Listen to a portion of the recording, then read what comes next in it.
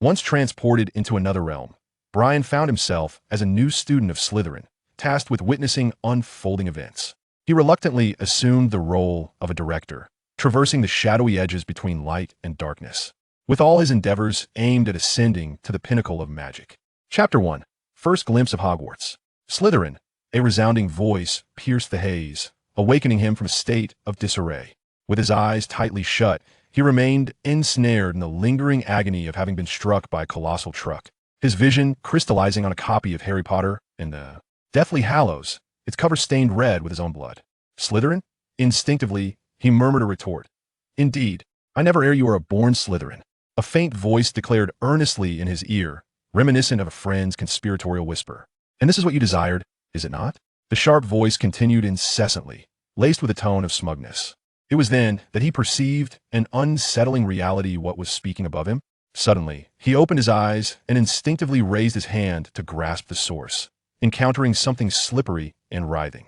With a swift motion, he sprang from his seat, yanking the object from his head and forcefully hurling it to the ground. Almost compelled to stamp on it further, his heart raced. He focused on the object, only to discover it was a hat. A tattered, filthy pointed hat that moment. The hat twisted on the floor, a gaping seam splitting open like a mouth, emitting a series of grunts and groans. Oh, I swear, you're the first little imp since Hogwarts' founding to dare throw me to the ground. Your reckless behavior. If I were not infallible, I would have placed you in Gryffindor. It bellowed. He regarded the wriggling object with a twitch of his lips, suppressing the urge to toss it into the lake for a thorough cleansing, and turned his gaze away. Only then did he realize he was situated in an opulent hall, with 4 long tables adorned in various colored cloths, surrounded by youths clad in black robes. They were all staring at him, their voices a cacophony of murmurs. Mr. Friel, how long do you intend to stand there? Do take your seat at your designated table. The stern female voice resounded beside him. Turning to look, he beheld a tall woman clad in emerald robes, her stern demeanor accentuated by square glasses and tightly pinned black hair. She bent down to retrieve the chattering hat from the floor. No prompting was needed. He recognized his prolonged presence was inappropriate. Oh, my apologies, madam. I did not mean to cause any trouble, he said earnestly, gracefully bowing slightly, as if it were an instinct ingrained in his very being. The black-haired lady nodded curtly. Gesturing toward the table draped in green, he hastily departed, his pace brisk, yet his posture remained upright, granting an air of urgency tempered with elegance. Yet this was not his customary demeanor.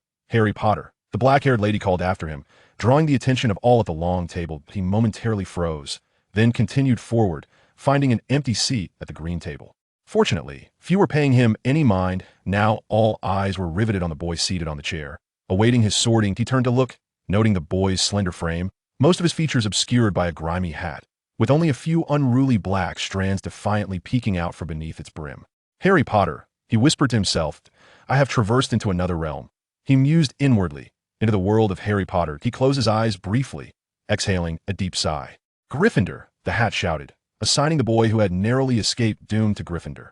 Amidst the roaring cheers of the little lions, he heard the boy beside him grunt heavily, drawling, oh, he'll surely regret that. Turning to his side, he saw a boy with light golden hair, his features sharp, pale, and somewhat charming, though his demeanor exuded arrogance. His gray eyes were filled with discontent. The boy then turned to him, speaking in a languid tone, Brian, what's the matter with you? Your earlier performance was rather foolish. He paid no heed to the boy's words, instead pondering, am I Brian? Brian Friel? I imagine any respectable pureblood family would not be overly anxious during the sorting ceremony. We are inherently destined for the noble Slytherin. Noticing Brian's silence, the boy continued in his slow cadence, dismissing the ongoing sorting ceremony entirely. Of course, there are exceptions, particularly those red-haired Weasleys. He added, they utterly tarnish the honor of pureblood. By the way, what is wrong with you? You seem rather odd, the boy inquired, scrutinizing him with a perplexed expression. Oh, nothing, Draco. I merely have a headache, Brian replied, pressing his hand to his forehead. He had deduced the boy's identity, Draco Malfoy. Draco nodded haughtily. Indeed, this sorting ceremony is dreadfully tiresome and fails to showcase the noble character of Slytherin. In my opinion, a wizard duel should differentiate us from those reckless, arrogant fools, clumsy idiots, and rigid bookworms, Draco remarked disdainfully, casting a glance toward Gryffindor, and most importantly, send those filthy mudbloods back to where they belong. Enough, Draco. And feeling unwell, Brian interrupted the boy's ceaseless boasting. At that moment, he clearly had no inclination to engage with someone so evidently in the throes of youthful arrogance. Perhaps I could write to my father about this idea. Am certain he would approve, Draco began, but upon noticing Brian's pale complexion, he fell silent. Brian released a quiet sigh, resting one hand on the table while rubbing his temples vigorously. He had yet to fully comprehend the situation he found himself in. In his mind, it felt as though he had just emerged from a car accident. His small vehicle violently struck by a massive truck, his body crushed as if shattered into 1,000 pieces. Not a scenario one would survive. As the fleeting moment of clarity faded, an overwhelming sense of regret enveloped me. Soon, the world succumbed to a profound yet ephemeral darkness, and upon opening my eyes, I found myself in Hogwarts. This body appears to be of pure blood lineage and is familiar with the Malfoys. Yet, who is this flea I seem to have never heard of? In my previous life, I was merely an ordinary Harry Potter enthusiast, having read the original works a few times without delving into the secrets hidden beneath the surface or exploring the stories behind the scenes. Rubbing my throbbing head, I noticed an array of food had inexplicably materialized on the table. The sorting ceremony had, unbeknownst to me, concluded. Feeling a burning hunger in my stomach, I fought through the nausea and forced myself to consume a portion of fried potato chips. This habit had been ingrained in me from my former life regardless of discomfort. One must always feed the body, for neglecting it would only lead to greater suffering later. Chewing slowly on the chips, I found the taste rather unremarkable, as is often the case with British cuisine. Yet, even in the state of discomfort, my body remained upright. I did not utter a sound while dining, as if the etiquette of the table had seeped into my very being, exuding an elegance that was beyond reproach. That I, in this era, the adherence to aristocratic manners undoubtedly stemmed from an ancient lineage. I meticulously cleared my plate. I scanned the table and, to my delight, picked up a peppermint hard candy to savor. The minty aroma melted in my mouth, clearing my mind and alleviating some of the pain in my head. Beside me was the ghost of Slytherin, the bloody Baron, who was gazing at me with his vacant eyes, his form marred by splatters of silver blood. "Would you care for one, Mr. Baron?" I offered him a sheepish smile. The Baron stared at me for an extended moment, and just as I was about to turn away, his raspy voice broke the silence. "No, thank you." I smiled and nodded at him before directing my gaze towards the head table at the front of the hall. There, I immediately spotted the silver-haired, bearded figure of Dumbledore, who was attentively savoring a plate of butter-laden pastries, his eyes focused and composed beneath his crescent-shaped spectacles. Beside him was Professor McGonagall, who maintained her meticulous demeanor even while dining. The towering Hagrid, with his thick black hair and beard, was drinking from a goblet the size of a basin with great fervor. Professor Snape, with his prominent hooked nose, cast a brooding glare towards the Gryffindor table, his greasy black hair framing his sullen face. Lastly, my gaze fell upon Professor Quirrell, whose pallid complexion and slight tremors were accentuated by a massive purple scarf wrapped around his head, making it appear disproportionately large. I lingered on the scarf at the back of his head for some time, and when Quirrell's keen gaze turned toward me, I quickly averted my eyes. Chapter 2. The Weasley Family. Brian continued to identify the faculty members and soon spotted Professor Flitwick. Thank goodness he nearly overlooked him. The diminutive professor was almost entirely obscured by the food on the table. He could recognize the majority of the teachers, save for a few characters who had minimal appearances in the original text, and he couldn't even recall their names.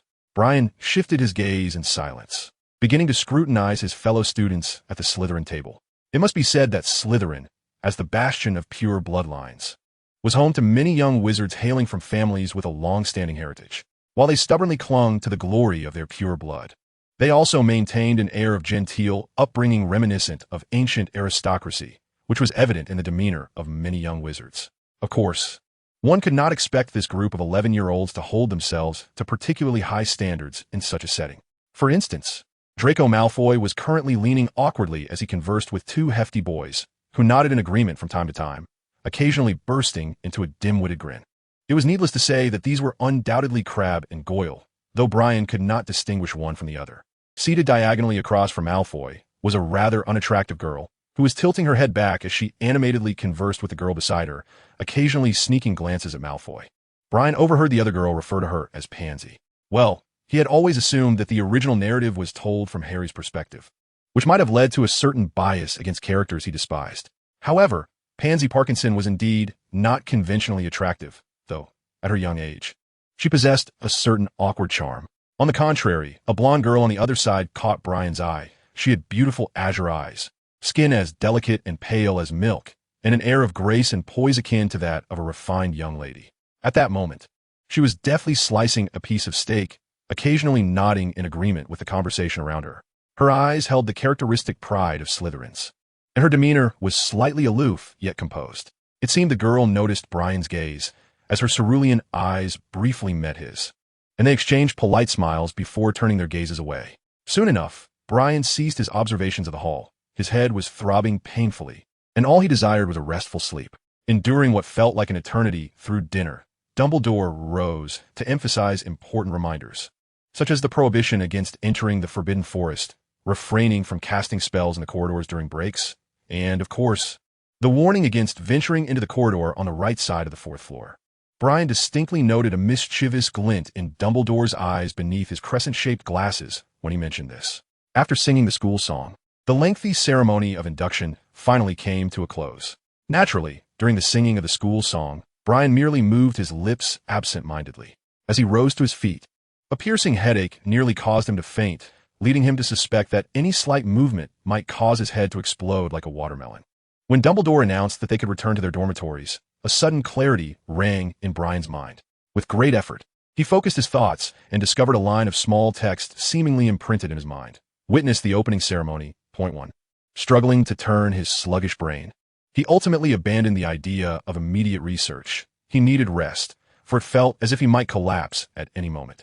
The Slytherin newcomers followed their prefect, Emma Fawley, out of the hall, descending deeper along the marble staircase until they finally halted beside a vacant stone wall in the dungeons.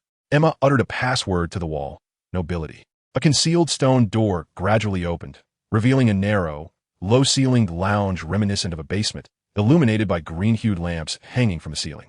Outside the window lay the inky waters of a lake, occasionally shadowed by enormous figures, yet the flames in the fireplace filled the space with warmth. Brian, disregarding the surroundings, finally located his dormitory and collapsed onto the four-poster bed inscribed with Brian Fawley, quickly succumbing to slumber. In his dreams, his head exploded, inundating his memory with a torrent of chaotic information. He experienced the life of a boy over 11 years through a first-person perspective. The following morning, Brian awoke early, his headache having dissipated. He gazed into the mirror at the slender, pale boy staring back at him, his soft black hair slightly too long in the front, partially obscuring his melancholic black eyes, pushing aside the hair that veiled his vision. The boy in the mirror revealed a complexion as pale as one who has never seen the sun, with deep black eyes that held a cosmic depth akin to a starry sky, bestowing upon him an air of elegant melancholy reminiscent of a medieval noble. His features were exquisite, though not conventionally handsome. He could be described as cute or beautiful. Brian inherited his father's black hair, black eyes, and pale complexion, along with the striking looks passed down from his mother. Despite this, his father, Mr. Fawley, often lamented that Brian had not inherited the family's signature hooked nose. As one of the 28 pure-blood families, the Fawleys resided in a sprawling estate in Hampshire, blessed with great wealth. Mr. Fawley possessed an extraordinary business acumen, much like Mr. Malfoy, and was a member of the Hogwarts Board of Governors, adeptly cultivating connections with numerous Ministry of Magic officials. However, he declined to hold a position within the ministry. Frankly, since the Fawley family's minister was ousted during Grindelwald's reign of terror, the family had become disenchanted with pursuing roles within the ministry. Humility and discretion were the cherished tenets passed down through the generations of the Fawley lineage. According to Mr. Flea, no one understands the art of self-preservation better than he does. However, there are less than favorable circumstances. Like most pure-blood families, Mr. Flea is a staunch advocate of blood purity, fervently revering its tenets. Furthermore, he was once a Death Eater. Brian had once witnessed the dark mark upon Mr. Flea's arm, and his former self found it rather impressive. During the reign of the Dark Lord, Mr. Flea quietly supported his endeavors, maintaining a low profile as he contributed through wealth, connections, and the magical artifacts and legacies of his family, thus remaining relatively unknown while nurturing good relations with others. He even maintained a friendship with the Lestrange couple, and for reasons unknown, he appointed Bellatrix as Brian's godmother. However, once the Dark Lord fell from power, Mr. Flea, like all Death Eaters who evaded retribution, claimed to have been under the influence of the Imperius Curse and vehemently denied any association with the Dark Lord. Evading punishment was not particularly challenging, especially given Mr. Flea's discretion and affluence. Similarly, he never broached the subject of his godmother, currently imprisoned in Azkaban, with Brian. Brian learned of this matter through eavesdropping. Undoubtedly, for Mr. Flea, investing in the Dark Lord's cause was the most regrettable venture he undertook. Fortunately, His discretion and humility allowed the Flea family's reputation to be slightly more favorable than that of the Malfoys, albeit marginally. Nonetheless, Mr. Flea clearly continued to support the Dark Lord, often lamenting the advantages of his reign, when pureblood aristocrats reached the zenith of their power, able to torment muggles at will and capture those mudbloods who sullied the purity of the wizarding world. Discovering that his father was a Death Eater was disheartening for Brian. He sighed helplessly, believing that the wizarding world did not require a Dark Lord. If one were to exist, it could only be himself. However, Brian clearly did not harbor such aspirations. He regarded the notion of becoming the Dark Lord and standing opposed to the vast majority of humanity as the height of folly. As for his mother, Mrs. Betty Flea, she is the youngest sister of the Pruitt family. The current Mrs. Weasley, Molly Weasley, is her elder sister. In fact, Ron Weasley is technically his cousin. Yet, this connection holds little significance. Truth be told, all pureblood wizarding families share varying degrees of kinship. Mrs.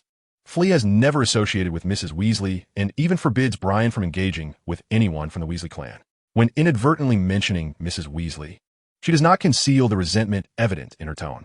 Madame Free is a woman of exquisite refinement, a stark contrast to Mrs. Weasley. She speaks in a soft and delicate tone, meticulously maintaining her poise and dignity, ardently participating in and hosting soirees and balls, leading a life reminiscent of a medieval aristocrat's opulence. Influenced by her parents, Brian Free is a modest and introverted child, often preferring to let his long hair obscure his eyes, much to the chagrin of the appearance-conscious Madame Free. He speaks little, often walking with his head slightly bowed, making an effort to avoid direct eye contact with others. His upbringing has instilled in him impeccable manners, which are seamlessly woven into every aspect of his existence. Like most young wizards from pureblood families, he firmly believes in the supremacy of pureblood lineage, coupled with a hint of the mild obsessive tendencies inherited from Madame Free. At this juncture, Brian has retained the original elegance of his persona while overcoming the insecurities that once plagued him. He enjoys brushing aside his hair to reveal his strikingly calm, yet melancholic black eyes. Of course, his pre-existing tendencies towards cleanliness and obsession seem to have intensified. For instance, he feels an overwhelming urge to clean the sorting hat, which he deems essential. Chapter 3. The Hogwarts Witnessing System. Dressed in his black wizarding robes, carefully smoothing the creases of his garments, Brian gazes at the Slytherin crest and lets out a soft sigh. It is evident that he has arrived a tad late in his journey. There is no doubt that the original persona belonged to Slytherin House. However, the individual that has traversed time may not align with that identity. At the very least, he has no inclination towards pure blood ideology and finds the incessant rituals quite tiresome. Nevertheless, he is grateful for the timing of his arrival, as it would have been challenging to conceal his true self from the sorting hat's legilimency or similar enchantments. Undoubtedly, if he wishes to keep his secret hidden, he must steer clear of Dumbledore until he can master the art of mind shielding. Although Dumbledore is unlikely to misuse legilimency, no one wishes to lay their thoughts bare before another. He might simply need to diligently study magic, observing the unfolding narrative, which would adequately address the issue of the Dark Lord. His primary concern is to guide his father away from self-destructive choices. The future appears promising. The Dark Lord will be vanquished by the Savior, and the world will continue to turn. As for the troublesome affairs of Harry Potter, he does not wish to become entangled, and his identity seems well suited for maintaining a low profile amidst future upheavals. As for himself, a flicker of confusion and self-mockery crossed Brian's dark eyes. In this unfamiliar world, surrounded by strange relatives and everything alien, even within the realm of his beloved novels, all feels both familiar and foreign, yet he ultimately does not belong here. For the first time, he is engulfed by a sense of aimlessness, unsure of his path. In his past life, he was consistently independent and self-sufficient. He possessed a clear vision of his goals and exerted unwavering effort, only to encounter an unforeseen setback just as life began to flourish. Those individuals must be laughing maniacally, he mused with a wry smile. Or perhaps, this is precisely what they orchestrated. It is rather easy to surmise, is it not? Brian gazed at the reflection of his unfamiliar yet familiar self in the mirror and thought, since returning is not an option, let them be. However, he yearned to seize dominion over his own existence, unwilling to allow anything, even time, to be arbitrarily taken from him. In this realm that had once ensnared him so profoundly, everything seemed to brim with possibility. What captivated him most in this world had always been magic. Why not aspire to ascend to the pinnacle of magic, surpassing even the Dark Lord, Dumbledore, and all others? Brian peered deeply into his own eyes, which held the calm depths of a tranquil abyss. It was merely a matter of getting by. Without a goal, he feared he might succumb to despair. As he organized his textbooks, Brian recalled the peculiar thoughts that had occupied his mind the previous night. He focused intently, and a line of text materialized in his mind. Hogwarts witnessing system. By witnessing and participating in a series of significant events in Harry Potter, one can acquire witness points, enhance magical prowess, and ascend to the zenith of magic. Witness the sorting ceremony. Witness point 1. Witness points. Scroll down the directory. Magical power, beginner. Memory comprehension, beginner. The speed of memory and understanding of all knowledge. Reaction time, beginner. Nonverbal spellcasting, not started. Great wizards must learn to abbreviate incantations, or even negate them. Wandless magic, not started. Great wizards must master the control of their inherent magical energy. Transfiguration, not started. Charms, not started. Scroll down the directory. Potions, not started. Scroll down the directory. Alchemy, not started. Scroll down the directory. Divination, not started. Linguistic symbolism, not started. Many languages and runes in this world require specific species or talents, but one can circumvent this. Legilimency, not started. A unique magic that allows insight into the complexities of the human heart. Occlumency, not started. A special magic that teaches one to protect their mind. Skill level, not started. Beginner, proficient, expert, master, grandmaster. Among these, proficiency in the following requires 1 witness point for advancement. Expertise and mastery require 2 witness points. Grandmaster requires 3 witness points for upgrade. All witnessing events encompass only the significant occurrences from the original work. To witness them, to experience them, to behold their conclusion. Appropriate participation can double the witness points. This shall be a grand adventure. Brian observed the ethereal screen before him, yet offered no further reaction. It was merely a virtual panel. The responses within could presumably be enhanced through witness points. Brian gazed repeatedly at the descriptions, many of which remained unclear, requiring him to explore independently. However, the witness system implores me to witness monumental events. Is this for real? A bemused expression overtook him for the first time. It is essential to understand that the overwhelming majority of significant events in this world revolve around Harry Potter. If he were in Gryffindor, it would be straightforward to become a close companion of the Savior, akin to Ron and Hermione, thus effortlessly witnessing nearly every event. The complication lies in the fact that he is a Slytherin. Moreover, his father is a Death Eater, a fact well known throughout the wizarding community. His very identity positions him in opposition to the Savior. This implies he cannot become one of Harry Potter's companions. Rather, he would be met with suspicion, consequently missing out on the majority of events. Brian silently shifted his gaze from the system, the words dissipating in his mind like clouds. He still needed to contemplate how to proceed. His interest in this matter was minimal. Perhaps he would leave it to fate. Glancing at the time, he roused his still sleeping roommates, who turned out to be Draco Malfoy, Vincent Crabbe, and Gregory Goyle. This truly seemed even less likely. Brian discreetly rubbed his forehead. The staircases of Hogwarts were labyrinthine, varying in width and precariousness, some swaying, others changing direction, with small traps interspersed. Nevertheless, locating the classrooms was not arduous. One merely needed to ask for directions, and as long as one was sufficiently polite, the upperclassmen from the same house were generous in providing guidance. With Crabbe and Goyle leading the way, one need not worry about stepping on its suddenly vanishing stairs.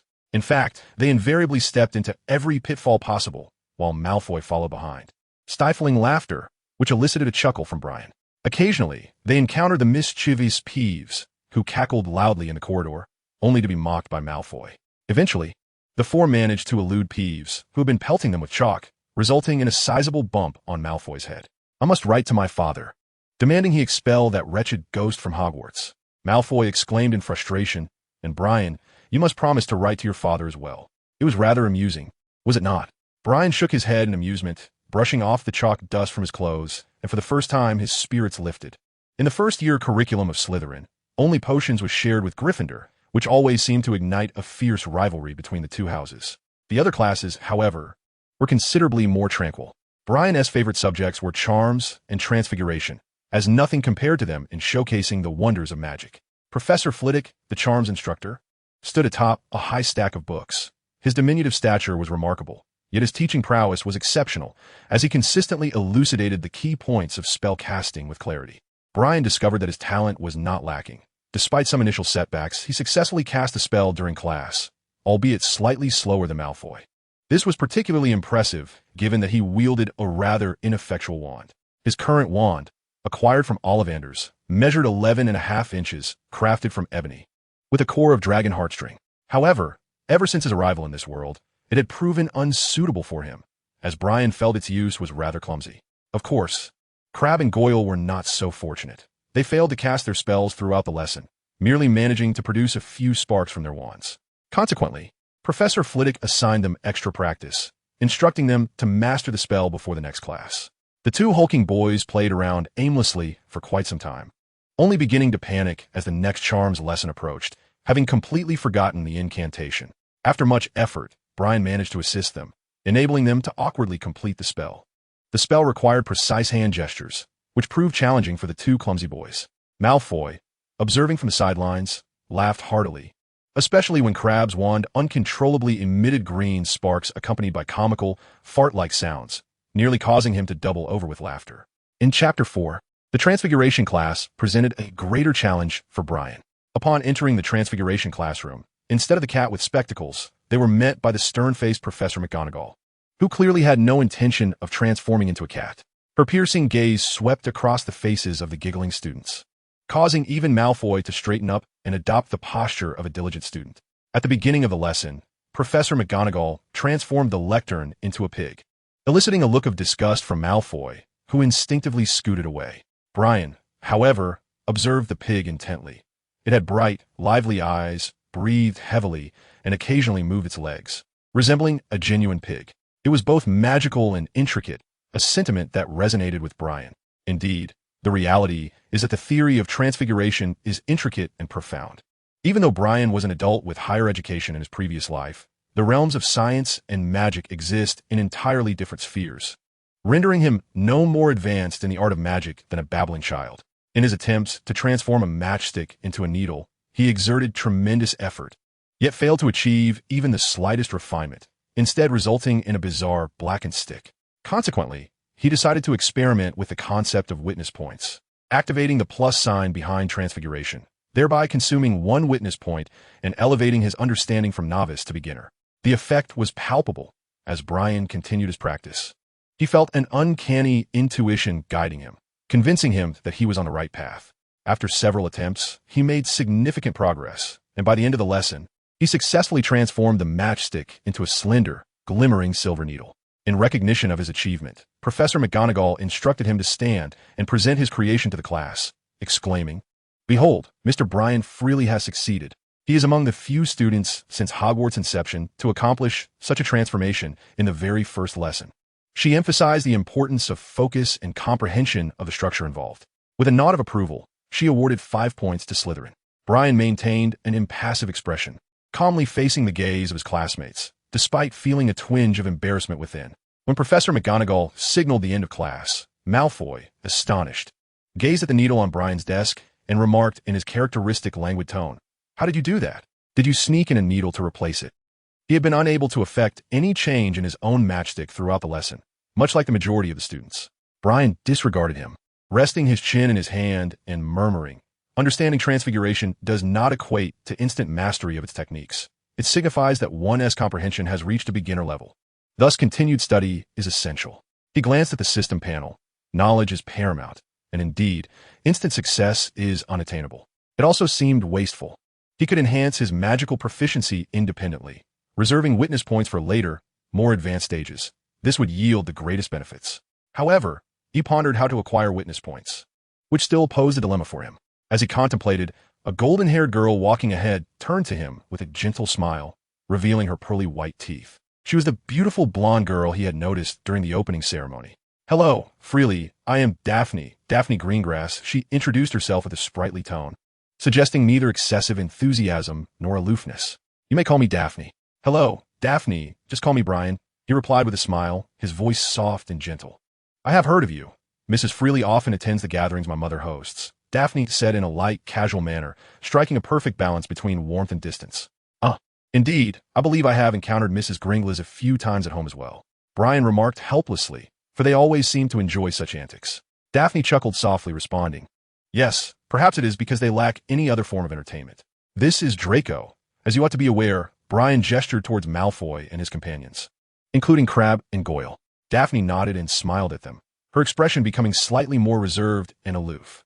They made their way to the History of Magic classroom, where Daphne departed to seek her friends. Brian opened his History of Magic textbook, engrossed in its contents. Professor Binns, the ghostly instructor, was indeed a master of hypnosis. His monotonous voice rendered what should have been rather fascinating historical events as dull as a funeral, casting a somnolent atmosphere over the classroom. Brian abandoned the notion of listening attentively, opting instead to peruse the textbook and highlight key points. However, this was not the worst experience in defense against the dark arts.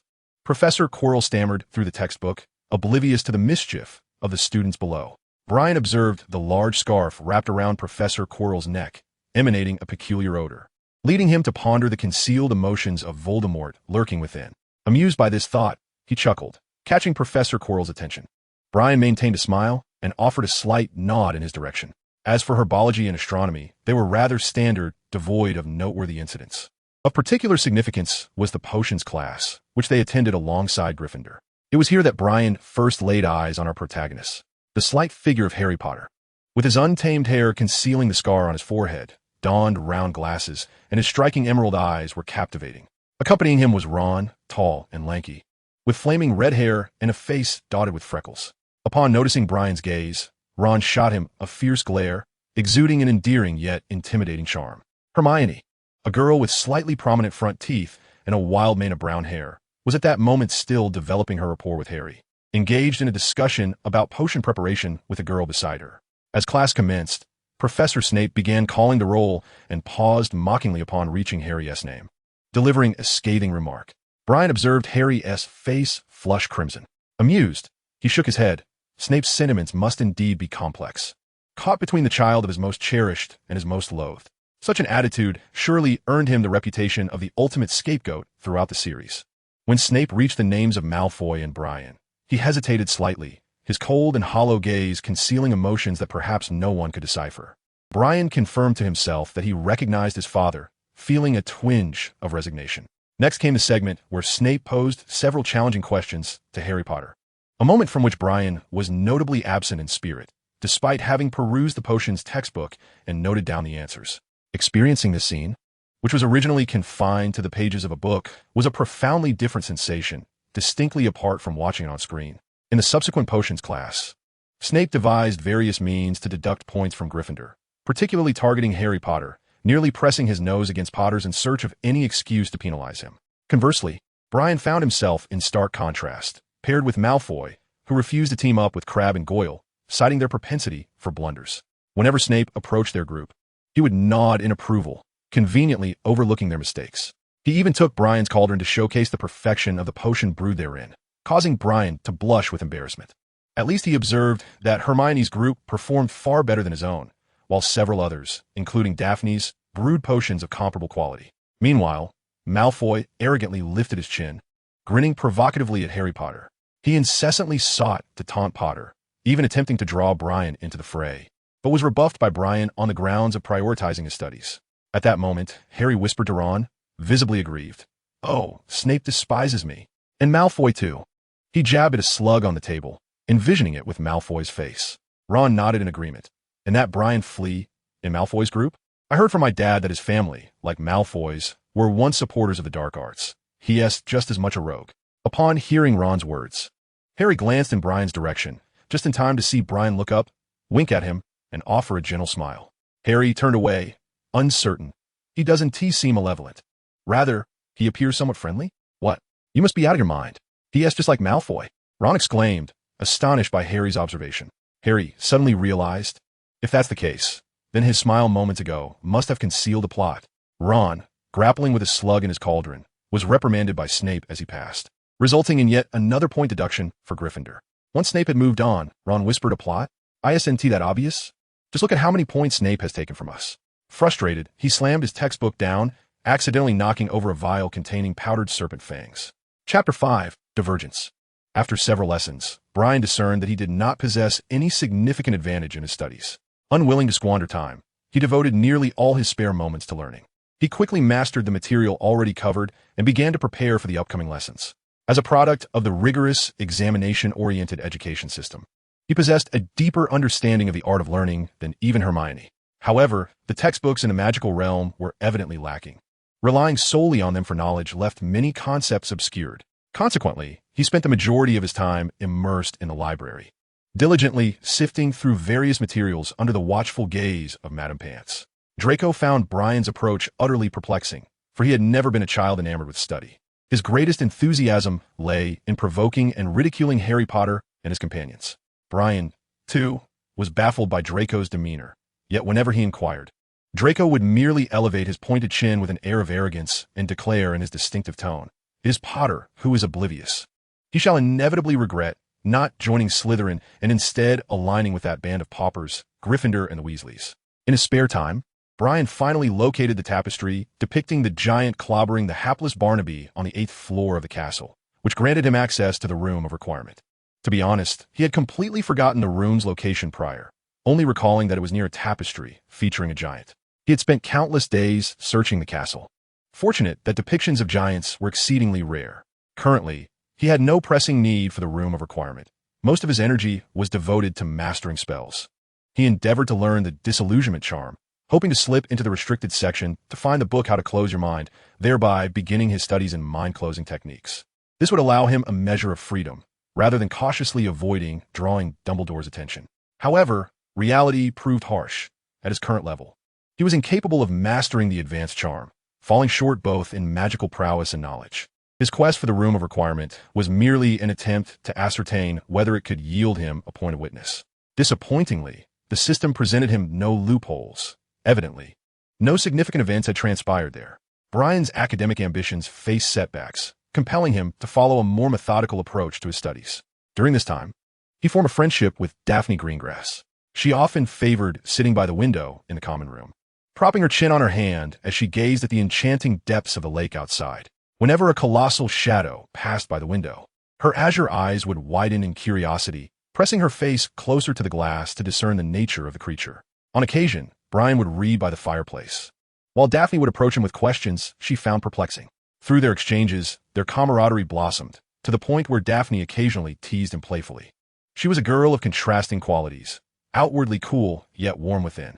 Initially aloof toward strangers, she revealed a joyful spirit and a penchant for harmless jokes. Once familiarity was established, she exhibited genuine kindness and was always willing to assist her friends. More often than not, she embodied the essence of an independent and self-sufficient young woman. What particularly comforted Brian was that, although she subscribed to the theory of pure blood superiority, she did so without zealotry, never feeling the need to incessantly vocalize it. Through their conversations, Brian learned that Daphne had a younger sister, 2 years her junior, who unfortunately suffered from health issues. Daphne harbored concerns that her sister might not receive an acceptance letter from Hogwarts. Brian often carved out time to engage in conversation with Daphne, finding that it rejuvenated his spirit, infusing him with vitality rather than allowing him to languish in solitude. Everything progressed normally. With his continuous studies, his academic performance began to flourish, establishing him as an undeniable scholar within Slytherin. Of course, there remained a slight disparity between him and Miss Granger, largely attributable to his somewhat rebellious wand. Standing before the library shelves, Brian withdrew the last copy of A Brief History of Hogwarts, only to discover another hand resting atop it. "Please, take it," they both said in unison. Brian paused, retracting his hand, only to find the other hand also retreating. "You should keep it. I mean, if you truly need the book. I merely wish to borrow it for casual reading." "Honestly, anything else would suffice," the female voice said in a hushed tone. A peculiar sensation washed over Brian. He seemed to intuit who it was, and upon turning, he confirmed his suspicion. It was indeed Miss Hermione Granger. The young girl, caught in a moment of awkward explanation, noticed his face, and her expression faltered slightly, prompting her to turn to leave. "Miss Granger, do you no longer wish for this book?" "I was merely curious to take a glance," Brian softly remarked. Hermione, taken aback by his polite and gentle tone, turned her head in surprise. Brian extended the book towards her, and she accepted it, momentarily dazed. "Oh, I apologize. I didn't mean. I thought you wouldn't want to see me clutching the book." The young girl stammered, her cheeks tinged with a faint blush. Realizing her own awkwardness, she cleared her throat and launched into an enthusiastic discourse about the history of Hogwarts. As she delved into her area of expertise, Hermione's gaze transformed into one of confidence and brilliance. Brian listened with a smile, occasionally nodding in agreement and adding his own insights, leading to a delightful exchange. The young girl spoke animatedly, clearly enjoying having someone to engage in discussions about such fascinating knowledge. Since her arrival at Hogwarts, Hermione had not garnered much popularity, often regarded unfavorably due to her meddlesome reputation and her somewhat haughty demeanor. Yet, Miss Know-It-All lived up to her name. Her breadth of knowledge left Brian in awe, prompting him to reflect on the existence of true genius in the world. She possessed an extraordinary memory, rarely forgetting the books she had read. Brian smiled as he listened to Hermione's softly spoken words. It was evident that she was not favored by her peers, who preferred sweets, Quidditch, or wizard chess. Brian's gaze remained gentle as he addressed a young girl yearning for the validation of others. All he needed to offer her was support and affirmation. This continued until Mrs. Pants arrived and shooed them both out of the library. Hermione's cheeks flushed slightly as she apologized, saying, "I'm sorry, I previously thought you all, didn't like me because of my background, but you're different." Once she finished speaking, Brian smiled softly and replied, "It's quite all right. I am aware of their sentiments, though I do not share them. Naturally, I have my own reasons to apologize to you. It is unjust. However, I apologize for Slytherin's prejudice against you. And you can apologize for believing that we all dislike you. Shall we consider ourselves even?" Brian spoke with a calm and gentle demeanor. Hermione chuckled lightly, gazing into Brian's sincere eyes that bore a hint of melancholy, feeling more at ease as she replied, "What a twisted logic. Thank you for conversing with me. I suppose I should be heading back." She waved her hand in farewell. As she walked away, Brian's gaze deepened with contemplation. Why had he chosen to engage with her? He could have easily turned away, avoiding much of the ensuing trouble. Perhaps it was his fondness for this character from a past life. Or maybe it was the way this girl touched him. Or perhaps knowing her would provide him with some advantageous insights. He could not quite discern his feelings.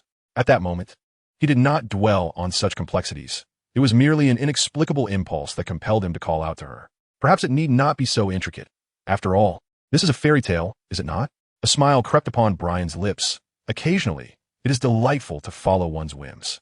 He propped his book against his chin, lost in thought.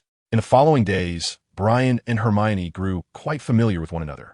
They often encountered each other in the library, discovering an unexpectedly rich tapestry of shared interests, more so than even Daphne could muster. At times, Hermione would enlighten him on various aspects of the Muggle world and its curiosities, particularly after realizing that Brian did not harbor disdain for such topics. She seemed determined to reshape their perspectives on Muggles. Brian could only smile patiently, listening attentively, even though the subjects she discussed were ones he knew intimately. He could have conversed with her for days on end about them. This, however, displeased Malfoy greatly. Having heard from Pansy Parkinson about Brian's recent interactions with Hermione, he berated him for associating too closely with mudbloods, belittling himself and threatening to write to his father to inform Mr. Filch. Brian found himself unable to alter Malfoy's deeply entrenched beliefs at that moment. He merely requested that he refrain from using the term mudblood. "Insulting others is quite impolite, Draco. Such words are not befitting of a noble. They tarnish your honor," Brian calmly stated. Yet, Malfoy merely turned his head away in pride. Chapter 6. The Supremacy of Wizards. Upon realizing that his actions might cause Hermione further distress, Brian reduced his overt interactions with her. This decision was met with Hermione's approval, as she too wished to prevent any escalation of conflict between their respective houses.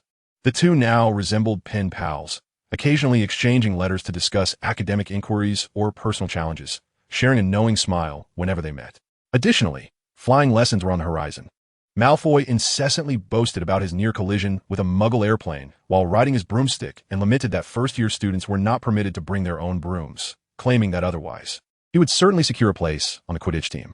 Brian found no interest in debunking his falsehoods. His owl, Becca, delivered a letter from Hermione, in which she expressed her anxieties about the upcoming flying lesson. She even contemplated memorizing key facts about flying to enhance her performance. In his response, Brian offered words of comfort, assuring her that many children from wizarding families struggled with flying as well. However, internally, Brian felt uncertain. The original owner had undoubtedly flown a broomstick before and performed quite well. The Free Manor housed dozens of various broomsticks, all part of Mr. Free's collection. They ranged from rare limited editions to luxurious custom designs, much like the extravagant cars in the Muggle world, which Mr. Free found irresistible. Yet for him, who had traversed into this world, he could not be certain if the broomstick would heed his command. The flying lessons soon arrived, and Slytherin's session was to be held alongside Gryffindor's. Brian had another intention in mind, to ascertain whether he could earn a witness point. Noteworthy events had occurred during this lesson, leading to Harry Potter's premature joining of the Quidditch team, which was a significant moment in the original narrative. If this were deemed insufficient, Brian would have to alter his plans and seek alternative methods. At 3:30 in the afternoon, the Slytherin students gathered early at the field, while the Gryffindors arrived fashionably late. Madame Hooch instructed them to stand beside their respective broomsticks, with Hermione positioned directly opposite Brian. The two exchanged secret smiles as he noticed Hermione reciting the flying regulations under her breath. Brian glanced down at the broomstick beside him. It appeared quite old, resembling an ordinary wooden broom from the Muggle world. As he listened to Madame Hooch's instructions, he extended his right hand above the broom and commanded, "Up!" The broom beneath him rolled lazily on the ground, and Hermione's broom responded similarly. They exchanged glances and shared a brief laugh, realizing they were equally matched in this regard. Observing the broom beneath him, Brian called out again, and it finally obeyed, leaping into his hand, before Madame Hooch could blow her whistle. The familiar sequence of events began to unfold. As if propelled by an unseen force, Neville Longbottom soared into the sky like an arrow released from its bow, only to plummet back down to the earth. Foreseeing the impending fall, Brian swiftly drew his wand and cast a levitation charm, gradually reducing Neville's descent. However, Neville still sustained cuts on his arm from the brambles below. Fortunately, he had mastered the levitation charm beforehand. Miss Hawk hurriedly inspected Neville's injuries, noting the profuse bleeding from his arm. With a sigh of relief, she remarked, "It's just a scratch, nothing serious. Come, I shall take you to the hospital." She turned to the others and commanded, "None of you are to move." Gratefully acknowledging Mr. Flea's timely spell, she added, "I believe, Slytherin earns 10 points. With a smile directed at Brian, she led Neville away. Brian distinctly heard Neville, as he passed by, stammering a quiet thank you. Yet Draco Malfoy appeared decidedly displeased, casting a disgruntled glance at Brian, lamenting the missed opportunity to witness the clumsy boy break his leg. Spotting the memory ball that Neville had dropped, he concocted a mischievous idea, chuckling as he scampered over to retrieve it. "Perhaps I should place it somewhere for that oaf to fetch," he jeered, mounting his broomstick and soaring into the sky with a swift kick of his legs. Harry quickly followed suit, while Hermione screamed in alarm. Brian glanced at his own broom, tempted to join the fray, knowing that involvement in the incident would yield double witness points. However, he hesitated, dismissing the thought. He had no desire to increase Madame Pomfrey's patient count. As Malfoy discarded the memory ball, Harry executed a flawless dive, landing gracefully on the ground, bringing the episode to a close. Professor McGonagall escorted Harry away, while Brian and the others resumed their flying lesson. Malfoy reveled in his triumph, casting a triumphant gaze upon the Gryffindors, akin to a victorious rooster. Meanwhile, Brian was pleased to hear the notification sound. Witness the flying lesson incident. Witness points 0-5. While elated, he silently scoffed, 5 witness points, hardly enough to make a difference. He still needed to adhere to the curriculum. After dinner, Malfoy approached Brian, stating, "You always obstruct me, Brian. I hope you know where you stand." "I don't believe I have hindered you, Draco," Brian replied with a resigned smile, his voice gentle. "I think Mr. Longbottom hails from a commendable pure-blood family. But that oaf is a reckless Gryffindor," Malfoy retorted slowly. "Actually, Draco, our true adversaries are not one another." Brian intended to gradually reshape his perspective. If wizards cannot unite, how can we stand against external threats? The wizarding world is perilous, Draco, and relying solely on pure-blood families is an unsustainable legacy. Before Draco could utter a word, Brian interjected, asserting that muggles were not fools. They now possess the power to annihilate the world. "I do not expect an immediate shift in your perspective, Draco, but I hope you can extend a measure of tolerance towards your classmates and diminish your prejudices. They are all our strength." Observing the defiant look in Draco's eyes, Brian realized he had spoken too profoundly for the boy to comprehend. Shifting his approach to something more accessible, he continued, "You may be of noble birth, Draco, yet they are not your subjects. Arrogance and prejudice only serve to alienate hearts. The kings of fairy tales are those who respect the wise. It is only tyrants who mistreat their subjects, and in the end, they face destruction, do they not? No one can achieve greatness alone. Even the Dark Lord requires a loyal cadre of followers, does he not?" Brian mused softly. "I have many friends among Slytherin and do not need those foolish individuals." Draco retorted stubbornly. "The Dark Lord is the same. He only needs a select few elite, and that is why he has failed," Brian replied languidly. "To position oneself against the vast majority is the most foolish of actions, Draco." Malfoy glared at him with an intensity that suggested he might devour him. "Do you dare to speak thus of the Dark Lord?" He glanced around furtively, proclaiming that he would rise again, as my father has said. "You are beyond redemption, Brian. I will prove to you that my choices are correct." He haughtily lifted his chin and walked away. "Is what you said true, Brian?" Daphne emerged from behind a wall. "You heard all of that?" Brian replied, somewhat resigned. "I apologize, I caught part of it. What intrigues me is whether Muggles truly possess the power to destroy the world." Her azure eyes were as clear and profound as the ocean. "Yes, indeed, which is why our enemies should never be ourselves." The statute of secrecy was enacted to shield wizards from Muggle persecution, yet it has inadvertently shackled our minds, rendering us stagnant and self-satisfied in the glories of the past. Brian sighed, confident that even if Daphne could not fully grasp his words, it would not lead to any discord between them. Her views were shaped by her upbringing, yet she was far from extreme. A mere glance at Muggle newspapers reveals the remarkable changes in their world over the years, but they remain blind, Daphne. We may currently find solace within the wizarding world, but one day Muggles may unearth our power. When that time comes, everything will be inevitable. Daphne nodded, half understanding. All wizards should unite as a force, for our numbers are far too few compared to Muggles, rendering us insignificant. Each individual is a precious source of strength, including those wizards of Muggle descent. Brian swallowed these words. "What should we do then?" Daphne tilted her head and asked, "Should we eliminate the Muggles?" "No. Perhaps we merely require a degree of deterrence. War is by no means a solution to our problems." Brian chuckled softly. "I have yet to conceive a solution, but perhaps you could assist us in contemplating one." Daphne nodded. "However, I believe that wizard supremacy ought to be a principle we uphold, shouldn't it?" Brian continued, emphasizing that only when a group is sufficiently united can it become invincible. In Chapter 7, The Midnight Duel, during his conversation with Daphne, Brian articulated his thoughts for the first time. Ultimately, however, he had to bid farewell to the somewhat dazed young lady. "Please keep this a secret and do not share it with anyone, all right?" Brian earnestly implored before she departed. "This is our secret." "Certainly," Daphne replied with a firm nod. Her mind in a whirl, Brian adjusted his attire, for he intended to participate in the midnight duel between Malfoy and Potter. The acquisition of witness points was progressing too slowly, and he did not wish to miss the potential opportunity. Although he could continually enhance his magical abilities through study, he would not prefer a more expedient method. Moreover, witness points could augment aspects such as magical power and memory, which are exceedingly beneficial, particularly magical power, as it serves as a prerequisite for many spells, increasing with age and knowledge. Yet, a wizard's magical capacity is finite, typically ceasing to grow in middle age and diminishing with physical decline. The formidable magical prowess akin to that of Dumbledore or the Dark Lord can only be hoped for through extraordinary encounters and perilous magical transformations.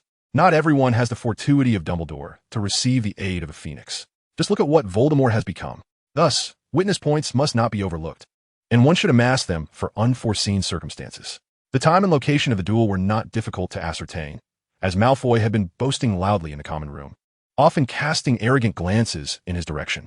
Therefore, that evening, Brian made his way to the trophy room on the 4th floor a while in advance. After traversing the staircase for quite some time, he had to be cautious of encountering Mr. Filch or his cat, Mrs. Norris. Fortunately, they seemed to be elsewhere.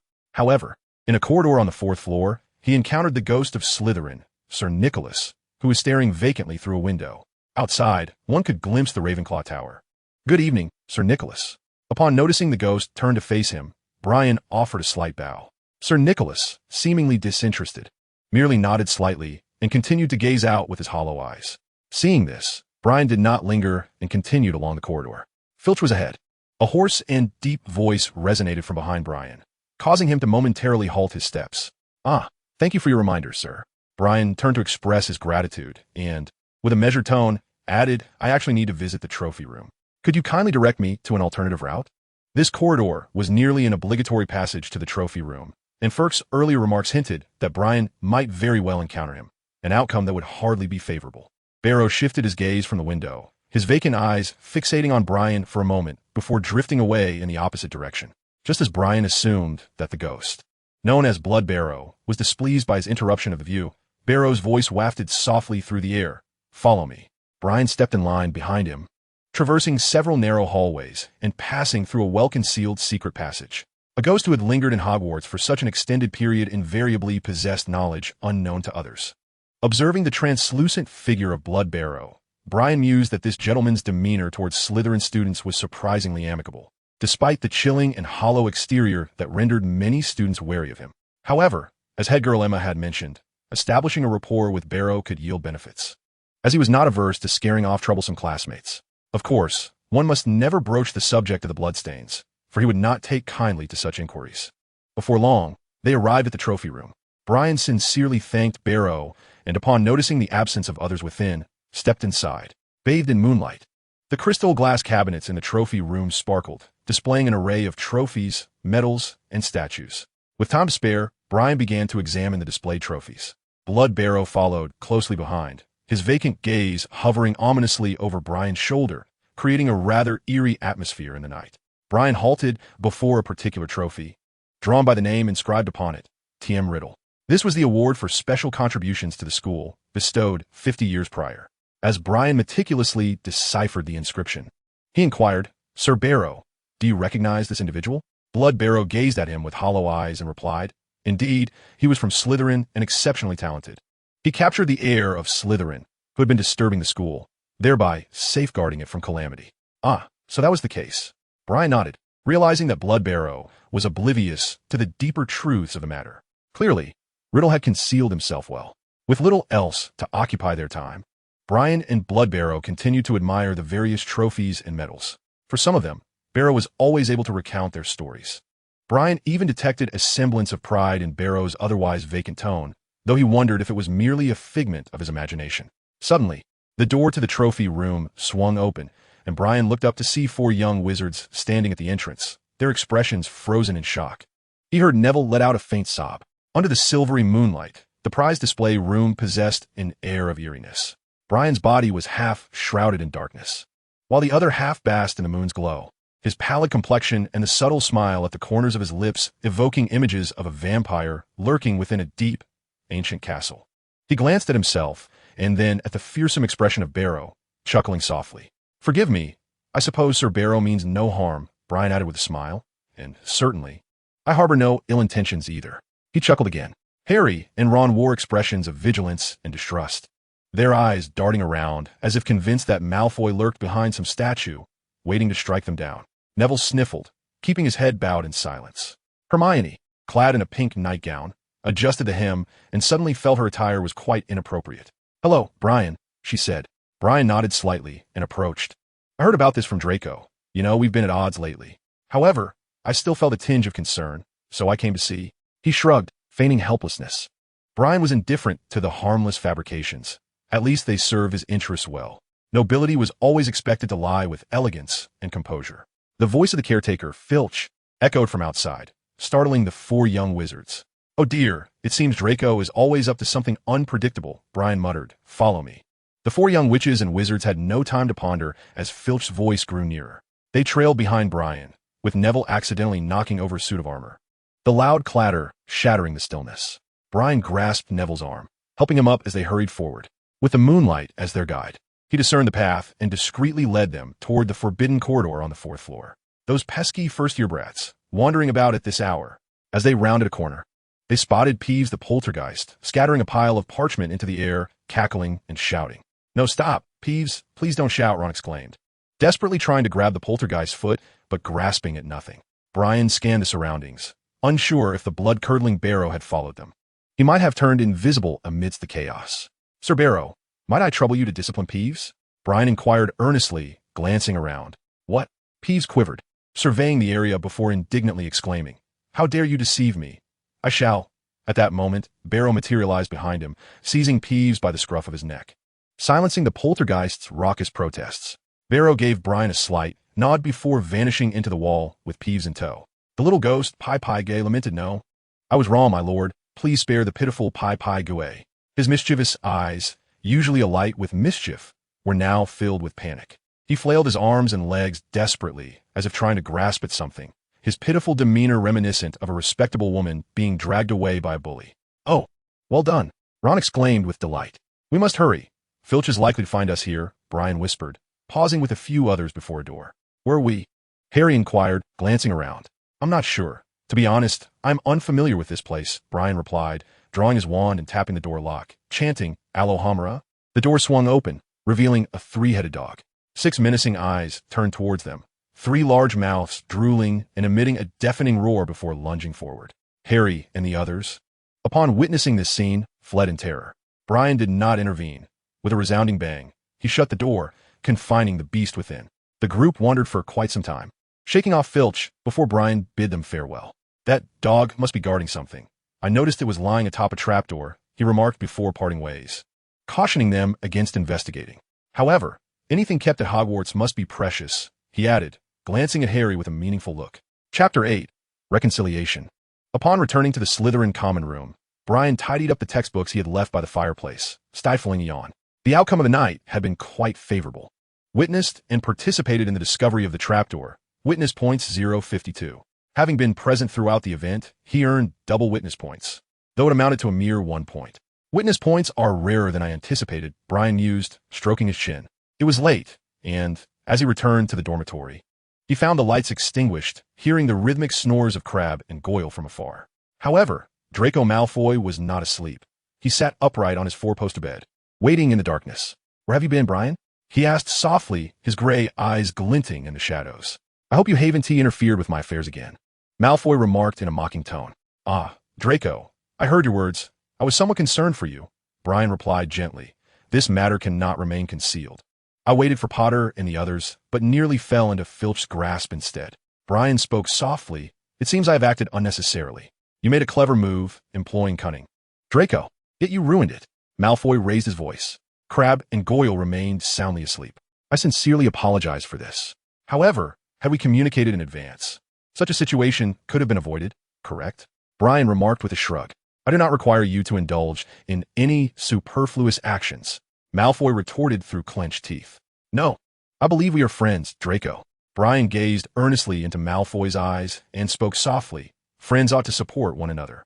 Malfoy turned his head away, letting out a heavy huff. "I believe that even if friends hold differing views in certain matters, they should still uplift one another, should they not?" The gentle tone piqued Malfoy's interest. "Perhaps at times we may fail to comprehend each other's thoughts, but that does not encompass our entirety. We undoubtedly share far more common ground, do we not?" Brian smiled. "Yet your audacious statements," Malfoy frowned. "No, Draco, those are indeed matters for adults to ponder. I merely express some youthful and naive perspectives," Brian interrupted. With sincere intent, he continued, "This is my belief, Draco. I seek your agreement. Hence, I shall share my thoughts with you, for you are my dearest friend." Malfoy lifted his chin, speaking with pride. "Yet I shall not endorse your audacious claims. I shall prove to you that I am right. Thus, it is but a minor divergence that shall not undermine our friendship. You will keep this confidential, will you not?" "Humph. I shall reluctantly refrain from informing my father, but you must ponder how to win me over." Malfoy elevated his chin even higher. "Of course. Shall we consider this reconciled, then?" Brian said with a gentle smile, thinking to himself how endearing this fellow truly is. "Not quite. I shall require some more time before I can forgive you," Malfoy replied, drawing the curtains of his bed and concealing himself within. Brian sat quietly in the darkness, his gaze calm and introspective. In the days that followed, his relationship with Malfoy resumed its previous state.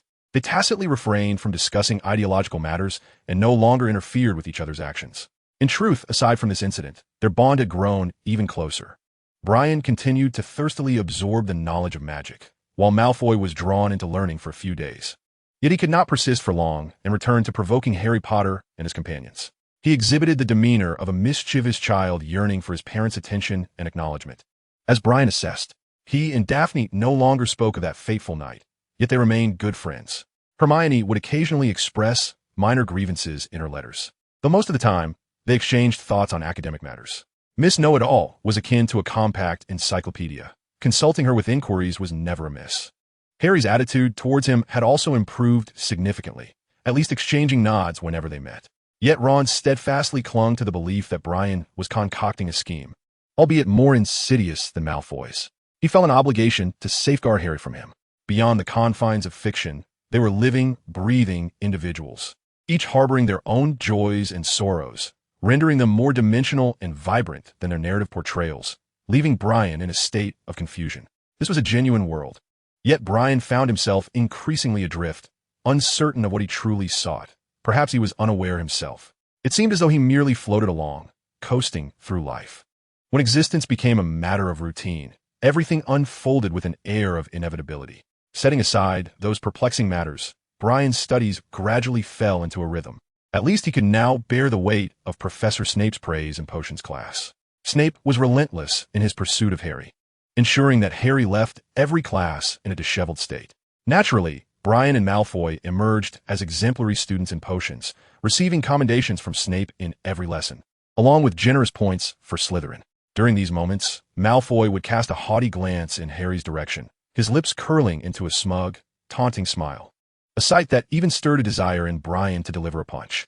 Daphne, on the other hand, adhered more closely to convention. She was not the most outstanding, yet she rarely erred. Recently, she had quarreled with Pansy Parkinson, confiding in Brian that she never wished to speak to her again. Brian patiently offered her comfort. The capriciousness of youth manifested swiftly and faded just as quickly. Soon, she and Pansy reconciled. Pansy, when among friends, was not particularly arrogant. Most of the time, she was just an ordinary girl, though her words could sometimes lack tact, inadvertently hurting her friends' feelings. As for Crabbe and Goyle, Brian deemed them nothing short of a calamity. He attempted to teach them the recently acquired transfiguration skills, such as transforming a matchstick into a needle. Crabbe would invariably shatter the matchstick into countless fine splinters which, though as slender as a hair, could pierce the skin, necessitating a lengthy ordeal to extract the prickle from their hands, leaving the four boys in their dormitory feeling perpetually prickly. It was evident that Crabbe was not adept at delicate magic. His approach was heavy-handed, wielding power with vigor but lacking control. Brian persistently advised him to practice restraint, yet Crabbe appeared not to heed his counsel. As for Goyle, he squandered an entire week, barely managing to transform a matchstick into a grotesque, worm-like object. Malfoy privately doubted Goyle's chances of passing the OWLs, and the same uncertainty loomed over Crabbe. Undoubtedly, transfiguration was the least favored subject among Malfoy and his companions. Malfoy often declared that he had no fear of Professor McGonagall, claiming he merely wished to maintain a gentlemanly demeanor in the presence of ladies. It is worth mentioning that not long ago, Malfoy dragged him to witness a Quidditch match, Slytherin versus Ravenclaw, whereby Brian earned a mere point of witness. Though scant, little did he know how many matches he had missed. Initially, he was not particularly enthusiastic about the game of Quidditch, deeming it a mere squandering of life. However, he later took the initiative to attend every match, leading Malfoy to mistakenly believe he was also a fervent admirer of the sport, incessantly lamenting about Gryffindor's breach of rules, particularly regarding Potter, that scar-headed boy, joining the house team prematurely. Of utmost significance was the fact that Brian could finally commence his studies in the art of mental occlusion. During this period, he mastered the silencing charm, which rendered him voiceless. With the aid of this enchantment, after several nights of endeavor, he successfully infiltrated the restricted section and discovered the tome titled How to Close Your Mind. It appeared to be an ordinary book, devoid of any barriers, which greatly relieved Brian. It is important to note that most volumes in the restricted section impose certain reading thresholds. Failing to meet these would render them unreadable, and any attempts to forcefully engage with them could be perilous. For instance, in the original narrative, Harry once sneaked into the restricted section and opened a book that emitted a chilling scream. Such occurrences serve as tests, as well as safeguards. Consequently, Brian held little interest in the tomes within the restricted section. He refrained from directly taking the book, envisioning the scene where Madame Pants would discover a missing volume the following day. Subsequently scrutinizing the bags of every student who entered the library and casting sharp glares at all, he retrieved a roll of parchment, took out a quill, and cast a minor charm he humorously referred to as the imprinting charm. Its purpose was simple, to transcribe the words he beheld with remarkable speed. Hence, professors never assigned copying tasks. Over the course of 3 evenings, Brian successfully replicated the book and formally embarked on his practice of mental occlusion. Upon further study, Brian realized that it was an intricate and profound magic, posing considerable obstacles for him. Only a handful of wizards in the entire magical realm truly mastered the art of mental occlusion. In contrast, the truly powerful wizards predominantly possessed this skill, which genuinely safeguarded their minds rather than merely serving as a defense against the Dementor's Kiss. Chapter 9. Defeating the Troll. Mental occlusion resembles the construction of a labyrinth or a hole within one's mind, capable of sealing away one's true thoughts while simultaneously projecting false ones to others. This not only counters the effects of the Dementors, but also aids individuals in managing their thoughts and emotions, crafting an illusory self. One can conceal their authentic thoughts and feelings, fabricate deceptive emotions, and display them, akin to a self-directed form of dissociation, yet entirely under one's own control. No one can unravel your deception, for it is inherently true.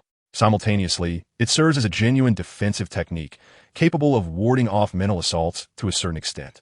For instance, it possesses the ability to defend against the forgetting charm, allowing it to erase only the superficial false memories. Moreover, at an advanced level of mastery, it can even provide a measure of protection against the soul-stealing curse. Yet this level of proficiency is exceedingly rare in the world. The unforgivable curse is deemed so due to the absence of a counter-curse, but more crucially, because few possess the true strength to resist its formidable power. It was then that Brian comprehended why it was distinctly categorized in the system rather than being grouped with other branches like the defense against the dark arts. He was also intrigued by the capabilities of the similar soul-capturing spell. However, returning to the art of mental occlusion itself, after practicing for several weeks, he found himself unexpectedly initiated into its depths, much to the astonishment of someone who had prepared himself for an extended period of learning. It is worth noting that in the original text, Harry endured a prolonged struggle to master mental occlusion, aided by Severus Snape, a master of the technique, enduring numerous hardships before barely achieving it while burying Dobby. Perhaps he had always been concealing his true self, approaching the world with a dispassionate observer's indifference. As his progress in mental occlusion flourished, time drifted on, and soon it was the eve of Halloween.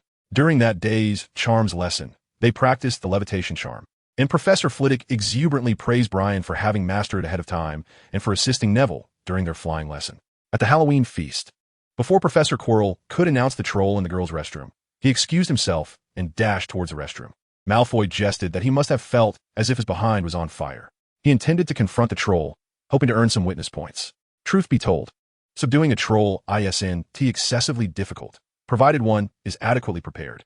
To ready himself for such a scenario, he sought out the recipe for the potion of deathly sleep, a highly potent sleeping draught. After considerable effort, he successfully brewed a vial, thanks to the potion ingredients his father had sent without inquiring about their purpose.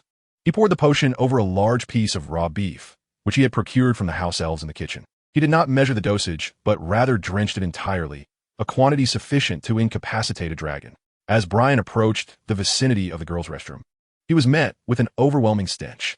The troll stood with its back to him, and before it, he caught a glimpse of Professor Quirrell hurriedly retreating. As he saw Chilo disappear around the corner, he cast a levitation spell, sending the beef in his hand before the ogre, while he dashed into the women's restroom and locked the door.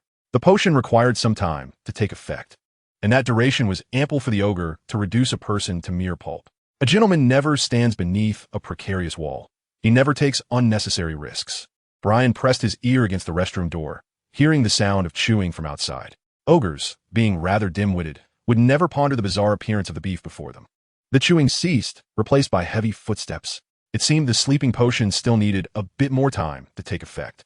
From within one of the stalls, soft sobs could be heard. Brian paused, calling softly Hermione. The weeping stopped, followed by the sounds of flustered movements. Moments later, Hermione's head emerged, her brown hair tousled. Her eyes were red-rimmed, and she looked at him in astonishment. "Brian, what are you doing here? This is the girls' restroom." Her voice rose, her brows furrowing in a manner reminiscent of an irate mother. "Shoo!" Brian placed his right index finger against his lips, glancing at the door, and gestured to Hermione. "You might not believe it, but there's an ogre outside." "Oh, how utterly absurd." Hermione stepped out, crossing her arms, her tone laced with skepticism. "At least you should come up with a more plausible excuse. But at least you're feeling better now, aren't you?" Brian smiled. "That is more like you." Hermione's cheeks flushed, and with a huff, she moved to open the door. Brian stopped her, saying, "Wait, I'm not joking. There truly is an ogre outside." With that, he pressed his ear against the door once more.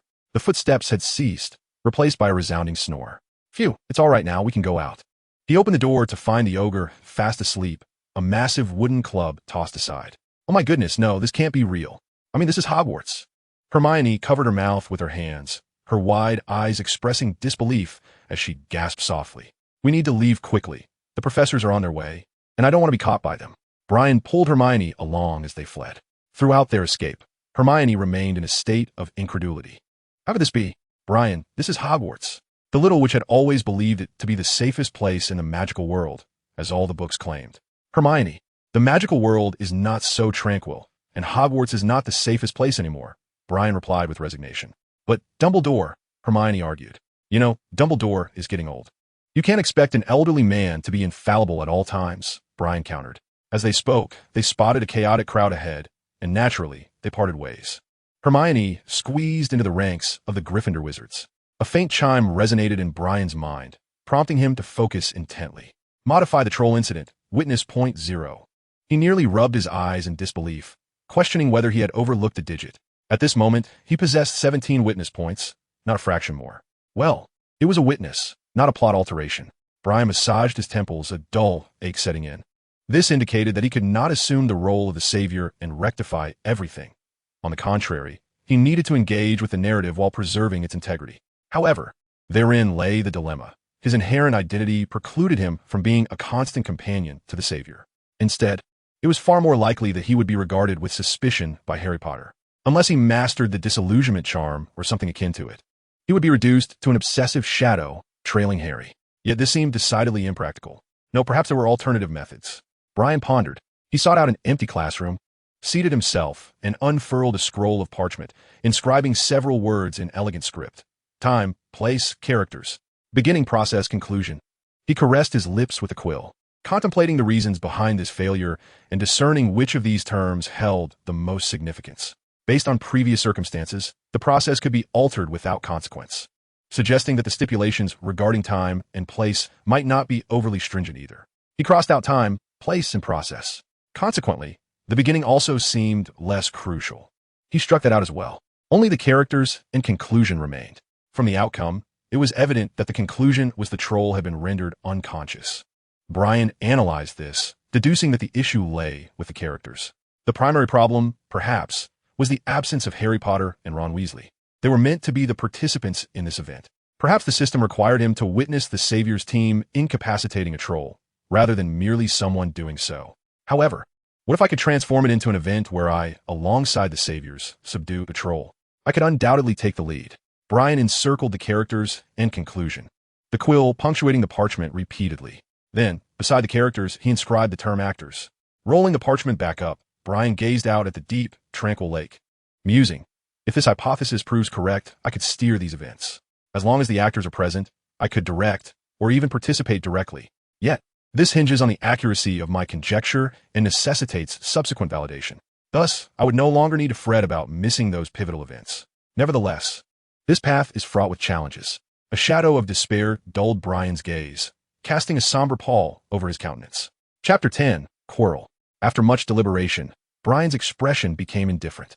He organized his belongings and rose from the classroom, opting not to return to the Slytherin common room, but instead heading towards the 4th floor.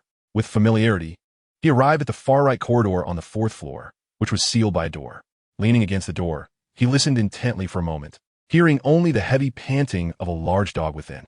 Clearly, Professor Quirrell had not yet arrived. He had diverted the professor's attention with a troll, while he himself came here to attempt passage through the trapdoor. The sound of scurrying footsteps approached from behind, prompting Brian to press his lips together and feign a state of panic as he departed from the door, discreetly concealing his wand behind him. He turned to see the hurried form of Quirrell approaching. "Why, you're a student from that house? Why are you running around here?" Quirrell gasped, his words tripping over one another. "Forgive me, Professor. I was merely curious about what lies within," Brian replied, observing Quirrell and his ludicrously large scarf. Mimicking Malfoy's demeanor, he lifted his chin and declared, "I am Brian Friel of Slytherin. My father is Albert Friel, a member of the school's board of governors." Quirrell scrutinized him deeply, then waved his hand dismissively. "You should leave this place at once. It is off limits." He appeared quite anxious. "Professor Quirrell, do you wish to sneak in and pilfer something?" Brian suddenly exclaimed, his voice raised. "What nonsense are you spouting?" Quirrell glared at him, his wand subtly raising in his grip. "I know there is a three-headed dog inside, guarding a trapdoor beneath it. You released the troll, didn't you? Because you were clearly unconscious in the Great Hall and should not be here." Brian spoke rapidly. "You're quite astute. So you arrogantly came here to capture me? Can your feeble mind not fathom what I might do to you?" Quirrell dropped the facade, his smile turning sinister as he raised his wand menacingly. "I have already informed Professor Dumbledore. He'll be here shortly to apprehend you." Brian feigned panic, pointing his wand at Quirrell. "Moreover, I possess alchemical equipment from my father, so I am not afraid of you, you despicable thief. My father is a board member. He will certainly have you expelled and imprisoned in Azkaban," he declared, imitating Malfoy's haughty demeanor. Quirrell snorted angrily, his nostrils flaring. Just as his expression twisted in a snarl, ready to teach this pest a lesson, he abruptly paused, as if listening intently. "Very well, Mr. Friel," he said, his face freezing into a stiff smile as he slowly lowered his wand. "I am not a thief. On the contrary, the items within rightfully belong to the master, and I am merely retrieving them for him." "Your master? Is there another master behind you?" Brian retorted fiercely. "Indeed, the great master, Lord Voldemort." Chilo's expression twisted momentarily before he fervently exclaimed, "The Dark Lord? You must be deceiving me." Brian, taken aback, quickly donned a skeptical countenance. "He has fallen. He merely departed for a time." Chilo scoffed coldly, "But he shall return soon. Is that truly the case?" Upon hearing Chilo's words, Brian's face betrayed a blend of surprise and concern, tinged with a hint of doubt. "Indeed, and what lies within that door is his final bargaining chip for his return. I am aware of your father. He was a steadfast supporter of the Dark Lord, yet his actions following the Dark Lord's departure have displeased our master greatly." Chilo menacingly intoned. Fear crept into Brian's expression. "Of course, you can redeem him, Fry." Chilo's tone softened. "As long as you assist me in contributing to the Dark Lord's return, you shall be hailed as the greatest benefactor. In due time, you will be the most trusted and valued individual by the Dark Lord, and all shall prostrate themselves at your feet." Brian's eyes gleamed, seemingly ensnared by a splendid fantasy, displaying a look of elation. "Is it true? The Dark Lord is to return?" he asked in a hushed tone. "What can I do? Shall we enter together to retrieve the items?" "At present, you must return." Chilo frowned. "The defenses within cannot be breached in a single attempt. Time is of the essence. I must first assess the situation inside." "Very well. I shall seek you out later." Brian nodded, turning to flee, releasing a sigh of relief. "Wait." Chilo abruptly called out to him. "Is there anything else?" Brian, now sweating profusely, inquired with astonishment. "Someone approaches," Chilo stated grimly, pointing his wand at Brian. A series of shimmering waves emanated from the tip of his wand, enveloping Brian. Raising his hands, Brian observed in dismay that they had turned transparent. The disillusionment charm, Brian realized. Chilo cast the same spell upon himself, then employed the unlocking charm to open the door, unleashing a spell upon the three-headed dog, causing it to yelp in pain and emit a furious growl, with its fierce eyes glaring. The three heads of the beast roared and protruded its drooling maw from the doorway, yet its neck was restrained by a leash. A shadow materialized at the end of the corridor, gliding swiftly towards them like a gigantic black bat. Professor Snape, he scanned the surroundings warily, then directed a spell at the dog, attempting to drive it back. The dog, now even more enraged from the additional curse, redirected its fury towards Snape. Meanwhile, Chilo silently cast a spell, releasing the leash from the dog's neck. Snape's keen gaze darted towards Chilo, but he soon had no time to spare. The dog was fully liberated, and the onslaught from its three heads left Snape struggling to cope. The formidable three-headed dog, Fluffy, exhibits a remarkable resistance to spells. Even the powerful stunning spell merely leaves one of its heads dazed, while the other two become increasingly aggressive and swiftly rouse their subdued companion. Indeed, only Hagrid possesses the expertise to manage such a hulking beast, affectionately deeming it a sweetheart, much to Brian's silent admiration. As the battle between man and dog raged on, Quirrell discreetly tugged at Brian's arm, leading him further away in silence. Before rounding the corner, Brian glanced back. Snape struggled to extricate his leg from the dog's ferocious grip, successfully managing to subdue all three heads before slamming the door shut. He remained propped against the door, his bloodied thigh supporting him, murmuring incantations with his wand aimed forward. Ding! Witness Snape thwart Quirrell, witness .05. After Quirrell had led him a considerable distance, he instructed Brian to return alone. Evidently, this was not the moment for conversation. Upon his return to the Slytherin common room, Brian found it teeming with students, all abuzz with discussions about the giant creature, the cacophony nearly threatening to lift the ceiling. Malfoy boisterously regaled a group of girls with tales of how, at the tender age of 10, he had once been pursued by several giants alongside his father, even boasting of having set one ablaze to drive it away. Brian settled into a corner, quietly absorbing Malfoy's tales. His meeting with Quirrell had been a spur-of-the-moment decision. He had never intended to confront Voldemort at this juncture. Yet the incident with the giant had shifted his perspective. Since he could not significantly alter the narrative, he resolved to maintain its course and bear witness to it. But how could he achieve this? It was impractical to follow Harry Potter at all times, yet he needed witnessing points. That much was undeniable. If he wished to remain engaged with the plot, he would have to exert control over it, orchestrating events to unfold at the appropriate time and place for his own involvement or observation. If he could not align himself with Harry, he would position himself on the opposing side. The dynamics surrounding Harry were relatively manageable, as long as Brian could discreetly impart some information to them. He could effectively steer the actions of the Chosen One's circle, provided he remained cautious of Dumbledore. However, the realm of the Dark Lord was fraught with unpredictability and uncertainty. Even a seemingly inconsequential action on his part could unleash a butterfly effect, drastically altering the storyline. Thus, it seemed prudent to infiltrate his ranks, enabling the narrative to unfold according to Brian's design.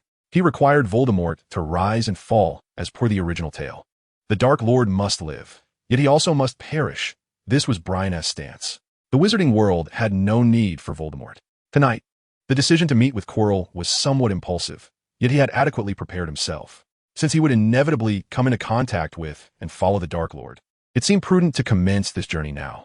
By making a favorable impression on the Dark Lord from the outset, he would subsequently find it easier to earn his trust, thereby facilitating his endeavors. Of course, this was merely a precaution. It might not be necessary in the future, but it provided an additional avenue to explore. Chapter 11. The Great Adventure. The peril of this undertaking lay in two main aspects. Firstly, if Quirrell were to refuse to divulge any information regarding the Dark Lord and chose instead to act against him, he would find himself in a perilous situation. No matter how diligently he had studied recently, he was no match for Quirrell. He had taken numerous precautions, with his primary reliance resting upon an alchemical artifact. Brian gazed at the ring hanging around his neck and sighed softly. This powerful and precious item had been bestowed upon him by his mother before he arrived at Hogwarts. A treasure of immeasurable worth. It possessed the ability to cast protective spells, including the shield charm and the disarming charm, as well as the escaping charm, making it an excellent defense against dark magic. This magical object would at least sustain him until he could create a commotion that would attract the professor's aid. Additionally, Quirrell was unlikely to desire his exposure at this moment, thus minimizing the chances of an attack. Feigning audacity, he mentioned his father's name and subtly expressed his admiration for the Dark Lord. This would likely entice Quirrell to divulge information about the Dark Lord, luring him into service. Even if he remained tight-lipped about the Dark Lord, there was a significant probability he would be tempted to assist him. It must be noted that the name of Mr. Friel played an instrumental role. Mr. Friel was sufficiently loyal to the Dark Lord, possessing the wisdom to safeguard himself. Yet he enjoyed a respectable reputation within the Death Eater community, coupled with his favorable relationship with the Lestrange couple, whom the Dark Lord held in high esteem. He garnered the Dark Lord's trust. The second danger lay in the Dark Lord's ability to penetrate thoughts. Although he was currently in a weakened state and may not possess the capacity to exercise this power, it was known from the original narrative that he could only communicate with Harry after consuming unicorn blood. At that point, he had discerned Harry's deceit, clearly indicating his capability to utilize the mind-reading spell. Brian was reluctant to take unnecessary risks. Hence, prior to meeting Quirrell, he had employed a witness point to elevate his mental occlusion skills from novice to mastery. This should suffice against the Dark Lord's weakened ability to perform mind reading. During his conversation with Quirrell, he exhibited the emotions expected of a performer. Clearly, he had begun to gain the Dark Lord's trust. In summary, the situation was progressing as intended. Brian murmured to himself, what a treacherous path this was. Nonetheless, it can be regarded as a grand adventure. His gaze concealed a hint of mockery, though it was unclear to whom it was directed. I hear you sneaked out last night to seek the troll and were apprehended by the professors? Malfoy bellowed in the Great Hall, his voice resonating throughout.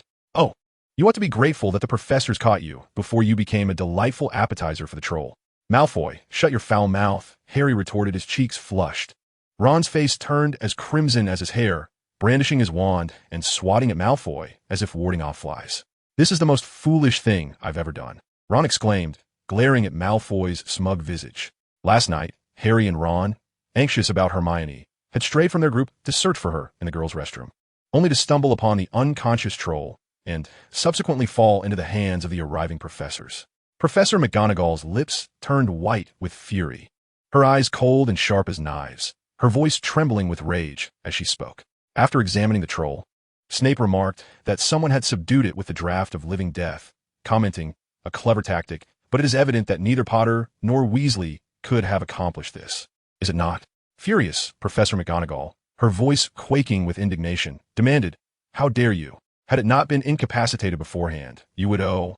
Each of you will lose 5 points for Gryffindor. Now, return to your common room. The two returned to the common room in shame, where they found Hermione waiting. "Where have you been? You mustn't wander about during perilous times," Hermione admonished with concern. "Hermione, come on, we thought you were still in the girls' restroom. And we ended up getting caught by the professors," Ron blurted out in complaint. "You should have informed us if you returned." "So, you went looking for me?" Hermione stood, incredulous. "Do you have any idea how dangerous that is? And you got caught?" "No, I must explain to the professors that you did this because of me." Harry and Ron intercepted her, saying, "No, trust me, Snape will surely find a reason to penalize you further." "By the way, did you subdue that troll?" they asked curiously, recalling Snape's mention of the draft of living death. "How could you think that?" Hermione responded, astonished. "I had no idea there was a troll at Hogwarts. Goodness. I always believed Hogwarts was the safest place in the world, had it not been for Brian." "What? You mean it was Flitwick?" Ron's eyes widened. "Indeed. He saved me," Hermione nodded.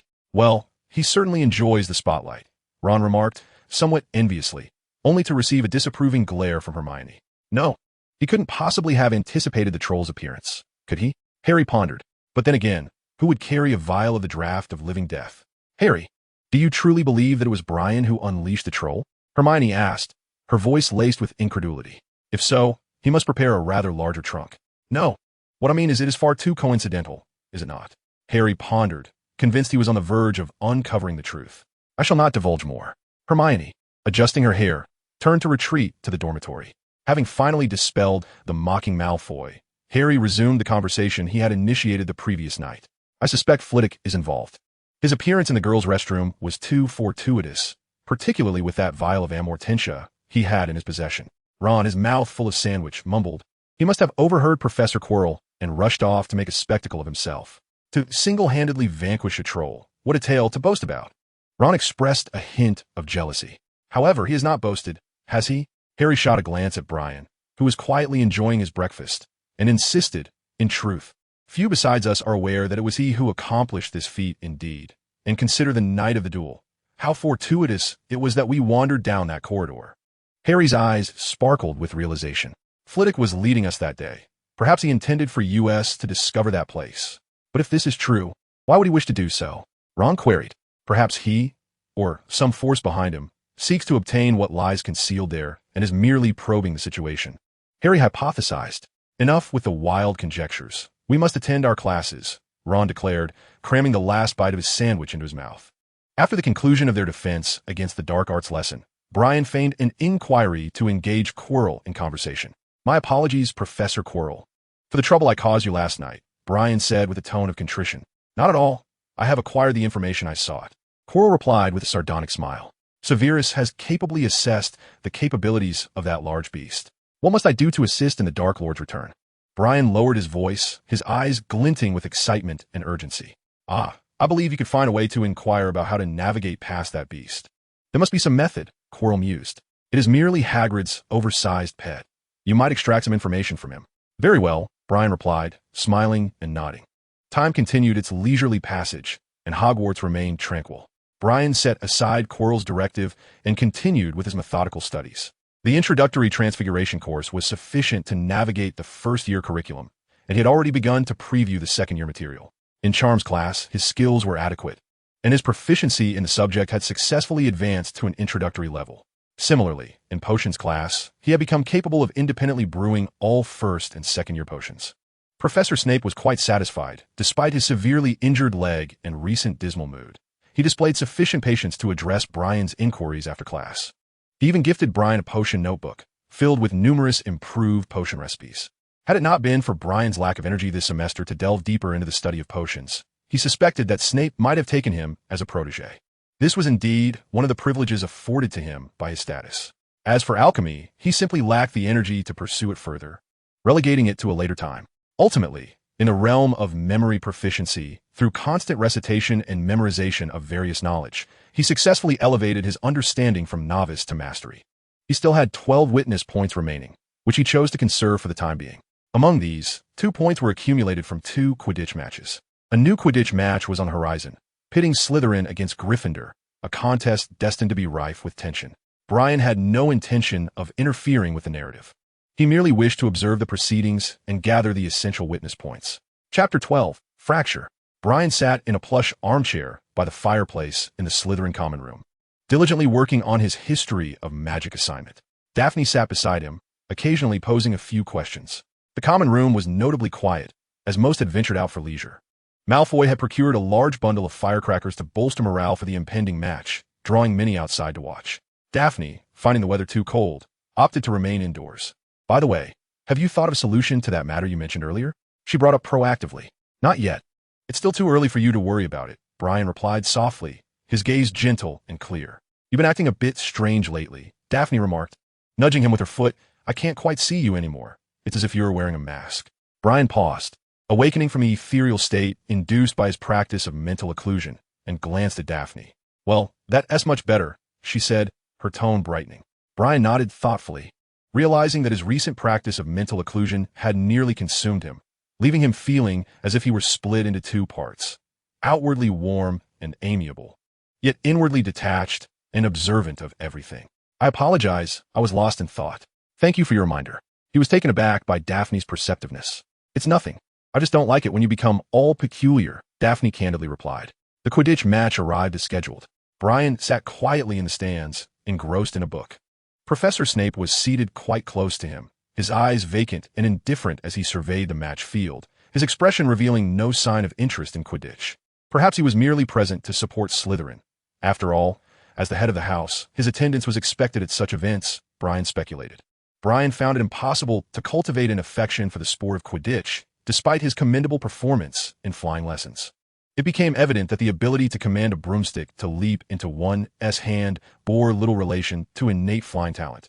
Rather, it hinged upon the resoluteness and confidence within one's heart. His flying skills grew increasingly adept, now nearly rivaling those of Malfoy. Naturally, it was clear that Hermione was not particularly skilled at flying. Her attempts were rather pedestrian, reminiscent of a novice driver navigating the roads for the first time. Yet, the peculiarities of Quidditch, akin to a child's game, rendered it somewhat tedious. Perhaps he lacked that fervent passion.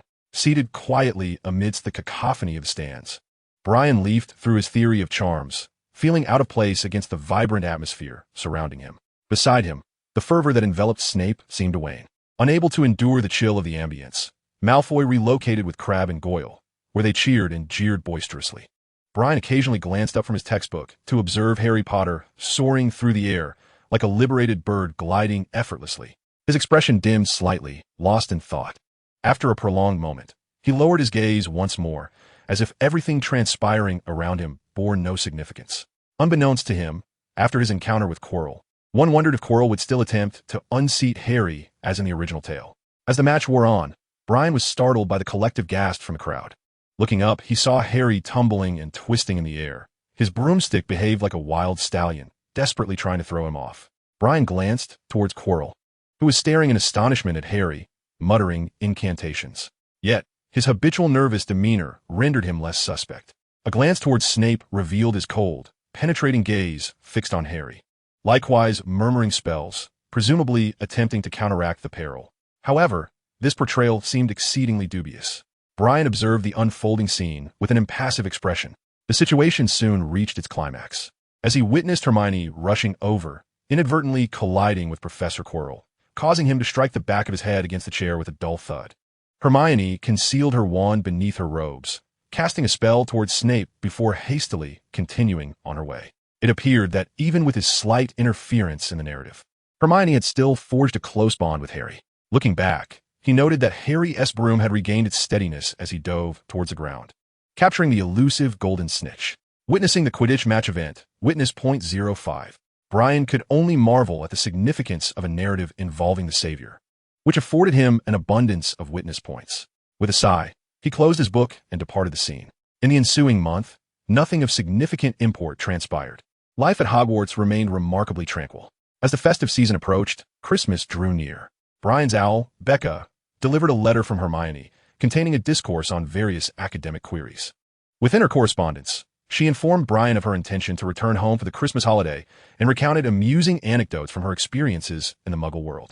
Toward the conclusion of her letter, she casually mentioned the name Nicholas Flamel and inquired if he was familiar with it. She must have known this name for some time, yet she only now chose to mention it, seemingly in passing. Brian lowered his gaze. Had she begun to guard against him? Was it out of caution? Or had he inadvertently revealed something? Rather than indulging in futile speculation, he contemplated whether to disclose this information to her. However, He quickly deduced that informing her about the Philosopher's Stone would not alter the course of their narrative.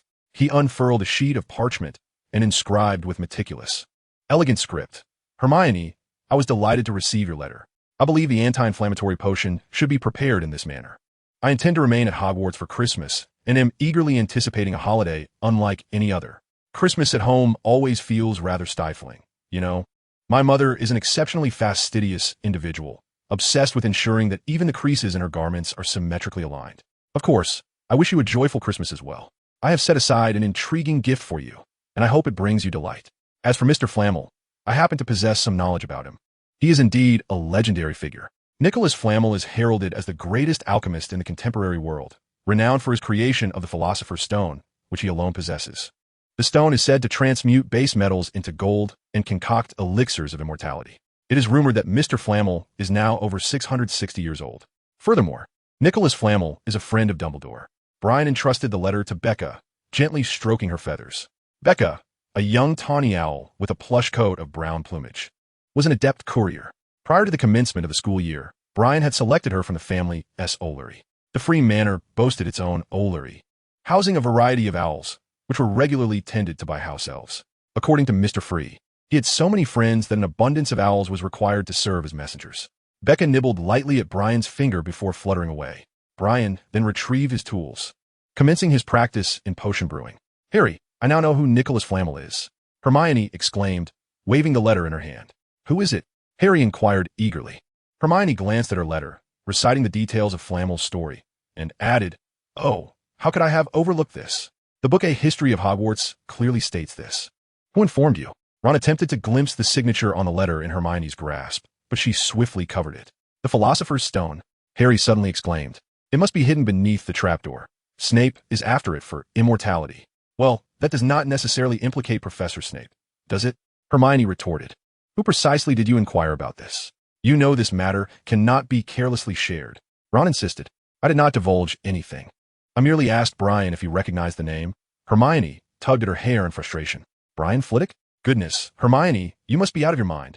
Harry pressed his forehead, feeling an inexplicable throb in his scar. "I warned you, he is highly suspicious.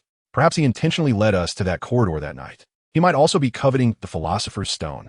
You ought to limit your interactions with him. His family is quite formidable," Ron concurred. "All right, enough of that. I too have sensed something unsettling about him lately," Hermione admitted, nervously tugging her hair, making it even more disheveled. "But I swear, I only discussed academic matters with him and did not reveal anything else."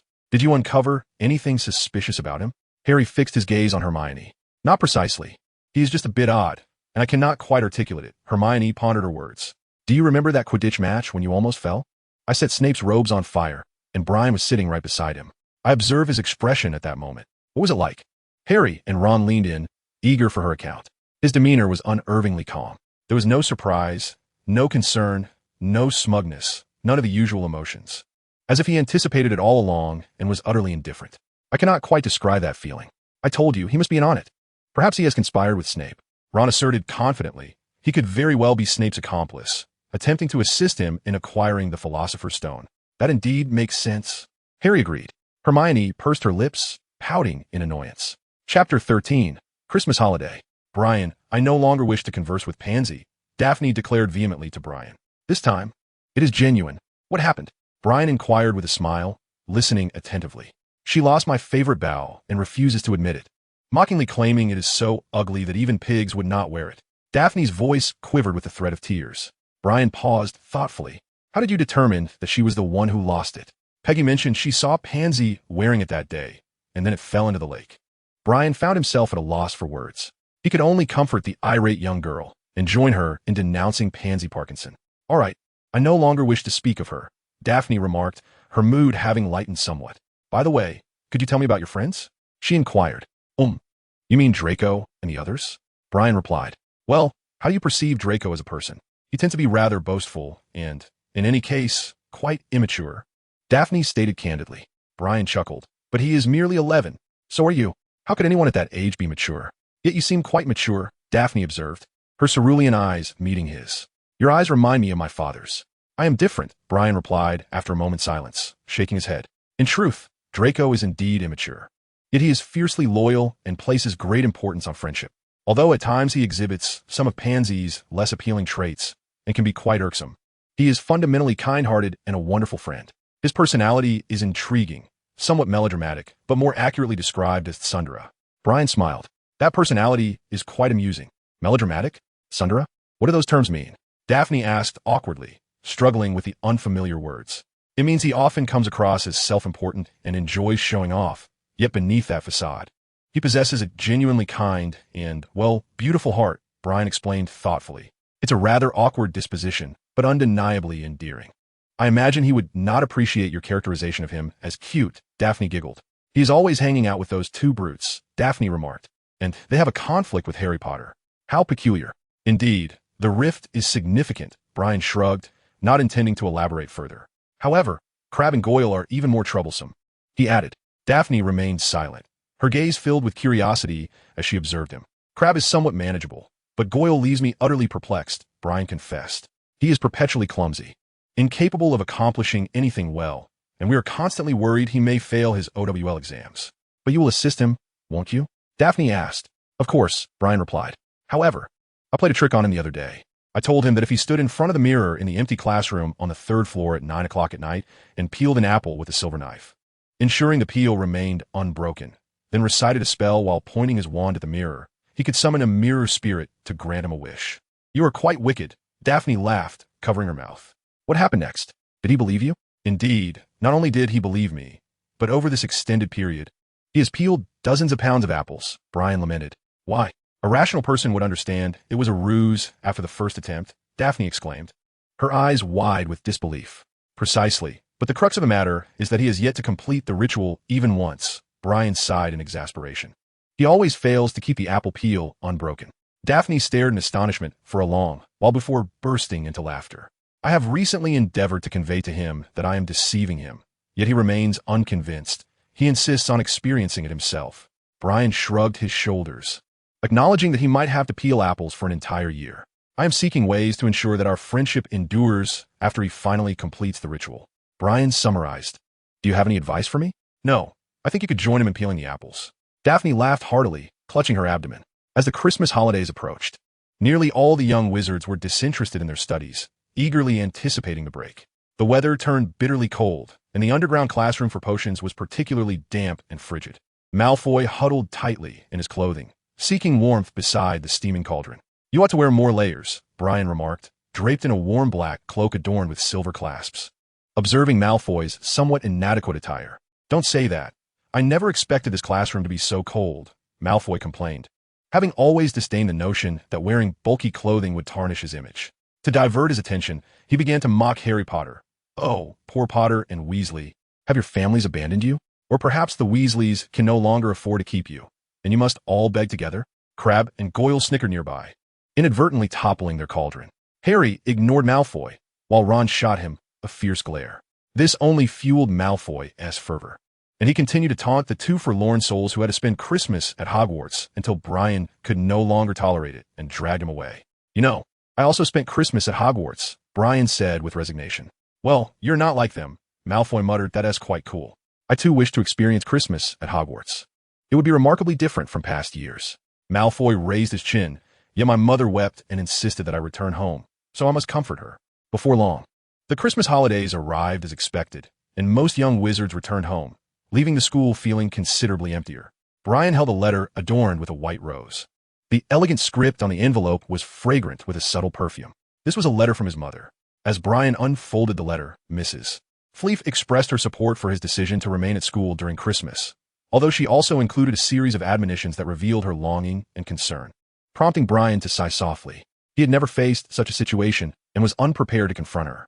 Of course, this was merely one of the reasons for his decision to stay. The more significant matter was his need to gaze upon the mirror of Ariste, the mirror that reflects one's innermost desires. It was not merely a desire to see it. It was a necessity. Perhaps it could reveal to Brian the true nature of his desires, enabling him to gain clarity about his inner self. This was of paramount importance. The enchanted mirror ought to have been placed there by Dumbledore specifically for Harry, and only during the Christmas season. He needed to hasten in locating that mirror. However, this also signified a considerable likelihood that he would confront Dumbledore for the first time. Dumbledore would undoubtedly be observing the situation closely. Consequently, he could no longer afford the luxury of methodically practicing the art of mental occlusion. Instead, he employed a focal point, refining it to a level of mastery. This should suffice to counter any potential intrusion from Dumbledore's mind reading. After all, it would be unthinkable for him to unleash such magic upon a student, as it would be easily detected and profoundly disrespectful. Stepping outside the castle, he found the ground blanketed in thick snow. The Weasley twins, Fred and George, were engaged in a snowball fight, having magically animated their snowballs to chase after Quirrell. Brian observed as several snowballs struck Quirrell squarely on the back of his head. He couldn't help but reflect on how unfortunate it was for Voldemort to have chosen Quirrell's vulnerable head as a host. Stealthily, he formed a snowball of his own, enchanted it with a flick of his wand, and integrated it into the Weasley brothers' barrage, delivering a solid blow to Quirrell's skull. It was rather relieving, Brian mused. He spun around the area, but soon found himself on the receiving end of a few snowballs from the Weasley twins. They resorted to their old tricks, sending snowballs careening towards his head. Drawing his wand, Brian muttered an incantation to send a snowball hurtling back at them with greater speed, but it fell short midway. The Weasley twins responded with cheeky grins and playful grimaces. Shaking his head, Brian disregarded them and turned back toward the castle, making his way to Quirrell's office. He knocked on the door and entered the office. Quirrell was seated, engrossed in a book, a stark contrast to his earlier disheveled state, yet his complexion appeared notably paler. "Professor Quirrell, you seem unwell," Brian remarked. "Ah, it's nothing. I simply require more rest," Quirrell replied, his voice slightly trembling. Brian nodded, choosing not to press further. Perhaps the Dark Lord's possession was incessantly eroding his vitality, causing him to grow increasingly gaunt. "I have learned something from Potter that may prove beneficial to you," Brian continued. "You know, he shares a close bond with Hagrid. Hagrid has an intense fascination with the notion of raising a dragon. I believe if we could procure a dragon egg, it might lower his guard. Then, we could find a way to intoxicate him, perhaps coaxing vital information from him." Brian spoke calmly. Despite Hagrid's tendency to be rather open with those he held dear, he was notably vigilant with strangers and acquaintances. At the very least, he would never allow himself to be inebriated, nor would he divulge any crucial information. Without a doubt, he only lost his composure when confronted with that which he desperately desired, and a dragon egg epitomized such a desire. This is indeed a pathway," Chilo mused. "You have done exceptionally well. Continue to keep an ear out for news." Chapter 14. A Joyous Christmas. During the festive days of the Christmas holiday, the entire school was enveloped in a celebratory atmosphere. Professors McGonagall and Flitwick adorned the Great Hall with splendid decorations.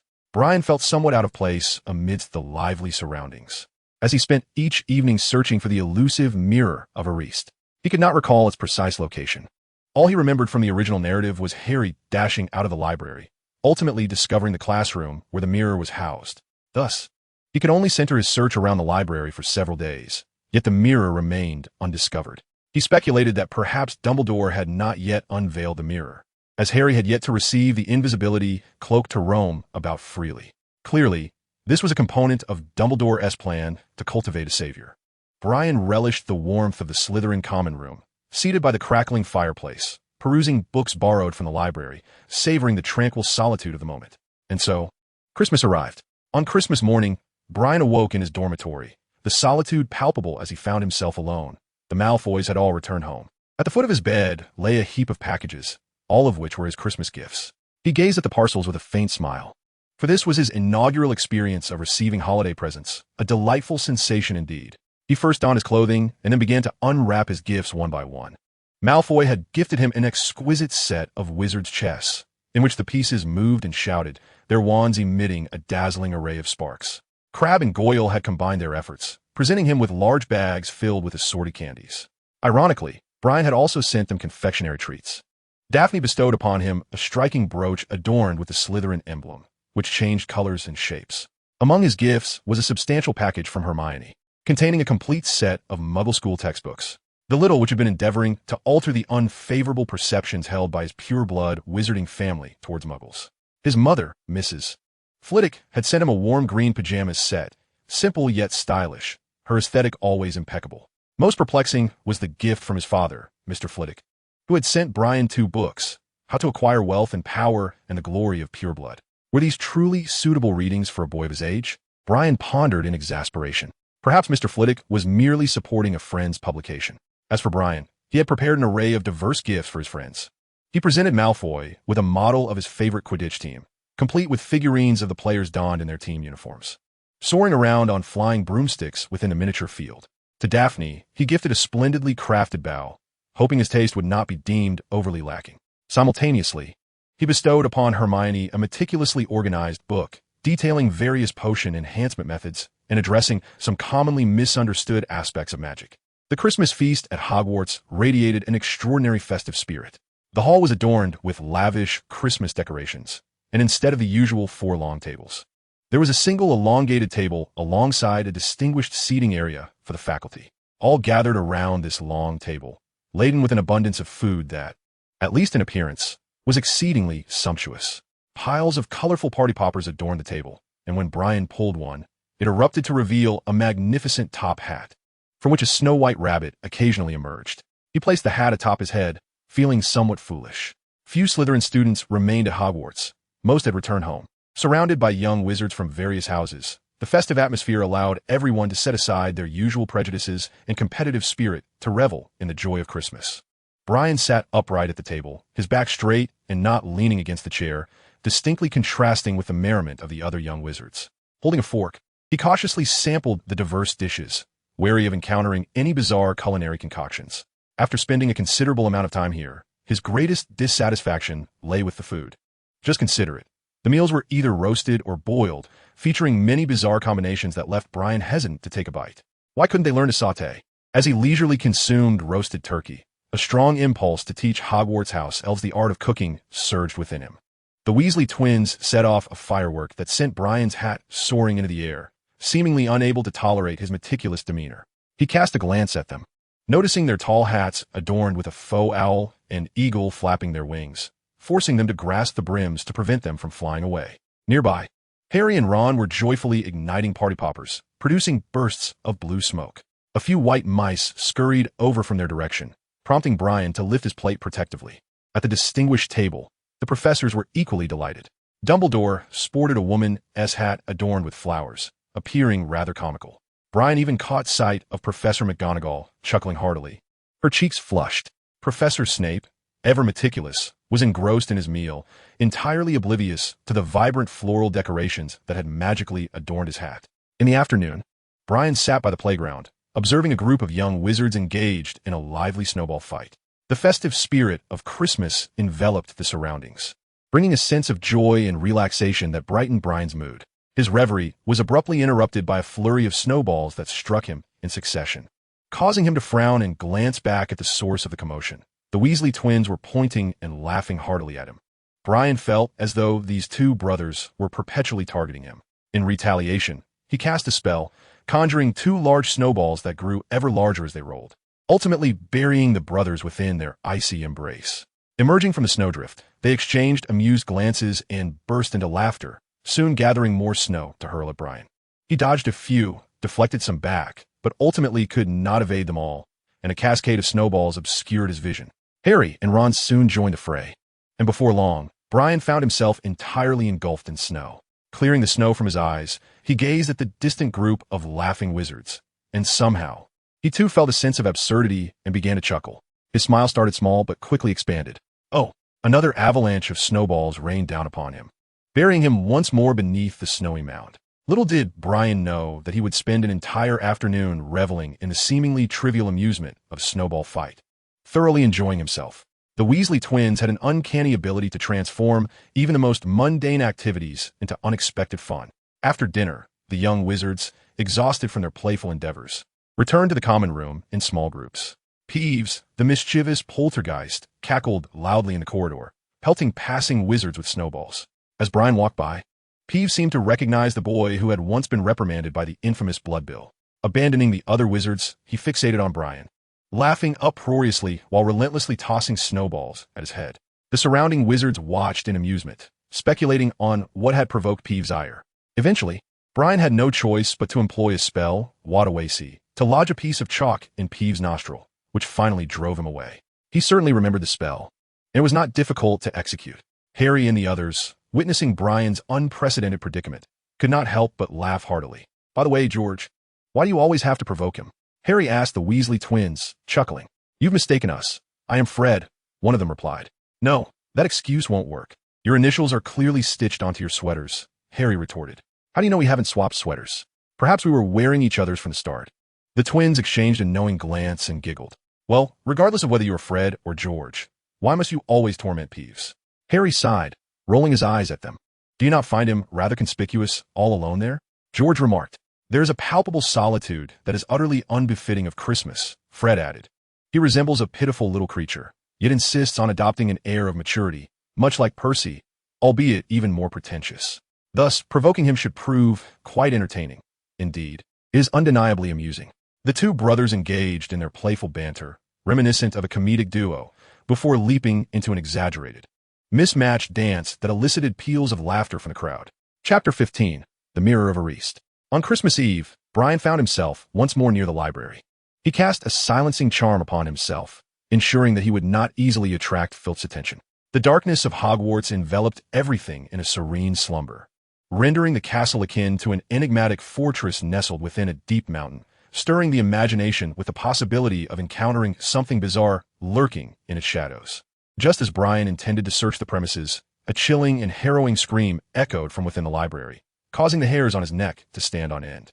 This is bad, Brian muttered softly, pivoting on his heel and fleeing in haste. Fortuitously, Harry, clad in the invisibility cloak, had also ventured into the restricted section at that very moment, ensuring that Filch would be drawn toward him. Brian, disregarding the need to track Harry's whereabouts, navigated the castle's intricate corridors, confirming that neither Filch nor Madame Pomfrey had detected his presence before finally halting. He steadied his breath, which had quickened from a sprint. Realizing the folly of his actions, and turned toward the Slytherin common room. He resolved to return the following day, when he would have ample time to search for the mirror without the constant fear of being caught by Filch. He only hoped that Dumbledore would not have concealed the mirror by daylight. The next day, after hastily consuming breakfast, Brian resumed his search within the castle. He spent the entirety of the day scouring the premises, and, just as night fell, he finally discovered the mirror, neglecting to partake in dinner. The Mirror of Ariste was concealed within a remote chamber, located in a corridor so narrow that it would typically go unnoticed, further obscured by a suit of armor. More importantly, the door to that room was locked during the day and quite inconspicuous, leading Brian to overlook it several times. Frustration welled within him, as he recalled that in the original tale, the door had been ajar for Harry's entry. Harry had visited twice thereafter, and it had remained unlocked. Alohomora! He drew his wand and pointed it at the door lock, which clicked open with a satisfying sound.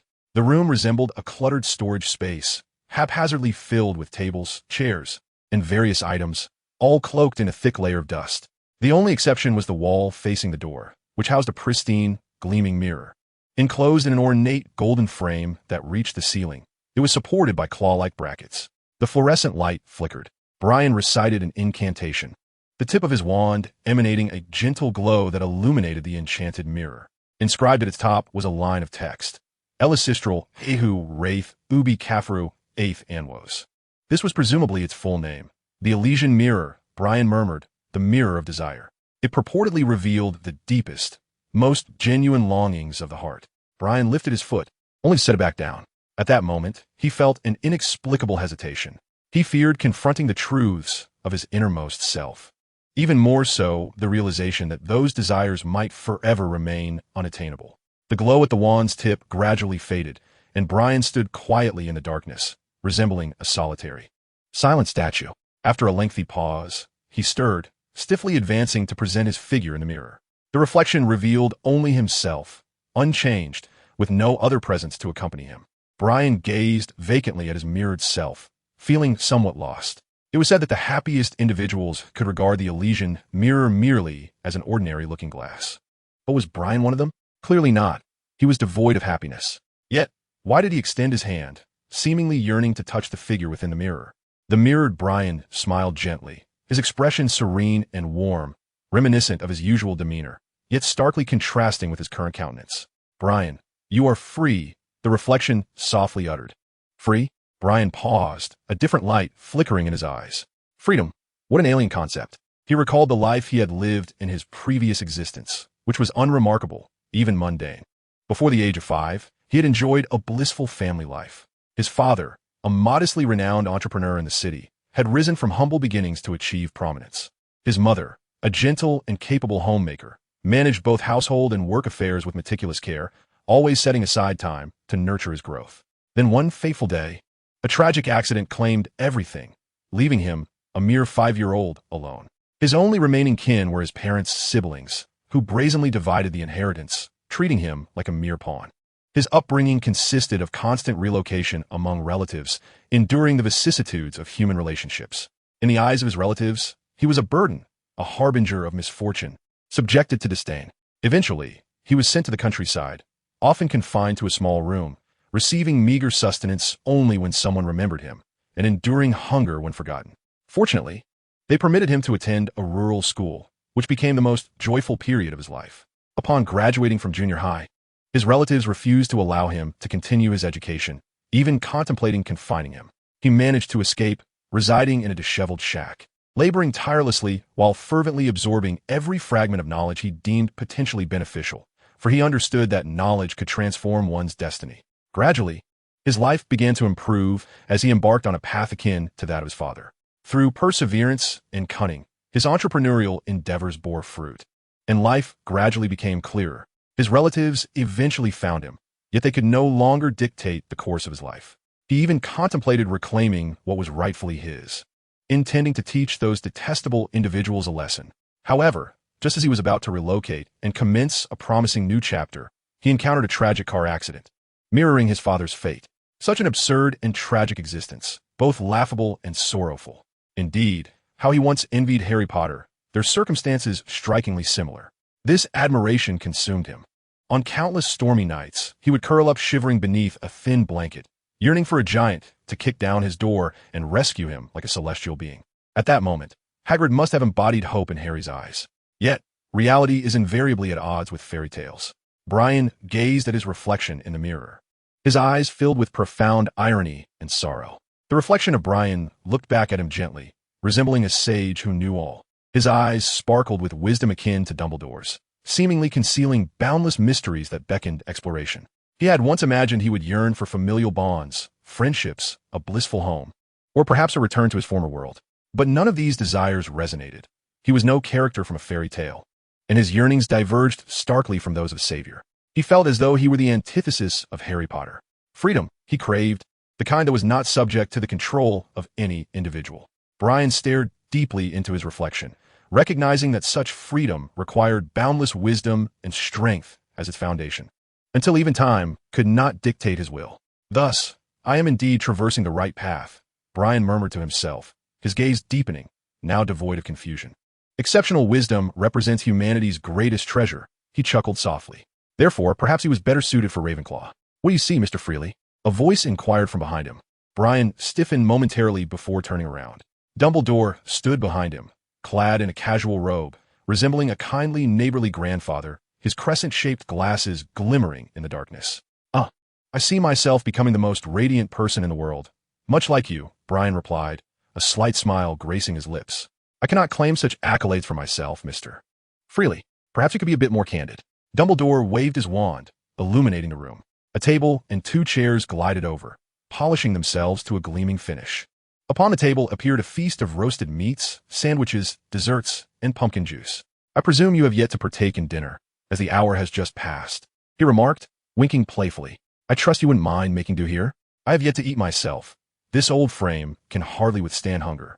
Brian expressed his gratitude sincerely and settled at the table, the two of them dining harmoniously like a grandfather and grandson. Professor Dumbledore, when did you arrive? Brian inquired. This mirror of Ariste is something I placed here for safekeeping. It holds great significance, and naturally, I must tend to it.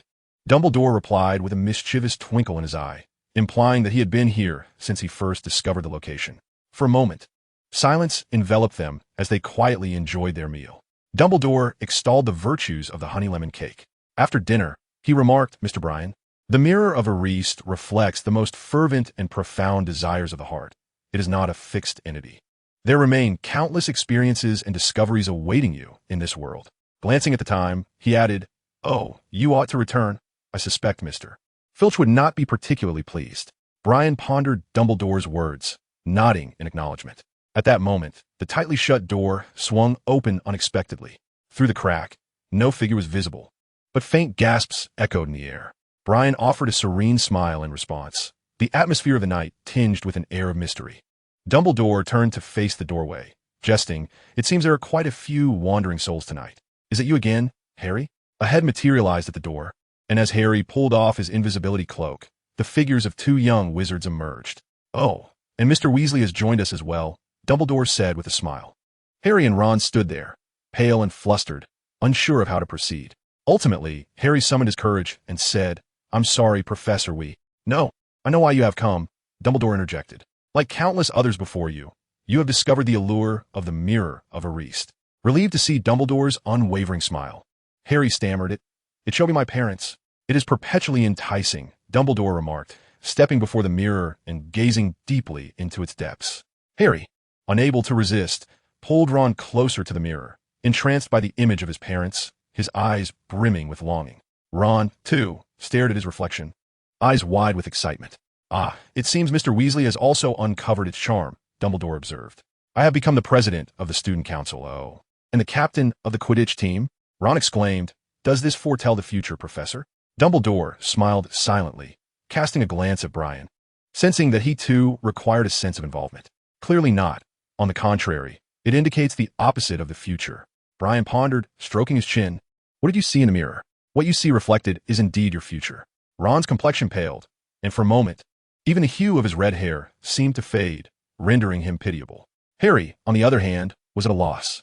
"Oh dear, Mr. Weasley is clearly jesting," Dumbledore said, placing a hand on his forehead. "It never reveals the future, Mr. Weasley.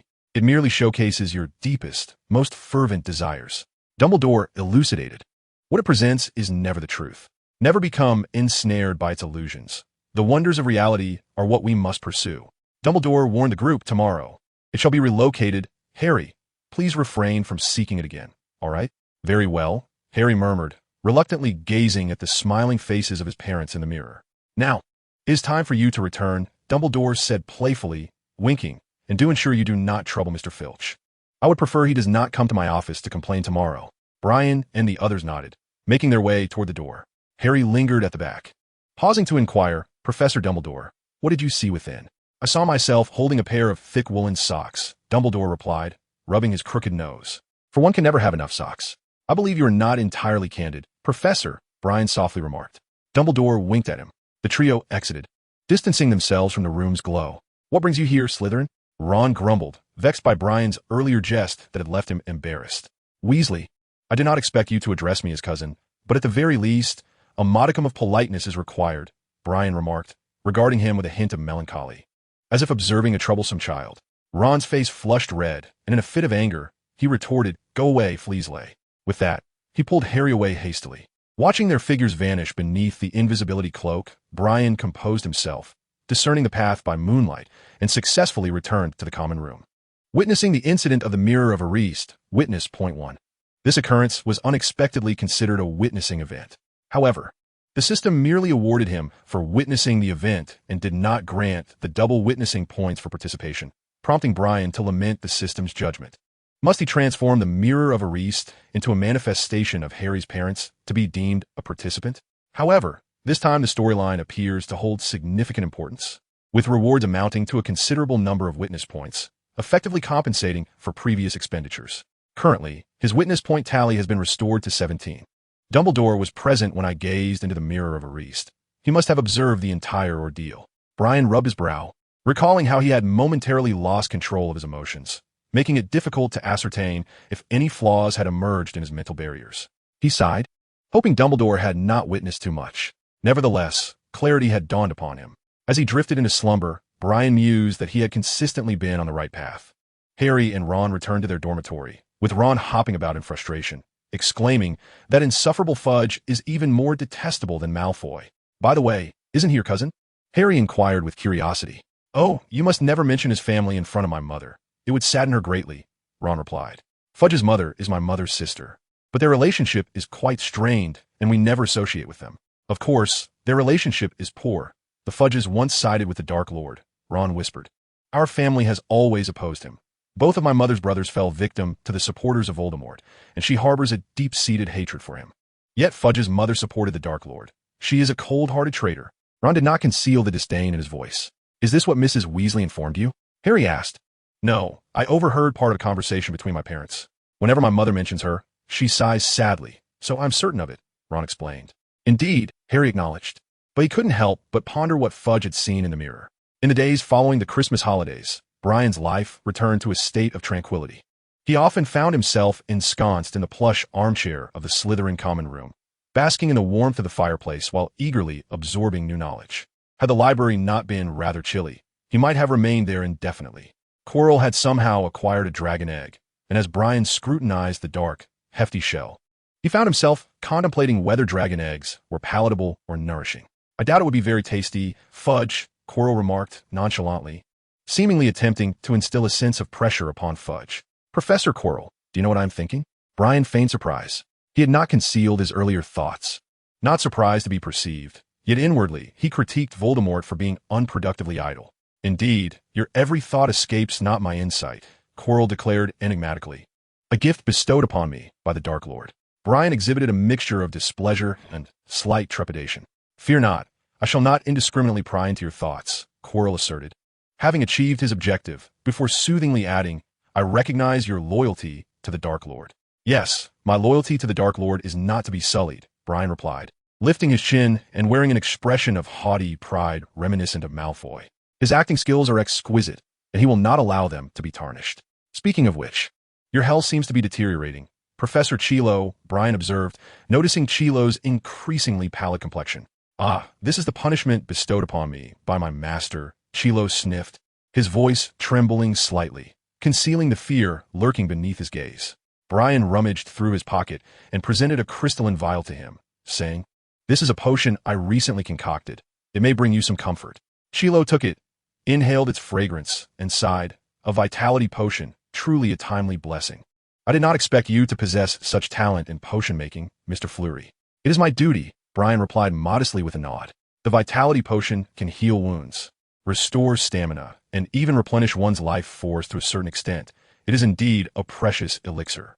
This is the result of Brian's recent self-study. Of course, the rarity of the potion lies primarily in its unique ingredients. The process of concoction is not particularly complex, which is why Brian dared to attempt it himself. As for those rare materials, they are a mere trifle for Mr. Albert Fleury, as he has friends who can effortlessly procure bizarre and invaluable items. Without question, he provided Brian with enough materials to create a dozen vials of the vitality potion. However, this supply will not last long, Brian cautioned. Naturally, I have other options. Chilo's lips twitched slightly, his body trembling. Chapter 17, Do Not Play with Snakes. The Christmas holidays had come to an end, and the young wizards gradually returned to Hogwarts. Daphne adorned herself with the silver-blue bow that Brian had gifted her, sincerely expressing his exquisite taste. Simultaneously, Daphne reconciled with Pansy, as Pansy had given her a large red bow for Christmas. Although it was quite tacky and unattractive, Daphne graciously forgave her. She remarked, Draco was thoroughly pleased with the Christmas gift Brian had given him, placing it by his bedside. It was a rare limited edition model, which he claimed he had missed out on, as his father disapproved of him playing with such toys. Brian smiled slightly, noting that it was a gift from his father, Mr. Fleury's friend, and there were several more sets at home. He had a desire to gift Draco a Harry Potter figurine, but he feared it might displease Draco, who relentlessly provoked Harry. Brian sensed that this was a profound affection. Draco had brought a book titled Curses and Counter Curses from home, detailing various malicious spells. He had remarkably shifted his attitude towards studying, immersing himself in the dark incantations. Occasionally, he would even seek Brian's counsel, which was unprecedented. Brian had never witnessed him so dedicated to his studies. Brian glanced at his book, which contained a plethora of intriguing minor curses, such as the hair loss curse, the leg crumpling curse, and the tongue tying curse. He even provided guidance to Malfoy on the locking legs curse, with Crabbe eagerly following suit. As for Goyle, he was more suited to simply throwing punches. Malfoy possessed an innate talent for mischief. However, it was not long before he dismissed the book, and Brian paid little attention until he heard about Malfoy's mischievous antics outside the library, where he had employed those minor curses on Neville Longbottom with great fervor. Hermione, in her letter, expressed that the book Brian had gifted her for Christmas had been quite beneficial, yet she also subtly conveyed her discontent. For Malfoy claimed that all his tricks were taught by Brian, who had encouraged him to demonstrate their effects. Well, I did teach him a thing or two, but I never anticipated he would resort to such antics, Brian remarked in his reply. I have always believed that classmates should coexist harmoniously, and I apologize on behalf of Mr. Longbottom. Yet, he added, I cannot constantly regulate my friend's behavior. With a sigh of resignation, Brian assured her he would have a word with Malfoy. Naturally, Malfoy took pride in the situation, leaving Brian somewhat exasperated. In his previous life, dealing with unruly bullies typically involved a good thrashing. Yet he clearly lacked both the authority and inclination to treat friends in such a manner. Brian was not particularly troubled by the incident, as he felt that Malfoy was far more acquainted with the situation. However, bullying the weak is not the way of a noble, Draco, Brian admonished. I was merely engaging in a fair wizarding duel with Longbottom, Malfoy retorted with smug satisfaction. Life at Hogwarts, though tranquil, was far from monotonous. Blaise Zabini, a fellow Slytherin of Brian's year, had somehow acquired a nest of untamed Scottish silver serpents and secretly smuggled them into the boys' dormitory upon returning to school after the Christmas holiday. He aimed to awaken the latent powers hidden deep within his bloodline through close interaction with them. The ability to speak Parseltongue had long been lost among Slytherins. Yet Zabini firmly believed that every pure-blood wizard harbored such a capacity within. However, this endeavor was perilous and fraught with trouble. The Scottish silver serpents were a favorite among Slytherins, as their appearance closely resembled the serpent on the Slytherin crest, attracting many wizards to tame and raise them. Serpents were always inclined to heed the commands of wizards who spoke Parseltongue, while others could only resort to magical means to train them. Yet, wild silver serpents were exceedingly dangerous. They were aggressive, swift, possessed a strong territorial instinct, adept at hiding, and exhibited considerable intelligence. More importantly, they harbored deep grudges. Their venom was potent enough to induce excruciating death within an hour. When Sabini brought the silver-scaled serpent into the common room, many were enthralled and gathered around to observe. Malfoy even expressed his desire to own one, boldly tugging at the tail of the largest serpent. Typically a solitary figure, Sabini reveled in the attention he garnered at that moment. Brian also approached for a closer look. Indeed, they were strikingly beautiful, they're meticulously arranged. Smooth scales glistening with a silvery sheen, undoubtedly standing out among serpents for their aesthetic appeal. Sabini took great pride in this. Yet he refused to use magic to tame them, believing that he needed their wildness to awaken his latent powers, ultimately intending to subdue them through the awakening of Parseltongue. Brian shook his head in resignation. He did not wish to witness a day when Sabini met his demise at the fangs of one of these creatures. Across the 4 houses of Hogwarts, each house's emblematic animal was not one to be trifled with or easily domesticated. Gryffindor's lion is, of course, brave and proud, embodying an indomitable spirit. Ravenclaw's eagle is equally haughty and resilient. In ancient times, Muggles attempted to tame them through cruel methods, yet most remained defiant, choosing death over the loss of freedom and the open sky. Hufflepuff's badger may appear amiable, yet it possesses a stubborn nature, refusing to relent until its goals are achieved. The honey badger, mockingly referred to as flat-headed brother in previous lives, epitomizes this tenacity, bearing grudges fiercely, courageous and undaunted, dismissing life and death with equal indifference. As for Slytherin's serpent, they're the most merciless of predators, always poised for action, waiting for the opportune moment to strike with lethal precision, embodying a mystique that eludes comprehension. Serpents do not recognize masters, even when raised from a young age. One can never be certain when they might suddenly turn on their keeper. As winter faded and the weather warmed, the nest of serpents regained their vigor and soon escaped from Sabini's glass tank. They took refuge in various corners of the boys' dormitory, creating chaos. When Malfoy awoke in the dead of night, he found a serpent as thick as his arm coiled around him, rendering him unable to escape. As he opened his eyes, he saw the glinting serpent's head observing him with ill intent, seemingly contemplating where to strike. Malfoy's piercing scream that day seemed poised to shatter the roof, awakening most of the students in the dormitory. Brian, startled, sprang from his bed, fearing Voldemort had breached their sanctuary or that Hogwarts had exploded. Crabbe and Goyle merely shivered in fright before turning over to continue their slumber. The startled serpent on Malfoy reacted by biting him on the chin and swiftly slithered down from the bed, escaping through a gap by the door. Malfoy's delicate chin quickly swelled and turned an ominous shade of purplish red, making it appear as though he had developed a double chin, causing his entire visage to appear considerably rounder.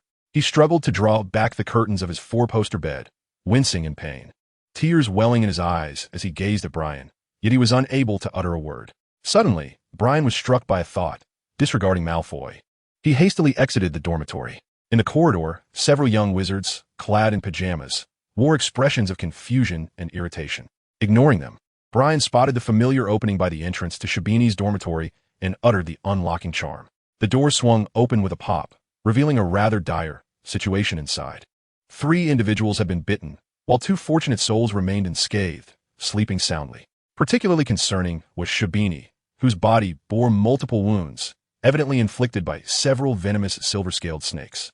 His form had swollen grotesquely, taking on a purplish hue, and he lay in a deep coma, his breath faint, as if on the brink of departing this world.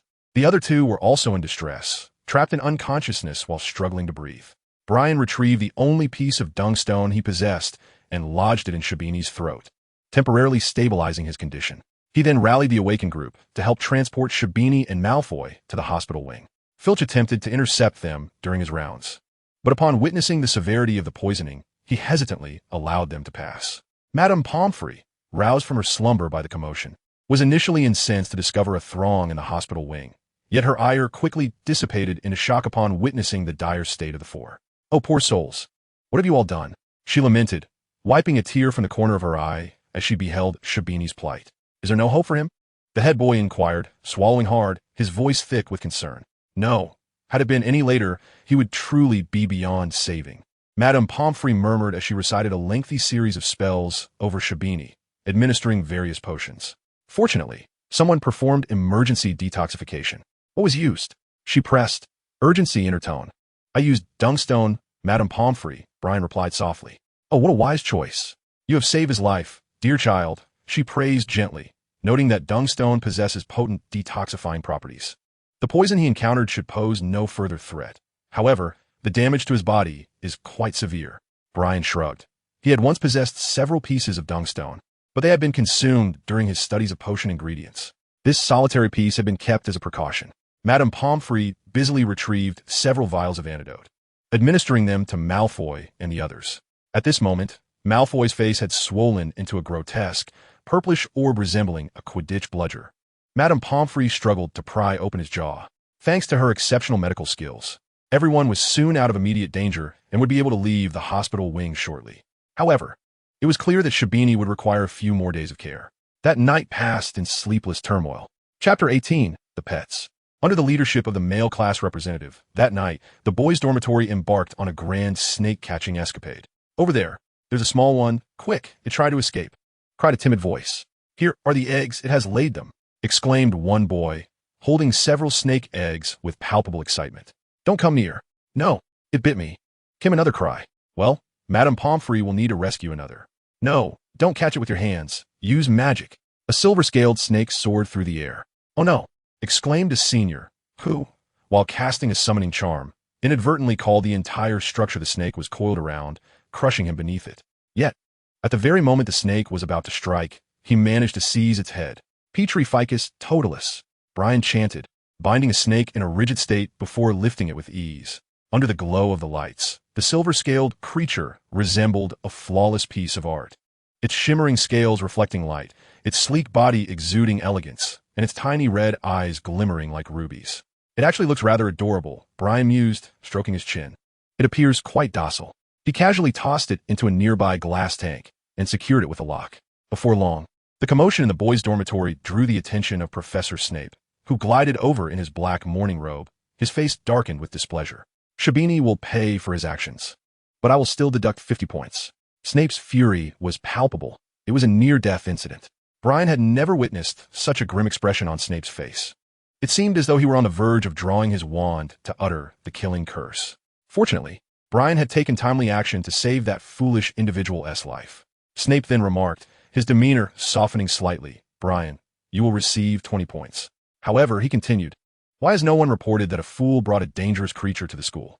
Snape cast a menacing glance at the surrounding young wizards, causing them to bow their heads in trepidation.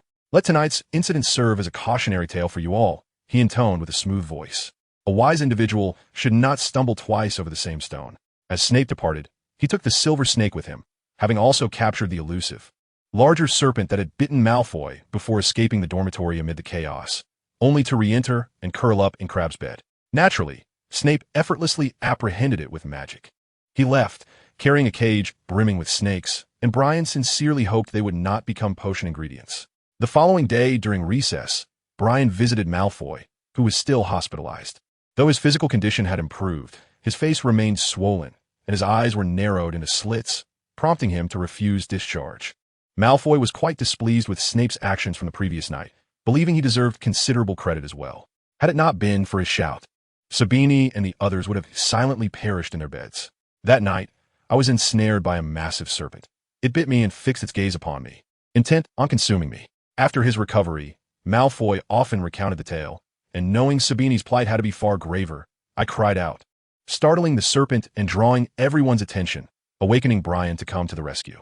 Whether others believed me or not, Sabini certainly did. He was immensely grateful to Brian and Malfoy for their life-saving intervention, subsequently maintaining a cordial relationship with them. Sabini had always struggled to form friendships, hindered by his self-centered nature and his mother's less-than-stellar reputation. His mother was a renowned siren, having been widowed 6 times, each deceased husband leaving her a substantial inheritance. Speculation abounded regarding how long her current husband would endure. The day following Sabini's snakebite, the enchanting siren visited him, weeping profusely as she embraced him. In her gratitude, she bestowed upon Brian a heartfelt hug and a gentle kiss on his cheek, causing him to blush. Indeed, Mrs. Sabini was stunning. With cascading golden waves of hair and a voluptuous yet graceful figure, her every gesture imbued with an innate charm. Brian fancied he glimpsed a resemblance to a captivating enchantress. Yet her demeanor was distinctly more regal and elegant. She was also part of the same elite circle as Brian's mother. Brian's father had remarked upon her beauty, calling her the most enchanting and perilous woman he had ever encountered, much to Mrs. Fleury's chagrin, who subsequently withheld her affections from him for quite some time. She was indeed a woman of substance and perilous, Brian mused, instinctively distancing himself from her. Later, in the presence of Brian and Malfoy, Sabini tempered his previously haughty demeanor, proving to be amiable. However, it was evident that he had developed a psychological aversion to serpents, gasping and trembling at the sight of the snake emblem on the Slytherin crest. Clearly, he would no longer entertain thoughts of playing with snakes. Malfoy teased him for his cowardice, though he too harbored lingering fears. He refrained from divulging the incident to his father, deeming it too humiliating to admit that he had been reduced to silent screams by a serpent, fearing it would disappoint his father. This event became a topic of conversation among the Slytherins for some time. Rumors circulated that Professor Snape had released the snakes into the Forbidden Forest. Daphne spoke of the gossip, and some even claimed that Professor Snape had transformed them into specimens. Brian shook his head with a smile. The fate of those serpents was the subject of much speculation, yet perhaps only Snape knew their true fate. However, Brian discovered a forgotten silver-scaled serpent egg nestled in a cool, damp corner of the dormitory. After a moment of contemplation, he resolved to incubate it and subsequently tame it with magic. After all, this species of serpent was rather rare, and its venom was undoubtedly valuable, not to mention its aesthetic appeal. He fashioned a breathable glass enclosure in a corner of the dormitory, meticulously recreating an environment conducive to the serpent's survival. Placing the egg within to incubate, and casting numerous fortifying spells upon the box. As long as no one deliberately released it, the creature would remain secure. Malfoy expressed a keen interest in this endeavor, fervently declaring his affection for serpents, insisting that the prior evening's incident was merely an unfortunate mishap. Daphne, on the other hand, harbored a distinct aversion to such creatures. Although they represented Slytherin, she believed they would be better appreciated as sculptures. Instead, she favored fluffy, affectionate cats. She owned a pristine white, long-haired feline with pale blue round eyes, resembling a fluffy snowball, named Daisy. Daisy was quite particular, preferring only the freshest fish and lightly cooked beef. Daphne affectionately referred to her as a pampered little princess, lavishing care upon the cat. As she was a birthday gift from her sister, Daisy relished curling up in the armchair by the fireplace, basking in the warmth, her meows soft and melodious. She was quite fond of Brian, often leaping onto his lap while he studied, and at times, when he was distracted, she would mischievously topple his ink bottle, staining herself with ink and leaving a trail of paw prints across his assignments. Brian believed that Daisy could use some discipline, such as being deprived of food for a few days to remedy her finicky eating habits, a notion met with vehement objection from Daisy. Nevertheless, Brian found solace in stroking her soft fur, which brought him a sense of calm and relaxation. Recently, Brian had been contemplating how to concoct more potent potions. His magical prowess was expanding at a sluggish pace, compelling him to utilize a recently acquired point of witness to elevate his skills from novice to adept. Magic by nature develops gradually with age, accumulation of knowledge, and persistent practice. Thus, enhancing his abilities with a point of witness was not in vain. Yet, he found that even with this enhancement, he was unable to perform particularly powerful spells. His magical capacity could not yet be significantly augmented, given his youth. Consequently, he turned his attention to other avenues, recognizing that his current circumstances were far from secure, necessitating precaution. He channeled his efforts into potion making, where results seemed more attainable. In a restricted section of the library, he unearthed a tome titled Potent Potions, which contained recipes for numerous powerful concoctions, including the Polyjuice Potion. He made a copy of this book and discovered the formula for an explosive potion, akin to a Molotov cocktail, capable of detonating and releasing a sustained flame. He pondered for a moment, realizing he knew how to concoct a Molotov cocktail, seemingly without the need to brew a potion. Yet it was evident that potions were more convenient to carry and offered greater safety and stability. Utilizing his spare time in the room of requirement, he brewed 10 vials of explosive concoctions, which could be deemed as fulfilling his task. It was indeed perilous. If one were to misjudge the dosage of certain materials or the brewing time, it could easily lead to an explosion. Even under the protective measures of the room of requirement, Brian found himself covered in soot, having resorted several times to the ironclad spell activated by the alchemical item gifted by his mother. Truly, the Forbidden Section's books were exceedingly dangerous. Brian mused as he wiped the grime from his face. Chapter 19. The Quidditch Match. Time flew swiftly, and yet another Quidditch match was about to commence. This would be Harry's second game, with Gryffindor facing Hufflepuff. Malfoy, with a hint of envy, cursed Potter, hoping he would tumble from his broom, asserting that Gryffindor would need 100 people to carry a mat to prevent him from falling to his demise. As the match approached, Malfoy impatiently dragged Brian to the pitch, gleefully informing him that Professor Snape would serve as the referee, promising a delightful spectacle. Indeed, Snape wore a grim expression, incessantly finding fault and awarding penalties to the Hufflepuff team, much to Malfoy's delight. He even jabbed Ron in the back of the head, redirecting their attention. "Do you see? Your team is utterly worthless, pitiful, comprised solely of those without parents or those so poor they eat dirt. Are you here to elicit sympathy?"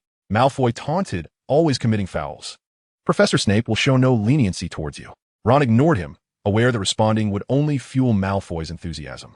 Hermione, oblivious to the exchange, clutched her robes tightly, her eyes fixated on Harry, a look of anxiety etched on her face. Finding the situation dull, Malfoy turned to Neville, dim-witted Longbottom. "Perhaps you can aspire to join Gryffindor next year. An orphan, a pauper, and a dimwit. That's the perfect recipe for forming your team." Neville's face flushed crimson as he buried his head deep. "Oh, Malfoy, say one more word." Ron could no longer contain his frustration, having been worried about Harry. "Do you really think Dumbledore is your savior? He has never cared for you." Malfoy continued his mockery. Brian glanced in Dumbledore's direction, noticing he had just lifted his head to meet his gaze, their eyes locking momentarily before Dumbledore blinked. "Alas, Draco, cease your prattle. Why not take a guess at who will win this match?" Brian interjected, unable to endure Malfoy's incessant taunts any longer, tugging at his robe. "Huh, is that not an obvious question? If Potter and his lot win, I shall eat my robe," Malfoy retorted. Malfoy temporarily spared Weasley, observing as Snape adjudicated another infringement by the Gryffindor team.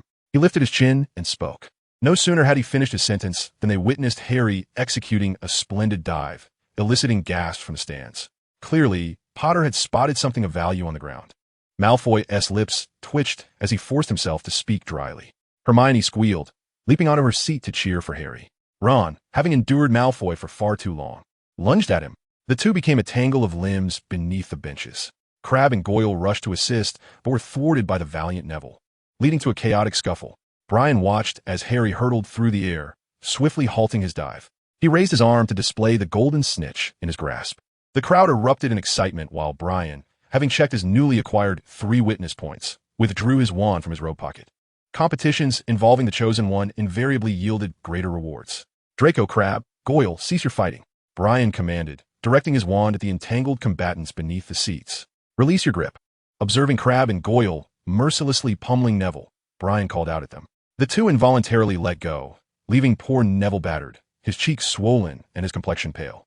"Weasley, release Draco's head," Brian exclaimed, noting Ron's grip on Malfoy's golden hair, delivering punch after punch to Malfoy's face.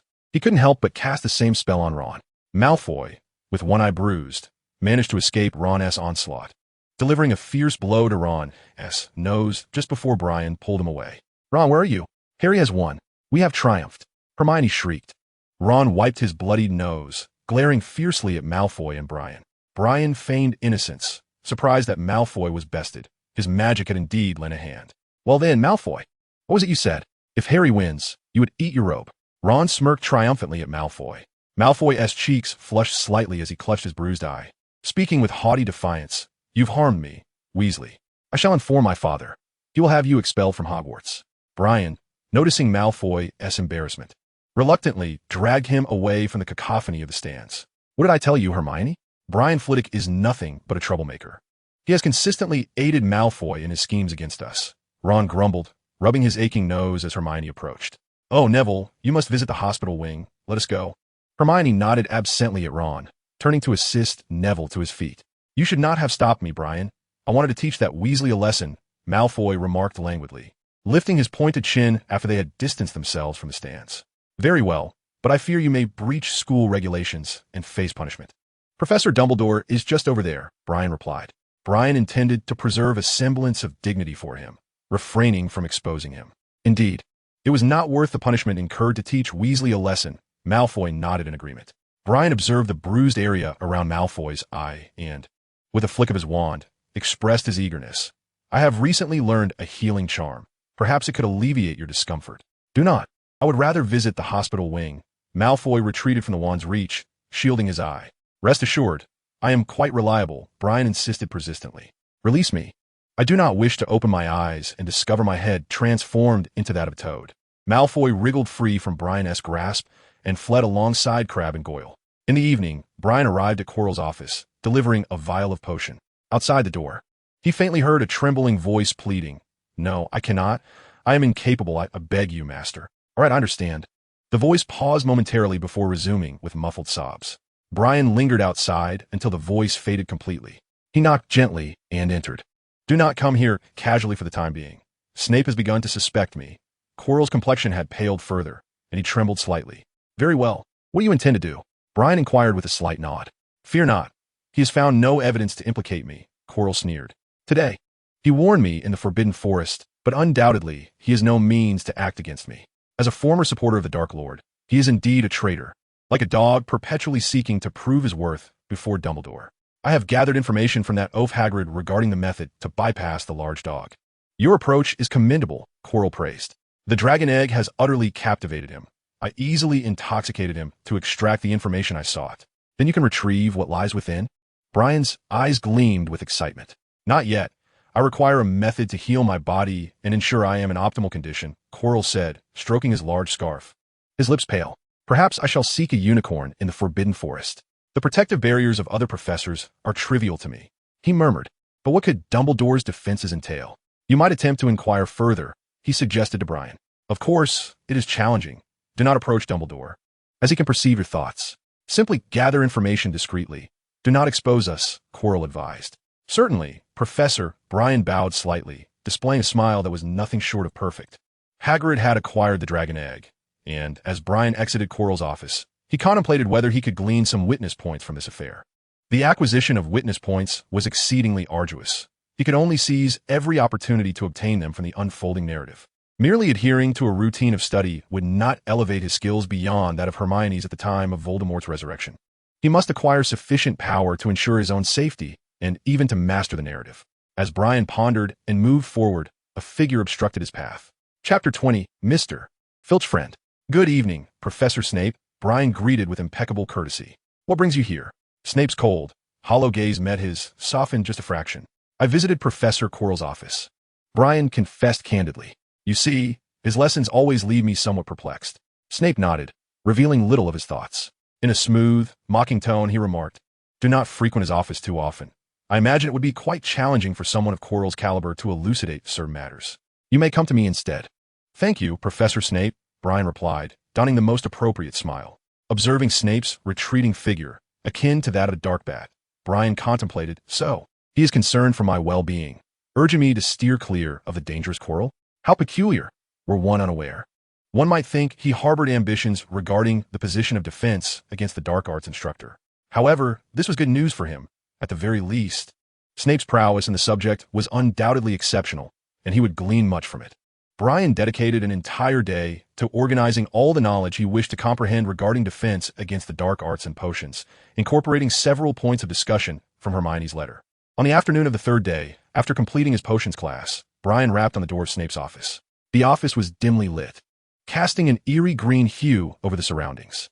Shelves were adorned with an array of colorful potions, peculiar specimens of flora and fauna, and various ingredients. Brian felt a sense of relief at not encountering any silver serpent specimens within. Seated behind the desk, Snape was engrossed in a scroll of parchment. "Take a seat, Brian," he intoned in his deep, smooth voice. "Certainly, Professor." Brian sat down with decorum, watching as Snape rolled the parchment aside. Snape's gaze shifted towards him, and Brian understood that he could now pose his inquiries. "Professor, I would like to ask you some questions regarding defense against the dark arts," Brian said with wide, earnest eyes. One by one, Brian articulated his queries, and Snape consistently provided succinct and incisive answers, leading Brian to moments of profound realization. In comparison to Snape's teaching prowess, Quirrell's instruction was utterly abysmal. "Your level of knowledge astounds me, Brian," Snape concluded. "Your reservoir of knowledge is even more impressive, Professor," Brian replied. Brian spoke gently. "You're the finest professor of defense against the dark arts and potions." Severus's expression softened noticeably. "I am acquainted with your father, Brian," he remarked. "In fact, every Christmas, he would prepare gifts for me. Your father always took his friendships very seriously." Brian smiled, realizing that Severus was one of the countless friends his father often mentioned. "Indeed, he was always very warm-hearted." Severus sighed softly. "In truth, that is more than can be said for you, Mr. Albert Flitwick, who speaks to each person according to their nature." Brian silently criticized Flitwick in his mind. Mr. Flitwick could evoke a sense of springtime warmth or incite irritation. Undoubtedly, he had discovered the most effective approach to dealing with Professor Snape, who seemed ill-equipped to handle such amiable friends. Brian exited Snape's office, gently closing the door behind him. A few steps away, he spotted Harry and his friends in the distance, glancing back at him. He nodded primarily at Hermione. "Did you see that?" "Flitwick just came out of Snape's office," Ron whispered once Brian had moved on. "He must be asking questions or something," Hermione replied, her brow slightly furrowed. "But I just saw Snape threaten Professor Quirrell.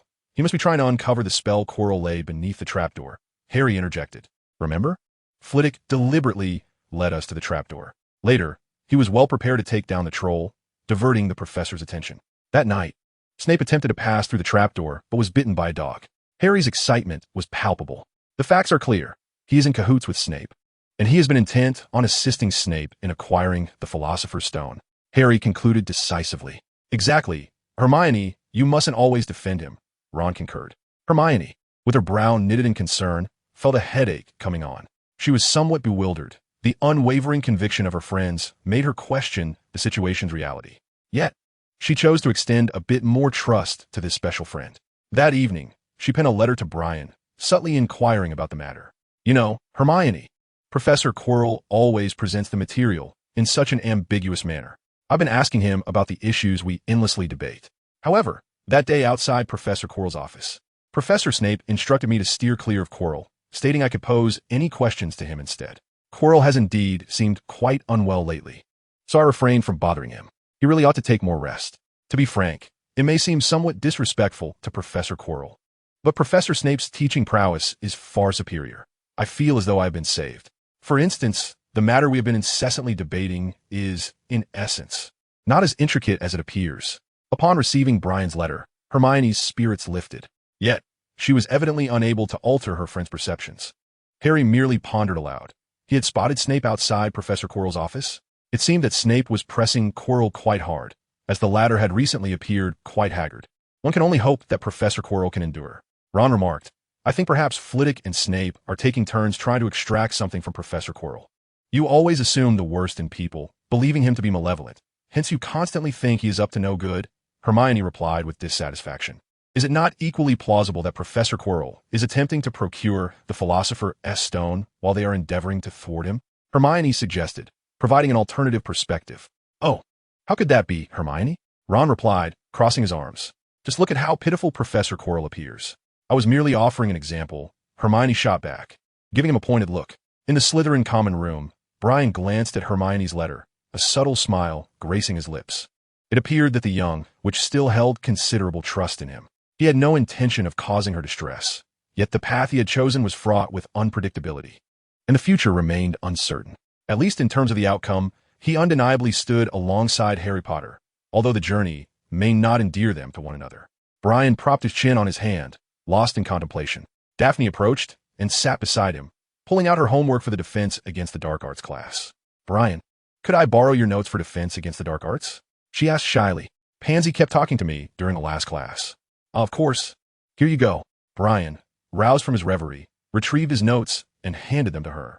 "Thank you." Daphne smiled, revealing her teeth. "By the way, has your friend Goyle completed that ritual?" Daphne inquired curiously. "No, I dragged him along once and performed the ritual in front of him." Attempting to convey that I was jesting, Brian replied with a resigned shrug. However, he stubbornly believes that since I've already completed it once, it no longer works. "What will you do now?" Daphne asked, stifling a laugh. "I attempted to persuade Draco to give it a try to validate its authenticity," Brian continued. "But Draco found it amusing and refused to assist me. Moreover, he deemed the ritual foolish and refused to engage in such nonsense.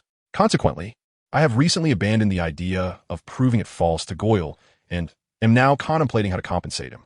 I believe this should not be overly challenging, as long as I prepare some of his favorite sweets. However, I might have to supply him with an entire year's worth of candy." Brian mused, resting his chin on his hand, while Daphne turned away, chuckling softly.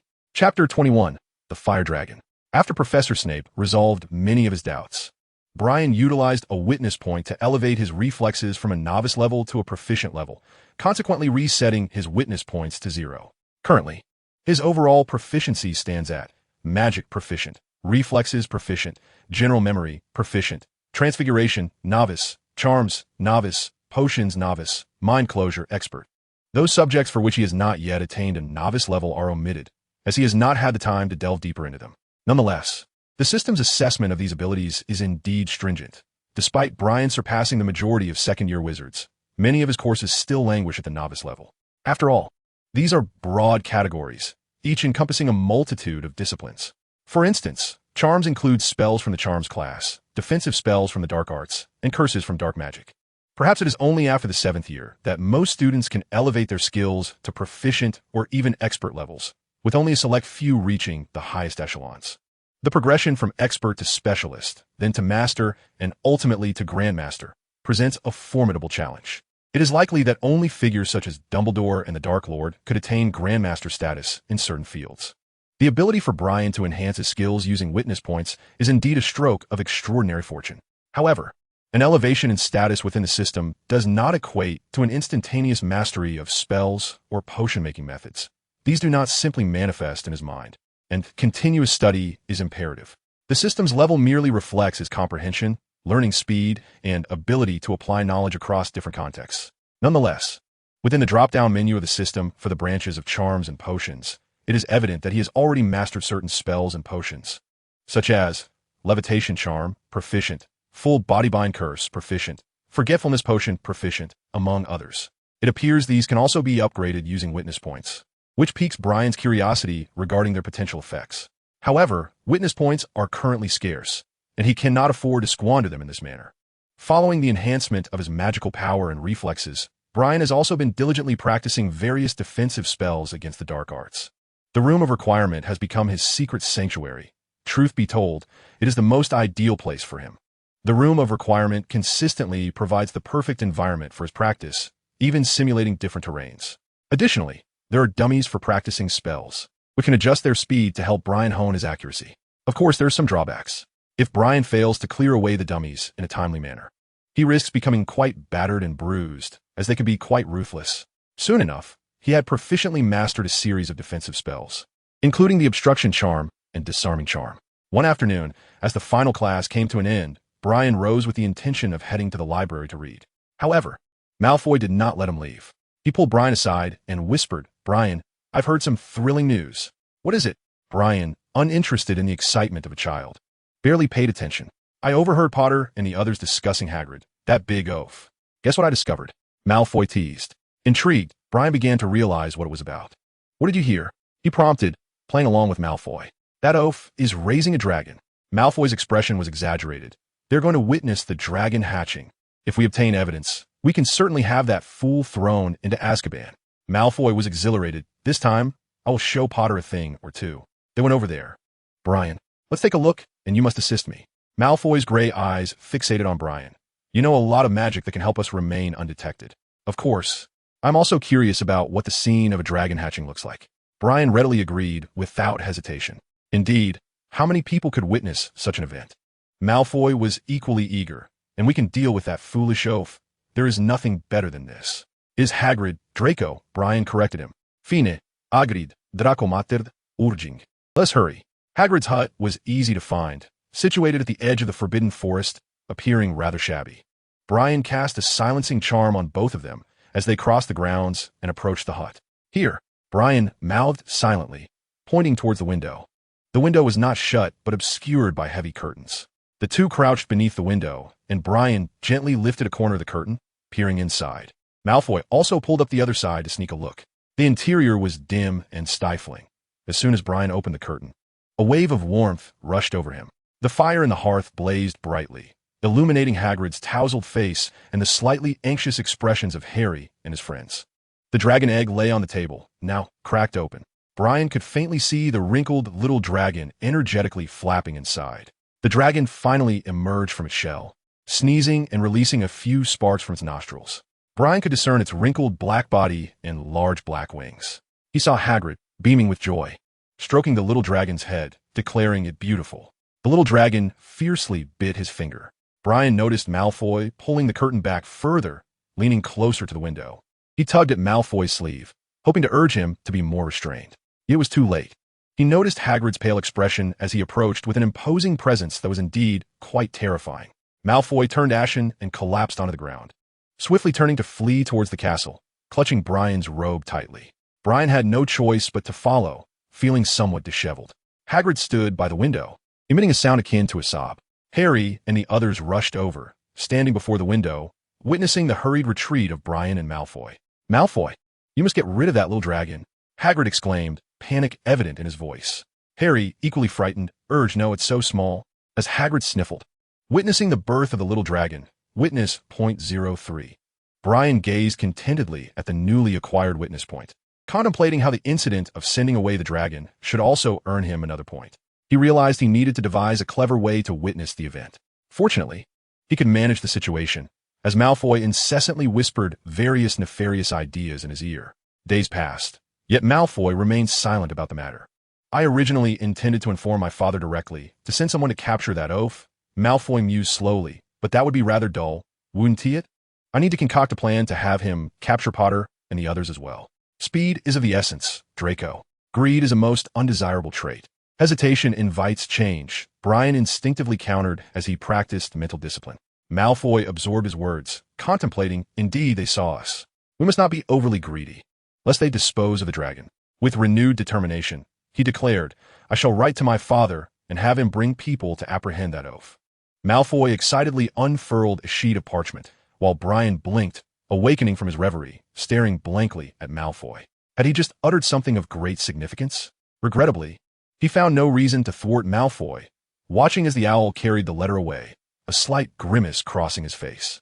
Should Hagrid face repercussions and end up settling in Azkaban, the narrative would be irrevocably altered. Yet, unless he managed to intercept that owl, there was no way to prevent Lucius Malfoy from discovering the news. Perhaps the Ministry's investigators would arrive shortly. Feeling powerless, Brian resolved to write a letter to Hermione. Hermione, that day Draco and I saw the little dragon. I apologize. I was merely curious. Who would want to witness a dragon? This morning, Draco just sent a letter to his father, informing him about the little dragon. It is important to note that privately raising a dragon is illegal. If we wish to prevent Mr. Hagrid from being sent to Azkaban, we must find a way to relocate the dragon. The Ministry of Magic's investigators may arrive as early as tomorrow, and you must ensure the dragon is moved before their arrival. Should you encounter difficulties, do not hesitate to seek my assistance. I believe I can offer some solutions. Yours sincerely, Brian. After completing this letter, he pondered for a moment before composing another. Chapter 22, Relocating the Dragon. Heavens, Malfoy has indeed revealed this matter, Hermione exclaimed, her hands clutching the letter urgently. However, Charlie informed me that he will not be able to come and take the dragon until this Saturday. Ron tugged at his red hair in distress. No, we must inform Hagrid immediately. We need to address Norbert tonight. Harry sprang to his feet. But what can we do? Hermione ruffled her hair in frustration. We can't just leave him in the Forbidden Forest. He would incinerate it, and if that were to happen, Hagrid would be doomed. Let us consult Hagrid first. The trio endured what felt like an eternity waiting until after their noon class, then hastened toward Hagrid's hut. No, they cannot take Norbert, Hagrid exclaimed, blowing his nose with a thunderous sound. But you'll be sent to Azkaban. Harry fretted. Perhaps you could knock him unconscious and hide him in the lake or something. No, Norbert is still a child. Hagrid protested loudly. You cannot treat him that way. If we find ourselves at a loss, we might consider seeking his help, Hermione suggested, waving Brian's letter. Hermione, that could be a trap. We cannot place Hagrid's safety in the hands of a Slytherin. Ron countered. Harry concurred with this sentiment.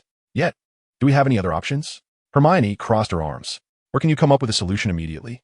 Regardless, seeking help from someone like Flitwick is utterly ludicrous. Ron shook his head.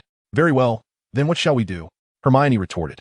Perhaps we can knock him out and hide him in the Forbidden Forest, Harry proposed. We do not know how long the investigators will investigate.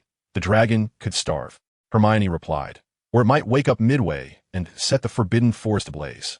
Hagrid sniffled, shaking his head resolutely. He lovingly stroked Norbert's head, allowing the dragon to nibble at his hand. Norbert is such an adorable creature, healthy and full of life. I am his mother. I'm the only one he can rely on, and I would never treat him this way. Perhaps I could write to Charlie again, Ron suggested in a strained voice. Hermione leaned against the door, exhaling heavily. Upon receiving Hermione's desperate letter, Brian could not help but chuckle. He never anticipated that Harry and Ron, these two youngsters, would show such humility in their plea for help. Brian, in a rather precarious situation, was compelled to seek assistance from a friend of his father, requesting him to temporarily care for the dragon before delivering it to Charlie Weasley. He believed that this would enable him to earn a point of witness, and moreover, a participatory one. As midnight approached, he ascended to the highest tower with the dragon. He had arranged for someone to take it away and look after it for a while. Brian observed as the owl, Becca, flew away clutching a letter. That evening, as midnight drew near, Brian stealthily made his way to the pinnacle of the tower. Standing at the summit, the starlit sky appeared almost tangible, evoking a profound sense of solitude that captivated him. Harry and his companions had confined the dragon, Norbert, within a wooden crate, bidding farewell to Hagrid, whose eyes brimmed with tears, reminiscent of a mother watching her child depart. Hermione, for heaven's sake, you must be out of your mind. How could you possibly think of secretly writing to Flitwick for help? Ron exclaimed softly, cradling his injured hand, which was bandaged from a bite by Norbert. I have a feeling tonight could be a trap, Harry remarked pessimistically. We are bound to mess everything up. But we have no other options, do we? Hermione whispered. Besides, we possess the invisibility cloak. We can scout the situation before deciding whether to reveal ourselves. They ascended the lengthy spiral staircase, the restless Norbert in the crate exhausting them considerably. Finally, they reached the tower's apex, where they discreetly observed their surroundings. Relieved that Norbert had settled down and ceased his peculiar movements, Brian stood quietly at the tower's summit, gazing at the stars, which seemed to have existed in this realm since time immemorial, harmoniously melding with the environment. Hermione, observing his silhouette, couldn't help but ponder that she had never truly understood him. He was so close yet so distant, akin to the enigmatic vastness of the night sky that irresistibly drew her in, urging her to uncover the secrets he concealed, while simultaneously invoking a sense of her own insignificance and the fear of unearthing the truths hidden beneath his solitude and tenderness. He is indeed a peculiar individual, Hermione thought. Yet she found herself yearning to know more about him. He remained an enigma to her. Sensing a slight disturbance, Brian turned his gaze, a subtle smile gracing his lips. The three of them exchanged glances beneath the invisibility cloak, and Harry removed it. You arrived a tad early. He is yet to come, Brian said, his voice gentle and soft, as if to preserve the tranquility of the night sky. Oh, all right, Harry said, slightly embarrassed. Thank you, Flitwick. Not at all. In fact, my father's friend is quite eager to study the dragon, Brian replied, his smile becoming more pronounced. He has always sought a dragon specimen, but alas, fate has eluded him. Are you suggesting he intends to make Norbert a specimen? Hermione's eyes widened in astonishment. Though she harbored a disdain for Norbert, she was reluctant to see Hagrid suffer. It was unlikely that the process would bring Norbert any joy. Perhaps it would merely involve the collection of blood and scales. Brian rested his chin in his hand, but it was evident that this procedure would not elate Norbert. Hermione and the others breathed a sigh of relief. This posed no problem at all. However, he could not keep the dragon for long. as privately rearing a dragon was illegal and perilous. Brian continued, "It would be prudent for you to devise a reliable method of handling the situation. Otherwise, I fear he would not hesitate to turn the dragon into a specimen." "No. My brother Charlie is studying dragons in Romania. He can take it away. He will arrive this Saturday." Ron hurriedly interjected. "Excellent. I will provide you with an address. And you can inform him to collect the dragon from there." Brian nodded. They stood in the biting wind for quite some time until they finally spotted a small black dot gradually approaching from the horizon. The figure was a tall, lean man clad in a flowing black wizardess robe, with bronze skin and short, curly black hair. He sported a pair of small mustaches and bore a weathered expression. "Uncle LYT, it has been quite some time," Brian smiled. "Ah, Brian, you've grown so tall," LYT replied, adjusting his robe that had been ruffled by the wind. "The last time I saw you, you were just a little bean." "Oh, is this the dragon inside?" He directly approached the crate, lowering his voice. His eyes sparkled with excitement and urgency. "Indeed, I would appreciate it if you could look after it for a few days. Someone will come to collect it this Saturday." Brian stated, "Please do not mishandle it, if you would." Of course. I will take good care of him." LYT's gaze glimmered with avarice. "Brian, your life is certainly quite thrilling," LYT exclaimed, patting the crate with exaggerated enthusiasm. "Why didn't I encounter a dragon during my school days?" He drew his wand and cast a spell on the crate, rendering it light as a feather. With another flick, he bound it with a bundle of ropes. "Well, I must be off. You should return soon. It wouldn't be amusing to get caught by the caretaker." LYT secured the ropes to his flying broomstick. "Forgive my eagerness. I can hardly wait to bond with this little fellow." "Of course, goodbye, Uncle LYT." Brian smiled and waved. Harry, Hermione, and Ron watched the receding figure, breathing a collective sigh of relief while silently wishing Norbert good fortune. They had finally rid themselves of the dragon that had tormented them for so long. Who cared what fate awaited it now? "All right, we should head back," Hermione said cheerfully, tugging at Harry and Ron's robes. "Thank you so much, Brian. You have truly aided us." "It's nothing. Friends ought to help one another, should they not?" Brian replied with a gentle, reserved smile. Suddenly, he cast a glance at Ron's bandaged right hand, which faintly glimmered with a green hue. Sincerely, he suggested, "Weasley, it would be wise for you to visit the hospital wing. Dragon fangs are venomous." "Very well, you all should return now. I'll follow shortly," Brian continued. "And please, do not mention this to Draco, if you would. I would prefer he remain unaware of my interference." "Of course," Hermione nodded in agreement. As he watched the trio gradually fade into the distance, Brian contemplated the prompt in his mind and let out a quiet sigh of relief. Participated in the dragon incident. Witness .032. Well, now he possessed Witness .09, which certainly unsettled his obsessive tendencies. Brian intended to head back, but then he noticed something shimmering on the ground beneath the moonlight, resembling a pool of water. Harry and the others had forgotten the invisibility cloak here. Chapter 23. The Invisibility Cloak. "What a careless bunch," he mused to himself. He picked up the cloak, wishing them good fortune. Examining the invisibility cloak in his hands, he noted that it was the most accessible of the Deathly Hallows to him. The soft fabric felt cool to the touch, almost liquid-like, yet as light as air, glimmering silver under the moonlight. He turned it over and over, but naturally, he could not discern its secrets. It resembled a typical invisibility cloak, yet the texture was evidently superior. That was the only conclusion he could draw. Well, it seemed he was still a bit premature in his engagement with the Deathly Hallows. Draping the cloak around himself, he marveled at the sight of his now invisible hands, pondering whether he might inquire with his father about any potential collections of such cloaks. It truly was quite useful. He had no intention of claiming the cloak as his own. It was obvious that Dumbledore would be keenly interested in this particular Deathly Hallow, and he certainly did not wish to find himself summoned by Dumbledore at any moment. He would return it to them tomorrow. Brian descended the tower, cloaked in invisibility. From below, he could hear Professor McGonagall's agitated voice. He tiptoed quietly towards the sound. Professor McGonagall had certainly had a fruitful night. She had captured Harry and the others just as they were exiting the tower, along with Malfoy. Brian covered his eyes. He had not disclosed the events of the evening to Malfoy, and he wondered why he had even ventured out. "I never anticipated that 4 students would be awake, wandering about at this hour. How dare you?" Professor McGonagall fumed, her nostrils flaring as she shouted, "Detention. Each of you will lose 50 points. The 4 of them collectively gasped in shock. Malfoy shot her an angry glance, but ultimately remained silent, begrudgingly lowering his head. "Professor, please," Harry implored. "You cannot.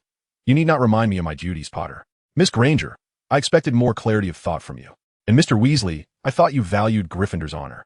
Professor McGonagall sternly admonished the four youngsters, rendering them as quaking quails huddled together in trepidation. Upon hearing the commotion, Filch hastened over, casting a malevolent gaze in their direction. Mrs. Norris, crouching at his feet, surveyed the scene with her sharp yellow eyes. Brian chose to remain outside, silently observing, reluctant to face the reprimand. Fortunately, Harry and the others did not betray him. After delivering her lecture, Professor McGonagall dismissively waved them away. The four trudged back, dejected as frostbitten eggplants, with even Malfoy lacking the inclination to mock them. Brian, however, took a shortcut, returning to the dormitory before Malfoy could arrive. He lay quietly on his bed, offering a silent tribute to his companions for 3 seconds.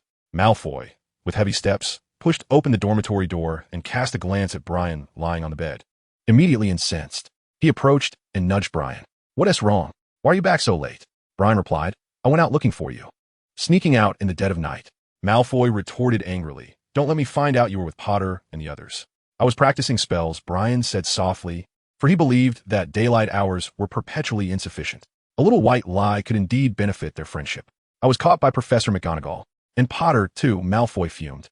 "They must have gone out at midnight to deal with that dragon. I lost 50 points and will be confined. I'll have my father lodge a complaint against that wretched woman." Yet, he consoled himself with the thought that Potter and his companions had collectively cost Gryffindor 150 points. I imagine if there were negative points, they would surely make history. The following day, the hourglasses recording the points revealed a drop for both Gryffindor and Slytherin. Gryffindor's points plummeted almost by half, leaving its students incredulous. Malfoy sighed with relief as Slytherin retained its top position, while Gryffindor had plummeted from second to last. He then took to gloating, mocking Potter in the Great Hall, spreading the news of their late-night escapade that had led to their capture. Consequently, Harry and his friends became the targets of collective disdain. The other students regarded them with scorn, particularly Harry and Ron. Conversely, Gryffindor exhibited greater leniency towards Hermione, as many of their points had been earned through her efforts, far exceeding the 50 points lost. It must be noted that Gryffindor's score had been closely aligned with Slytherin's, however, spurred by Brian's influence. Hermione had become more proactive in answering questions, while Brian preferred to refrain from participation. Although Slytherin lost points, they ultimately widened the gap between themselves and the second place. As Ravenclaw's score was significantly lower, Malfoy emerged as the hero, boasting loudly in the common room about how he had discovered Potter and his friends out on a nighttime escapade and subsequently turned them into the professors. Professor McGonagall, rather than commending my contribution, unjustly deducted points from me. "She is exceedingly biased," Malfoy remarked, lifting his chin with an air of self-importance. In the morning, Ministry investigators raided Hagrid's hut but found nothing amiss. They scoured the vicinity of the school and the Forbidden Forest all day, departing as darkness fell. Malfoy was thoroughly displeased, cursing himself for not having sent Hagrid to Azkaban on the spot. Harry and his friends observed the entire scene, breathing a sigh of relief, while Harry, filled with resentment, declared, "I swear, I shall never meddle again." Overnight, he had transformed from the most popular student into the target of scorn, and the entire day was far from pleasant for him. "Potter, this must be your invisibility cloak," came Brian's uniquely gentle voice beside him. "I found it in the tower last night." "Oh, thank you, Flit," Harry said hurriedly, taking it back. "It is very important to me. Indeed, it is a precious item that you must cherish," Brian remarked pointedly. "And thank you for not giving me away last night." "Not at all," Harry replied, his spirits dampening. "It was your help that aided us and Hagrid. Regardless, I appreciate it." Brian squinted and smiled slightly before walking away. That day, he sent a letter home, inquiring whether Mr. Flit had any invisibility cloaks in his collection. The following day, Becca delivered a letter from Mr. Flit, accompanied by a small package. Brian first perused Mr. Flit's letter. Mr. Flit stated that he did not possess such a trivial item as an invisibility cloak. He could easily become invisible with a disillusionment charm. However, he did mention that a friend of his owned a few and had procured one for him. He informed Brian that the magic of an invisibility cloak diminishes over time, typically requiring a replenishment by a professional alchemist every 3 to 4 months, lest it lose its efficacy. He also cautioned Brian against sneaking into the Forbidden Forest while cloaked, as it was perilous, with many creatures possessing an acute sense of smell capable of piercing the cloak's enchantment. Of course, if you intend to slip into the restricted section while cloaked, I wholeheartedly support that, Mr. Flit added. The restricted section of Hogwarts houses numerous ancient tomes that even our family does not possess. You might uncover treasures within. Brian gazed at the letter in silence for a long while before setting it aside. He then unwrapped the small package, revealing the drab invisibility cloak. Compared to Harry's, this one was indeed rather unremarkable, barely large enough to conceal a single person and of inferior quality. Truly, it is a deathly hallow, Brian mused. However, this invisibility cloak was entirely sufficient for him. Draping the cloak over himself to test its efficacy, Brian felt a sense of satisfaction wash over him. And he couldn't help but exclaim, "Why had I not thought to ask Mr. Flitwick for an invisibility cloak before? I nearly hanged myself with that strand of the disillusionment charm." By Sunday, Ron received a letter from his brother Charlie, which revealed that he had successfully brought the fire dragon back to Romania. Splendid news, the fire dragon had survived. Harry breathed a sigh of relief. He wished to spare Hagrid any sorrow. Yet, the situation was not without its complications. Hermione glanced at the letter and interjected, noting that Charlie expressed profound condemnation and dissatisfaction towards Riley, as the dragon had lost considerable weight when he received it, having been drained of much blood, and even its scales appeared somewhat sparse. Of course, the dragon's body remained largely intact. Their recuperative abilities are remarkably robust, and it would soon recover. Nevertheless, the creature had developed a significant psychological aversion to humans, particularly wizards in robes wielding wands. At least that sentiment was justified, wasn't it? Ron consoled, asserting that it was indeed wise for the dragon to fear wizards, as keeping its distance would certainly prolong its life. "I have no reason to worry about it," Harry retorted with irritation, for he had been enduring a rather trying time recently. "Let us not inform Hagrid," he added. Chapter 24, The Darkness Within. As examinations approached, the pressures of academia intensified, with assignments piling up across various subjects. Yet, this was of little concern to Brian. He continued steadfastly with his study regimen, practicing spells in the room of requirement, enriching his knowledge in the library, and occasionally sneaking into the restricted section under the cloak of invisibility in search of intriguing books. Malfoy had discovered a new source of amusement, relentlessly mocking Harry and his friends by deducting points, doing so daily, relishing the sight of Harry's furious yet helpless demeanor. It left him in high spirits for the rest of the day, making even the burdensome assignments seem less odious. Conversely, Harry felt increasingly despondent, as if he had become a pariah. Brian was aware of this predicament, but could only shake his head in helplessness.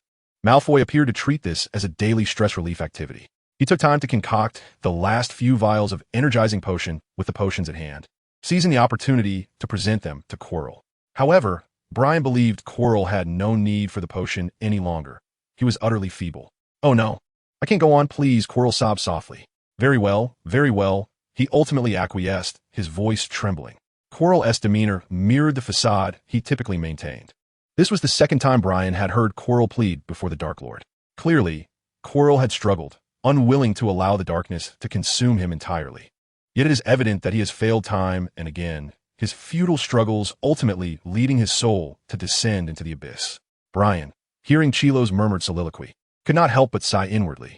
Ever since Chilo encountered the Dark Lord and resolved to serve him, there seemed to be no turning back. He could not resist the Dark Lord's might, merely watching as he sank deeper into despair, ultimately marching towards death. Brian ought to take this as a cautionary tale. In truth, he was teetering perilously on the edge of danger. Adjusting his expression, Brian approached Chilo. "Professor Chilo, here is your potion," he said softly. "Ah, freely, thank you. But I believe I no longer require it," Chilo replied, halting his sobs and regaining a semblance of composure, though his voice still trembled slightly. "I need your assistance, freely." He gazed deeply into Brian's eyes. "Oh," Brian inquired with curiosity. "The Dark Lord requires the blood of a unicorn to restore his strength." "Freely," Chilo stated calmly. "Yet unicorns possess an acute sensitivity to darkness and malice. They evade me at every turn, and I have been unable to locate them. What can I do to assist you?" Brian tilted his head in contemplation. "When there are more people around, I can better conceal my malevolence," Chilo replied coldly. "I need you to accompany me into the Forbidden Forest." I had initially intended to stealthily follow Reuber Hagrid, but his beast-like instincts could easily thwart my plans. "The Dark Lord needs you." "Freely," Chilo continued in a serene tone. "Yet am I not harboring malice towards the unicorns?" Brian questioned, somewhat perplexed. "No. They are more inclined to steer clear of the darkness within human hearts," Chilo scoffed lightly. "Regardless, freely, you possess more than mere darkness within you." Brian regarded Chilo's seemingly malevolent gaze and nodded gently. "Of course, I shall assist you, Professor Chilo." He slightly bowed, concealing his deep-set eyes beneath his dark hair. Upon returning to the common room, Brian settled into an armchair by the window, staring blankly at the depths of the lake outside, his fingers tapping rhythmically on the armrest. Chilo was becoming increasingly enmeshed in darkness. The malice in his eyes was unmistakable. Brian pondered. The invitation extended to me this time did not genuinely consider my safety.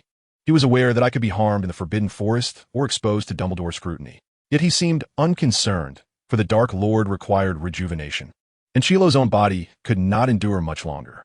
Brian smiled, realizing that in his eyes, I was merely a pawn that could be discarded at any moment. In truth, reporting to Dumbledore would be the safest course, a resolution to the matter. Brian mused, however, it would not be entirely unpleasurable to continue playing along. After all, there were points of witness to be gained. Though Dumbledore was aware of Quirrell's dubious nature, he chose to cast a long line in hopes of catching a bigger fish, refraining from directly monitoring Quirrell and instead instructing Snape to keep an eye on him.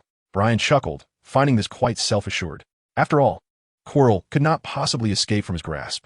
He absently tapped the armrest, pondering how best to proceed. The timing for discovering the unicorn was notoriously elusive. However, the Dark Lord would undoubtedly seek more than a single unicorn. Perhaps an opportunity would arise. When Malfoy and his cohorts were confined, the actors could take their positions.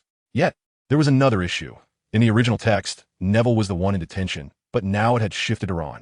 Would this alteration have any repercussions? A glimmer of contemplation sparkled in Brian's eyes. If the chance presented itself, this could serve as a test. After all, Neville's role in this scene was not particularly significant. If he could validate this, it would indicate that the system's expectations of the actors were not as stringent, merely requiring the presence of the main cast. Potentially even just Harry Potter. This would afford considerable leeway in the upcoming semester. Brian's gaze deepened. Daphne gently settled beside him and, with a light tone, inquired, "What are you pondering, Brian?" Thinking about how to engage in some mischief, he replied with a smile. "Ha, you are quite the comedian," Daphne responded, her lips curving into a smile as she tenderly stroked Daisy's fur. "But what if I truly were contemplating some wicked deeds?" Brian's calm black eyes met hers. I suspect you must have compelling reasons," Daphne mused, "but regardless, you wouldn't harm your friends, would you? Therefore, I shall support you." Observing Daphne's serious expression, Brian couldn't help but chuckle. "So, as long as it doesn't involve harming friends, you would back me? Even if it were something quite nefarious?" he queried. Daphne's small face crinkled in thought for a long moment before she replied, "As long as it doesn't involve betraying friends, I believe I would be willing to support you." "I feel honored to have a friend like you, Daphne," Brian remarked with a sigh. "You are too," Daphne said, tilting her chin slightly, revealing an elegant swan-like curve. She smiled serenely. "If it is important to you, then pursue it," she added with a hint of concern in her gaze. "I will cheer you on." I was merely jesting, Daphne," Brian chuckled. "Surely you don't think I would engage in anything truly wicked." Daphne shot him an indignant glare with her azure eyes, exclaiming, "Fine. Do as you wish. I shan't concern myself with you." With that, the young girl gracefully bounded away, cradling Daisy. Brian shook his head slightly, yet the smile on his face gradually faded. He turned to gaze at the massive water creature gliding past the window, his expression slowly consumed by darkness. Was he not destined to engage in actions that would disappoint his friends? Or rather, he had never truly opened his heart to anyone. He could only adorn his reality with falsehoods, comforting himself with the notion that the outcome would be favorable. In this world, he would ultimately disappoint many. Yet, I have always walked the righteous path. When he becomes sufficiently powerful, all that he desires but cannot attain will come rushing to him. Dressed in attire suitable for traversing the woods, Brian donned a black hooded cloak and a mask, arriving at the edge of the Forbidden Forest shrouded in invisibility. In the distance, Hagrid's hut glowed with light, and the faint sound of barking dogs could be heard. Brian tucked the cloak away in his pocket, concealing himself behind a large tree as he awaited Chilo's arrival. Soon, Chilo strode across the clearing toward him, similarly clad in a hooded robe that obscured his face beneath the hood. Brian's gaze, hidden behind the mask, scrutinized Chilo, who was panting heavily, resembling an aging, ailing wolf. "Come with me," he rasped, extending his hand to grasp Brian's shoulder. His grip trembled slightly, but was remarkably strong, causing Brian's shoulder to ache. "Will I truly not let the unicorn stray from me?" Brian pondered inwardly. "I have long since chosen a path of darkness," he thought, realizing that everything was merely for his own sake. He had never been able to face this world with an open heart. He did not deny his selfishness. Chapter 25. The dark path. Chilo expertly guided Brian through the lush forest, the terrain complex and easily disorienting. Amidst the dark shadows of the trees, peculiar creatures occasionally darted by, their forms difficult to discern. They ventured deeper into the forbidden forest, where the twisted shadows resembled monstrous entities stretching their limbs. And eerie howls echoed intermittently, sending chills down one's spine. They wandered through the woods for what felt like an eternity, and by midnight, still found no trace of the unicorn. What am I truly hoping for? Brian mused, self-deprecatingly acknowledging that he was not much different from Chilo. At that moment, Chilo suddenly halted, and Brian followed his gaze to behold a creature of purest white. It was breathtakingly beautiful, its entire form gleaming like a pearl. It resembled a horse, with long limbs and a flowing white mane. Atop its head, a spiraled, snowy horn signified its identity, the unicorn. Such a beautiful and pure being. It evoked a sense of reverence that made one reluctant to desecrate its presence. It was peacefully bending down to drink from the pool, swishing its pristine tail. Chilo released Brian, who lunged forward, drawing his wand. The unicorn sensed the impending danger, its slender legs propelling it from the ground as it transformed into a swift white shadow, fleeing with remarkable speed. Chilo ascended like a great bat, hauntingly trailing behind the unicorn as if a specter, gradually fading into the distance. Brian silently observed this scene, retrieving an invisibility cloak from his pocket and draping it over himself. He pursued in that direction. By the time he arrived, all had settled into silence. The unicorn lay peacefully on the ground, its body shimmering, surrounded by splatters of silvery blue blood. It had perished. Such a beautiful yet tragic tableau. Chilo gasped for breath, leaning over the unicorn's lifeless form, bringing his lips close to its silvery blue blood. From the moment its blood touches your lips, you shall be eternally cursed. Becoming a wretched half-being, Brian intoned, his voice echoing eerily through the dark woods. Have you truly made your decision, Professor Chilo? I have long since been bereft of choice. Freely, Chilo replied, his voice slightly choked. He pressed his lips against the unicorn's wound, eagerly drinking its blood. Brian stood quietly in the shadows, his gaze indifferent as he witnessed this act. Time seemed to stretch endlessly, yet also pass in an instant. Having consumed the blood, Chilo let out a low howl, a sound both exhilarating and agonizing. He then rose to his feet, wiping the remnants of silvery blue blood from his mouth, and softly proclaiming, I feel much better freely. It is as if I have been reborn. His face appeared ghostly pale in the night, akin to that of a corpse. Brian nodded slightly, turning away from the sight of the pitiful unicorn. The two walked in silence for a while, exiting the forbidden forest. Ahead, the dense underbrush rustled, and a great silver wolf leaped forth, growling softly, its eyes shimmering with a greenish glow. It let out a low growl, circled halfway, and then lunged toward Brian in a flash of silver. It seemed to know who was more vulnerable. Avada Kedavra! Chilo shouted coldly, the incantation resonating in the air.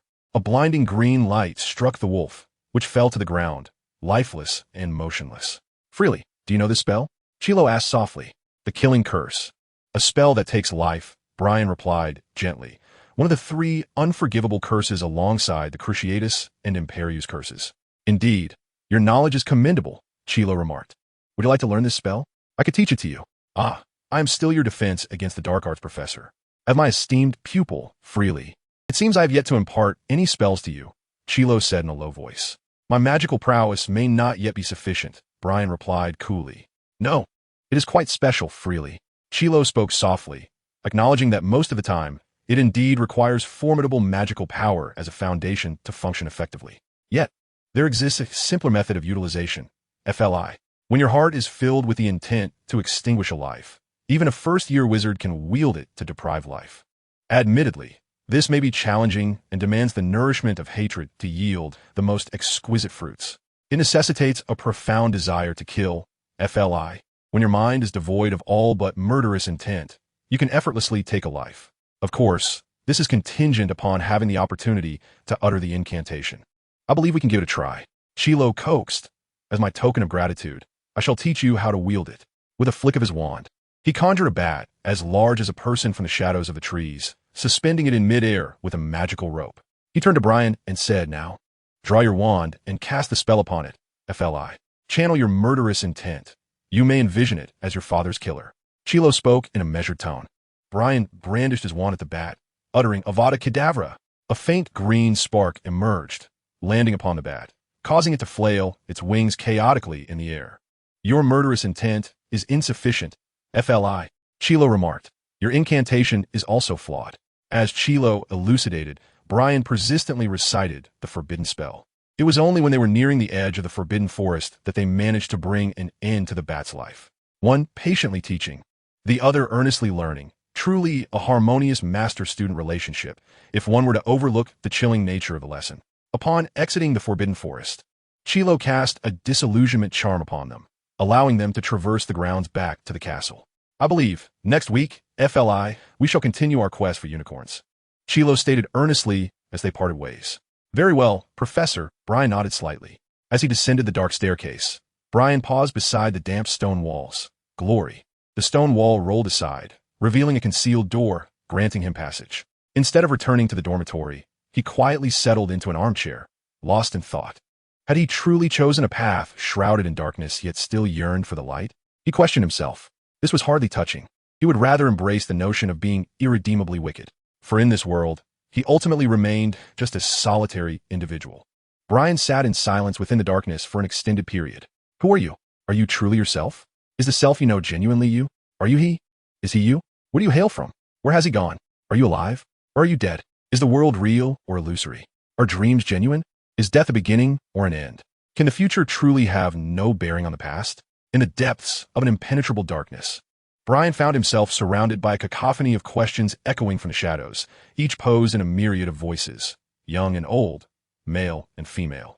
The inquiries grew ever closer, their noise escalating. He wandered aimlessly through the darkness, devoid of fear, unease, joy, sorrow, hope, or despair, as though he had always existed in this realm, racing towards an inevitable conclusion. Before him, a figure gradually emerged, a silhouette as black as the void, seamlessly merging with the darkness. Strangely, Brian discerned it at once amidst the gloom. This figure was diminutive, resembling a grain of rice, yet it continued to advance, receding further into the distance. Brian quickened his pace in pursuit, but no matter how fast he ran, the figure remained just out of reach. Eventually, it entered an archway and vanished from sight. All that remained was the arch, faintly glowing, seemingly eternal, serving as the sole beacon in the obscurity, a semblance of home. Brian awoke in his bed, gazing at the drapes of the four-poster. It was not a nightmare, yet his forehead was slick with cold sweat. Was it a dream? He pondered heavily. Yet the dream had felt so palpably real, unearthing memories he had long sought to avoid. This world undeniably harbored souls. But where had the original Brian gone after his arrival? He understood profoundly that all he possessed now was usurped from another. His family was never truly his own. Everything he had was not his. Their love and hatred were not bestowed upon him. Thus, how could he ever truly integrate into this world? This body was merely a thick mask, an unremovable facade. His reality would never be revealed to anyone in this realm. Brian gazed at his hands, a sardonic smile creeping upon his lips. If there were indeed something capable of reflecting the soul, whose essence would it reveal? His former self or his current self? He clenched his fist, allowing his gaze to steady.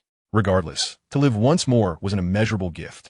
Therefore, he chose to sever his illusions in pursuit of more tangible pursuits, such as knowledge and power, even if it meant treading a dark path. Brian closed his eyes momentarily before rising from his bed. Chapter 26, An Invitation. The Minister of Magic, Fudge, graciously visiting Gringotts? I believe those greedy and cunning goblins ought to be captured and burned. In the south, a colony of giants has been discovered. I find it utterly perplexing that such trivial matters could grace the pages of a daily prophet. Surely, it would require something more substantial, like someone feasting upon a giant, to warrant such attention. An Auror apprehended a dark wizard clandestinely experimenting on muggles? Oh, how foolish this dark wizard must be, with muggles as numerous as rodents. Capturing a few would surely attract Auror scrutiny. He must have been a catastrophic failure in his previous life. Brian quietly savored his breakfast, listening to Malfoy leisurely critique the Day-S edition of the Daily Prophet. Malfoy was always so full of vigor, his words imbued with absurd and whimsical notions, some of which were slightly macabre, yet they lightened Brian's spirit nonetheless. An unusual owl, adorned with 2 fiery red feathers atop its head, swooped down and dropped a note before casting a haughty glance at Brian, before darting away with astonishing speed, far exceeding that of a typical owl. With a sense of intrigue, Brian unfolded the note and fell silent. Mr. Friel, do you have time to join me for dinner at 7 this evening? I trust you know the location of my office. P.S. I have a fondness for honey treats. Dumbledore. Brian clutched the note, furrowing his brow. He had committed a misdeed the previous night and could not help but entertain dark thoughts. Had he inadvertently revealed something? Could he have misjudged the situation? Was Dumbledore truly keeping a close watch on Quirrell? Brian pondered, yet he believed otherwise. It was evident that Dumbledore only needed to safeguard the Philosopher's Stone to maintain a firm grip on Voldemort's lifeline. If Dumbledore were too preoccupied with Quirrell or employed any form of magic against him, it could easily alert Voldemort and inadvertently lead to a shift from light to shadow, perhaps even resulting in the relinquishment of the Philosopher's Stone, thereby losing control. One must remember that although the Dark Lord's mind was tainted, his prowess and knowledge were indisputable. Even in a weakened state, he could possess strange and formidable abilities and insights. Dumbledore need not take such risks. With his eyes closed, Brian realized that as long as he held the Philosopher's Stone, everything remained under his control. The original text hinted at this as well. Dumbledore merely instructed Snape to monitor Quirrell, without interfering in Quirrell's various actions. Even the eventual endeavors of Harry and his companions through the trapdoor could not have been anticipated by Dumbledore, as that incident was fraught with unpredictability. According to Dumbledore's design, Voldemort would never lay claim to the Philosopher's Stone. He would forever be unable to bypass the trials of the Mirror of Erist. Since Voldemort could not concoct any clever stratagems, there was no need for Dumbledore to oversee every detail personally. He could simply wait until the opportune moment to ensnare his quarry. Indeed, it is this very consideration that emboldens Brian to take the risk of engaging with Quirrell, seeking to derive some advantage from the interaction. What, then, is the meaning behind Dumbledore's actions? Is it merely a simple invitation to dine together? Only a fool would entertain such a notion. Why does he not extend an invitation to Malfoy instead? Nevertheless, he resolves to adapt to the circumstances as they unfold. Brian's gaze deepens with contemplation. What is destined to be a blessing may also turn into a curse. One cannot evade fate. Naturally, he could extricate himself from the situation if necessary. His usual interactions with Quirrell, along with the potions provided, could be construed as the standard rapport between teacher and student. As for his actions in the Forbidden Forest last night, Brian could easily claim he was coerced and manipulated. The Death Eaters who have eluded punishment, including his own father, serve as exemplary models, do they not? Yet, this remains the worst-case scenario. As long as Quirrell is not apprehended and interrogated, Brian is unlikely to face repercussions. If it comes to that, he shall sever ties with Quirrell. Brian clutched the note, rubbing his temples in distress. Brian, what troubles you? Malfoy inquired, having noticed the shift in Brian's demeanor since he received the note. His gray eyes were filled with earnestness and a subtle concern. Nothing, merely a bit of vexation, Brian replied, shaking his head. What has occurred? Malfoy, evidently undeterred, pressed on with relentless curiosity. I may have been discovered for my misdeeds by the professor. He wishes to speak with me. Brian offered a faint smile. Is it about your attempt to hatch that silver serpent egg that Professor Snape has caught wind of? Malfoy lowered his voice conspiratorially. Rather close, Brian sighed. Best of luck, then, Malfoy said, patting Brian on the shoulder, offering a look of caution. Rest assured, your father is a member of the Hogwarts board. Professor Snape will not expel you, Malfoy added with a reluctant attempt at reassurance. All right, I understand, Brian responded, bemused. The day's classes felt particularly protracted. Dumbledore's invitation lingered uneasily in Brian's mind, casting a shadow over his spirits. After the afternoon lessons concluded, Brian retreated to the common room to attend to his homework, and when the time was ripe, he gathered his belongings and made his way to Dumbledore's office. Ascending the marble staircase to the 8th floor of the castle, Brian halted before an unsightly, enormous stone gargoyle. Password, the gargoyle intoned in a deep voice. Fizzing Wisby, Brian replied. The gargoyle leapt aside, revealing a wall that split in two, behind which lay a spiraling staircase that gradually ascended. Brian stepped onto the staircase, and the wall closed behind him. The spiral staircase carried him upward, spinning to the point of dizziness. At the end of the staircase stood a gleaming oak door. Brian emerged from the stairwell, grasping the brass door knocker, shaped like a griffin, and rapped softly upon it. The door opened silently, revealing a spacious, circular chamber within. Professor Dumbledore, clad in a flowing purple robe, stood before a long table, tinkering with an array of peculiar silverware that spun incessantly, emitting wisps of smoke. The walls were adorned with portraits of former headmasters, each with closed eyes, emitting gentle snores. However, it was evident that a few of these old headmasters had their eyelids fluttering slightly, their eyes rolling beneath as they feigned sleep poorly. Professor Dumbledore, Brian greeted with courtesy. Dumbledore glanced at the clock, which indicated precisely 7 o'clock. He offered Brian a faint smile, saying, You are quite punctual, Brian. May I call you that? Of course. Sir, Brian replied solemnly, weighing Dumbledore's words. as he had previously referred to himself as Mr. Flitwick, to invite you over for dinner. Perhaps seems rather dull for an old man like me. Dumbledore's pale blue eyes scrutinized Brian for a moment, observing his serious demeanor and meticulous manners, before he chuckled lightly. There's no need for formality. It is merely dinner, after all. You may consider it an elderly recluse seeking someone to converse with. As he spoke, he gestured for Brian to take a seat at the table. What would you like to eat, Brian? Honey-glazed steak and lemonade, please. Dumbledore tapped the table with his uniquely shaped wand, and a lavish spread of steak, roasted chicken, desserts, and lemon honey water materialized before them. Brian glanced at the wand, recognizing it as the legendary Elder Wand. However, he quickly diverted his gaze, landing upon the tattered sorting hat perched motionlessly on a shelf, which made him wish to cast a cleaning spell upon it. A melodious bird call drew his attention, as a magnificent golden-red bird materialized in a burst of flames on the gilded perch behind the door, cocking its head to observe him. The familiar air of arrogance and disdain in its eyes, along with the two recognizable crimson feathers atop its head, caused Brian's eyelid to twitch. Oh, that is Fawkes. A phoenix, Dumbledore noted, having observed Brian's fixation on Fawkes. His tone was light, as if he were a child boasting. Phoenixes are truly fascinating beings. They can carry heavy burdens. Their tears possess healing properties, and they are exceptionally loyal companions. The owl, with its tranquil black eyes, regarded Dumbledore. Indeed, I transformed it into that form, though it evidently does not appreciate it. Dumbledore playfully winked. Fawkes is rather conspicuous. I suspect you would prefer not to be the center of attention.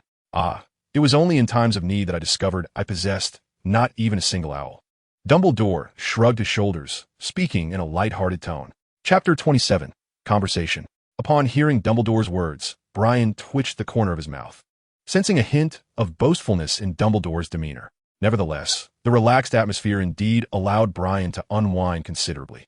The two sat face to face across a table, and Brian could distinctly observe the bright, light blue eyes beneath Dumbledore's crescent-shaped spectacles, his silver beard, the wrinkles on his face, and his crooked nose.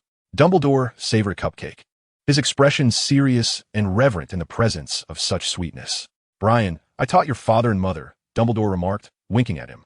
Your father, Albert Flea, the prankster of Slytherin. I remember him quite well. Nay, I should say, he left a lasting impression. He would often sneak into the restricted section in the Forbidden Forest. I have lost count of how many times I caught him. He single-handedly accomplished what the Weasley twins have achieved today. Dumbledore smiled as he spoke, his charm ever endearing. And he continued to attract numerous friends, even now. Brian swallowed a mouthful of steak and smiled slightly. Aside from having many friends, what you said does not resemble my father at all. Mr. Flea is now remarkably mature. Indeed, nothing alters a person quite like the passage of time, Dumbledore reflected, reaching for another cream cake. And your mother, Betty Pruitt. Ah, now she is Mrs. Flea. Once, she was a shy little girl, always hiding behind her siblings, yet brimming with the curiosity of a kitten. The four siblings shared a close bond. By the way, they all graduated from Gryffindor. My mother was in Gryffindor? Brian inquired curiously. She never mentioned it. Yes, she must still harbor some resentment, Dumbledore mused. Oh, Brian leaned in, eager to listen. No, I think this is not for me to divulge, Dumbledore replied, shaking his head. What I can tell you is that she truly cares about Molly, the current Mrs. Weasley. Yet, they have never maintained contact, and your mother holds a grudge. Sometimes one must not rely solely on sight, but rather feel with the heart, Brian, Dumbledore stated, gazing deeply into his eyes. It is an unbreakable bond of kinship that forever flows through the veins, undiminished by any disagreements. That is love, Brian. Brian softly whispered this somewhat unfamiliar term, something he had never experienced in his past life and felt unworthy of in his current existence. Therefore, whether it be you or the children of the Weasley family, regardless of the differences in your beliefs, always remember that they are your kin, all right? Brian nodded, yet his lowered eyelids betrayed an air of indifference. He could not comfortably accept a love that would forever remain unattainable to him. This corporeal form incessantly reminded him that he was an intruder, a usurper, cloaked in a facade that concealed his true self. He felt guilt and a desire to atone for his present parents, yet he would never genuinely experience that love. It was far too burdensome and painfully insincere. Dumbledore's gaze seemed to penetrate him, as if seeking to unveil his innermost thoughts. Brian exerted all his mental fortitude to shield his mind, yet curiously, he felt no signs of intrusion. It appeared that Dumbledore merely wished for a casual conversation. Ah, it seems I've been speaking of your parents for quite some time. Perhaps we should turn the focus to you, he said lightly, pushing a cake toward Brian with his left hand as the atmosphere grew increasingly tense.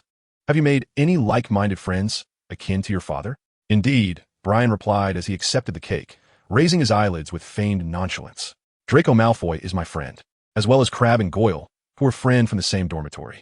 Brian continued, and there is also Zabini, I suppose. Although we have our disagreements, we understand one another.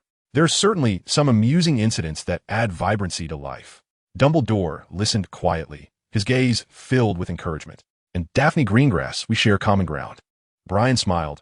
She always offers me understanding and support. Of course, there's Hermione Granger. She's the most intelligent girl I have ever met. I am delighted that you have befriended Miss Granger, Dumbledore said with a gentle smile. Indeed, it is quite astonishing, Brian replied, his words laden with meaning. To befriend a character he once admired from the pages of a book was truly remarkable. Friendship, Dumbledore mused, is always the purest and most beautiful of treasures. Cherish your friendships, Brian. Hold on to that sentiment and do not let it slip away. Will you? Friendship? Brian murmured, lowering his eyelids. He was uncertain how to confront it, especially knowing the plot and harboring his own plans. He could not truly open his heart to them, and inevitably, his schemes would lead to their disappointment. With even the slightest misstep, he risked drifting further away from them. The more he knew, the less happiness he found. In this world, he was ultimately alone. Am I evading? Brian closed his eyes, for the first time confronting his inner self. Out of fear of disappointment and loss, he hesitated to give of himself. What should I do? He whispered. Quite simply, when someone treats you sincerely, return that sincerity, Brian, Dumbledore advised, his gaze fixed on Brian's eyes, as if trying to delve into his soul. Friendship is a mutual exchange of devotion. Please refrain from actions that may disappoint your friends, if you will. The essence of friendship can deteriorate through repeated letdowns, ultimately becoming irreparable. Dumbledore poignantly remarked on its dual nature. It is both resilient and fragile. Very well, Brian replied, pressing his lips together and nodding gently. As they spoke, the two had finished their dinner. With a flick of his wand, Dumbledore rendered the table bare once more. Do you know, Brian, you possess remarkable intellect and an insatiable thirst for knowledge, coupled with unwavering ambition. You remind me of a student I taught long ago. Dumbledore said softly as Brian prepared to take his leave. You bear a striking resemblance to him, truly, he continued, noting the stark contrast in their backgrounds and experiences, yet marveling at the unexpected similarities in character and resolve. Brian gazed at him quietly, his eyes serene and introspective. Yet you're distinctly different, Brian, Dumbledore smiled gently, his light blue eyes crinkling with delight. That child strayed from the path, relentlessly seeking power, but in doing so, lost the most precious and potent of treasures. You, however, yearn for love, seek to understand it, and possess it, Brian. This is the light within your heart. Dumbledore's eyes sparkled with a luminous brilliance, seemingly illuminating Brian's soul. Such a radiant essence resides within you. Guided by it, you shall never descend into darkness. Brian met his gaze, his lips quivering slightly. Perhaps you still grapple with uncertainty. Dumbledore's slender hand rested on his shoulder, imparting warmth. But do you know, when you spoke of your friends, a certain radiance blossomed in your eyes. It was truly beautiful, perhaps unbeknownst to you. Do not commit irrevocable acts. Do not allow them to slip away, if you please. They belong solely to you and will be the most treasured gems of your life. Do not wait until they are lost to feel regret. Brian opened his mouth, but merely uttered a soft acknowledgement. In the silence that ensued, he bid farewell to Dumbledore and departed upon the spiral stone staircase. He descended the twisting stairs, the stone wall before him parting to allow his exit. Standing in a familiar corridor, Brian cast a glance back at the grotesque statue of the monster and began to retrace his steps. Was there no sign of legitimacy? Did Dumbledore truly wish to converse with me? Brian lifted his gaze to the lights ahead. With his growing proficiency in occlumency, he could effortlessly detect traces of legitimacy. Clearly, Dumbledore had not intruded upon his mind this evening. Am I truly akin to Riddle? Brian murmured to himself. He was well aware of whom Dumbledore referred to, Tom Riddle, who was also known as Voldemort. Did he wish to speak with me because he saw a familiar shadow within me? Brian pondered the thoughts of the old headmaster. What manner of sentiment did he truly harbor towards him? I shall not tread the path of Voldemort, Brian mused. Unbeknownst to him, he had returned to the common room, where the faintly green luminescence illuminated the space. Hey Brian, how are you? Everything all right? Malfoy beckoned him over. Brian nodded gently, his expression tranquil. You don't seem quite well, Malfoy remarked, raising an eyebrow, his eyes gleaming with mischief. If there's truly something amiss, I could write to my father and ask for his assistance. Even a headmaster would consider the opinions of 2 board members. Really, it's nothing, just a minor conversation, Brian replied, helplessly pushing Malfoy's golden hair back as he leaned in closer. All right, if there's anything, you can confide in me, Malfoy muttered, scribbling and erasing on his assignment, transforming it into a chaotic mess. Together, we would be unrivaled at Hogwarts, absolutely capable of turning the detestable Potter and his ilk into mere pariahs. As he spoke, Malfoy squinted, his gaze glinting with a sinister intent, seemingly concocting some nefarious scheme. Brian shook his head and smiled, noticing Daphne not far away, eavesdropping with a worried expression, her quill splattering ink across the paper. Upon realizing she had been caught, Daphne's cheeks flushed, and she buried her head, pretending to focus on her homework. Brian could see her crimson ears. He chuckled, feeling a lift in his spirits. Friends? He mused, it is indeed a beautiful thing, when one is sincere towards you. Should one not reciprocate with equal sincerity? Brian recalled Dumbledore's words. Perhaps it was worth a try. Suddenly, he felt a distinct sense of anticipation for the future. One starkly different from before. He might still tread his own path, but at the very least, he could strive for a more favorable outcome for those who treated him with genuine kindness. As for the journey itself, he need not fret. He simply had to do what he believed was right. The road ahead may be long, but one must not stray from their true self. It is best to go with the flow, Brian chuckled softly. When I arrived in this world, the course of all stories rested in my hands. He could choose a brighter future. Chapter 28. The guide as Brian's figure vanished behind the door, Dumbledore sat at his desk, his gaze profound. Fawkes the Phoenix alighted upon the table, emitting a melodious trill. Dumbledore gently stroked Fawkes's feathers. The portraits upon the walls awoke from their slumber, beginning to chatter animatedly. This child bears an uncanny resemblance to Tom Riddle from those days, the frail old headmaster in the frame used. He is equally imbued with a thirst for knowledge, ambition, humility, and courtesy, and though he has yet to reveal the stunning talent that Riddle exhibited before the masses, he is certainly not lacking. The occasional glimmer in his eyes is truly identical. You are mistaken, Armand. This child is not handsome. He is strikingly beautiful, retorted the witch Deli's Devante from another frame, her long, silver curls framing her face. Oh, he is an exemplary student of Slytherin. Do not entertain any thoughts about him, interjected the former headmaster of the Black family with a tone laced with sarcasm. However, it is a disgrace for him to consort with mudbloods. A tremendous shame indeed. Well, since he is a wayward lad, perhaps we should bury him. Silence, Phineas. Delis stretched her hand from her frame to cover his mouth. Let go of me. Phineas pried her hand away, only to be pressed down again by her. What are your thoughts, Albus? Delis inquired softly, as the portraits of former headmasters ceased their clamor. Leaning in to listen, Dumbledore stroked Fawkes's feathers, and upon hearing her, he exclaimed, You know, Delis, at the mirror of Ariste, I beheld the darkness concealed within his heart. He is indeed a clever boy, surprisingly mature. At this age, he consciously conceals himself. Dumbledore reflected in that moment. He reminded me of Tom Riddle, and also my younger self alongside him. Yet, it is reassuring that while he bears similarities to Riddle, he is also distinctly different. His heart is undoubtedly not filled solely with darkness. He is in pursuit of love and yearns for redemption. He is merely lost. As a professor, I believe it is my responsibility to ensure he does not stray down a misguided path. Dumbledore lamented, I once observed Riddle's growth with detached indifference that cannot be denied, yet it resolved nothing, only deepening the hatred of the resentful and the apathy of the indifferent. Therefore, regarding this child, I wish to adopt a different approach. Perhaps he merely needs someone to extend a hand to him, to illuminate his spirit, allowing him to discern his choices and preventing him from making decisions he would regret for a lifetime. Dumbledore clasped his hands beneath his chin, his pale blue eyes reflecting wisdom and weariness. He could be exceedingly vile, yet he is also capable of greatness.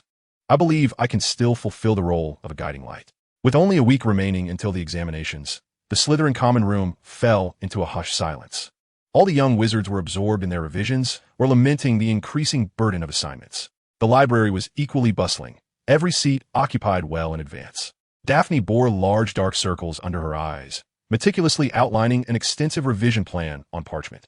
Her temper had become considerably more volatile lately. She had transformed from a little girl into a queen in demeanor. She would glare fiercely at anyone daring to disturb her studies until they wisely retreated. Should an oblivious individual persist in their intrusion, she would undoubtedly confront them like an irate tigress, hands on her hips, ready to expel them from her domain.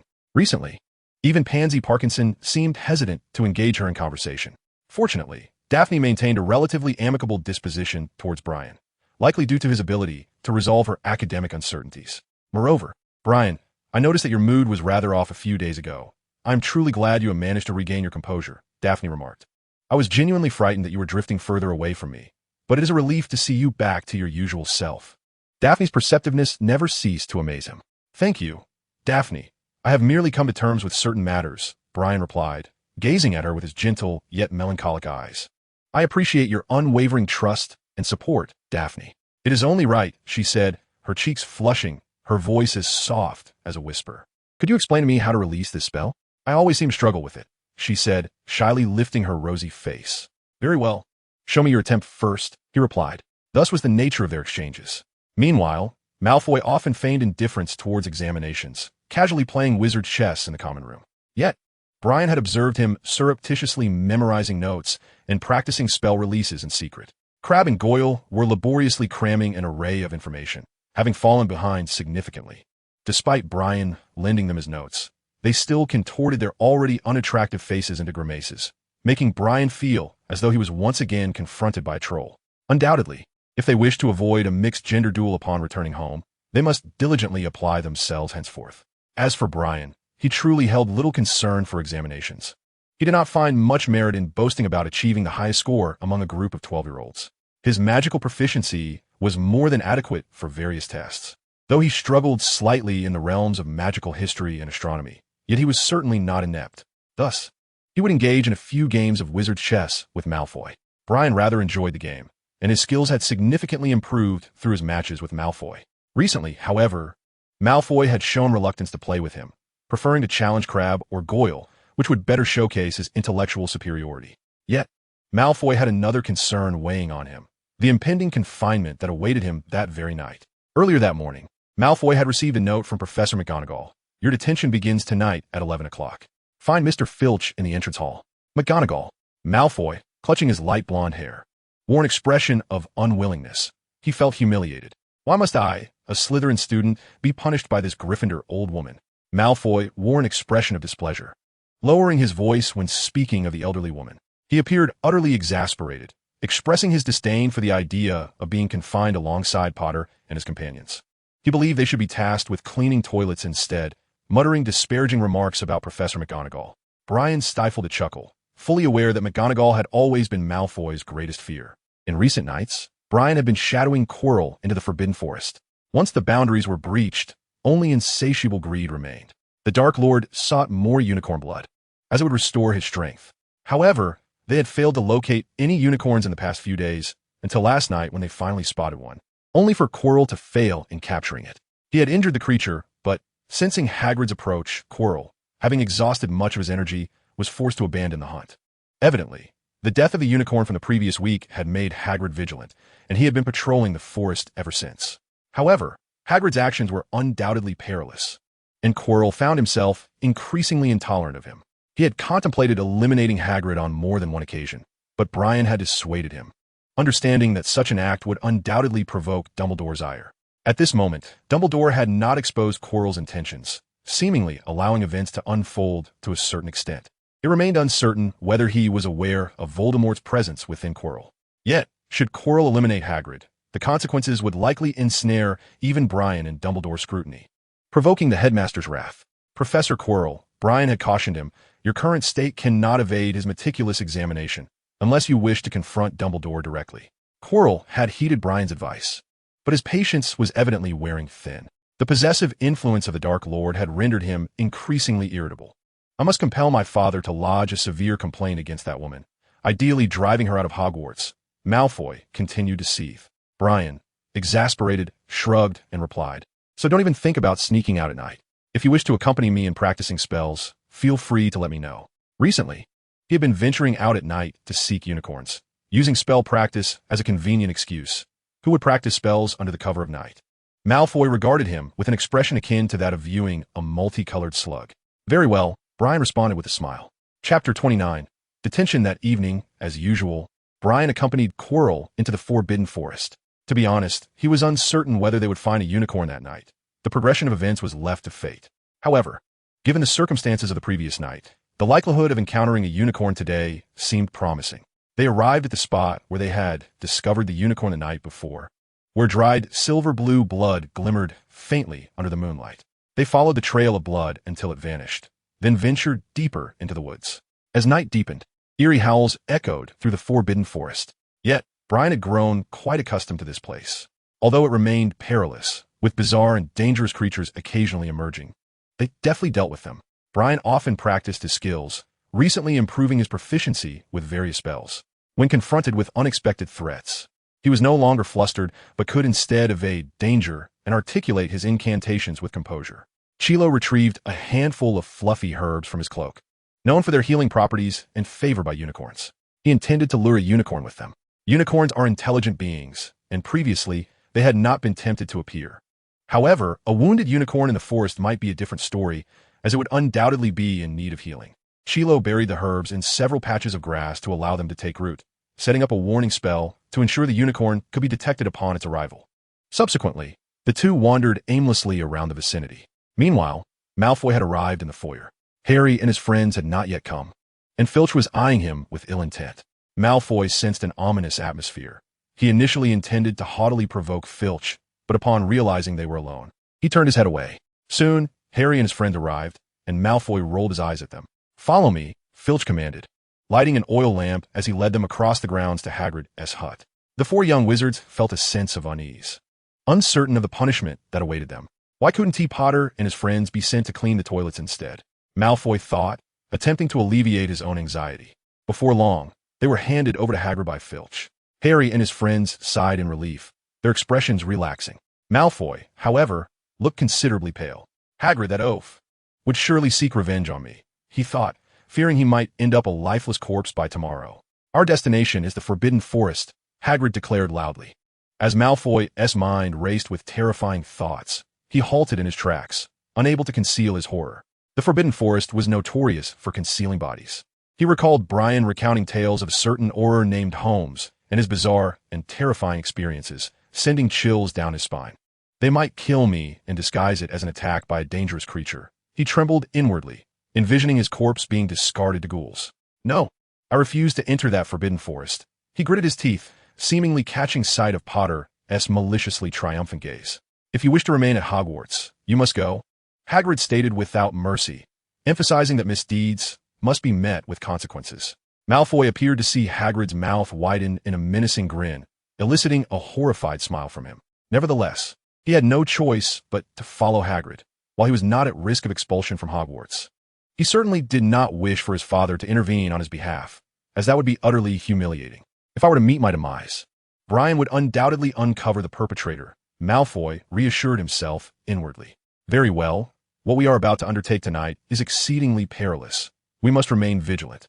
Hagrid gestured towards the shimmering blood on the ground, stating that a unicorn in the Forbidden Forest had been gravely injured. "Just last week, I discovered one that had perished. We must endeavor to find this wounded unicorn and tend to its injuries," Hagrid declared. "What if that thing that harmed the unicorn finds us?" Malfoy exclaimed in terror. "It must be intent on eliminating me, without a doubt. As long as you are with me or Fong, nothing shall harm you," Hagrid reassured him. "Now, we shall split into two groups and follow the trail of blood. I want Fong," Malfoy quickly insisted. Regardless, that large dog appeared quite formidable, and he was reluctant to accompany Hagrid, whom he deemed untrustworthy. "Very well, but I must caution you. Fong is not particularly courageous," Hagrid replied nonchalantly. "I also want Potter," Malfoy declared, gritting his teeth and fixating on Harry, leaving the slender young wizard thoroughly perplexed. Harry had a nagging suspicion that Malfoy was concocting some scheme, given his sinister demeanor. "Harry, what do you think?" Hagrid inquired. Harry glanced at his friend's expressions and reluctantly nodded. He could not possibly hand Ron or Hermione over to Malfoy. "All right, if you insist," Hagrid acquiesced with a nod towards Malfoy. Thus, they divided into two groups. Hagrid, Hermione, and Ron formed one group, while Malfoy, Harry, and Fong comprised the other. Malfoy let out a quiet sigh of relief. He felt safer in Harry's company. At least Harry had a better rapport with Hagrid, who would not put him in peril, and in moments of danger, he could serve as a hostage of sorts. This was all something Brian had taught him. He never expected it would prove useful one day. Harry wore a reluctant expression, yet he had no choice but to join Malfoy, grimacing while tightly gripping his wand, ever alert for any potential machinations.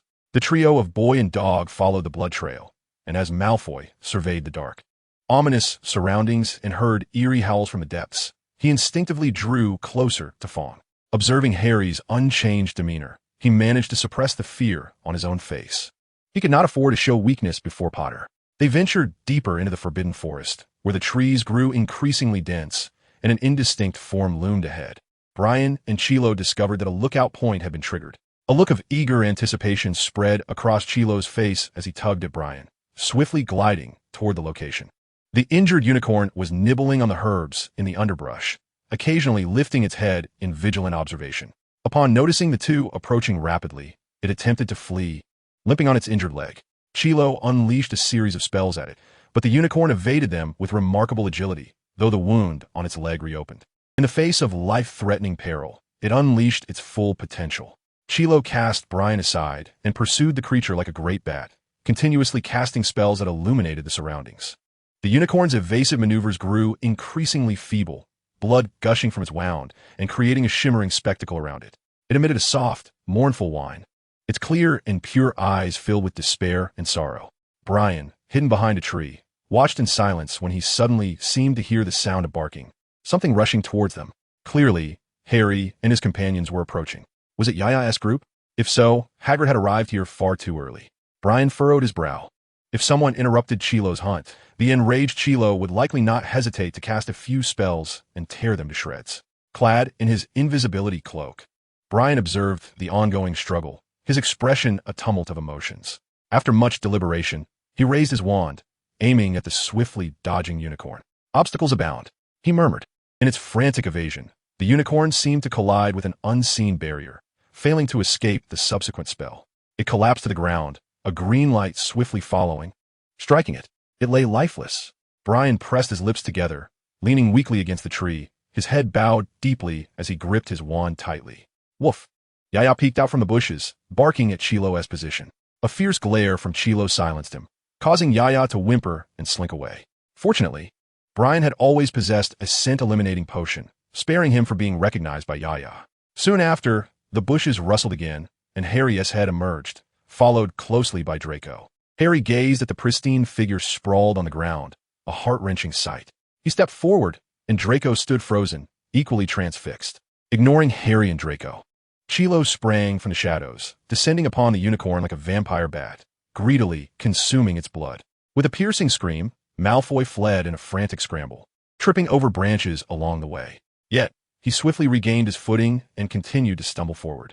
Poor child, thought Brian, fearing he would be haunted by this experience.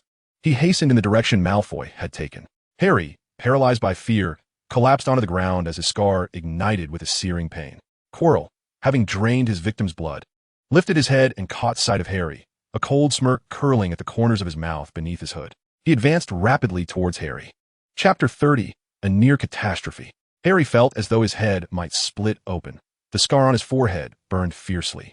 As the hooded figure drew closer, his vision blurred from the agony, forcing him to stagger backward. But the figure pressed on relentlessly. Brian pursued Malfoy's fleeing form for several meters before raising his wand to the sky, unleashing a brilliant red spark that illuminated a vast swath of the forest. He was uncertain whether Harry would be saved as in the original tale, but he knew he had to act. Looking back toward Harry, he saw Quirrell closing in. Meanwhile, Harry stumbled backward, perilously close to being seized by Quirrell's outstretched hand. Brian heard the faint sound of hooves approaching and concealed himself within the underbrush, casting a disarming spell toward Quirrell. He then swiftly hid behind a massive tree. Quirrell, startled, retracted his hand and aimed his wand in the direction of the spell. After a moment of vigilance, he sneered and redirected his wand toward the kneeling Harry, who was writhing in pain. Hearing the hoofbeats grow nearer, Brian remained hidden behind the tree, waiting for the opportune moment to cast another disarming spell before turning to flee. He had delayed as long as he could. He could only wish Harry good fortune. Quirrell coldly gazed in the direction for which the spell had come, but the thick underbrush and tree trunks obscured his view. Was it that little wizard who had just run away? He scoffed, quite clever indeed. Turning his attention back to Harry, he raised his wand. So, this insignificant little creature managed to injure the master? Suddenly, a centaur burst forth from the nearby thicket with remarkable speed, its powerful hooves striking Quirrell's chest with a force that sent him flying. The young centaur, with platinum hair and the sturdy body of a silvermane horse.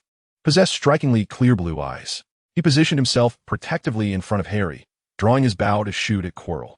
Quirrell tumbled twice on the ground, then clumsily dodged the centaur's subsequent attack. He realized that he would not be able to kill Harry Potter that night. In addition to the centaur, another wizard lurked in the shadows, with more reinforcements on the way. Kilo cast a deep glance at Harry, surveying the surroundings, yet he found no trace of Brian. Swiftly, he darted into the shadowy depths of the forest. Cloaked in invisibility, Brian navigated through the thicket with urgency, employing a silencing charm to ensure he remained undetected by any lurking dangers. Once he distanced himself from the scene, his pace slowed, cautiously retracing his steps along the dimly lit path of the forbidden forest. The potion he had consumed could only mask his scent, not obliterate it entirely. Thus, he remained vigilant against the perils that lay within. Suddenly, he heard the bark of Fong, who was vocally alerting to Brian's presence. Holding his breath, Brian glanced over. It was Hagrid and the others, hastening towards him. Malfoy, pale as a ghost, trailed closely behind Hagrid, visibly shaken. Hermione, Ron, and the rest were with them. Brian felt a twitch at the corner of his mouth. Had he known this would occur, he would have refrained from donning the invisibility cloak. Perhaps Kilo would have taken him along had he not been consumed by fear of exposure and the dread of being abandoned, compounded by the need to ensure Harry's safety. Now, it was evident that he was in quite a bind. Who goes there? Hagrid bellowed, wielding his pink umbrella, its tip aimed directly at Brian's direction. His massive frame shielded the young wizards behind him as he advanced slowly. In a flash, several plans raced through Brian's mind. Clearly, he stood no chance against Hagrid, even with a temporary boost from a witness point. What if he were captured? No, he couldn't explain why he was here at such a late hour.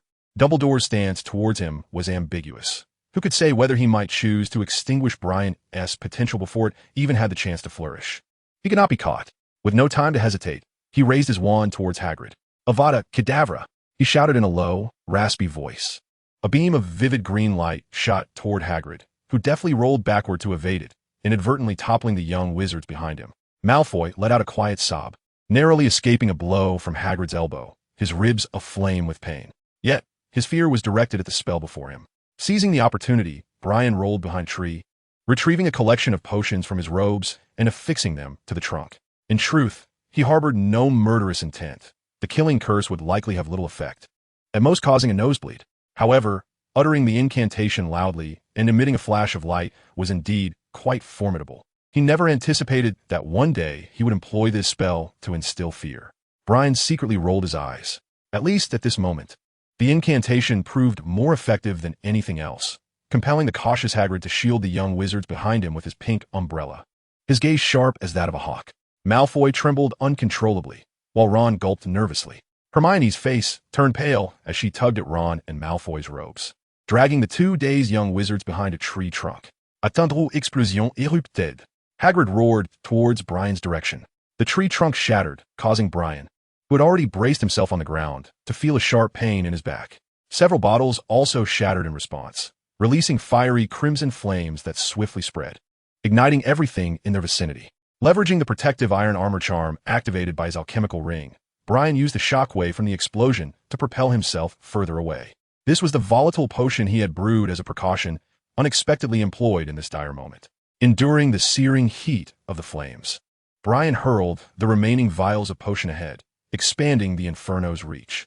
Subsequently, he retreated rapidly, shielded by the glow of the fire. Hagrid guided the young wizards away from the raging flames, hesitating momentarily before refraining from pursuit. The enemy was evidently a nefarious threat, and he needed to ensure the safety of the young wizards behind him, compounded by his growing concerns for Harry's predicament.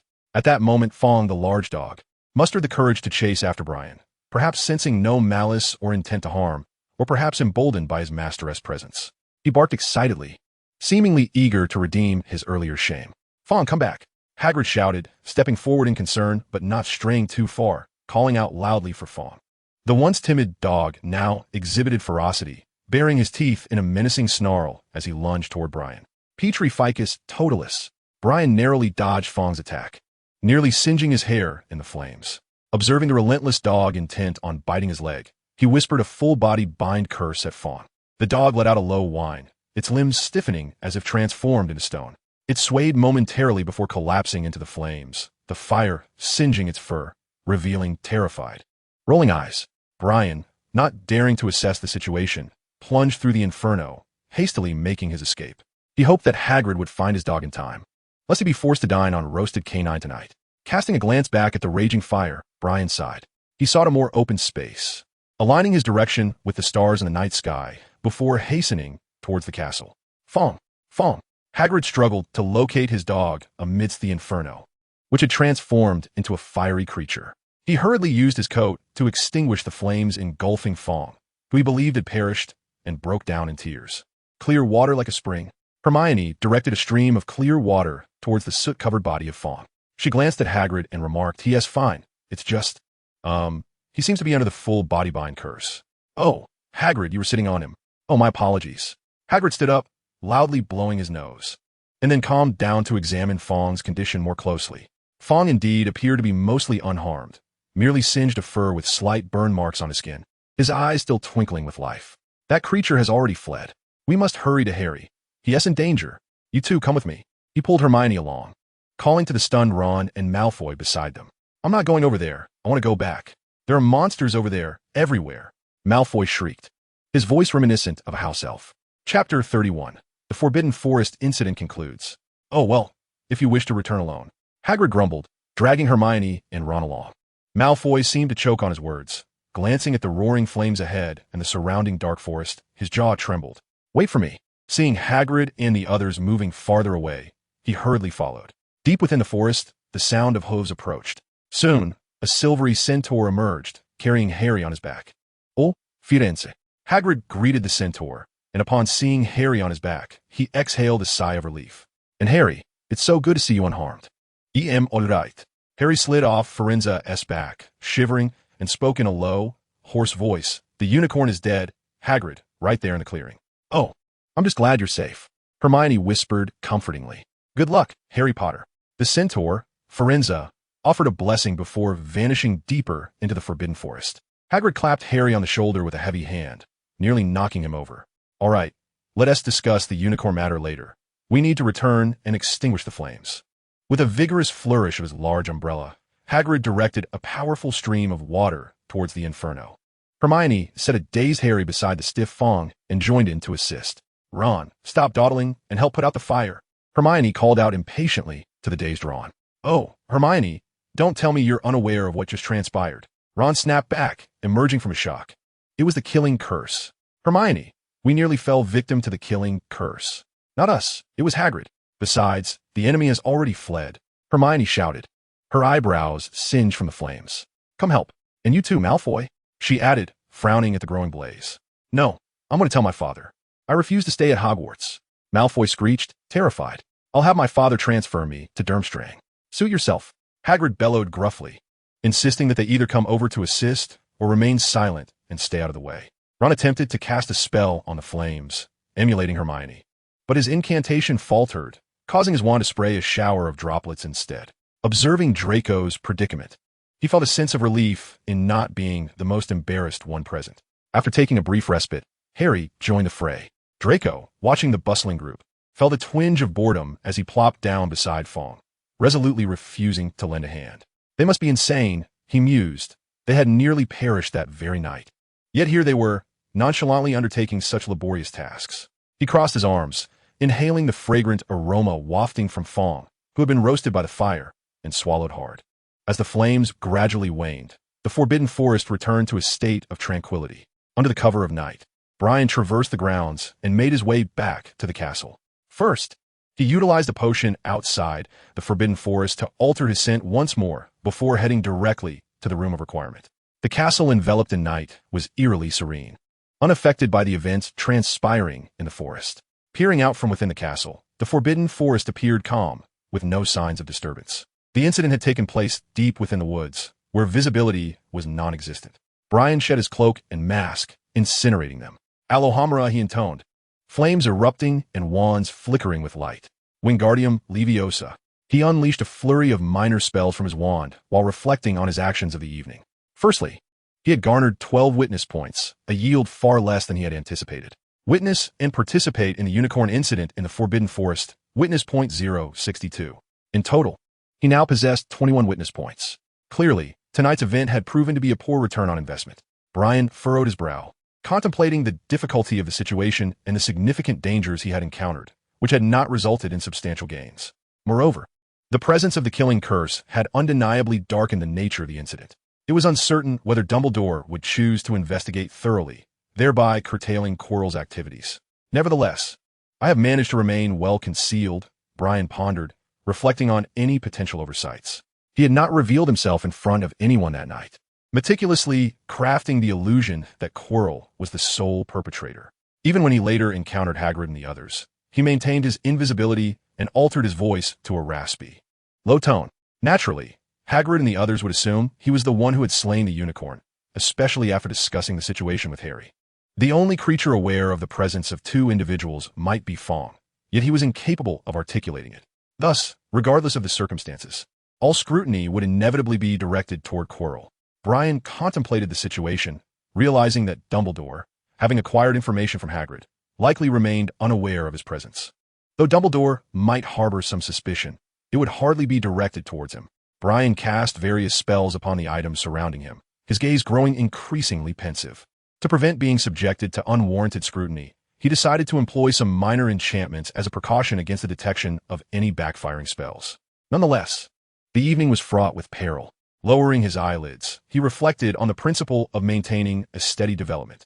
In hindsight, should he truly reveal himself before Dumbledore, his life would not be in jeopardy. However, he would undoubtedly attract heightened attention, making subsequent endeavors cumbersome and fraught with obstacles. It would be prudent to avoid such reckless actions in the future. He reasoned clearly that he ought not to interfere in the unfolding narrative of the academic year. The forthcoming events would merely involve Quirrell's attempt to procure the Philosopher's Stone through the trapdoor, only to be thwarted by the mirror of a wreath set by Dumbledore, followed by interference from the Savior Group, which nearly jeopardized Dumbledore's plans. Brian had no intention of witnessing this. He lacked the capability to intervene at this juncture. He was no savior, not someone who could effortlessly turn the tide of danger. To forcibly intervene would be not only perilous, but would also arouse suspicion and risk the unraveling of the plot. After tidying his belongings and addressing the anomalies concerning the invisibility cloak, Brian returned to his dormitory. Malfoy had yet to return, and the snores of Crabbe and Goyle filled the air. Lying on the four-poster bed, he closed his eyes. You can never fathom how despicable one can be, Brian. He mused himself. Yet, all is for greater good, is it not? Harry, you mentioned that the one who killed the unicorn was the mysterious figure? Ron's voice was strained in the Gryffindor common room. Indeed, Firenze, the centaur, informed me of this, Harry replied, pacing excitedly by the fire. Snape is assisting Voldemort in obtaining the Philosopher's Stone, aiming to restore him to power. I initially believed Snape sought wealth or immortality, but it appears he intends to resurrect Voldemort and then eliminate me. Harry spoke rapidly, adding, oh, and then there's Malfoy. His father is a Death Eater, and he might also be privy to this information, hence his involvement. Can we please refrain from uttering that name? Ron urged in a hushed tone. Harry, the mysterious figure fears Dumbledore. Thus, you are not in danger. Hermione, though shaken, attempted to reassure Harry. However, Firenze did mention that there seems to be something else lurking behind Voldemort. He perceived another star that ought not to exist, uncertain of its nature. Harry, perplexed, responded, I find myself utterly baffled by that statement. Early the next morning, Malfoy burst in, animatedly recounting his experiences from the previous night. He bore prominent dark circles under his eyes, yet his expression was one of exhilaration. The narrative is not devoid of exaggeration, yet it is grounded in truth. If Brian had not been present last night, he would have believed it. We discovered the corpse of a unicorn deep within the Forbidden Forest. It had been slain. Malfoy spoke ominously, detailing how a bat-like figure hovered over it, drinking its blood, with a ghastly pallor, menacing fangs, and eyes glinting with malevolent red light. Potter was paralyzed with fear, the creature intent on our demise. I cast a spell to thwart its assault, successfully escaping its grasp. Potter trembled in fright, and it was only my diversion that spared his life. Later, I found Hagrid and the others, only to encounter the beast once more, which unleashed the killing curse upon us. Malfoy shuddered at the recollection, as I narrowly evaded the incantation that struck mere inches from me. Crabbe and Goyle listened, quaking in terror. Chapter 32, Examination Week. Brian listened intently to Malfoy's account, analyzing the situation in his mind. After extinguishing the fire in the Forbidden Forest, the hulking giant led us to view the unicorn's remains. Malfoy continued, lamenting its tragic fate with blood strewn across the ground. In truth, I had always wished to see a unicorn. Malfoy clicked his tongue, expressing his disappointment that his first encounter with one was witnessing its lifeless form. What happened next? Brian asked, fixated on Malfoy's gray eyes.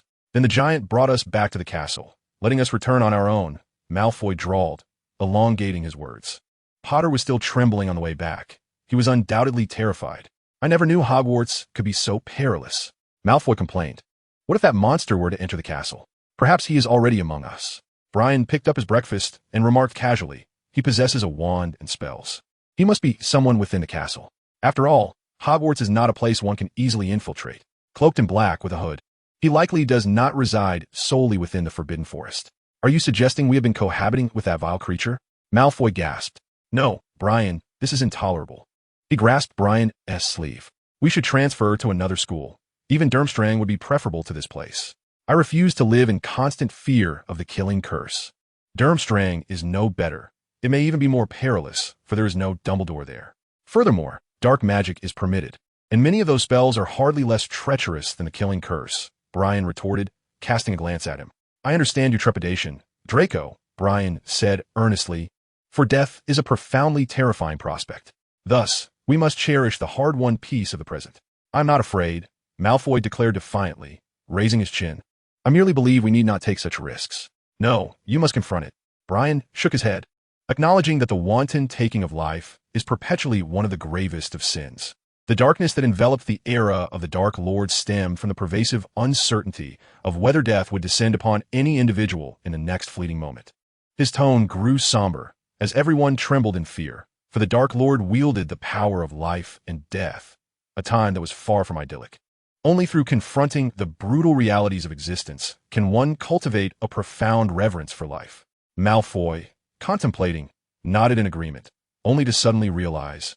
I wasn't referring to the Dark Lord, but rather the killing curse, Brian. I nearly perished. I never imagined Hogwarts would. Malfoy began to chatter incessantly, causing Brian to irritably grasp at his hair. I think it would be prudent for you to focus on your examinations, Draco, he remarked, massaging his temples and expressionlessly depositing his history of magic textbook in a Malfoy's arms. Malfoy's countenance fell as he clutched the book, following the Forbidden Forest incident. Tranquility reigned once more. With no investigation from Dumbledore and an absence of heightened tension, the students remained engrossed in their rigorous preparations. Although Malfoy had written to inform his father about the events, and the Ministry of Magic's Aurors had conducted inquiries for several days, it bore little significance to Brian. Chilo sought Brian out before class ended, yet their exchanges ceased thereafter. Brian divulged to him a secret. Dumbledore had placed the Mirror of Eris somewhere within the castle during the Christmas break. Chilo, lost in thought, bid him farewell, and thereafter, he did not seek Brian again. Brian chose to dismiss the chaotic matters, reassured that Dumbledore would manage everything. And so, the examinations commenced. Brian wielded a feather quill imbued with an anti-cheating charm, completing page after page of answers in the sweltering classroom, akin to a steampot. There were practical exams as well. In Charms class, Professor Flitwick instructed them to line up and enter the classroom one by one, commanding them to incant a spell that would make a pineapple perform a tap dance across the desks. For Brian, this task was a simple endeavor. Malfoy shared a similar sentiment, deeming the examinations a mere trifle. However, Goyle lamented that his pineapple continually performed splits midway through, uncertain if it would incur significant penalties. In Transfiguration, Professor McGonagall tasked them with transforming a mouse into a snuff box. Brian dedicated considerable effort to crafting a more exquisite snuff box, adorned with elegant striped patterns. McGonagall appeared quite satisfied, her typically stern demeanor softening slightly. Yet, Daphne, after completing her exam, frantically tugged at her hair, her dark-circled eyes wide with distress. In a tone of despair, she recounted how her snuff box still bore several mouse whiskers.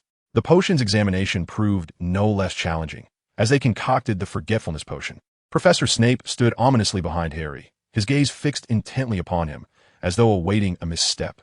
Brian observed beads of cold sweat forming on Harry's brow. As Crabbe's cauldron bubbled profusely, reminiscent of a long-shaken soda, Snape's attention was irresistibly drawn towards the commotion. He unleashed a tirade upon Crabbe for his egregious blunders at every stage of the brewing process, which led Snape to suspect a deliberate affront to his authority. Concurrently, Draco Malfoy found himself hastily celebrating his birthday amidst the tension of exam week. Brian ventured into the kitchen, where the enthusiastic house elves were hard at work, and implored them to prepare a grand birthday cake. Once the day's examinations concluded, a few friends gathered around Malfoy to serenade him with the traditional birthday song. Among them were Brian, Crabbe, Goyle, and the likes of Zabini and Pansy. Even the recently irritable Daphne was coaxed into joining by Pansy.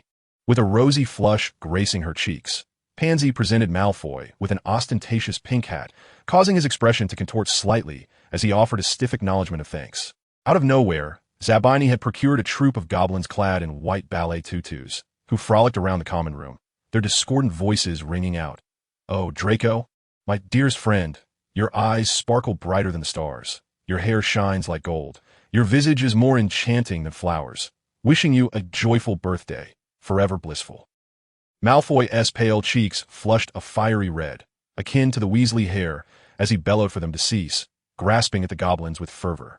The young wizards in the common room erupted in laughter, the air brimming with merriment. Observing Malfoy's discomposure, Brian felt a pang of sympathy. His own birthday in February had been similarly chaotic. On that occasion, Zabini had orchestrated an extravagant display involving a large packet of firecrackers, which upon being pulled, unleashed a flurry of colorful pixies that circled his head for a full hour, singing the birthday song at the top of their lungs. Zabini was nothing short of a birthday nightmare. Following this tumultuous celebration, Malfoy felt a lingering embarrassment, yearning for the days of his more private birthday observances at home, which were typically marked by an entire day of festivities and grand soirees. In truth, Brian's previous birthdays had been rather similar. Madame Pomfrey was always eager to host lavish gatherings, perhaps seizing the occasion to invite friends for yet another ball. Yet, amidst the pressures of examination week, the birthday was but a fleeting interlude as the rigorous assessments continued unabated. The practical exams posed little challenge for Brian, yet he faltered somewhat in the theoretical evaluations. His grasp of fundamental magical theory was unwavering. However, he lacked the inclination to memorize which wizards had invented the self-stirring cauldron for the history of magic exam. In the final history examination, Brian could only answer the points he recalled, filling in the remainder of the paper with half-formed guesses. At last, the examinations were behind them, ushering in a full week of freedom and respite until the results would be revealed. After the examination concluded, Emma Farley, the head of Slytherin, procured an abundance of food from the kitchen, accompanied by an assortment of candies, butterbeer, and various delightful trinkets purchased by upperclassmen from Hogsmeade. The young wizards of Slytherin engaged in a jubilant celebration within the common room. Initially, they attempted to emulate the adults by celebrating with decorum, but soon their inhibitions faded, and laughter erupted, nearly shaking the ceiling. Amidst the merriment, someone ignited a few sparklers that whirled around the ceiling, eliciting gasps of astonishment. A senior student leaned against the fireplace, showcasing his violin skills, and under the scrutiny of all, elegantly professed his feelings to head girl Emma, causing her to blush and flee. Brian, savoring a honeycomb sweet, found it excessively cloying, and shortly thereafter ducked to avoid a cream cake hurled in his direction. Malfoy, secretly sipping butterbeer, grimaced at its cheapness while consuming it voraciously. Brian playfully dabbed cream on Malfoy's face, seizing the drink from his hand, declaring that minors were prohibited from consuming alcohol, which prompted Malfoy to retaliate by throwing a large piece of cream cake at him. Crabbe and Goyle, engrossed in devouring candies and cakes, paid no heed to the surrounding chaos. Daphne and her friends giggled as they observed upperclassmen conjuring various vibrant flowers that twisted their stems and opened and closed their petals, harmonizing in different pitches to sing the latest popular songs, while little flower fairies danced gracefully among them. In that space, both boys and girls roared with laughter, celebrating the end of exams. Brian immersed himself in the joyful atmosphere, momentarily casting aside all worries. In the ensuing days, Malfoy and his companions reveled in their freedom, neglecting to trouble Potter. Daphne, having returned from her previously volatile state to her usual serene demeanor, felt embarrassed about her pre-exam behavior, likening herself to a different person and questioning whether she had experienced a bout of insanity. Furrowing her brow with concern, she found Brian's attempts at consolation somewhat ineffective. However, by the next day, she dismissed these thoughts and joyfully went out for a spring outing with her friends. Hermione's letter was filled with exam-related content.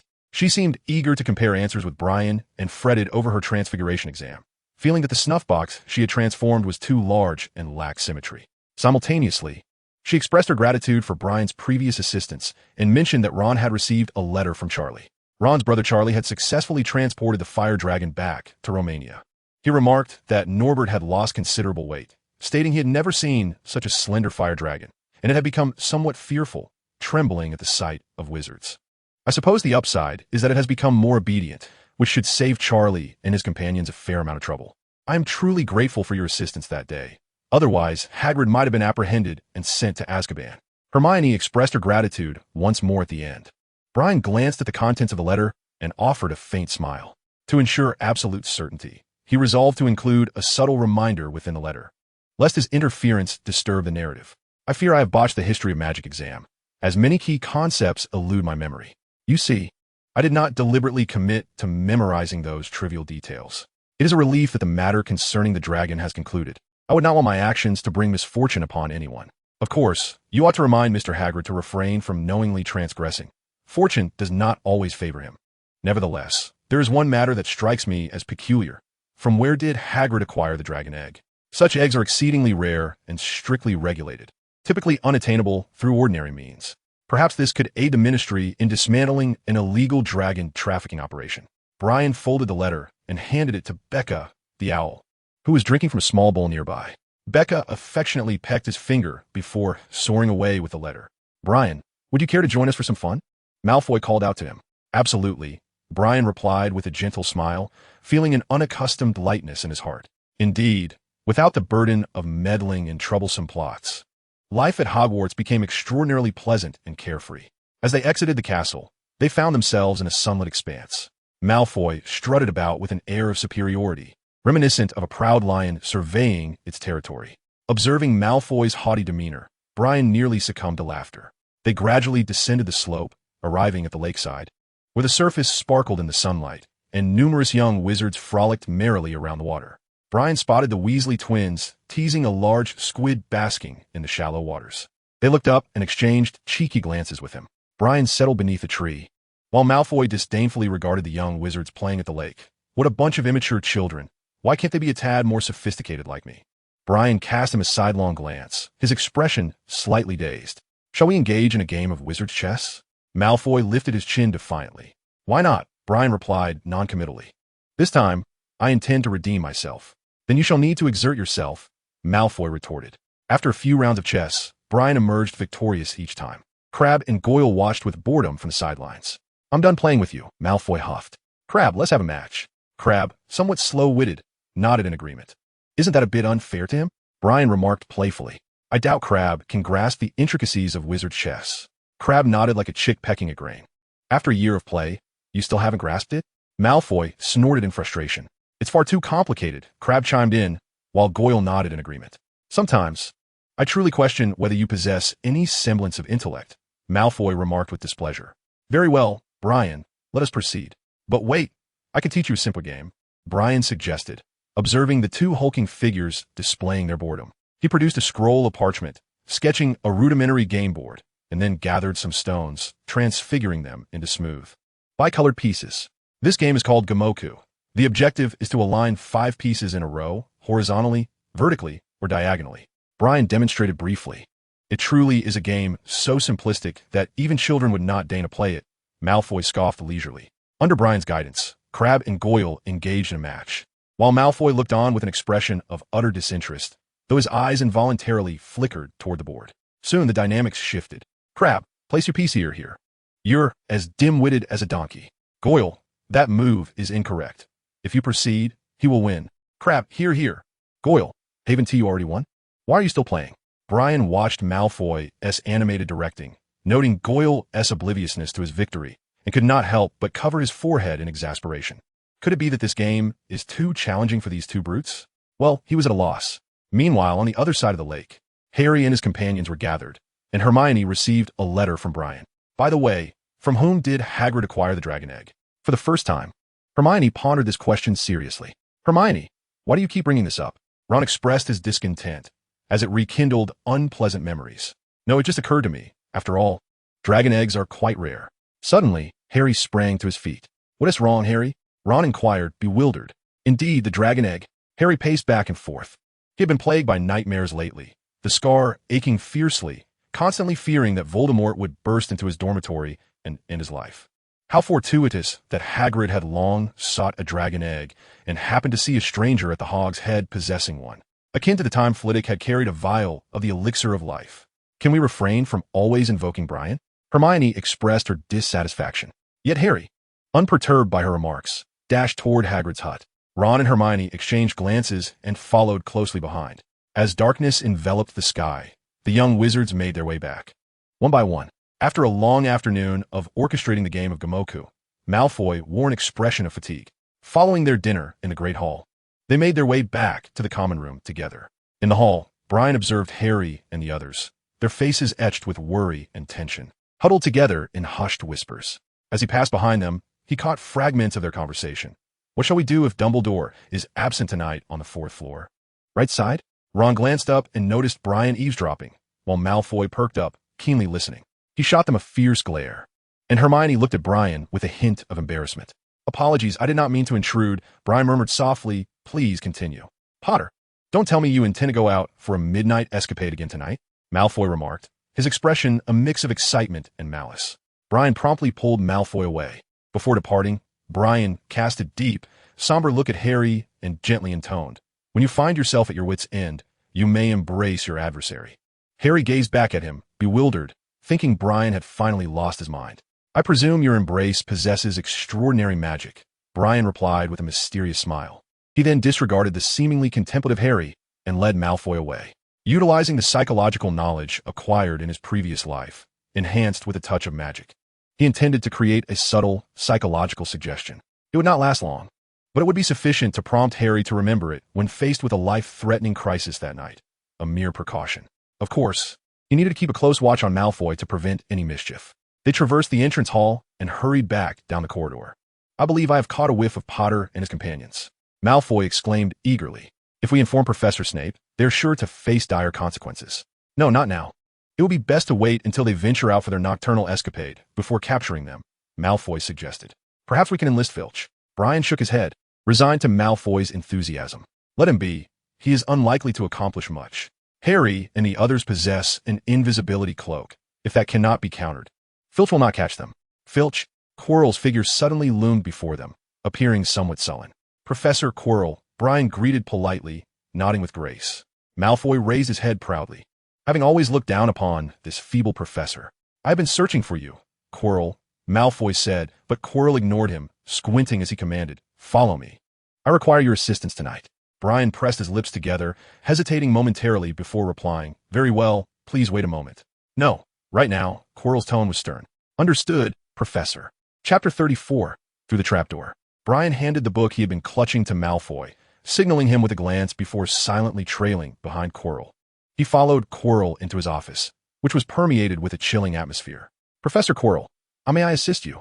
Brian inquired softly. I have diverted Dumbledore tonight. Quirrell replied with fervor. We can retrieve the Philosopher's Stone. Am I to accompany you? Brian asked quietly. Indeed, but I am uncertain if I can surmount Dumbledore's obstacles. Quirrell retorted coldly. Then may I? Ah, I am uncertain. Thus I shall bring a few more individuals, Quirrell smirked, stepping aside to reveal the unconscious figures behind him.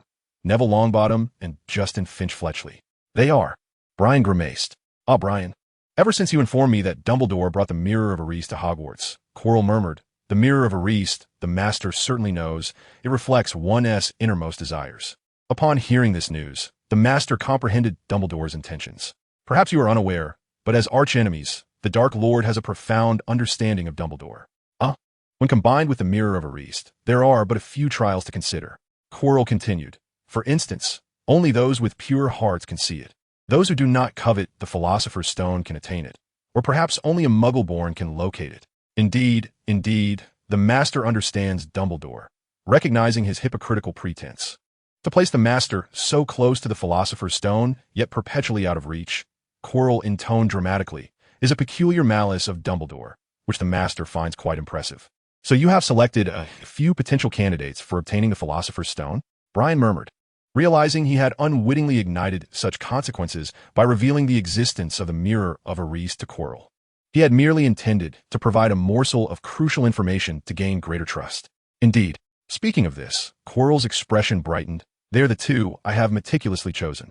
Neville Longbottom, a pureblood with a pure heart. One might say he is somewhat dim-witted and a Gryffindor.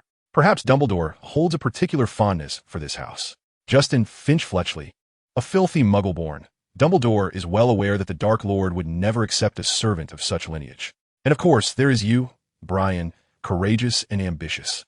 Most importantly, you possess knowledge of the Philosopher's Stone, yet harbor no desire for it. Quirrell fixed his gaze upon Brian's eyes. A realization dawned upon Brian. He understood where his misstep lay. He had maintained a facade of mental occlusion before Quirrell, concealing his true schemes and intentions. However, regarding trivial matters, he found it unnecessary to obscure every detail. He indeed had never craved the Philosopher's Stone, partly because he recognized the futility of obtaining it from Dumbledore and had quelled any aspirations early on. Furthermore, he held confidence in himself. His interest in a Philosopher's Stone with potential repercussions on immortality was minimal. If all else failed, perhaps he could craft his own Philosopher's Stone in the future, as he possessed the assurance of having a system at his disposal. In order to gain the trust of the Dark Lord, he consistently portrayed his true sentiments, a lack of desire for the Philosopher's Stone. This does not align with your ambition, Quirrell, he remarked, his gaze fixed intently upon him. Brian chuckled softly, replying, because I am aware that it is unattainable for me. Additionally, I am still young and lack for nothing. I have no need for the Philosopher's Stone at present. Quirrell nodded, averting his gaze, seemingly convinced by Brian's assertion. So you are the one with the greatest hope, the one who knows of the stone yet craves it not. What a splendid notion, perfectly in tune with Dumbledore's philosophy. Brian could only smile, thinking to himself that his assumptions were entirely misguided. Tonight, indeed, bore a sense of peril. Although he subtly hinted to Harry, he remained uncertain whether Harry would seize the opportunity. The original tale's success was largely attributed to fortune. Should Brian find himself entwined in tonight's narrative, events could spiral into uncontrollable territory. Brian observed Quirrell, who was levitating the two unconscious little wizards with his wand, a sense of unease brewing within him. He discreetly expended 2 witness points, adapting to his own transformations. I initially intended to capture Harry Potter, for he is the one most likely to acquire the Philosopher's Stone. Quirrell murmured. My master intervened, as that boy instills considerable apprehension in him, and it is possible that Dumbledore has some plans regarding him. I had painstakingly diverted Dumbledore to America, hoping to avoid triggering anything that might compel him to return abruptly. America? Brian echoed, perplexed. In the original story, it was the Ministry of Magic. Indeed, I had originally intended to send him to the Ministry, Quirrell coldly replied, but my master insisted that it was too close and could easily jeopardize our efforts. I employed the Cruciatus Curse on that fellow from the American Wizarding Association. He is a friend of Dumbledore's, and it truly took considerable effort to subdue him. He is likely en route there now. Given such distance, even if he possessed a phoenix, it would be impossible for him to arrive instantaneously. Brian closed his eyes, realizing that Dumbledore was no longer a reliable ally. Thus, if he could prevent Harry from accessing the trapdoor tonight, he would be safe.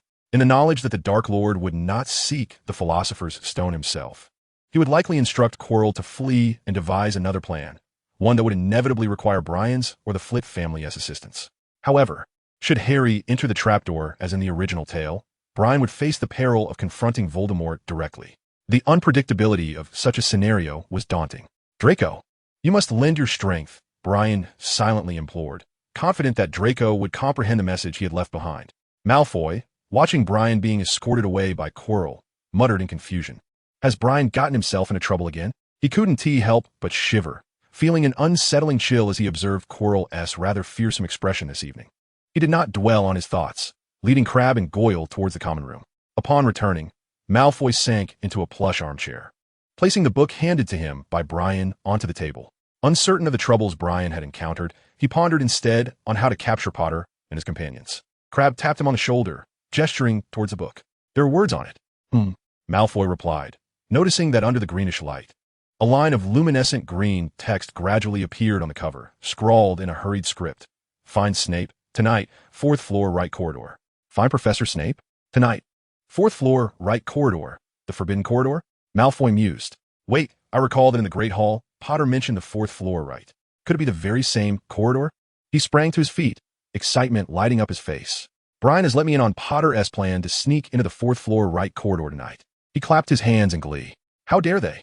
Malfoy paced animatedly, envisioning the consequences of their midnight escapade into forbidden territory, convinced that the headmaster would expel Potter and his friends for such an offense. Potter's Hogwarts career is about to come to an end.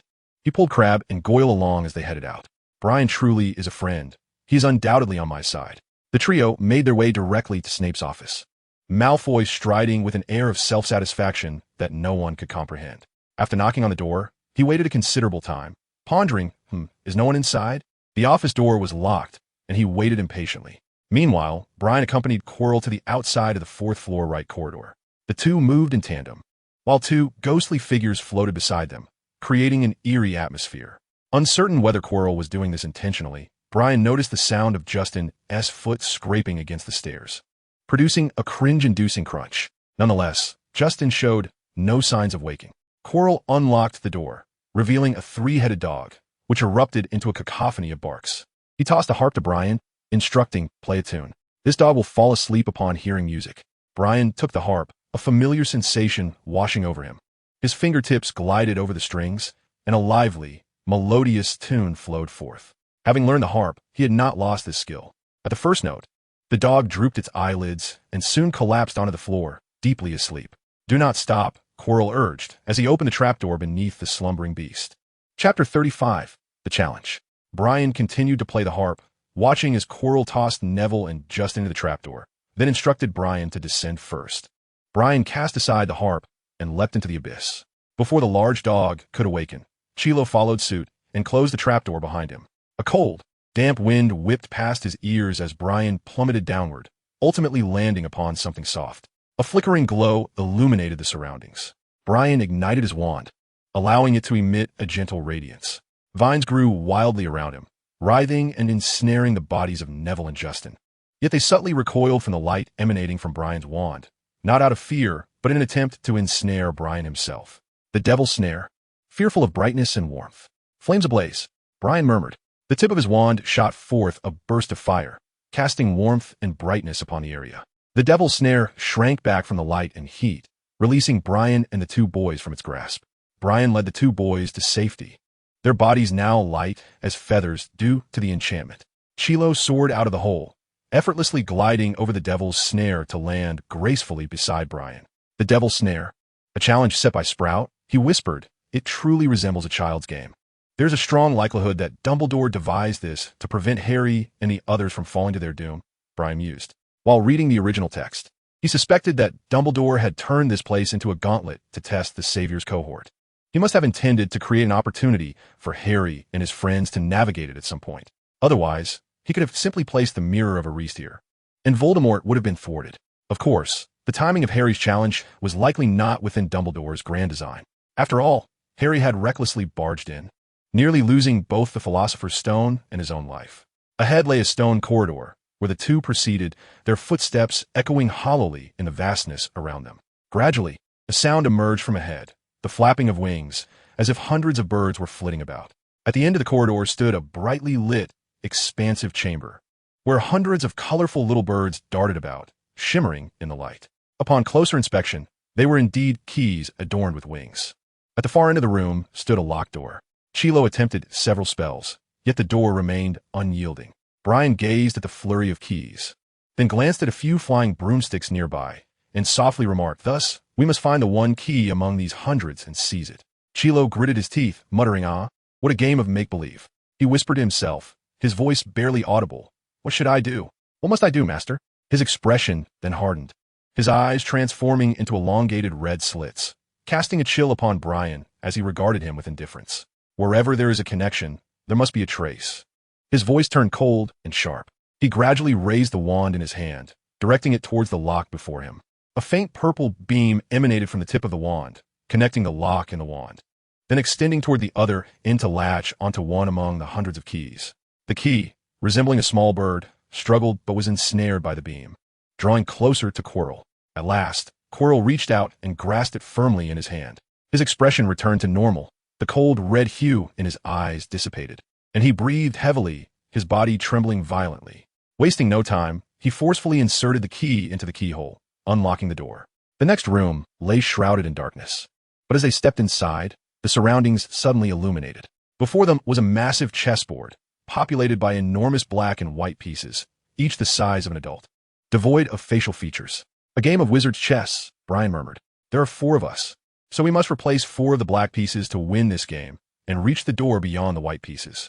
Coral nodded grimly. Or, perhaps you could attempt a brute force approach? Brian tilted his head. No, this is Dumbledore's magic, reinforced by McGonagall's transfiguration, Coral replied, his complexion still pale. We must abide by his rules and not waste our strength unnecessarily. Brian nodded, understanding that Voldemort could not simply replace Quirrell. Then let us engage in a game of wizard's chess, Brian declared with a smile. Are you skilled at chess? Quirrell inquired. Ah, my abilities are adequate, Brian replied with a grin. Perfect, my skills are also commendable, Quirrell stated. Brian chose the black bishop wielding a staff, while Quirrell opted for the black castle. And the two pieces obeyed their commands, stepping off the chessboard. With a flick of his wand, Quirrell levitated Neville and Justin to the positions of two black knights. The white pieces moved first. A white pawn advanced 2 squares. Noticing Quirrell's silence, Brian commanded a black pawn to move forward 2 squares. Thus, Brian directed the black pieces into battle, while Quirrell observed quietly, narrowing his eyes. Neville, move to the right forward, Brian instructed. Quirrell waved his wand, guiding Neville to float over. A white pawn advanced 1 step forward. Brian directed another black bishop to move 1 square to the right forward. The battle commenced, not particularly fierce, yet whenever a piece was captured, the opposing piece would shatter it ruthlessly, leaving the remnants dragged to the wall, adding a sense of brutality to the game. The Black Queen advances 2 squares. Observing the opposing king and castle exchange places, Brian calmly directed. The poised Black Queen followed his command, moving forward 2 steps. The white bishop moved directly in front of Brian, while the Black Queen advanced 3 squares to the left.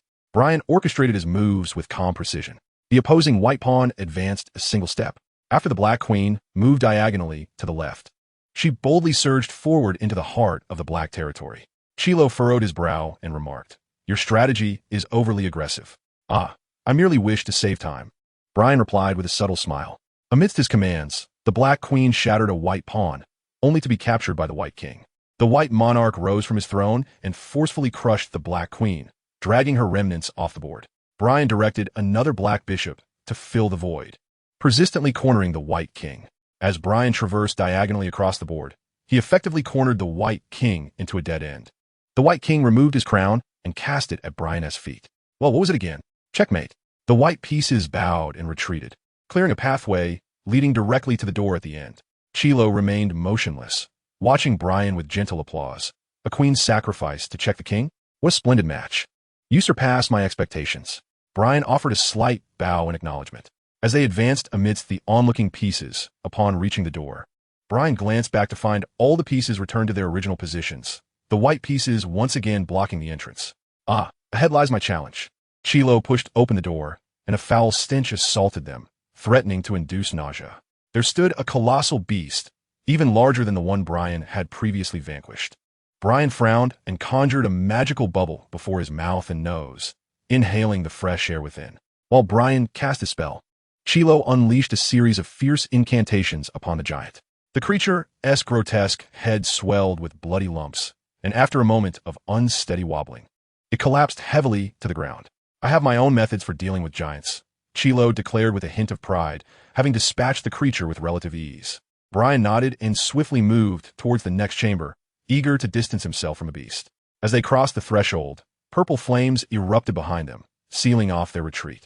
Simultaneously, black flames ignited before them, obstructing their path. Before them lay a table adorned with 7 peculiar bottles and a piece of parchment. The two examined the parchment and pondered the bottles for a moment. Brian meticulously compared the parchment, engaging in logical deduction, and within a minute, identified the correct potion. Clearly, the smallest one will allow us to pass through the black flames, he stated, and the one on the far right will enable a return to our original path. Chilo added, It is evident that the situation is quite clear. Brian smiled at Quirrell, noting that the potion in the small vial would suffice for only 2 individuals to traverse the black flames. How would you choose? Chapter 36, The Final Challenge. Brian gazed at Quirrell, a faint smile gracing his lips. He had made his decision. He would not take risks tonight, and it was best to let Quirrell recognize the difficulty of the task at hand. Thus, he hastened his pace, wishing to avoid getting entangled in a confrontation should the professor arrive. As for Quirrell, who was temporarily without access to the Philosopher's Stone, whether he would choose to remain at Hogwarts, awaiting an opportunity, or retreat into the shadows to seek alternative methods was no longer Brian's concern. It was preferable for the plot to progress smoothly, yet self-preservation took precedence. Brian understood the importance of prudence and self-protection. Having learned that Dumbledore was unlikely to return that night, Brian had tempered his ambitions.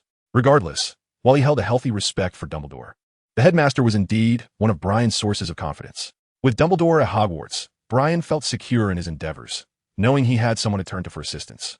Hogwarts, under Dumbledore's care, was the safest haven in the wizarding world. Nevertheless, Brian still hoped to maintain the integrity of the narrative.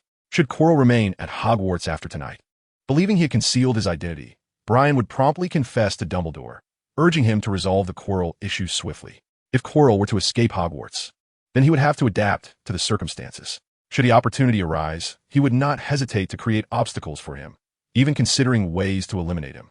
The Flammel family had resources at their disposal. Of course, to mitigate any unforeseen events, Brian had made certain preparations for the night. If the chance presented itself, he would not shy away from taking advantage of it. After swiftly reviewing all his plans in his mind, Brian's gaze grew increasingly calm. Quirrell, stroking his purple scarf, opened the smallest potion vial and inhaled its contents. After a moment's contemplation, he remarked, "A complex formula, specifically designed to counteract these black flames. Quite ingenious indeed." Brian glanced at the flames on either side, cautiously bringing his hand close to the black blaze, the searing heat causing a sharp sting. He withdrew his hand, stating, "This must be Dumbledore's magic, having infused the flames with certain magical elements. A specific potion is required to neutralize it, as standard fire-repelling potions will prove ineffective." Quirrell let out a cold laugh, replying, "However, I am well prepared." Brian looked at Quirrell with curiosity as he rummaged through his pockets, ultimately producing a grimy black bag, enchanted with an extension charm, large enough to contain several individuals. Quirrell's expression was one of pride. Brian was momentarily taken aback, nodding in silence. This potion, capable of allowing a person to traverse flames unscathed, ought to ensure that their belongings remain unscathed as well. "Freely, please remain in the bag for a moment. I can pass through the flames with you, Professor." Brian was reluctant to entrust his safety to Quirrell, arguing passionately that the potion was sufficient for 2 individuals. "No, I must reserve some potion. Should this attempt fail, we may need to return," Quirrell replied, clearly not relinquishing his intention to ensnare Harry Potter for experimentation. "Very well," Brian acquiesced, sensing the increasingly perilous glint in Quirrell's gaze. He accepted the grimy little bag, opening its mouth to release a potent, foul odor, which tempted him to cast a cleaning charm. He closed his eyes momentarily and stepped toward the palm-sized opening, only to find himself plummeting into the bag as if stepping into thin air, landing heavily on a soft surface below. Upon opening his eyes, he was enveloped in darkness, with only the light from the opening above illuminating his surroundings. The air was thick and unpleasant. He ignited his wand, witnessing Neville and Justin being unceremoniously tossed into the bag after him. Looking upward, he beheld Quirrell's large visage, resembling that of a giant. Quirrell cinched the bags, opening tightly, plunging them into utter darkness, with only the faint glow from the wand illuminating a small area. The bag began to sway, inducing a sense of dizziness in Brian, compounded by the noxious odor that provoked a wave of nausea. The space grew crowded as Neville's body pressed against his head, prompting him to toss Neville onto Justin, both of whom were blissfully asleep, their faces nearly touching. After a brief minute, the bag's tremors ceased. Subsequently, Brian felt himself being hoisted, head first, before he was abruptly dropped to the ground.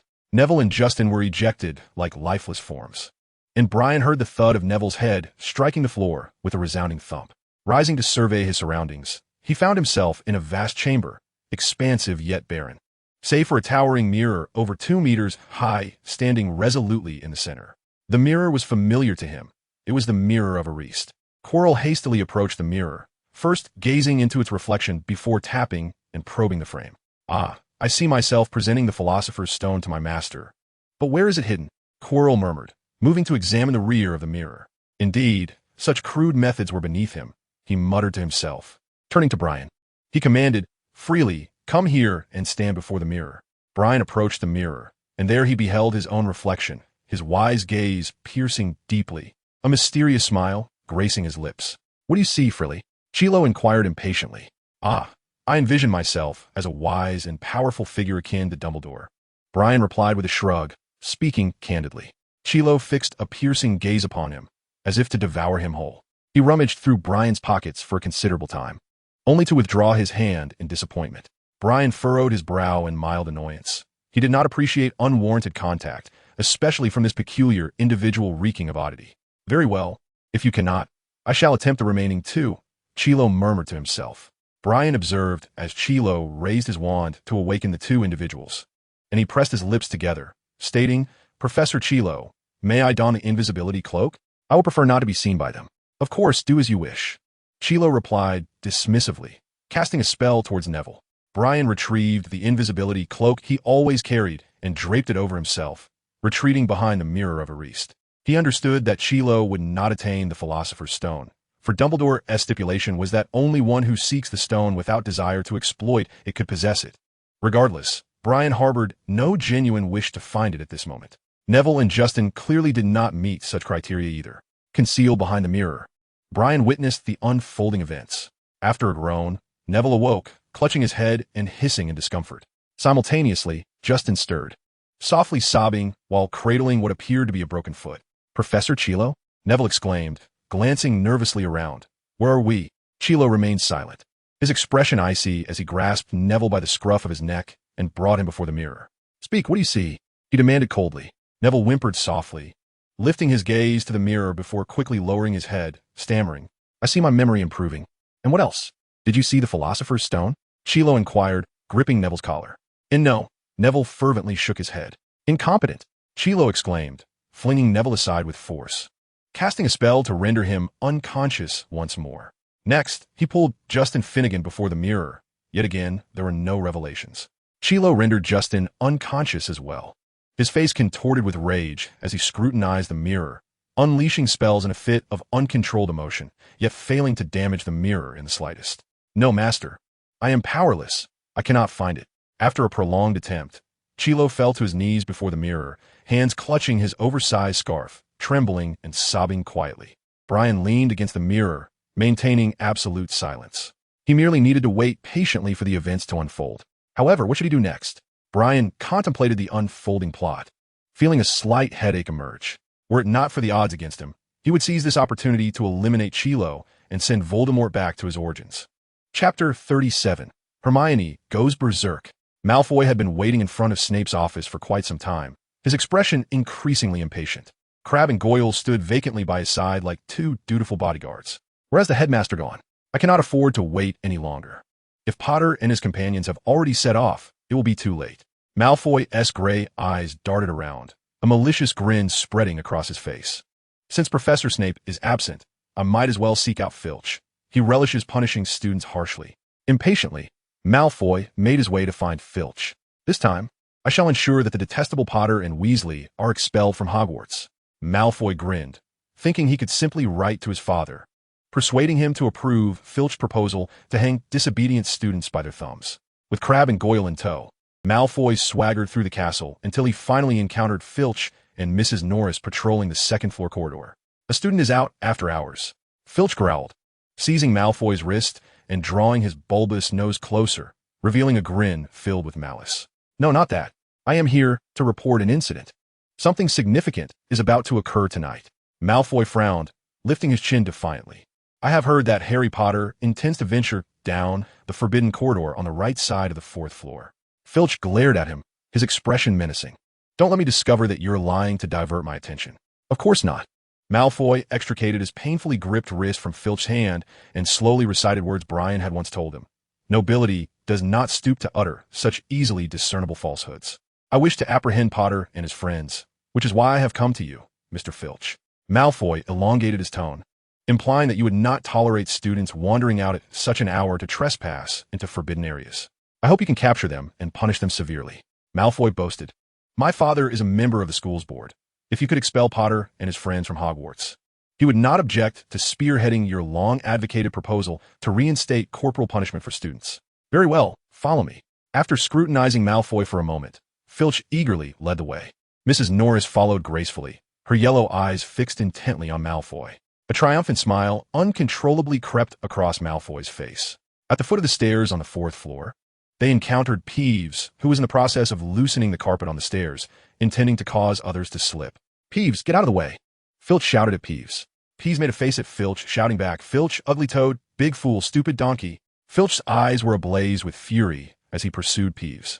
Yet he found himself utterly helpless against the mischievous poltergeist. Instead, he was met with the indignity of having the carpet pulled from beneath him, skidding down the staircase in a most undignified manner. Malfoy recalled the spell Brian had taught him and brandished his wand at Peeves, incanting Wadi-Wasi. A filthy ball of yarn shot forth like a bullet from the corner, directly into Peeves' gaping mouth. The poltergeist's cries were abruptly stifled, and with a furious glare directed at Malfoy, he quickly took flight. Malfoy erupted into laughter, reveling in the moment. He had long wished to teach that insufferable ghost a lesson. Perhaps I should learn a few more tricks for Brian, he mused, viewing Brian as a veritable treasure trove of intriguing knowledge. Filch shakily regained his footing, cursing Peeves loudly while clutching his waist. Eventually, they arrived at the corridor on the right side of the 4th floor. After inspecting the door lock, Filch leaned against the door, ears pricked to catch the sounds of the growling dog within, his eyes scanning the surroundings with keen vigilance. As long as I stand guard here, not even a fly shall pass without my consent, he rasped. Indeed, you are the most diligent of caretakers, Malfoy retorted casually, leaning against the wall and narrowing his gray eyes. Meanwhile, Harry, Ron, and Hermione awaited in the common room until everyone had returned to their dormitories. Cloaked in invisibility, they made their way towards the right corridor on the 4th floor. Their journey was surprisingly smooth, free from encounters with Filch or the troublesome Peeves, prompting a collective sigh of relief and gratitude for their good fortune that evening. However, as they ascended the stairs to the 4th floor and rounded a corner, their luck seemed to evaporate. Before the corridor door stood Filch, leaning against it with hands on hips, scrutinizing his surroundings. The fat lady lurked in shadows, her beady eyes glinting as they peered at the trio. Malfoy lounged against a nearby wall, exuding an air of bored indifference. Crabbe and Goyle stood off to the side, their expressions vacant as if lost in a trance. Harry covered his face with one hand. This was a nightmare. All of his most detested adversaries had gathered in one place. The three friends exchanged glances beneath the invisibility cloak, then retreated in unison to the corner, whispering among themselves. Filch is over there, and Malfoy has indeed overheard our conversation tonight, Harry remarked, his tone despondent. What should we do? Ron asked. Hermione, do you have any ideas? Filch remained by the door. We can only incapacitate him, Hermione whispered. It's impossible to reason with him. You know how notoriously obstinate Filch is. He would merely waste our time. Incapacitate him? Ron exclaimed incredulously. We will be expelled. Either we leave now or we defeat him. There is no other option, is there? Hermione bit her lip, evidently unable to make a decision. Harry, what do you think? We must go in. Snape is surely close to finding the Philosopher's Stone. We cannot, Harry began. But Hermione interrupted him. Drawing her wand, she took a few deep breaths with her eyes closed, urging the others to tread lightly as they approached. Petri Ficus Totalis, she whispered, aiming her wand at Filch. Instantly, his arms snapped to his sides, legs stiffened, and he stood rigidly, terror etched on his face. After a moment of shaking, he collapsed to the ground.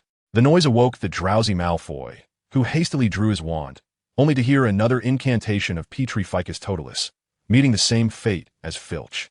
Petri Ficus Totalis. Hermione directed her wand at Crabbe, who was fumbling in his pockets for his wand. Petri Ficus Totalis. This time it was Goyle, caught off guard and looking dazed. Petri Ficus Totalis. Mrs. Norris leapt from the corner, mewing before hitting the ground. Breathing heavily, Hermione yanked off the invisibility cloak. Harry and Ron gaped in astonishment at the fierce little witch before them, as if seeing her for the first time. Hermione will be expelled, Ron said, his voice quivering. Perhaps not, Hermione asserted firmly. Professor Flitwick secretly informed me that I scored 116 in the charms exam. He wouldn't dare expel me. All right, let us go, she urged, her lips pale and trembling, betraying her uncertainty. Sometimes, I truly find Hermione quite frightening, Ron whispered to Harry, watching her forcefully unlock the door. Harry nodded in agreement. They moved Filch aside and lined up the petrified figures, then stepped through the door, immediately spotting a harp next to a three-headed dog. The three exchanged glances, and Harry blew the pipe. Brian watched as Quirrell knelt before the mirror, confessing and pleading for his master as forgiveness. He pursed his lips, refraining from interrupting, fearing he might become an outlet for Quirrell's frustration. Twirling his wand in his hand, he contemplated the possibility of disposing of Quirrell now that he appeared so vulnerable. However, such a notion was irrational and would jeopardize his standing with the Dark Lord. Ultimately, Brian abandoned this tantalizing idea. Yet, if a professor were to arrive, it might present an opportunity to strike.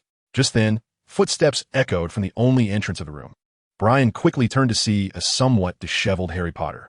Why is it him? Brian was momentarily stunned. Malfoy, you have betrayed me. Chapter 38, Voldemort. How could Draco be so inept that even Harry and his friends could not stop him? Brian sighed silently, pressing his forehead. Well, at least my assessment of Draco was accurate. He is incapable of achieving much, particularly when opposing the Savior. Brian consoled himself with this thought. Acknowledging his keen judgment of character, he observed Quirrell lifting his head from a position of supplication, a look of ecstasy spreading across his face, and could only remind himself to adapt to the circumstances. For the first time, Brian felt a flicker of anger, not directed at Harry or Malfoy, but at himself. He was dissatisfied with his performance. I detest losing control, he mused, his handsome visage clouding with discontent. This past year has been subpar. I must learn from this. You, Professor Quirrell? Oh no, Neville. Harry gazed incredulously at the figure before him, breathless with shock. He noticed Neville and Justin lying motionless on the ground, fearing they had perished. Quirrell stood, his eyes fixed on Harry with a manic glee. Perhaps he could procure the Philosopher's Stone, thus avoiding the wrath of his master, he contemplated. Harry Potter, I never expected you to foolishly present yourself to me, Quirrell sneered with a chilling smile, his tone slowing to a sinister drawl. You amuse me, Harry Potter. With a flick of his wand, several ropes appeared out of thin air, binding Harry securely. How could it be you? I thought it was Snape, Harry stammered. Lying on the ground as Quirrell approached slowly. This was utterly unbelievable. He could scarcely fathom that the figure before him was not Snape in disguise. After all, Snape certainly did not appear to be a benevolent soul. Quirrell chuckled coldly as he hoisted Harry from the ground. Every day, like a giant bat flitting about, always intent on thwarting my plans. You attempted to cast a counter-curse during the Quidditch match to save me, constantly suspecting and intimidating me in your quest for evidence, and even tried to thwart me on Halloween. How unfortunate that dog did not finish you off. Of course, with him standing in the way. Who would suspect poor Professor Quirrell? Quirrell felt a swell of pride, convinced he had outmaneuvered Snape. I shall procure the Philosopher's Stone for my master, and he will soon rise again to reclaim his dominion over the wizarding world. Quirrell grasped the ropes attached to Harry and positioned him before the mirror of Ariste. Take a look in the mirror, Potter, Quirrell whispered, and tell me what you see. Harry gazed intently into the mirror, beholding his reflection, which bore a serene and joyful smile. Neville was safe, standing to his left, while Ron and Hermione flanked him, all laughing merrily. A wave of sorrow washed over Harry as he recalled his initial belief that Neville was lost. Indeed, who could possibly escape the clutches of Voldemort's servant? In that moment, his desire for the safety of Neville and Ron eclipsed his yearning to find the Philosopher's Stone. What did you see? Quirrell inquired impatiently, enveloped in sorrow. Harry found himself disinclined to fabricate any more lies. He murmured despondently, I saw that my friends and I were safe, well, and joyful. Quirrell, in a fit of frustration, kicked Harry aside. He whispered, Master, I cannot find it. I am incapable. To confront Harry Potter would be a notable achievement. Let me emerge. I wish to speak with him face to face. A sharp voice emanated from Quirrell, granting him a slight reprieve. However, Master, your strength has yet to be restored. I still possess some power, he retorted. Quirrell raised his hand to untie the purple scarf from around his head. As the scarf fell away, his bare scalp appeared surprisingly diminutive in contrast to his usual wrapped appearance, devoid of hair. At that moment, Brian beheld the grotesque visage upon Quirrell's exposed head, pallid and dim, with eyes resembling glowing red slits, lacking a nose, and featuring two elongated nostrils akin to a serpent's. Brian averted his gaze, yet felt as though Voldemort had cast a glance in his direction. Subsequently, Quirrell turned, positioning Voldemort's face towards Harry. Harry's face drained of color as he collapsed to the ground, desperately attempting to free himself from the bonds that restrained him. Harry Potter, Voldemort disregarded Harry's struggles and whispered, Behold what I have become, merely a shadow and vapor, only able to assume form when sharing a body with another. Gasping for breath, Harry writhed on the ground. Voldemort's crimson eyes fixated upon him, yet his expression bore a semblance of pleasure. Although he had failed to obtain the Philosopher's Stone, it was evident that he relished the prospect of conversing with the boy who had reduced him to this state, savoring the despair etched upon his face. They say you are my nemesis. Voldemort hissed, I killed your parents. Your father foolishly attempted to thwart me. And your mother, of course, she could have lived. Voldemort continued softly. She knelt before me, pleading for your life, shielding you with her own. With fierce determination, Harry glared at him. His teeth clenched so tightly that his lips bled. The outcome was unexpected. As I attempted to kill you, the spell rebounded upon me. Voldemort continued. Yet, throughout the year, I found no trace of your uniqueness. Mediocre, arrogant, reckless, and utterly lacking in intelligence. How could such a feeble fool defeat the Dark Lord? However, I no longer need to seek answers. You shall not survive the night. Harry struggled against the ropes binding him, his wrists raw and bleeding. Yet he found his hands could move. Gasping for breath, he endeavored to inch backward. Indeed, I relish the expression you wear, but you ought to appear more desperate. Voldemort rasped. It would be best if you knelt and begged for mercy. Harry spat defiantly, shouting, "Dream on. I would rather die than plead for my life. Do as you wish." The Dark Lord, losing interest, coldly instructed Quirrell, "Go, seize him. Do not use the killing curse. He is peculiar." Quirrell approached Harry, grasping his collar and raising his wand. Harry's mind was a blank. At that moment, an inexplicable thought surfaced. When you are cornered, embrace your enemy. Without hesitation, he charged into Quirrell's embrace. His face pressed against Quirrell's exposed neck. The scar on his forehead throbbed painfully, as if it were being split open, and he felt as though his head might fracture. "No, master, I cannot hold him." Quirrell cried out in agony, grotesque blisters forming on his neck. He desperately attempted to pry Harry off him. Realizing this was his sole chance for survival, Harry clutched Quirrell's robes and arms with all his might, refusing to let go. "Kill him! Kill him!" Voldemort screeched. Harry's scar pulsed with excruciating pain.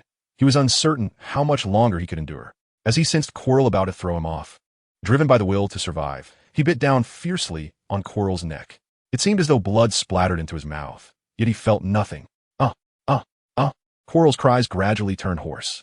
The world seemed to drift away, fading into darkness, leaving only intense suffering, Quirrell's wretched screams, and Voldemort's piercing roars. Brian observed the scene quietly, his expression calm and detached, as if savoring a film worthy of contemplation. He witnessed Harry lose consciousness, yet Quirrell did not perish immediately. He writhed on the ground, howling, grotesque blisters erupting on his face and neck, bursting into a repulsive, decayed mass.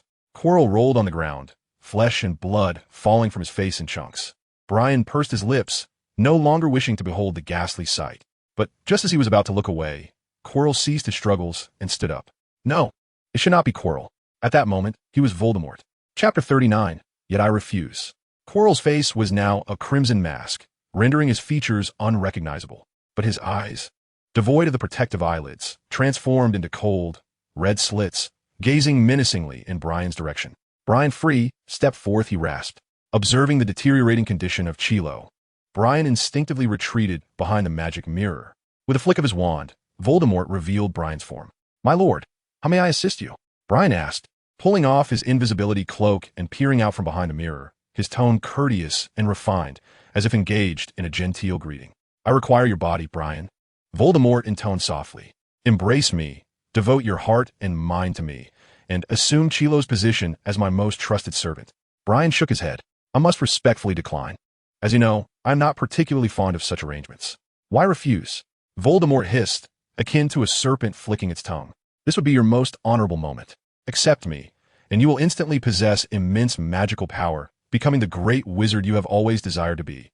Is that not so? A great wizard?" Brian replied with an innocent smile. "Chilo does not seem to embody that at all." "Ah, he is far too foolish and lacks the requisite loyalty." Voldemort sighed softly.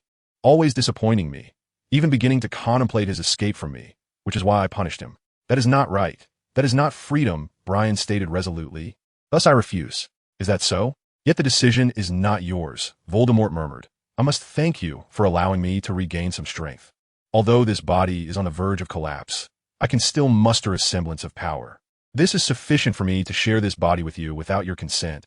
He continued gently, casting several protective spells around himself, then staggering toward Brian.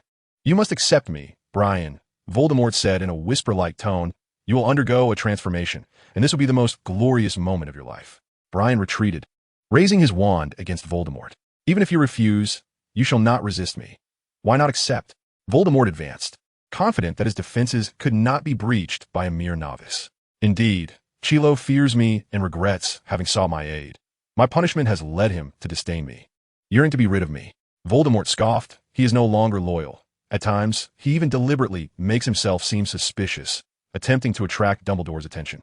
Voldemort's cold laughter echoed. "Yes, he harbors a flicker of hope, fantasizing that Dumbledore might capture him and save him. He thinks I am oblivious.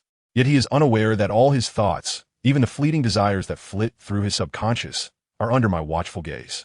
Indeed, Dumbledore must have noticed his inconsistencies. He displayed a demeanor so evident that even you could discern it. Severus was undoubtedly harboring doubts, and how could Dumbledore possibly remain oblivious? With a cold smile, he advanced relentlessly, cornering Brian, unless he had truly lost his wits. Dumbledore might be unaware of my presence within Quirrell's mind, yet he certainly knew that Quirrell was serving me. Voldemort mused, but what of it? He merely sought to play the long game, hoping to uncover me and my secret of immortality. Conversely, I adeptly capitalized on this fact. Brian sighed softly. Indeed. Thus Dumbledore turns a blind eye to Quirrell's petty maneuvers beneath his very nose, neglecting the deliberate hints of suspicion that Quirrell exhibited. He remains unaware that Quirrell is, at times, pleading for help. Perhaps, when Quirrell consented to allow you into his mind, he had already succumbed to despair. Brian reflected thoughtfully. His back met the wall, leaving him with no avenue of escape. That is his folly. Had he pleased me, I would not have hesitated to share the secret of immortality with him. Voldemort approached, narrowing his eyes, and stated, "You possess great potential, Brian. You are as clever and ambitious as I once was." "Is that so?" Brian murmured, then smiled, revealing his teeth, yet replied, "I must decline. This marks your third refusal of me, Flitwick, and it displeases me greatly. I might yet engage in actions that will further irritate you," Brian said, raising his wand with a troubled expression. "Oh, do you truly believe you can resist me?" Voldemort replied with a mocking tone, "Despite this frail body, my magical power far surpasses yours." Brian's gaze turned steely. He no longer wished to squander time. After waiting so long without anyone coming to his aid, it appeared that Dumbledore was indeed unable to return in time. "Avada Kedavra!" Brian proclaimed coldly. A dazzling beam of green light shot forth from the tip of his wand, and Voldemort's expression turned derisive, yet the green light struck him, freezing the mockery upon his face. Quirrell's body began to disintegrate, starting from his limbs, slowly transforming into a cloud of ashes that scattered. "How could you possibly, before your head turns to ash?" Voldemort beheld the murderous intent in Brian's eyes, as if facing a sea of blood and deep-seated enmity. How could it be? The murderous intent in Brian's eyes vanished instantaneously. He gazed with clarity at the body before him, rapidly breaking apart, his complexion paling. In a calm tone, he remarked, "Was this not the lesson you imparted, Professor Quirrell? You once stated that the killing curse is a most extraordinary spell. One need not possess immense magical power. With sufficient murderous intent, one can wield it to take a life. While it may not suffice to vanquish a powerful wizard, it is more than adequate to deal with Quirrell, whose body crumbled at the slightest touch." Quirrell's form was entirely reduced to ashes, leaving only his black robe draped upon the ground. A tendril of black mist emerged from the ashes, coalescing at its forefront into the ghastly visage of a head, which malevolently traversed through Brian's body, passing through the wall behind him before vanishing into oblivion. Brian, pale and drained, collapsed onto the ground. The incantation had siphoned away all of his magical prowess. "Regardless, thank you, Professor Chilo," Brian murmured softly, his gaze fixed upon the ashes strewn across the floor. "In a sense, you have indeed succeeded in resisting the Dark Lord." The ashes settled quietly on the ground, enveloping the surroundings in a profound silence. Leaning against the wall, Brian exhaled gently. The killing curse had served as his trump card in the face of potential peril.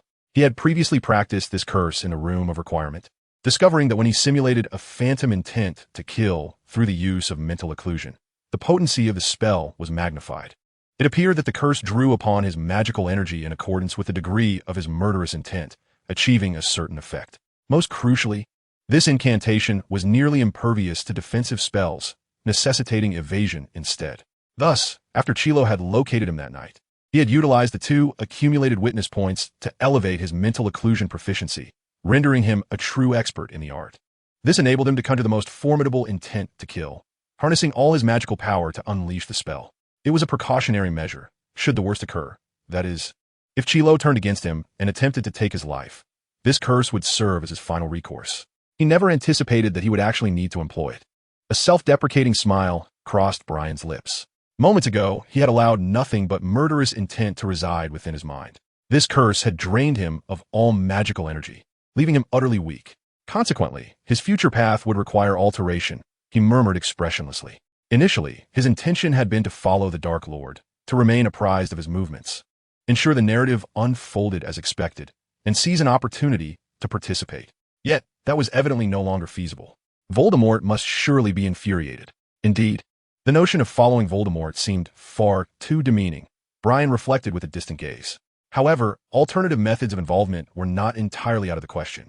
Once he regained some strength, Brian finally rose to his feet. He first checked Harry's condition, discovering that he was merely in a deep coma with no immediate danger to his life, and chose to disregard him thereafter.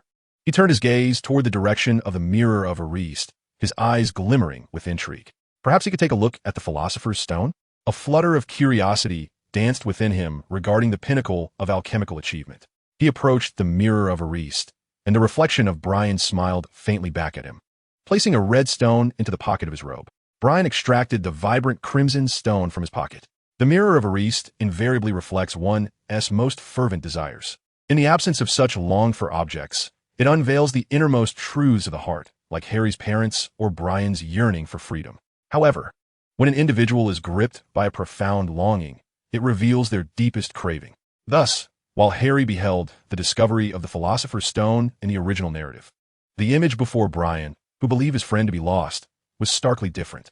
Fascinating, Brian mused. Chapter 40 drew to a close as he toyed with the stone in his hand.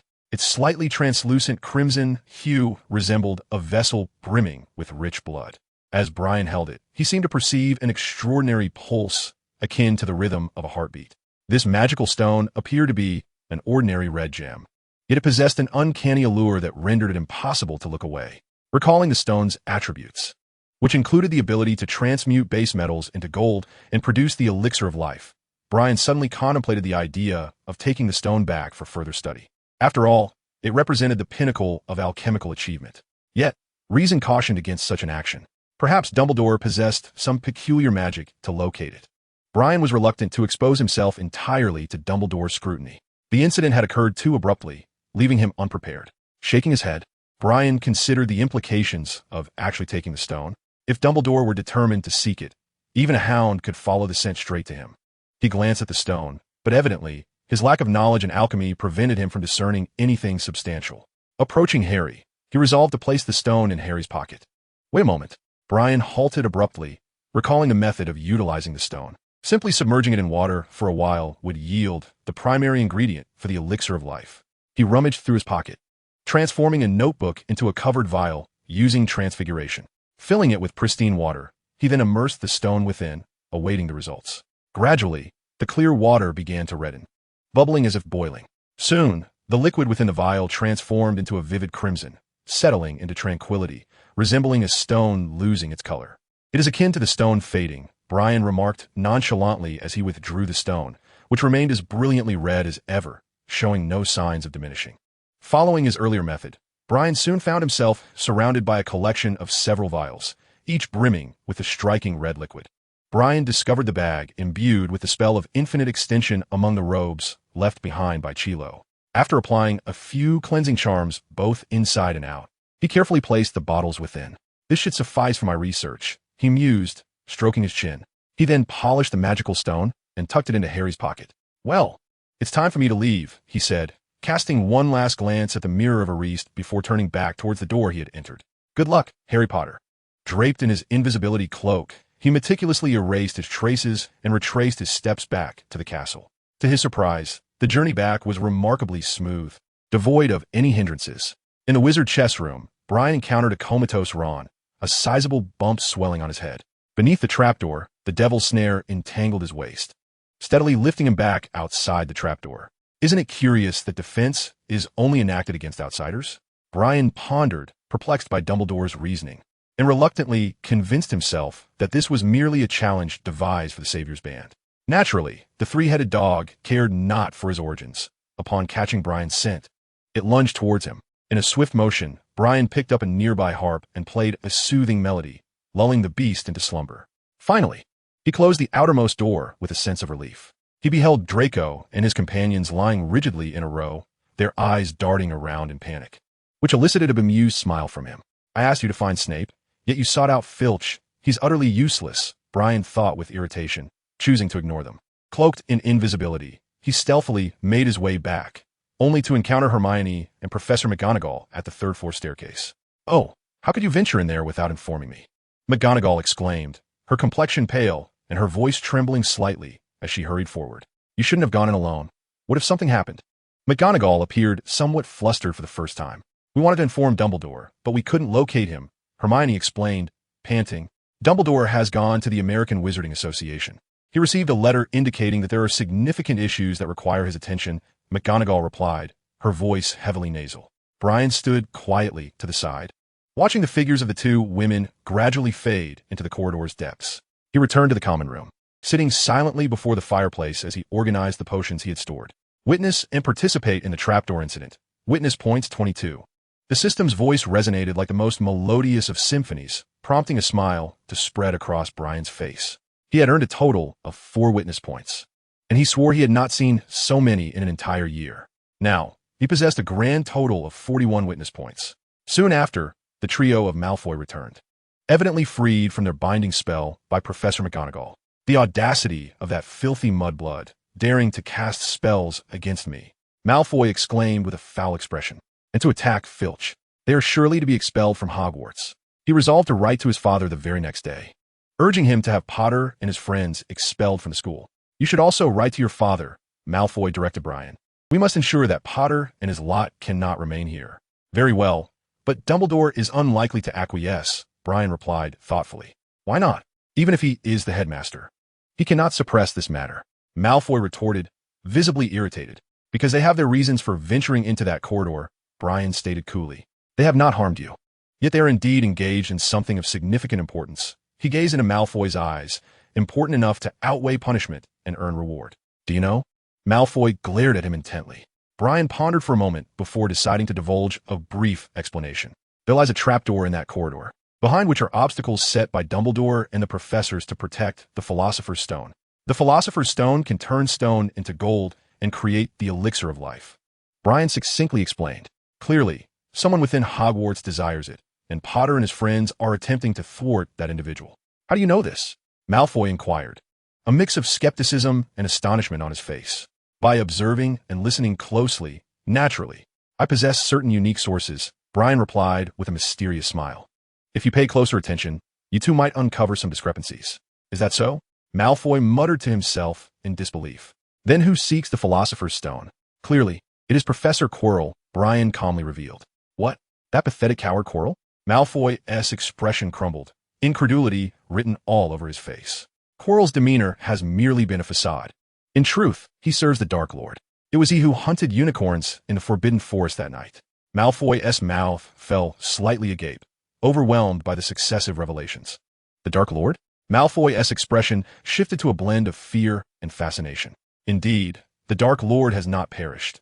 He is plotting his return, Brian stated gravely, though his handsome visage rendered his seriousness somewhat less convincing. Tonight, Quirrell approached me because I had uncovered a fragment of his scheme, and he attempted to intimidate me. Brian fabricated a flimsy lie. He then allowed me to leave, having also taken Longbottom and Hufflepuff's Finnegan captive. Malfoy nodded in acceptance of Brian's account, convinced that Quirrell would not dare harm him, given that his family was as wealthy and influential as Malfoy's own. Thus, if Potter were to survive the night, there was no doubt he would emerge as a hero. Brian once again thwarted the Dark Lord's sinister plot, rescuing 2 classmates in the process. What a remarkable feat. Malfoy, gritting his teeth, retorted, well, he must be alive to dare to stop the Dark Lord. Why didn't you tell me sooner? We could have prevented him from gaining such notoriety. Suddenly, Malfoy was struck by this realization. In fact, I did inform you in that book, Brian replied tersely. If only you had sought out Professor Snape. He could have intervened with Potter and spared me from potential peril. Yet, you opted to find Filch. Malfoy's pale cheeks flushed slightly as he muttered, the headmaster was not at his office. We waited for quite some time and had no choice but to seek Filch.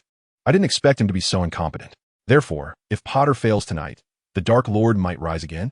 He quickly cast aside his guilt, excitement evident on his face. So what? Brian fixed his serious gaze upon Malfoy's gray eyes. Do you truly believe this is a favorable outcome? I assent it, Malfoy countered, having long harbored a naive admiration for the Dark Lord. Certainly not, Draco. You may not fully grasp the brutality of the Dark Lord's reign, Brian said, gazing deeply into his eyes. At the very least, our fathers absolutely do not wish for his return, for their actions following the Dark Lord's downfall have infuriated him. But the Dark Lord needs us. He requires the support of your family and mine. Indeed, so we may not be killed by him. But our situation is hardly enviable. To the Dark Lord, We are merely servants. Servants? Precisely. He rules us through fear, much like you treat the house elves in your family. Brian provided an example that would resonate with him. Malfoy pursed his lips, saying, "That is indeed deplorable. Well, I must admit, I somewhat hope Potter meets his demise tonight." He proclaimed arrogantly, "For I would relish the opportunity to exact my revenge in the future." Chapter 41. The Sorting Hat. In the ensuing 3 days, Hogwarts remained enveloped in a serene and relaxed atmosphere. The young witches and wizards were reveling in this rare leisure, unburdened by concerns over examination results. Notably, the final Quidditch match took place during this period, Gryffindor versus Ravenclaw. Clearly, Harry had yet to awaken from his coma, leaving the Gryffindor team short a player, necessitating the recruitment of a senior student as a substitute. The outcome was undoubtedly grim, marking Gryffindor's most significant defeat in 3 centuries. As they struggled to keep pace with Ravenclaw, the Ravenclaw Seeker successfully captured the Golden Snitch, bringing the match to an end. Evidently, the absence of such a crucial member left the remaining Gryffindor players lacking in motivation, resulting in a lackluster performance. Brian observed Gryffindor's captain, Wood, in a state of despair, his hands tangled in his hair, his expression akin to one on the verge of tears. He felt a deep sense of satisfaction as he noted his newly acquired witness point. Malfoy, on the other hand, was in high spirits. Indeed, the cheers of the Slytherin wizards drowned out those of Ravenclaw, for, in terms of overall points, Slytherin was undoubtedly in the lead, signifying their continued possession of the Quidditch Cup for the year. As Malfoy strolled back to the common room, he wore a smug smile, as if he alone were responsible for this triumph. "Ah, so Potter can occasionally do something commendable," Malfoy remarked languidly. Following that evening, Harry was taken to the hospital wing, and nearly the entire student body was aware that Harry Potter and his friends had navigated the professor's meticulously set challenges, successfully thwarting the greedy Professor Quirrell and rescuing 2 classmates from his clutches. Except for Harry, who remained unconscious, the other 3 young wizards were discharged the following day. Through their accounts, others became acquainted with Harry's exploits. Thanks to Ron's loose lips, the young wizards quickly learned of how they had overcome the professor's trials, garnering countless admirers. Malfoy felt a twinge of jealousy and dissatisfaction, yet many Slytherin wizards began to reassess their views on Harry. Indeed, his deeds were truly admirable. That was not bravery. It was clearly reckless arrogance. Malfoy retorted dismissively, earning the agreement of several Slytherins. The serpents were always adept at self-preservation, calculating their moves with caution, never recklessly placing themselves in perilous situations. Brian concurred, acknowledging that they had indeed acted too rashly. Simultaneously, their examination results were distributed over the following days. Brian achieved 3rd place in his entire year. Aside from a grade of E, exceeds expectations, in History of Magic he received O, outstanding, in all other subjects. However, it was evident that his History of Magic score had pulled him down. Hermione secured the top position, while a Ravenclaw overachiever claimed 2nd place. Malfoy also attained commendable results, with 3 subjects graded as satisfactory and the rest outstanding. He carelessly tucked his report card away, dismissing the exams as trivial. Daphne's grades were slightly inferior to Malfoy's, yet still commendable. The young girl revealed a long-awaited smile, finally releasing the burden that had weighed on her. In contrast, Crabbe and Goyle fared poorly, particularly Goyle, who wore a glum expression all day long. "Come now, Goyle, at least you learned something, did you not?" Malfoy awkwardly attempted to console him. "At the very least, you peel apples quickly and well. Perhaps you should go home and peel a few for your parents. They might be pleased enough not to scold you." Observing Goyle's contemplative expression, Brian stifled a laugh behind his hand.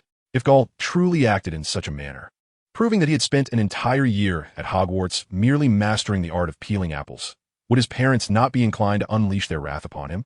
Yet, he found himself somewhat intrigued by the unfolding of events. As the academic year approached its conclusion, Brian received yet another missive from Dumbledore, extending an invitation to visit the headmaster's office. Brian remained non-committal. Even if Dumbledore had discerned his presence at that moment, it bore little consequence, for he had committed no wrongdoing. With a light heart, he navigated his way to the office with ease. However, upon arrival, it appeared that Dumbledore was absent.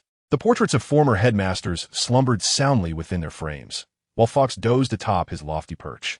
Brian approached Fawkes, attempting to stroke his feathers, but the phoenix deftly evaded his touch. Those clear, bright eyes held a mixture of disdain and haughtiness. Undeterred, Brian extended his hand once more, and, after several evasive maneuvers, Fawkes reluctantly allowed him to caress his golden-red plumage. The feathers radiated warmth, akin to a soft, cozy furnace. As Brian gently stroked the creature, Fawkes closed his eyes in contentment, yet held his head high, exuding an air of pride. The Phoenix's personality was indeed amusing, Brian mused. Content with the interaction. He withdrew his hand and languidly awaited Dumbledore's return, pondering his whereabouts. Such behavior seemed rather discourteous. Then, his gaze fell upon the sorting hat resting upon a nearby shelf. Squinting, he approached the hat, which at that moment resembled an ordinary, dusty cap, offering no reaction. The sorting hat likely required an entire year to accumulate the magical energy for the next sorting ceremony and to compose its lyrics for the forthcoming year. Brian drew his wand and pointed it at the hat, proclaiming, "Cleanse anew." He had tolerated its condition for far too long. However, the charm yielded little effect. The hat remained as grimy as ever, even wriggling slightly, as if in discomfort. Brian's lips twitched slightly. He longed to conjure a basin of clean water to immerse it for a thorough washing. Yet, perhaps I might inquire of the sorting hat to which house I truly belong? A sense of eagerness coursed through him. Originally, he belonged to Slytherin, but he was not necessarily bound to that fate. Now a master of the mental occlusion technique, he was confident that he would not divulge his deepest secrets. Suppressing a sense of reluctance, he pinched the hat between two fingers and placed it atop his head. "Ah, I remember you, Brian Friel. The little rascal who abandoned me on the floor," a diminutive voice whispered in his ear. "Is there something you fail to comprehend? I merely wish for you to reconsider which house I should belong to," Brian silently replied. "Oh, are you dissatisfied with the house I assigned you?" The sorting hat retorted softly. "I never err, nor do I assign a second sorting to a single individual. No, I'm simply curious." Brian smiled faintly. "Could you lend me a hand?" he inquired.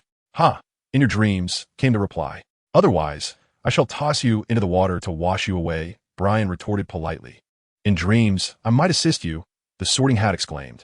"Well, let me ponder," it continued, elongating its tone. "Oh, how your thoughts have transformed. This must be growth. Yet, without a doubt, my answer remains unchanged. You are a born Slytherin, born of pure blood, cautious and astute, strong-willed and ambitious. You embody nearly all the esteemed qualities that Slytherins are known for." Brian contemplated this, removing the incessantly chattering sorting hat from atop his head. At least this resolved one of his uncertainties, yet he still wished to cleanse the hat. He gazed thoughtfully at the hat in his hands. Just as he was about to act, the door to the headmaster's office swung open, and Dumbledore entered, interrupting his intentions. "Ah, Brian, I apologize for my tardiness," Dumbledore said, adorned in a splendid deep blue robe embroidered with golden stars. "I just visited Harry, as he has recently awakened." "I'm glad to hear he is awake," Brian nodded, offering his blessings as he casually placed the sorting hat back on the shelf. "Indeed, I was quite alarmed at the time, fearing it was all too late." Dumbledore sighed. "That night, I was summoned to America, but it was not until midway that I realized something was amiss. By the time I returned, the sun was nearly rising." He blinked his blue eyes. Fortunately, Harry managed to defeat Quirrell on his own, safeguarding the Philosopher's Stone in his pocket. "He never fails to surprise me." "Safeguarding the Philosopher's Stone, you say?" Brian murmured. Did Harry not wonder why the stone ended up in his pocket? "Yes. I thought this matter was already common knowledge throughout the school," Dumbledore chuckled. "I retrieved the stone from his pocket and subsequently destroyed it." "Destroyed it?" Brian echoed. "Indeed. It was not a good thing. Immortality is not as splendid as one might think. For a clear-minded individual, death is merely another grand adventure," Dumbledore mused. Chapter 42. Understanding the Meaning of Love. Is death truly another grand adventure? Brian pondered internally. "I have died, yet I have been reborn into this world. I believe I am indeed embarking on yet another grand adventure." However, the pursuit of immortality remained his aspiration, until the day he willingly opened his arms to embrace death and embark on the journey into the unknown. "Ah, speaking of which," Dumbledore continued, "I brought you here to inquire if you have any knowledge regarding Quirrell." He gazed at Brian intently. "I know you seem to have a decent rapport with him." "Indeed. I previously inquired about the intricacies of dark arts defense with him, but eventually I redirected my questions to Professor Snape," Brian replied evasively. Dumbledore gazed into his eyes, and Brian met his gaze with serene composure. "Ah, who'd have thought? Quirrell would attempt to steal the Philosopher's Stone to resurrect his master, Voldemort," Dumbledore remarked solemnly. "So, Brian, what are your thoughts on Voldemort?" Dumbledore inquired, his tone reminiscent of casual conversation. "The Dark Lord?" Brian whispered. "I suppose he has become a part of history." "Has he not?" "Ah, but he is not dead. He has been lurking in the shadows, ever watchful for an opportunity to return," Dumbledore replied. "This is merely one of his attempts. What do you think, Brian? I do not wish for his return, Professor, Brian said gently. I believe anyone well-versed in history would not desire the Dark Lord's resurgence, bringing darkness and fear once more to this world. Precisely. While your grasp of magical history may not be particularly strong, your sentiments are accurate, Dumbledore praised. Merely relatively so, Brian coughed lightly. I believe the world is currently peaceful and tranquil. It does not require the emergence of another Dark Lord, Brian added. Indeed, far too many have suffered at the hands of the Dark Lord, Dumbledore lamented. Yet Voldemort possesses a remarkable talent for manipulation. Quirrell is neither the first, nor will he be the last. He shall inevitably rise again, he stated profoundly. I trust you will defeat him, will you not? Brian asked. No, it is difficult. I could not vanquish him before, and perhaps I shall not succeed in the future either, Dumbledore sighed, but thankfully I have someone to rely upon. Harry Potter, then? Indeed. Do you know, Brian, that 11 years ago, Voldemort attempted to take Harry's life? His mother perished in an effort to save him, Dumbledore spoke softly. Yet her profound love for her child transformed into the oldest and most potent of spells, forever imprinted upon him. It was this spell that rebounded Voldemort's curse, causing him to lose his physical form. It was also this spell that enabled him to triumph over Quirrell, who was possessed by Voldemort. Dumbledore's blue eyes shone brightly, akin to stars in the night sky. Love? Brian smiled gently. Yes, love, a concept that Voldemort shall never comprehend, Dumbledore affirmed, without understanding it. He shall never be deemed a great wizard. Therefore you must grasp the essence of love, Brian, Dumbledore said softly. Do I not understand? Brian inquired. Do you truly comprehend? What does it mean to understand? When one is willing to undertake actions unimaginable in their wildest dreams for the sake of another, even at the cost of their own interests or life, is a profound testament to their devotion. Brian blinked. A self-proclaimed egotist who never hesitated to engage in actions that might harm others for personal gain. Yet he possessed a conscience that refrained from inflicting harm upon those he held dear, willing to sacrifice some of his advantages for them. However, the notion of sacrificing one's life was an absurdity to him. He had always prided himself on his rationality. If ever the day came when someone close to him faced imminent death and he found himself powerless, he would prefer to retreat, fortify his strength, and seek revenge rather than perish in a futile struggle. What must I do? Brian inquired with a smile. You must feel with your heart, seek with determination.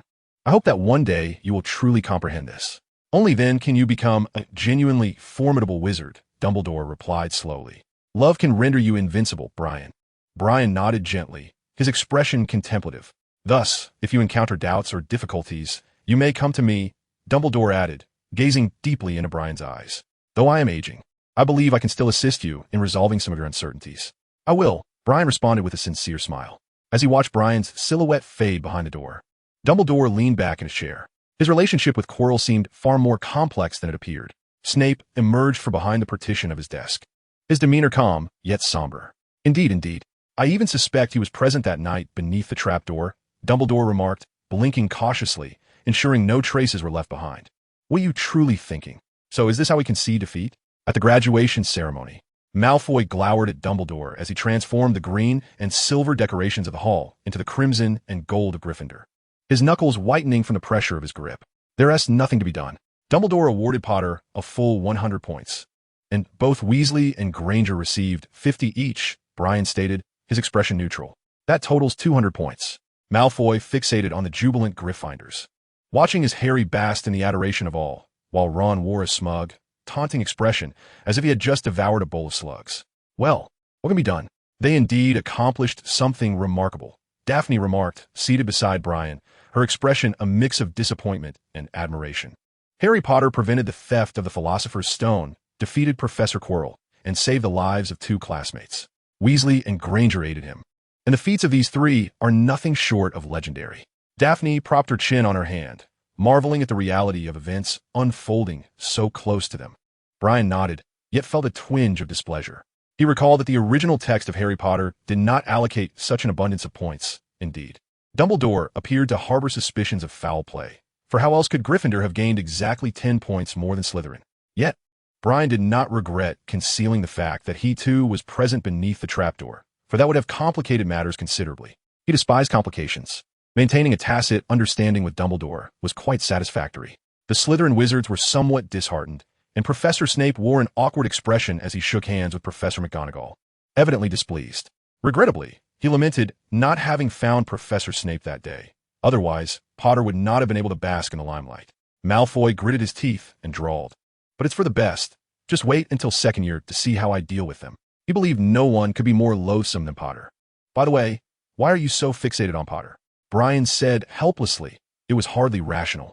I simply cannot abide him, Malfoy replied lazily. Seeing him upset brings me joy, while his smugness irks me. Oh, Brian elongated his tone. If this is not love, then it must be hate. In the morning, all the young wizards traversed the lake in small boats, departing from Hogwarts and embarking on the train home. Brian and his companions searched the train-esque corridor for empty compartments. Malfoy opened the door to one compartment and found Harry and his friends inside, engaged in lively conversation. Upon seeing Malfoy's face, they halted, and Ron even smiled smugly at him. Malfoy curled his lip and drawled, Potter, you better not get too cocky. Just wait for next school year. With that, he was about to slam the door shut. Wait a moment, Malfoy, Harry called, his expression a mix of emotions. Regardless, I want to thank you for saving me that night in the Forbidden Forest. Although he loathed Malfoy, the debt of gratitude lingered in his heart. He recalled that his scar had hurt so intensely he nearly fainted. Yet he remembered Malfoy had set off red sparks and cast several spells to buy him time after he fled. Dream on. Who saved you? Malfoy scowled, his displeasure evident. He lifted his chin defiantly and declared, I didn't save you. I would have preferred your demise. What? Wasn't he at you that night? Harry swallowed hard, his voice dry.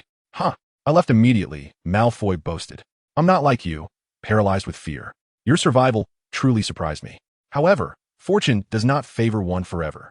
With that, he strode away. Brian peeked in, smiled, and nodded at them, then closed the compartment door. Hermione waved at him, smiling. Yet Harry remained seated in a daze, his heart racing as if a bucket of cold water had been poured over him, chilling him to the bone. That night in the Forbidden Forest, besides me and Quirrell, was there a third person? A chilling thought lingered in his mind. Similarly, that night beneath the trapdoor, he remained oblivious to how the Philosopher's Stone had found its way into his pocket. Although Ron and the others reassured him that the situation had been too tense for him to notice, he couldn't shake the feeling that it was not so simple. It was as if an invisible specter hovered around him, eyes in the darkness fixed intently upon him. Regardless, at least that individual had been assisting me. Had they not? Harry could only find solace in this notion. Chapter 43. On the train. Cakes, candies, Bertie Bott's, every flavor beans, pies, wands, chocolate frogs. Young man in front, kindly retract your legs into the compartment. I truly cannot fathom how you managed to extend them into the aisle from the compartment. The witch selling snacks on the Hogwarts Express called out. Finally, Brian and his companions located an empty compartment where they settled down. Brian sat in silence, contemplating his own abilities. After witnessing the year-end celebration, the system had rewarded him with 2 witness points, and he was pondering how to utilize his 62 points.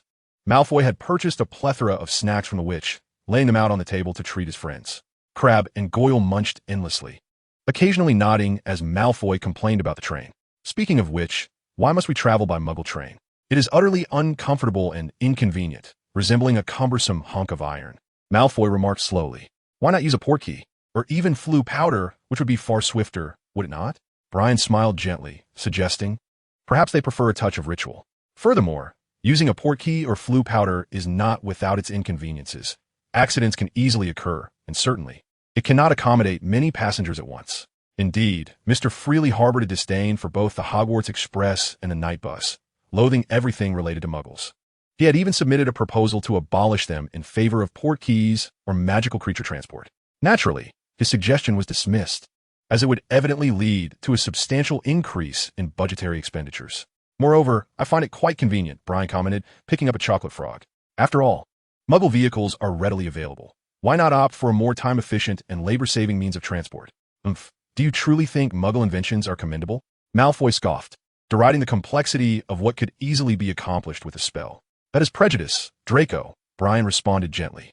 Though Muggles lack magic, their ingenuity is undeniably evident in technology. They can achieve magical effects through technology. Even if not as convenient, it remains accessible to everyone. For instance, the firearms invented by Muggles for warfare. With just a slight movement of a finger, one can eliminate an enemy. Does that not resemble magic? Brian inquired. How many wizards can claim the ability to slay an enemy with a single strike? At least, we do not possess such power yet. However, the firearms of Muggles can be wielded by anyone, including children, who may use them to inflict harm. Malfoy displayed an incredulous expression, questioning, "Are you not exaggerating? Did that mudblood tell you? She must be deceiving you." "Do not utter that word, Draco," Brian earnestly replied. "To insult others is a grave affront, a manifestation of the deepest prejudice. In truth, when compared to wizards of Muggle descent, we possess few commendable advantages. Birth proves everything, does it not?" Malfoy retorted, raising his chin.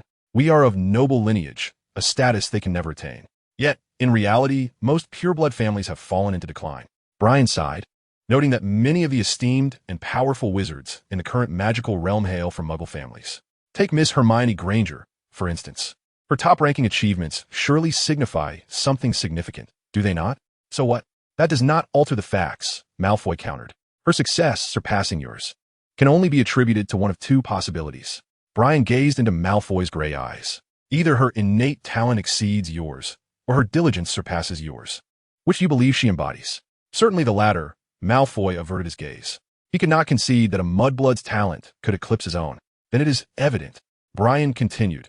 "How can you look down upon and insult someone who has transformed their fate through relentless effort, achieving remarkable success that surpasses that of pure-blooded families?" Brian shrugged. Malfoy opened his mouth, left speechless. "At the very least, you must surpass her in knowledge and magical prowess to justly dismiss her," Brian stated. "Very well. I shall refrain from calling her that again." Malfoy turned his head aside. "Now, returning to the matter of Muggles," Brian said with a gentle smile. "Everything I have mentioned is hardly a secret in the Muggle world. One need only pay attention to Muggle newspapers to easily obtain such information. The statute of secrecy merely restricts our physical presence. Do not allow it to constrain your perspective, Draco." Brian chuckled lightly. "You should explore this further. Indeed, as Muggles develop and grow stronger, the wizarding world will inevitably come under their gaze. Seeking a method for peaceful coexistence is an undeniable trend. I believe we can collectively pursue a future more advantageous to us." Brian spoke softly. "A more advantageous future?" Malfoy's gray eyes sparkled, his gaze intense. "Precisely. A future that elevates wizards to a higher status. A future where wizardry reigns supreme. We shall lead the tide of the world, rather than hide within the confines of the narrow wizarding realm." Malfoy's cheeks flushed slightly, evidently caught up in an inexplicable fervor. "Wizard supremacy?" he asked, his tone tinged with excitement. "Indeed, wizard supremacy," Brian affirmed with a smile and a nod. Malfoy felt an inexplicable sense of responsibility weighing upon his shoulders, his heart racing with anticipation. He sensed that he was on the brink of participating in a momentous event that could alter the course of the world, and he believed he would play a pivotal role in it. "Well, what shall we do?" he murmured, aware that this was not something to be shared casually. "It's still early. First, we must open our eyes to the world," Brian whispered, emphasizing the importance of knowing oneself and one's adversary to ensure victory in any endeavor.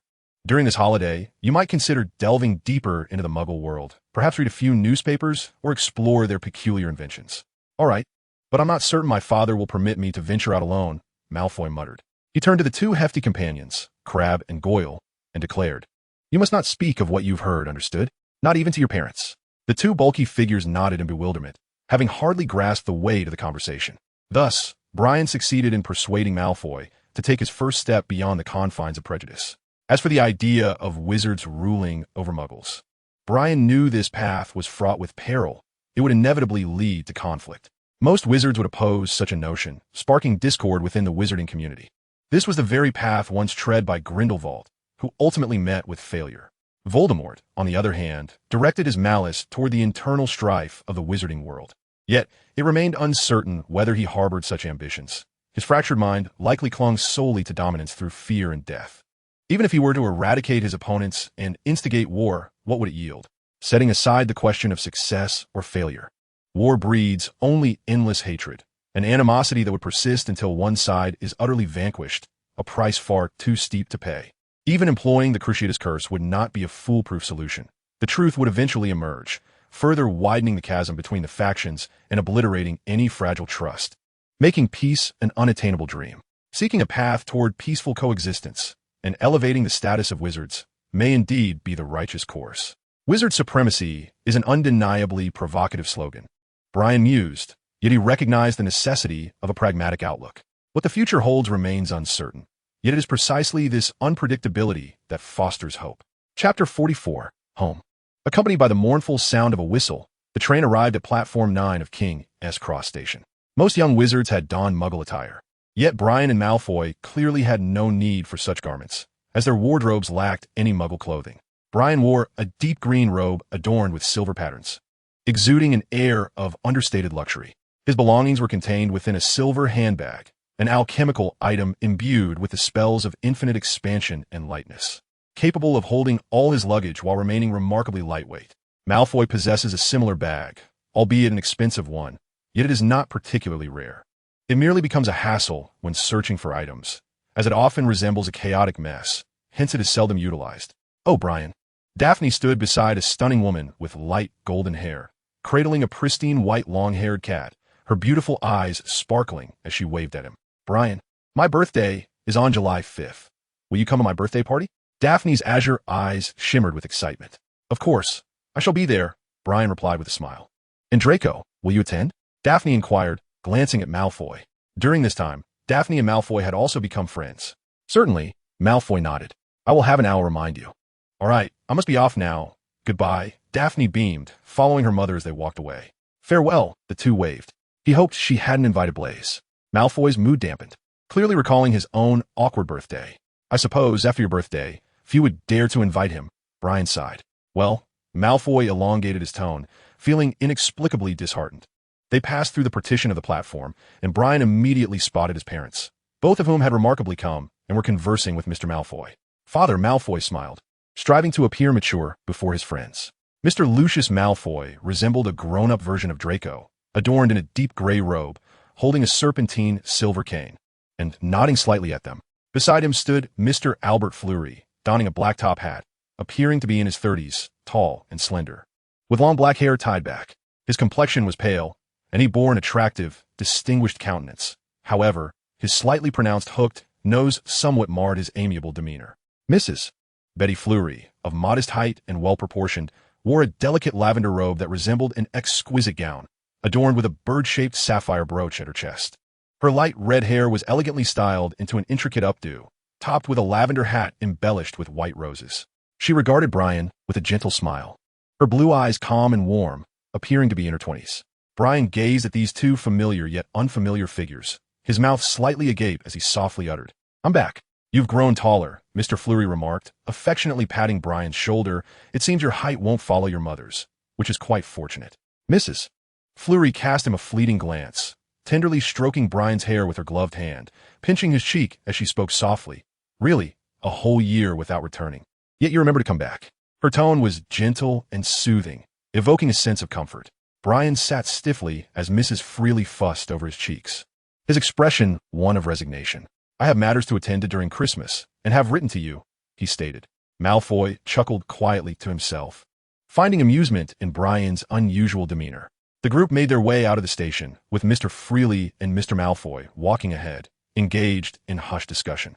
Brian trailed behind, catching snippets of their conversation. It seems the department has decided to confiscate magical items. Truly, those in charge of regulating the misuse of such items must be utterly idle. Why bother? Their diligent efforts will not result in a salary increase. Many items will need to be disposed of. Perhaps I could hide some in a secret chamber, Mr. Freely remarked. And how is school treating you, Brian? Mrs. Freely inquired gently, interrupting Brian's eavesdropping. It's quite well, in every sense, Brian replied. If you would heed my advice and trim your hair, I believe it would be even better, Mrs. Freely smiled. Oh, and Draco. I'm so pleased you are getting along with Brian. I was worried he might struggle to make friends. Actually, Brian is not at all gloomy, Mrs. Freely. Malfoy interjected politely. He seems to have transformed into a different person compared to usual. You bear quite a resemblance to Mr. Malfoy. Draco. Narcissa often speaks of you, Mrs. Freely conversed amiably with Malfoy. He responded with effortless charm, occasionally casting playful glances at Brian. Brian chuckled softly, observing the muggles in the station who were casting curious glances in their direction. Harry Potter. A high-pitched voice drew Brian's attention. He turned towards the sound and spotted a stout little witch holding the hand of a red-haired girl, with Ron, Percy, and the twins standing nearby, all laughing as they conversed with Harry. The family's bright red hair was quite conspicuous. Hermione's family was also present. Mrs. Freely noticed them as well, her gentle expression swiftly shifting to one of serene indifference. Thank goodness you're not associating with those unsavory types. Keep your distance. They will lead you astray, Brian. She admonished softly. However, Mrs. Weasley had overheard her words. She turned sharply, inhaling deeply, her demeanor akin to that of an irate lion. "Oh, Betty, refrain from uttering such unpleasant remarks. You know," her voice inadvertently rose. "I know what?" Mrs. Freely interrupted, her tone soft yet possessing a calming authority. Spending all day with those unruly individuals, she assessed the Granger family, her hands elegantly crossed over her abdomen, and gently mocked, "Oh, Molly, look at what you have become, rude and as fierce as a muggle." "Betty, be quiet," Mrs. Weasley exclaimed, her face flushed with anger. "Stop clinging to the past. It should be behind us." "No, I'm merely contemplating what you've gained by associating with those individuals' poverty." Mrs. Flitwick's voice dripped with subtle mockery. "Is this truly what you ardently desire?" Mrs. Weasley gasped heavily, her expression a tempest of fury and sorrow as she gazed at her. "Mother, disregard them," Ron urged, gripping her arm tightly, his gaze fixed fiercely upon their adversaries, while the twins brandished their wands. The family stood united against a common foe, the air thick with tension as a confrontation seemed imminent. Indeed, resorting to violence at the slightest provocation, such as the crude demeanor of the Weasley clan, Mr. Malfoy remarked derisively, his pale gray eyes coldly scrutinizing them. "Enough of them. They're not worth our consideration," Mr. Flitwick interjected, though his tone carried an air of provocation. Surrounding muggles regarded the scene with bemusement, believing it to be some theatrical performance. "Mother, please don't be angry. We should return," Brian gently suggested, patting Mrs. Flitwick's arm. "Let us not provide the muggles with a spectacle." Mrs. Flitwick averted her gaze, maintaining her poise as she briskly walked away without a backward glance. Brian noted the flush creeping onto her cheeks, betraying her composed facade. It was only in such moments that the usually meticulous woman displayed such disarray. Mrs. Weasley watched the group depart, dabbing at the corners of her eyes. "All right, it's over now. Quickly, put away your wands." "I apologize, Harry, if I frightened you." "Not at all, Mrs. Weasley," Harry replied reassuringly. "Don't stoop to their level. You have us." "Oh yes, I'm grateful to have you by my side, Mrs. Weasley said kindly. "Is Brian's family truly like that?" Hermione pondered, frowning. Their gazes unsettled her, yet she found solace in Brian's amiable nature. Perhaps he could indeed influence his family for the better.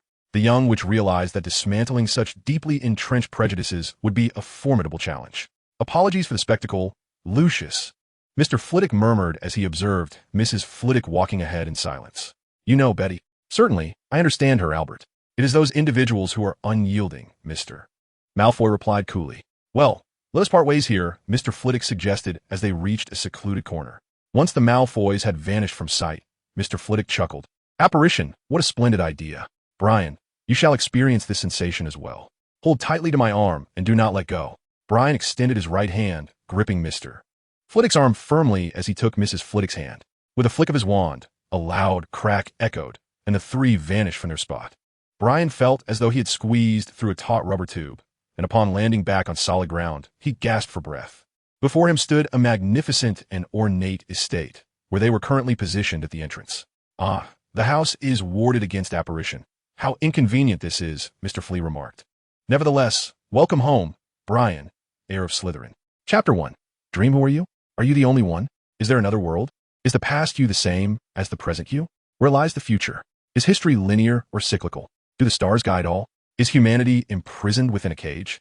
Brian wandered through the endless darkness, whispers of questions encircling him, as if probing him, yet also merely conversing with themselves. He felt no desire to respond, nor any other sentiment, only a profound tranquility as he moved forward. Before him stood an archway, faintly glowing in the obscurity, beckoning him onward. He recognized this place, having visited it in a previous dream. Yet, at this moment, curiosity eluded him, and he harbored no extraneous thoughts. He merely approached the archway slowly. He understood that the shadow had entered, and he too must follow. Uncertain of how long he had walked, the archway drew closer. The surrounding whispers intensified, seemingly emanating from within the arch. It was both the source and the destination. He knew this instinctively. Finally, Brian halted before the archway. It was an ancient stone arch, standing silently, yet appearing on the verge of collapse, draped with tattered black curtains that fluttered gently as though caressed by a soft breeze. Within, a cacophony of voices surged, as if critiquing him through the thin veil. Brian stood before the archway, gazing quietly at the curtain. Ding-gling, ding-gling. A small silver bell sprang from the black wooden clock, its melodious chimes rousing Brian from his slumber. He gasped for air, beads of cold sweat dotting his forehead. Sitting up in bed, his pallid complexion bore a sickly hue, and his expression was far from pleasant. Another dream, he murmured, if the first was but a coincidence. The second signifies that matters are far more complex. That stone archway in his dream felt oddly familiar. Brian steadied his thoughts, resting his chin on his hand as he fell into contemplation. After sifting through his memories for a moment, he was certain he had never seen that stone arch. Yet it lingered in his mind with an inexplicable sense of familiarity. Brian picked up the wand from his bedside and, with a gentle flourish, the curtains on his bed unfurled automatically. Slipping into his slippers, he drew back the drapes. The room was exquisitely adorned, with a luxurious carpet underfoot and a grand four-poster bed draped in sumptuous green curtains. On the wooden desk lay a silver pouch he had brought back, accompanied by a plush armchair nearby. The wardrobe by the wall was intricately carved with delicate lattice patterns, while the walls themselves featured elaborate woodwork. The black wooden clock, shaped like a thorn birdcage, had ceased its chiming, concealing its dainty bell within. Gazing through the floor-to-ceiling window at the scenery outside, Brian exhaled softly. Flea Manor was perched on a hillside just beyond the village of Flea in Hampshire. To the outside world, the manor appeared as a pale yellow Tudor Gothic structure, exuding a classical and graceful charm. The wrought iron gates bore the emblem of the Flea family, featuring a golden castle entwined with evergreen ivy, a silver serpent coiling above, and adorned with golden and silver stars. Surrounding the gates were golden and white roses, complemented by silver ribbons, with an inscription in Latin meaning everlasting life on the lower ribbon. The main building was enveloped by gardens that filled the air with floral fragrances throughout the seasons. Lady Flea particularly cherished sitting on a bench in the garden, sipping afternoon tea. Before the main entrance stood a fountain embellished with sculptures of the 12 zodiac signs, casting rainbows in the sunlight. Adjacent to it lay a beautiful lake, home to a flock of white swans. It was said that the lake harbored a community of magical creatures, whose ethereal songs would resonate from the depths whenever the full moon hung high, enchanting those who ventured near. From the manor's windows, one could behold the splendid garden and the vast expanse of manicured lawns beyond. Flea Manor was ensorcelled with muggle-repelling and concealment charms, rendering it an overgrown hill to the muggles of Flea Village. Yet whispers of terrifying legends surrounded the estate. After preparing himself, Brian traversed the corridor adorned with portraits of his ancestors and elegant tapestries, descending the staircase to the dining room on the ground floor. Mr. Flea was already present, donning a soft hat and engrossed in the Daily Prophet while enjoying a breakfast meticulously prepared by the house elves. "Good morning, Brian. Up so early?" "Mr." Flea looked up at Brian and smiled. "If you ask me, during the holidays one ought to indulge in a lazy morning, especially since your mother is having breakfast in bed today." He lowered his voice for the last remark. "Good morning, Dad. I just wanted to address a few matters." Brian gently pulled out a chair and sat down. The matters from his dreams felt distant and beyond his grasp, yet he had no intention of squandering his holiday. "Dad, do you know how to resolve the issue with the trace?" Brian inquired casually while savoring his fried egg. "Ah, the trace. That's quite a fascinating subject, Mr." Flea wiped his mouth with his napkin, his face alight with admiration. "You see, every underage wizard is subject to the trace. Upon your departure from school, the Ministry of Magic will intensify the utilization of trace, specifically designed to apprehend those young wizards who contravene regulations by employing magic outside the school premises." He spoke in a hushed tone, attempting to instill a modicum of fear. Yet, to be candid, the trace possesses its merits. At the very least, it allows us to ascertain your whereabouts at any given moment, lest you be whisked away by a fire dragon or some such creature. Mr. Flitwick winked. "Am I permitted to use magic outside of school?" Brian inquired softly. "Indeed you are. The trace imposes minimal restrictions upon you, as it only detects magical fluctuations within a certain vicinity." Mr. Flitwick chuckled, implying that as long as there are adult wizards nearby, they are entirely unable to ascertain who is casting the spell. The Ministry has finally undertaken a commendable task, enabling those of Muggle descent to recognize their place. For you, it largely relies on parental supervision, he added with a wink towards Brian. "You understand, of course. Naturally, it is best to avoid the use of dark magic, as it may draw attention," Mr. Flitwick cautioned. "In truth, employing a slight amount of less nefarious magic is not overly problematic. After all, the Ministry tends to afford me some leniency." "Nonetheless, that remains rather inconvenient," Brian remarked. "Indeed, no one relishes such a predicament," Mr. Flitwick mused with a playful smile, casually positioning a newspaper before his face. "You may attempt it on your own.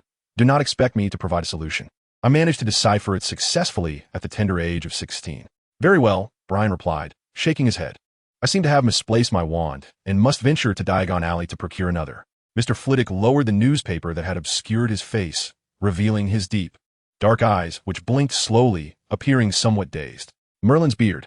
To be honest, I did not anticipate that Mr. Flitwick would remove the hat from atop his head. A wizard losing his wand? That is truly the most foolish thing I have ever encountered. Ah, wait a moment, I don't believe I have inquired about your examination results. Mr. Flitwick said cautiously. He had heard last night that Goyle nearly caused his inept son to meet his demise, and he had chuckled about it for quite some time. Oh, they were satisfactory, Brian replied nonchalantly. How satisfactory, precisely? Mr. Flitwick asked, his unease manifesting as he shifted in his seat, gazing intently into Brian's calm eyes, which struck him as somewhat vacant, instilling a sense of foreboding within him. I believe you shall receive my report card shortly. I have finished my meal. Farewell. Brian offered a bemused yet amused expression, stuffing the last morsel of breakfast into his mouth before rising to depart the dining area. Young master, your robe. A high-pitched voice chimed. It was a house elf, standing a mere 2 feet tall, with slender arms, an oversized head, bat-like ears, and eyes that sparkled like bright glass beads. Clad in a neatly pressed sheet, akin to a most diligent steward, it presented him with an elegantly prepared robe, bowing gracefully in respect. Thank you, Icarus, Brian said, dal. The Freely Manor is home to 6 house elves, who diligently attend to every aspect of the estate, remaining steadfastly loyal to the Freely family through generations. Their lives have undoubtedly improved since the arrival of Mrs. Freely. She generously bestows upon the house elves an abundance of tablecloths and bed linens, provided they are not garments, to serve as their clothing. Furthermore, she has designated a room for their habitation and gifts them with blankets and other comforts. In Mrs. Freely's view, even servants ought to take pride in their appearance and maintain cleanliness. The Freely family, in turn, ensures that they do not suffer any indignities, as it would reflect poorly on the masters to treat their servants with meanness or exploitation. This perspective evidently persuaded Mr. Freely. The house elves express profound gratitude towards their kind and benevolent mistress, demonstrating unwavering loyalty and diligence, always managing to execute their tasks with grace and consideration. Brian donned his robe, took his wallet, and tossed flue powder into the fireplace, igniting the flames to a towering height. Diagon Alley. Stepping into the flames, he articulated clearly. Chapter 2. The Wand. In truth, Brian was not fond of traveling by flue powder. He stumbled out of an old, soot-stained fireplace, his freshly pressed robe now soiled with cold dust. His parents had always scorned the use of flue powder, preferring to apparate multiple times instead. After finally brushing off the soot, Brian stepped into the bustling street. This was, indeed, Brian's first visit to Diagon Alley. The place was vibrant and lively, thronged with people, flanked by a variety of shops, including an apothecary displaying peculiar ingredients, as wizards and witches clad in robes haggled over prices. Some windows showcased bizarre silverware, books, or crystal balls. Brian spotted a shop window featuring the latest Nimbus 2001 broomstick, with a group of young wizards gazing longingly at it. He meandered aimlessly for a while, but soon found the crowd overwhelming and made his way directly to Ollivander's wand shop. His current wand had never truly suited him. It was unruly and unresponsive. He needed a wand that belonged to him. Ollivander's wand shop was rather unremarkable in Diagon Alley, with a small and dilapidated storefront. A solitary wand sat in the display window, while the sign above the door had faded, reading, Ollivander, established 382 BC. Brian pushed the door open, and the tinkling of a bell resonated within. The shop contained merely a long bench. Good morning, Mr. Ollivander emerged, speaking in a gentle voice. With silver hair and pale eyes that sparkled in the dimly lit shop, he greeted Brian warmly. Good morning, Mr. Ollivander, Brian replied in a soft voice.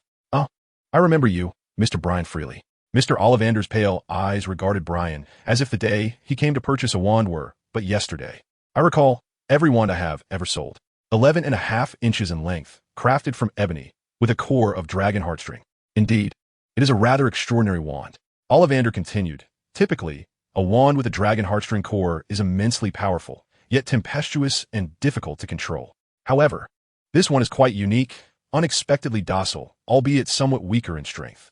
Ah, I also remember your parents. He fixed his gaze upon him. Your father's wand, 12.5 inches long, made of elm, was perfect for casting spells. He blinked his silvery eyes, adding, your mother favored an oak wand, with a unicorn hair core, 10 inches long, a most loyal and dependable companion. So, what brings you here today, Mr. Free? Brian gently spoke in his characteristic soft voice. I've lost my wand, so I need to purchase another. Ollivander's silver gaze bore into him as he slowly remarked, "A wand is a wizard's most significant companion throughout their life, Mr. Free. Cherish your wand. It is the duty of a true wizard. Of course, I do not intend to cast blame, but I merely hope you will regard it with greater esteem." "Ah, I certainly did not intend to lose it. That was indeed an accident," Brian maintained smile. Very well, let me think. It is the wand that chooses the wizard, after all. Thus, a similar combination may be more suited to you." Ollivander murmured as he retrieved a wand from one of the countless boxes behind him and handed it to Brian. Brian accepted it and waved it, only for Mr. Ollivander to take it back. Not a fit. You see, the wand chooses the wizard. There are no two wizards identical, nor two wands alike." Ollivander murmured again, producing another wand to offer him. "Try this one, walnut, with a dragon heartstring core, still unsuitable." "Let's try this." Brian tested wand after wand, but none were appropriate, causing Ollivander's brow to furrow. "Why must they all be dragon heartstrings?" Brian suggested. "Perhaps we could try a different core." Ollivander regarded him for a long moment before softly saying, "For a wizard, the material of the wand may vary. But the core is not something to be changed lightly. We only use unicorn hair, phoenix feather, and dragon heartstring as cores, for they are indeed the most fitting materials." As he spoke, Ollivander produced another wand and offered it to Brian. "Try this one, ebony unicorn hair, 8.5 inches long, quite flexible." Brian waved it, yet still there was no response. "Let us try this one, ebony phoenix feather, 13 inches long." Brian grasped the wand, feeling a warm current radiate throughout his body. He gently waved it, and the tip of the wand glimmered with a pleasing light, illuminating the small space within the shop. "Oh, incredible, truly extraordinary," Ollivander exclaimed. "This is indeed a most peculiar case." Holding the wand, Brian, with his calm, dark eyes, regarded Ollivander attentively, adopting a posture of eager listening. "Do you know? It is indeed true that wands choose their wizards. I am aware of a similar instance from centuries past, recorded by my ancestors," Ollivander continued, his eyes wide with intrigue. "A wizard, yes, this was hundreds of years ago, claimed that his wand had been destroyed and sought to purchase a new one. However, upon examination, my ancestor discovered that both the wand's material and its core had changed. Indeed, my ancestor was quite curious, as such transformations are not common. In fact, the majority of wizards go their entire lives without needing to replace their wands. Even through various transformations, a wand remains loyal to its master. Eventually, that individual fell into wrongdoing and was apprehended. Upon investigation, it was revealed that he had been afflicted by a rare form of dark magic. No, it would be more accurate to say he was no longer himself. Another soul had taken his place. A dark wizard had been reborn within his body." Brian stiffened suddenly, his lips pressed together. Ollivander scrutinized him and gently remarked, "Of course, you are different. In fact, there are similar cases. For a wizard, while the wand's material may change, its core remains steadfast. This is a principle we have long observed. Yet in our wand-making endeavors, we encounter numerous strange phenomena. My ancestors recorded another case where a wizard sealed his wand away and lived as a muggle for over 20 years. After undergoing various transformations, he picked up his wand once more, but it no longer suited him. It was made of beech wood with a dragon heartstring core, a detail I recall vividly. He returned to our wand shop and exchanged it for a beechwood wand with a unicorn hair core." Ollivander squinted slightly, his tone reflective. Life had changed him, yet his wand could not adapt to him. Brian released a small sigh of relief, though a frown creased his brow. Ollivander continued, "Of course, there is yet another case. One I personally experienced, and which left a profound impression on me. A witch, upon purchasing her wand, was acknowledged by 2 wands simultaneously. Both were made of alderwood. One contained a unicorn hair core, and the other a dragon heartstring core. Later, during an examination at St. Mungo's Hospital for Magical Maladies and Injuries, it was discovered that she suffered from schizophrenia. One personality was gentle and kind, while the other was irritable and fierce." Ollivander's eyes sparkled as he recounted. "Ultimately, she was cured, and the 2 personalities merged into one. Can you guess what happened? Her wand transformed into an alderwood wand with a phoenix feather core. This is an exceedingly rare occurrence."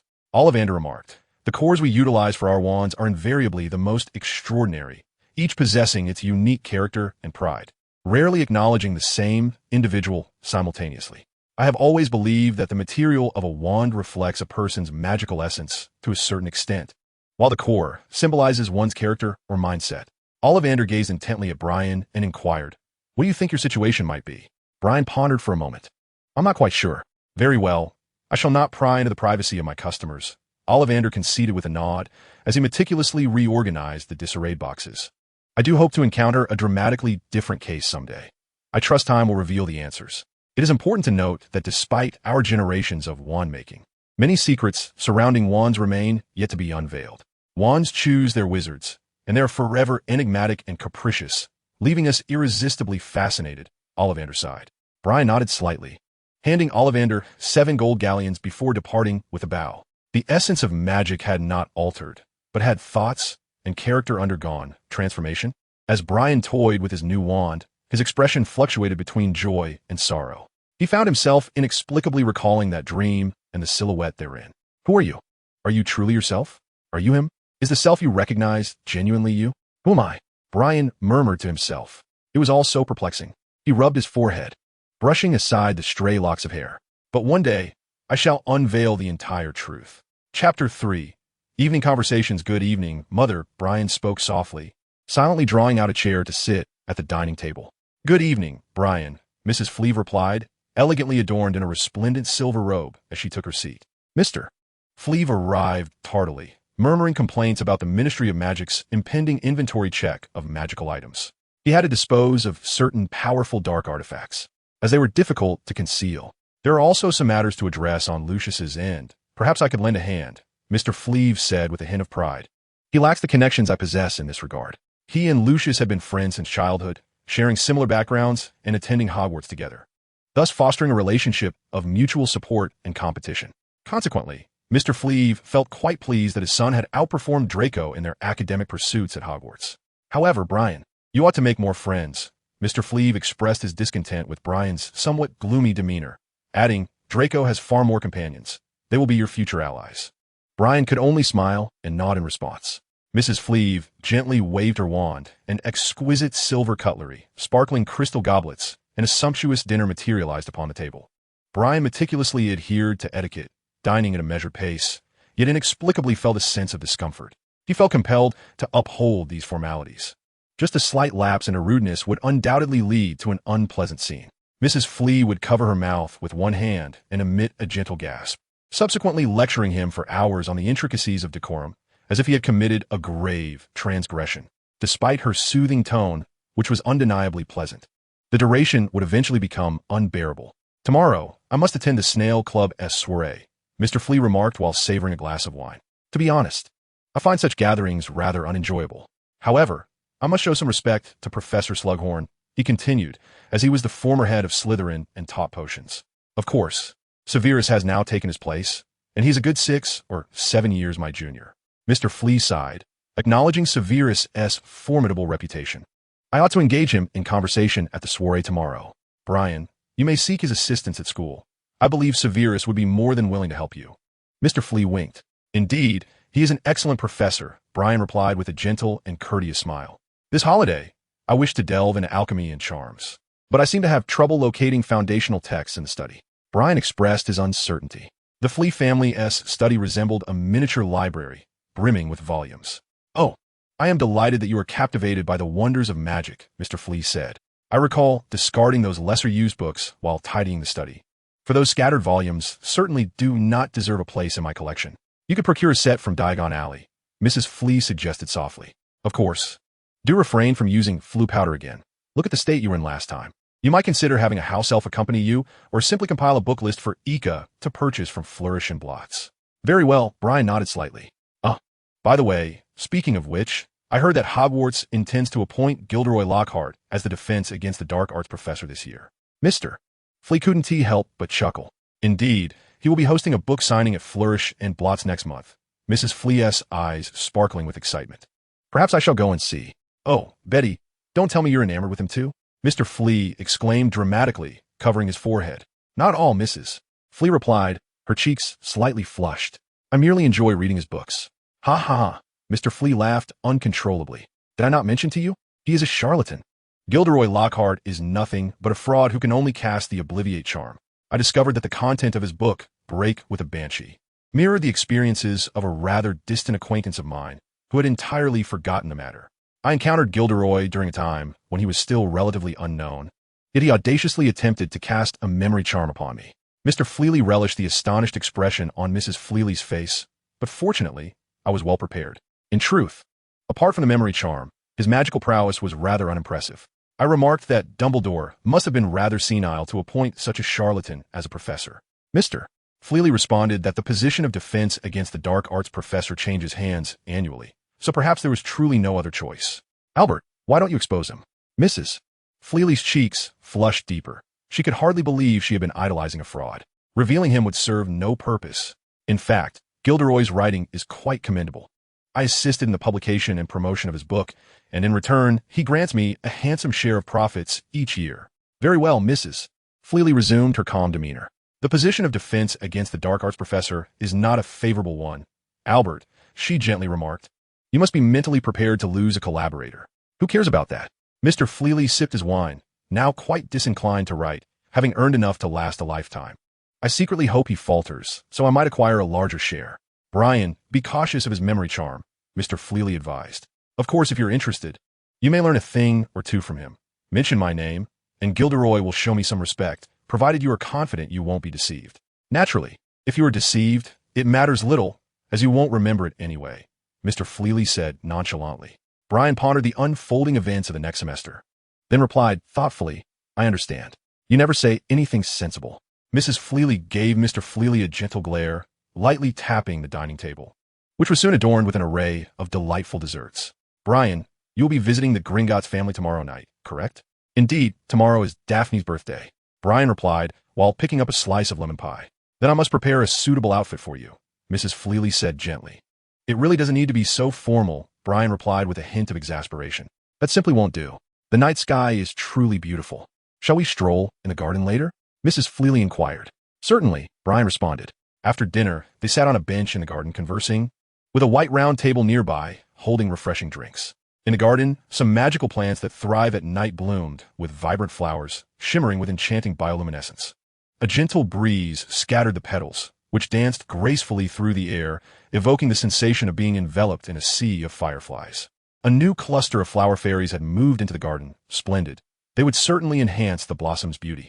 Mrs. Friel's expression radiated tranquility under the night sky. It seemed they would make this place their home. Brian nodded gently, relishing the relaxed and serene atmosphere that enveloped them. The starlight tonight is truly enchanting. Mrs. Friel gazed up at the celestial expanse. Do you know, Brian? When you were born, the morning star shone with remarkable brilliance. We believed you would be extraordinary. Mr. Friel chuckled. I had intended to name you Star, but your mother vetoed that. It sounded too much like a girl's name. Albert, Mrs. Friel replied. Indeed, you are correct, Mr. Friel said, wrapping his arm around Mrs. Friel's shoulders with a smile. Oh, Brian, come a bit closer. This outfit's shoulders are far too broad, a gentle voice suggested. Try this one. The color does not quite suit you, the voice continued tenderly. Mother, I have tried on a dozen outfits already, Brian said, allowing her to fuss over him. His expression one of exasperation. It was merely a birthday party. Oh, very well. I believe this one is more suitable. It is neither too formal nor too casual, Mrs. Friel declared, selecting the first dark robe she had tried on. By the way, what do you intend to give as a birthday gift? She inquired softly. A bottle of exhilaration potion, Brian replied, adjusting his collar nonchalantly. A fine idea. But do remind her not to overuse it. Mrs. Friel smiled, recalling, I remember shortly after my graduation, on one birthday, your father gifted me a bottle of love potion, convincing me it was a charm for good fortune. So that is how you ended up together? Brian asked curiously. No, I ignored him for an entire year after that. Mrs. Friel chuckled, covering her mouth with amusement. Chapter 4. The birthday celebration at last. Brian managed to refine his attire, earning a reluctant nod of approval from Mrs. Friel. Holding a beautifully wrapped gift box, he was transported to the doorstep of the Gringotts' home by the house elf Wendy. Master, simply call my name, and I shall come to fetch you, Wendy chirped, her large eyes glistening like glass marbles. Very well, Brian nodded and knocked on the grand door of Gringotts. It was a picturesque country villa, adorned with an exquisite garden and expansive grassy fields, complete with a charming artificial lake embraced by verdant trees, reminiscent of a dreamlike castle from a fairy tale. Brian, you've arrived, Daphne exclaimed as she rushed out, clad in a stunning azure robe that exuded elegance and grace. Daphne, Brian responded with a smile, you look absolutely breathtaking this evening. Thank you, Daphne replied, her eyes crinkling in delight. At that moment, a loud crack echoed as Draco materialized beside them, dismissing the house elf with a wave. The elf, clad in a tattered pillowcase, bowed deeply, his elongated nose nearly touching the ground, before vanishing in a puff of smoke. "Oh, that house elf. He is the most unruly of our lot. Truly dreadful." Draco murmured softly, then turned to the two and said, "Hi. I hope I'm not late." "Of course not. Everyone else has just arrived," Daphne replied with a smile. They traversed the long cobblestone path and ascended the azure stone steps, where Daphne opened the door to her home. "Welcome to my abode," she said with a radiant smile. The foyer was bright and immaculate, adorned with an exquisitely patterned carpet. Daphne led them up the golden staircase into a spacious room on the second floor. Inside was a meticulously arranged living room, with beautiful ribbons, colorful lights, and floral garlands adorning the walls and ceiling. Pansy Parkinson was twisting the knob of a box, causing it to emit a cascade of stunning flowers. Beside her stood Millicent Bulstrode, along with several other girls who were friends of Daphne from school. On the other side was Blaise Zabini. How audacious of Daphne to invite him. He was playing a flute, while a swarm of golden bumblebees danced in sync. Nearby, a slender boy quietly observed. He was Theodore Nott, an exceptionally intelligent and creative lad, a dorm mate of Blaise and a friend of Draco. Brian was not particularly familiar with Theodore, as both were rather reserved and seldom engaged in conversation. However, Mr. Flitwick and Mr. Nott shared a good rapport. On the sofa sat a solitary, frail girl who bore a resemblance to Daphne, albeit with a pallid complexion. Her golden curls cascaded down her chest, and her eyes were a striking blue. She possessed a serene and dignified demeanor, though she appeared quieter and gentler compared to Daphne. At that moment, she was keenly observing the various antics of those around her. Her interest piqued. "This is my sister, Astoria," Daphne introduced, rushing over to tousle the girl's hair. "Sister? Stop it," the girl said with a hint of exasperation as she tidied her hair. "Mother won't be coming. Tonight is ours." Daphne winked playfully, her smile radiant. Brian smiled faintly, watching Blaise orchestrate the dance of the golden bees, his expression tinged with slight concern. "You really dared to invite Zabini?" Draco remarked in a lowered voice. If he had been the only one uninvited, he would have been quite upset. Daphne cast a glance at Zabini and sighed. "I specifically instructed him not to bring a gift." "Well, I suppose that wasn't the best idea," Draco replied. "Theodore, what do you think?" he asked the quietly observant tall boy beside him. "Who knows?" Theodore replied, his gaze fixed intently on the bees. "If they get out of control, it could be troublesome." Clearly, as Blaise's roommate and friend, Theodore had suffered the repercussions. "Perhaps we could play a trick on him on his birthday," Draco murmured, suggesting that at the very least, he should amend this unfortunate habit. He had long been troubled by the events that transpired on his birthday. "I concur," Brian replied softly. "A splendid idea." Theodore nodded in agreement. Daphne was preoccupied with unwrapping her birthday gifts, and upon discovering the exhilaration potion Brian had bestowed upon her, she exclaimed, "Oh, I adore this. I hope it elevates my spirits, especially during exam season. I can hardly believe it. It is truly special." She then revealed the gift from Pansy, a pair of gloves adorned with bright red pom-poms. With a burst of enthusiasm, she unwrapped all her gifts in one go, relieved that no peculiar items had surfaced. A house elf entered, bearing a multi-tiered birthday cake topped with candles.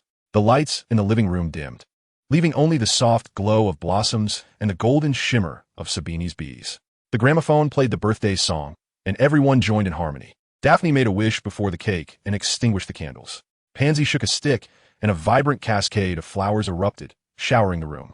Daphne expertly sliced the cake, distributing pieces to everyone.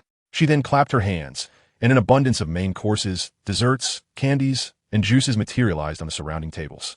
Young wizards eagerly selected their preferred treats, while a girl strummed a guitar, and Millicent sang along to a quirky tune from the Weird Sisters. Brian picked up a bubble blower and gently exhaled, releasing a massive bubble that encased Draco within, floating gracefully for an extended period. "Well, this isn't exactly pleasant," Draco remarked as the bubble gradually descended to the ground. Emerging from the bubble, he nonchalantly grabbed a piece of cake and playfully smeared it across Brian's face. "Your ambushes are becoming increasingly adept," Brian sighed, wiping the cream from his face. "People are always growing and progressing," Draco drawled. Sabini approached Daphne with a wide grin, exclaiming, "Daphne, you told me not to prepare a gift, so I had no choice but to present you with a special performance." Daphne blinked, offering a somewhat strained smile, slightly turning to shield Astoria behind her. Sabini vigorously shook his flute and played a cheerful melody. The golden bees sparkled as they danced in formation, sometimes resembling a fiery dragon, at other times embodying a phoenix in flight, and then scattering into countless little birds, their golden glow resembling brilliant liquid gold. Daphne watched in awe, her eyes alight with wonder, as the bees eventually arranged themselves to spell out, "Happy birthday, Daphne." "Absolutely marvelous, Sabini," Daphne clapped her hands, declaring, "This is indeed the finest birthday gift I have ever received." The surrounding young wizards joined in applause. Has Zabini changed his temperament? Draco clapped his hands a few times, his expression one of disbelief. Perhaps Zabini has come to realize his own shortcomings. Brian smiled and applauded, suggesting that he, too, might be undergoing some transformation. As you said, people are constantly evolving. Zabini lifted his chin, reveling in the admiration of the crowd. The swarm of golden bees buzzed around him, and he once again played a gentle melody on his flute. The young wizards diverted their attention to other games. Yet Brian noticed a sudden sheen of cold sweat on Zabini's face. Theodore observed this as well, and remarked softly, "Something seems amiss." "Indeed, it appears so." Brian grasped his wand tightly. "This is bad. I can't rein them in." Zabini finally set down the flute, drenched in perspiration, and shouted. The young wizards froze, with only the gramophone continuing to play its cheerful tune. The golden bees began to scatter, momentarily flying chaotically before barreling through the air like golden bullets. Their speed was astounding, and their exoskeletons formidable. They overturned the neatly arranged dishes on the table, wreaked havoc on the decorations above, and shattered the crystal chandelier overhead. "Oh no! Get away! Ouch, I've been stung. What a mess!" Brian positioned himself in front of the Daphne sisters, casting spells to intercept several bees charging toward them. Draco hid beneath the table, casting spells at the bees, while Theodore protected a few of the girls with his magic. "Sandy Ruth, lend a hand." Daphne called out the names of the house elves. The two house elves rushed in, appearing quite flustered, and extended their slender fingers to the swarming bees, attempting to cast spells on them one by one, but with little effect due to their speed. Net spell. Ultimately, Mrs. Granger appeared, casting a spell that ensnared the bees in a golden net, which they thrashed against, producing a sound that made one's teeth ache. The young wizards exhaled in relief, emerging from their hiding places, albeit with injuries. The surroundings were in disarray. Zabini had numerous welts from bee stings, his head swollen like a pineapple, his eyes barely open. Pansy had a large bump on her face, tears welling in her eyes from the pain. Daphne held her forehead, having been struck by a swiftly flying bee, which left a bruise that was swelling. Astoria, unscathed, surveyed the chaos with wide eyes. "Well, you should know that some dangerous things should not be trifled with, Mrs. Granger sighed. Those who have been stung should come forward for some antidote. Though even so, you'll be uncomfortable for a few days." The gathering concluded with an astonishing turn of events. Brian and Theodore emerged unscathed, exchanging glances and sighing in relief. Indeed, inviting Shabini had proven to be a grave mistake. Chapter 5. The Growth of the Holidays. Daphne's birthday celebration regrettably had to conclude before 10 o'clock. Draco had been stung, clutching his hand and hissing in pain. I had warned that Shabini was unlikely to change his temperament. Casting a glance at Shabini's pitiable state, Draco averted his eyes, unable to bear the sight. They departed from the Greengrass residence and returned to their respective homes. Daphne stood at the doorway, waving at them with a look of resignation. This birthday gathering was merely a fleeting interlude in the holidays. The remainder of the time, Brian immersed himself in his studies. He first utilized his accumulated witness points, using 3 of them to elevate his magical proficiency from mastery to expertise, subsequently advancing to the expert level. Upon employing these witness points, it felt as though he had undergone another awakening of his magical abilities, causing the shelves and desk in the study to levitate and eventually pile haphazardly. This commotion alarmed Mrs. Flitwick, who rushed over to witness the chaos in the study, initially suspecting that Brian had clandestinely concealed a dragon. Upon understanding the situation, she gasped in delight, covering her mouth and enveloping Brian in a heartfelt embrace. It is rare for a wizard to experience a second awakening of their magical prowess. Those who do often ascend to become formidable sorcerers. Mrs. Flitwick wiped away tears of joy, though there are certainly those who foolishly undertake magical alterations to themselves. "You experienced your first magical awakening at just over 2 years of age," she observed gently, gazing at Brian. "I always knew you, illuminated by the morning star, were destined for greatness." Brian maintained a smile, surprised by the magnitude of her reaction. Truth be told, his control over magic had diminished considerably, which was concerning and indicated a need for further practice. Together with the house elves, they dedicated an entire day to restoring order in the study, returning the books to their rightful places. Mr. Flitwick, upon learning of the day's events, was overjoyed and uncorked a long-preserved bottle of red wine to celebrate. Little did he know, Brian merely sought to enhance his magical abilities to avoid being constrained by limitations when casting powerful spells. With his current expertise, he had likely reached the level of most adult wizards, meaning that with adequate knowledge accumulation, he could wield the majority of spells. Subsequently, he utilized a few more witness points to elevate his reflexes and memory from mastery to expertise. As for the remaining 12 witness points, he chose to reserve them for now. His overall proficiency now stands at Magic Expert, Reaction, Proficient, General Knowledge of Memory, Proficient, Transfiguration, Beginner, Charms, Beginner, Potions, Beginner, Mind Closure, Expert. He preferred to allocate his witness points to areas that were challenging to improve, reserving the aspects that could be enhanced through self-study for a later time when he would have surplus of witness points to consider upgrading. During the ensuing period, he immersed himself in the ocean of learning.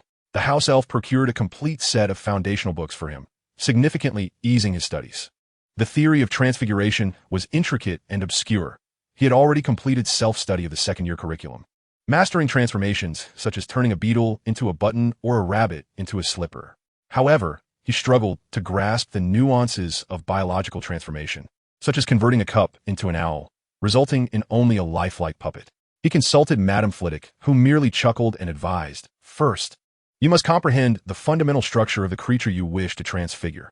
I believe this will not challenge you. Next, you must imbue it with life. All you need is to firmly believe in its existence, and it shall come alive." Yet, Brian remained perplexed, finding himself at an impasse in his studies of transfiguration.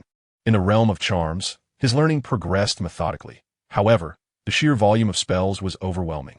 He opted to initially focus on the more practical spells while diligently grappling with the complex theoretical texts.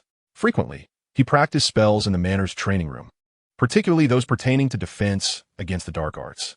After solidifying his theoretical foundation, he swiftly mastered a multitude of incantations, including the stunning spell, binding spell, shattering spell, and exploding spell, though he remained less proficient with the shield charm.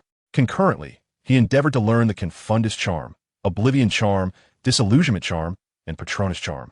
But progress was slow. As for apparition, he refrained from self-study, aware of the potential peril involved. During this holiday, he devoted more of his energy to alchemy. This was a complex and profound discipline, far beyond merely casting a spell on object. The focus of alchemy lay in ensuring that an item could maintain its effects over extended periods, allowing for multiple uses, and ensuring that different spells would not negate one another when applied to the same object. The more powerful the spell, the more challenging it was to preserve, with high demands on materials. Additionally, alchemical items fell into various categories, such as continuous and triggered effects. For instance, an invisibility cloak is a continuous alchemical item, functioning almost perpetually, which makes the effects of such magical objects nearly impossible to sustain indefinitely, save for that one deathly hallow.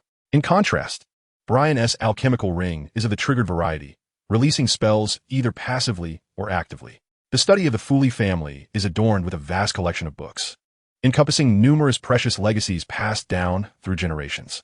Among these are unique spells, dark magic, potion recipes, and alchemical secrets. In the realm of alchemy, Brian finds himself diligently memorizing both alchemical materials and the symbols that represent them. The study of alchemical materials encompasses a wide array of substances, teaching which materials are suitable for various items.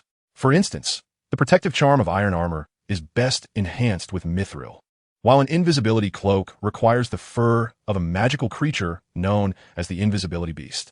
Many complex magical items necessitate the creation of intricate alloys tailored to specific conditions. The study of alchemical symbols involves numerous runes, and their diverse combinations can yield a variety of magical effects, necessitating both memorization and experimentation. A skilled alchemist can adeptly create materials and inscribe symbols in accordance with their desired outcome, maximizing the properties of the materials to achieve superior results. Of course, for those less adept, it is entirely feasible to rely on rote memorization of the combinations found in books, as long as one does not err in the steps. Repeated attempts will surely lead to success. Brian currently finds himself at this stage, and fortunately, he has enhanced his memory, allowing his mind to operate with greater efficiency. When he finally succeeded in independently crafting a binding badge, his proficiency in alchemy was successfully elevated to a novice level. This pale silver badge possesses limited functionality, capable of binding anyone who touches it. In the process, Brian expended a considerable amount of materials, though, thankfully, they were not overly expensive. During this time, Brian also delved into the study of magical stone potions. Last semester, he had briefly acquired a magical stone beneath the trapdoor and used it to brew several bottles of water, which serve as the primary ingredient for concocting an elixir of immortality.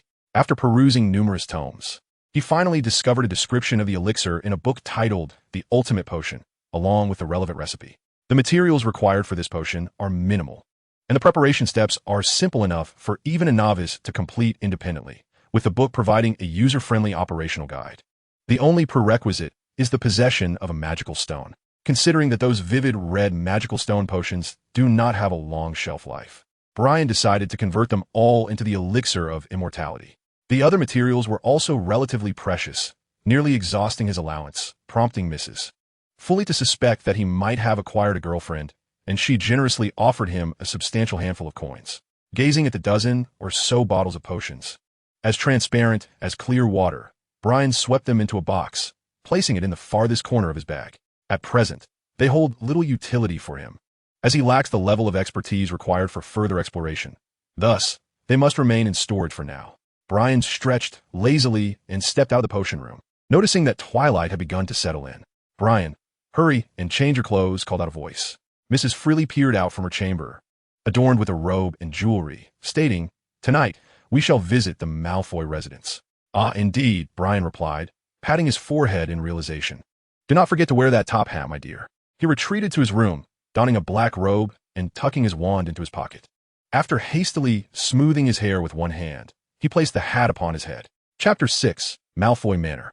"Oh dear, your mother has been searching for her attire for 2 hours," Mr. Freely remarked while sipping a cup of red tea. "What did she possibly desire?" "It is merely a dinner invitation." Brian, seated beside Mr. Freely, chuckled. "Has she not always been this way? You ought to be accustomed to it by now." "Indeed, Mr. Freely agreed, pouring Brian a cup of tea. "By the way, you have a decent rapport with Severus. Oh, I mean Snape, do you not?" "Quite so. I occasionally seek his counsel," Brian replied, taking a sip of his tea. "He must think highly of you," Mr. Freely observed with a scrutinizing glance. "At the Slug Club soiree, Severus inquired about your well-being." "What about me?" Brian raised an eyebrow.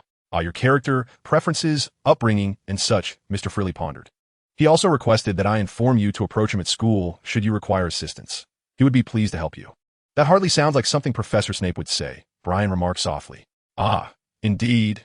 I initially suspected he had been replaced," Mr. Freely laughed. "Thus, I dare say he holds you in high esteem. Perhaps he may even impart some of his exceptional skills to you. One must acknowledge his mastery in potions and charms." It was rare to witness such admiration from someone as proud as Mr. Freely towards Snape's capabilities. "Very well, I shall seek him out more often." Brian responded with a serene smile. He mused, "Perhaps Snape is instructed by Dumbledore to pay closer attention to me? Yet what does it matter? This does not bring him any harm." They waited for approximately half an hour. As the dinner hour approached, Mrs. Freely finally emerged from her quarters, satisfied. Clad in a deep purple wizarding robe resembling a classical elegant gown, her hair fashioned into a delicate bun adorned with a matching wide-brimmed hat. "Your sense of timing is impeccable, Mother," Brian observed, glancing at the clock. "Of course, I never forget the time," Mrs. Freely replied with a modest nod. Linking her arm with Mr. Freely's, they proceeded together, and the group vanished into the night. When Brian next opened his eyes, he found himself standing before another manor. "Fortunately, our two families are not too distant," Mr. Freely remarked as he tucked his wand back into his pocket. "Otherwise, it would have been quite inconvenient." He rang the doorbell beside him, and the grand door slowly creaked open, revealing 2 house elves who bowed deeply in respectful greeting before leading them inside. As they passed through the wrought iron gates, Brian felt as if he were traversing through a veil of mist. Flanking them were neatly trimmed green trees, and ahead lay an exquisite fountain, surrounded by blooming flowers. As the 3 entered, the Malfoy family awaited them. Mr. Fremont removed his hat and offered a slight nod in their direction. It was Brian's first encounter with Mrs. Narcissa Malfoy, whose alabaster complexion and striking beauty were accentuated by cascading golden hair. She donned an elegantly tailored black robe adorned with silver patterns, exuding an air of nobility and grace. "Betty, you've arrived," she said softly, embracing Mrs. Fremont with a gentle hug, her voice barely above a whisper. The evening at Malfoy Manor unfolded unexpectedly without the usual formality. The atmosphere was relaxed and joyful. They gathered around the long table, sharing light-hearted anecdotes. Sitting beside Draco, Brian felt an inexplicable sense of nostalgia, as if he had returned to Hogwarts. After dinner, Mr. Malfoy engaged in serious discussions with Mr. Fremont in the drawing room, while the 2 ladies exchanged quiet words. Meanwhile, Brian and Draco were left to indulge in food and play. The two boys dashed into the garden, where Draco reached out to touch a resting white peacock, its demeanor remarkably gentle and beautiful. Father is undoubtedly discussing magical artifacts, Draco murmured. He wishes to conceal them in the family vault, but some items are simply too conspicuous. To be honest, the Ministry of Magic is utterly idle, he continued. There are items I've long desired, yet now I must part with them at a mere pittance. Brian ran his fingers through the soft feathers of the white peacock, which tilted its head to regard him, its small black eyes shimmering in the twilight. It's certainly better than being caught and having them confiscated, Brian said quietly, wary of startling the peacocks. What do you think about sneaking a peek? Draco suggested in a hushed tone, his gray eyes scanning the surroundings. Perhaps we might discover something intriguing. Father never allows me to handle those items. He was right. Those dark magical artifacts could be perilous, likely cursed in dreadful ways. One should never touch an item without understanding its properties, Brian cautioned. I know, but we can just look without touching, Draco insisted, pulling Brian back inside. I overheard that Father keeps them in the study. They traversed the lengthy corridor, the portraits adorning the walls silently observing their passage. Draco opened the door to the study, revealing a desk cluttered with peculiar objects. Brian's gaze wandered across the desk, taking in the sight of a stunning ruby brooch, an opulent black pearl necklace, an ostensibly ordinary quill, beautiful red ballet shoes, a desiccated skull, and bizarre human bone wind chimes, among other curious trinkets. Brian intervened to prevent Draco from touching a vividly red rose, which appeared freshly plucked, still adorned with dew upon its petals. I had no intention of disturbing it, Draco remarked. It truly looks as if it has just been cut from the garden. I wonder if perhaps my mother overlooked one while arranging flowers this morning. Clearly, such a fresh rose, glistening with dew, could only be found in the early hours, yet it was now evening. Brian leaned closer to the rose and cautioned, this object is likely cursed. It is apparent that if placed within reach, people would be inclined to touch it, and then, he paused ominously, they would become cursed. His gaze wandered to the surrounding items, eventually settling on a solitary stack haphazardly discarded in an inconspicuous corner. They resembled refuse, and were it not for Brian's notice of a black-covered diary nestled within, they would have gone unnoticed. The diary seemed to flutter as if stirred by the wind, revealing a familiar name on its first page, igniting a new idea in Brian's mind. Quietly, he approached, observing Draco engrossed in the mesmerizing patterns of a crystal ball. Stealthily, he extended his hand towards the tattered diary. Do not touch that. A hand rested firmly on his shoulder, causing Brian to nearly jump. Oh, Father, what brings you here? Draco exclaimed, startled, straightening his back and nearly losing his balance. Brian turned to see Mr. Malfoy, his expression notably grave. I understand. My apologies, Mr. Malfoy, Brian whispered contritely. Lucius nodded slightly, his tone measured as he remarked, that is a powerful dark magical object. It could harm you. Do not attempt to explore such things until you have matured. Of course. Thank you, Brian replied. Brian, I had no idea you could be so reckless, Mr. Fleury entered, his tone stern. I had thought you would possess sufficient clarity to recognize your limitations and understand how to safeguard yourself. I apologize, Father, they were piled in the corner, and I assumed they were merely mundane objects, Brian replied, a hint of exasperation in his voice. Very well. Mr. Fleury glanced casually at the diary, revealing little expression. Is this what you need to address? He inquired, directing his gaze at Lucius. Yes, this batch requires your assistance in contacting someone. I will inquire at Borgin and Burke's tomorrow, Lucius replied in a low tone. He gestured towards the items in the corner, adding, as for these, I will handle them separately. Brian and Draco were ushered out of the study, exchanging glances as they walked side by side down the corridor. Thus, you have no grounds to criticize me, Draco drawled. You nearly fell victim yourself. Indeed, I merely conceived a rather unique idea, Brian responded. Brian spoke softly, his tone as ethereal as drifting clouds. What idea?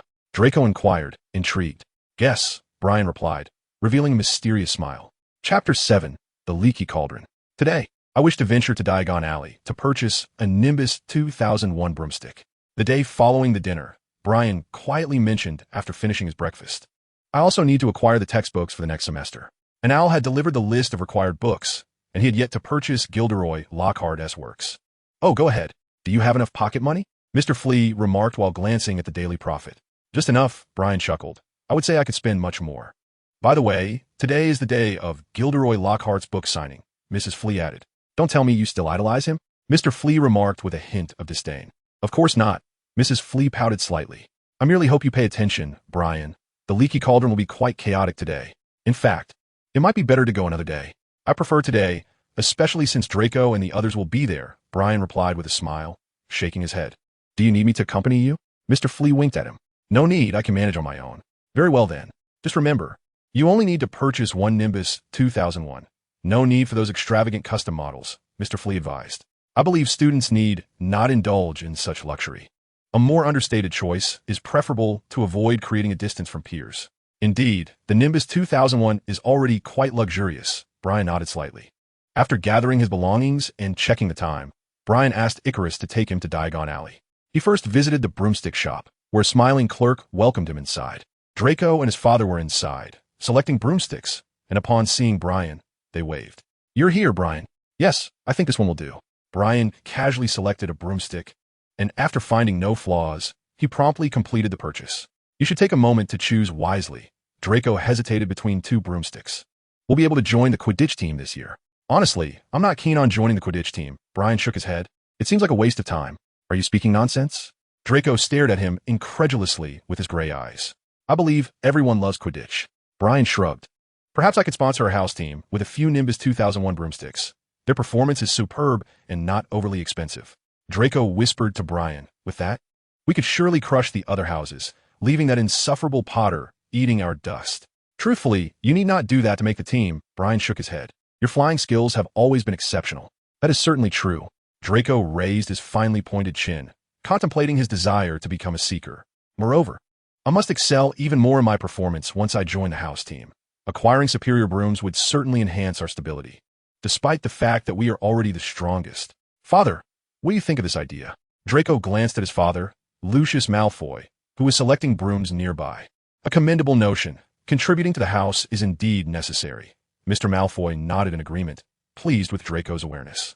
Brian shrugged, glanced at the prices, and calculated his pocket money. Well, I suppose I can personally sponsor 2 of them. I shall cover the remaining 4. Draco nodded. But are you truly not considering joining the house team? Brian smiled, indicating his disinterest. Joining the Quidditch team would require him to dedicate an inordinate amount of time to training, which seemed hardly worthwhile. Perhaps you could serve as a reserve. They would surely welcome you, Draco murmured. After purchasing the brooms, the trio made their way to Flourish and Blots. The bookstore was bustling with activity.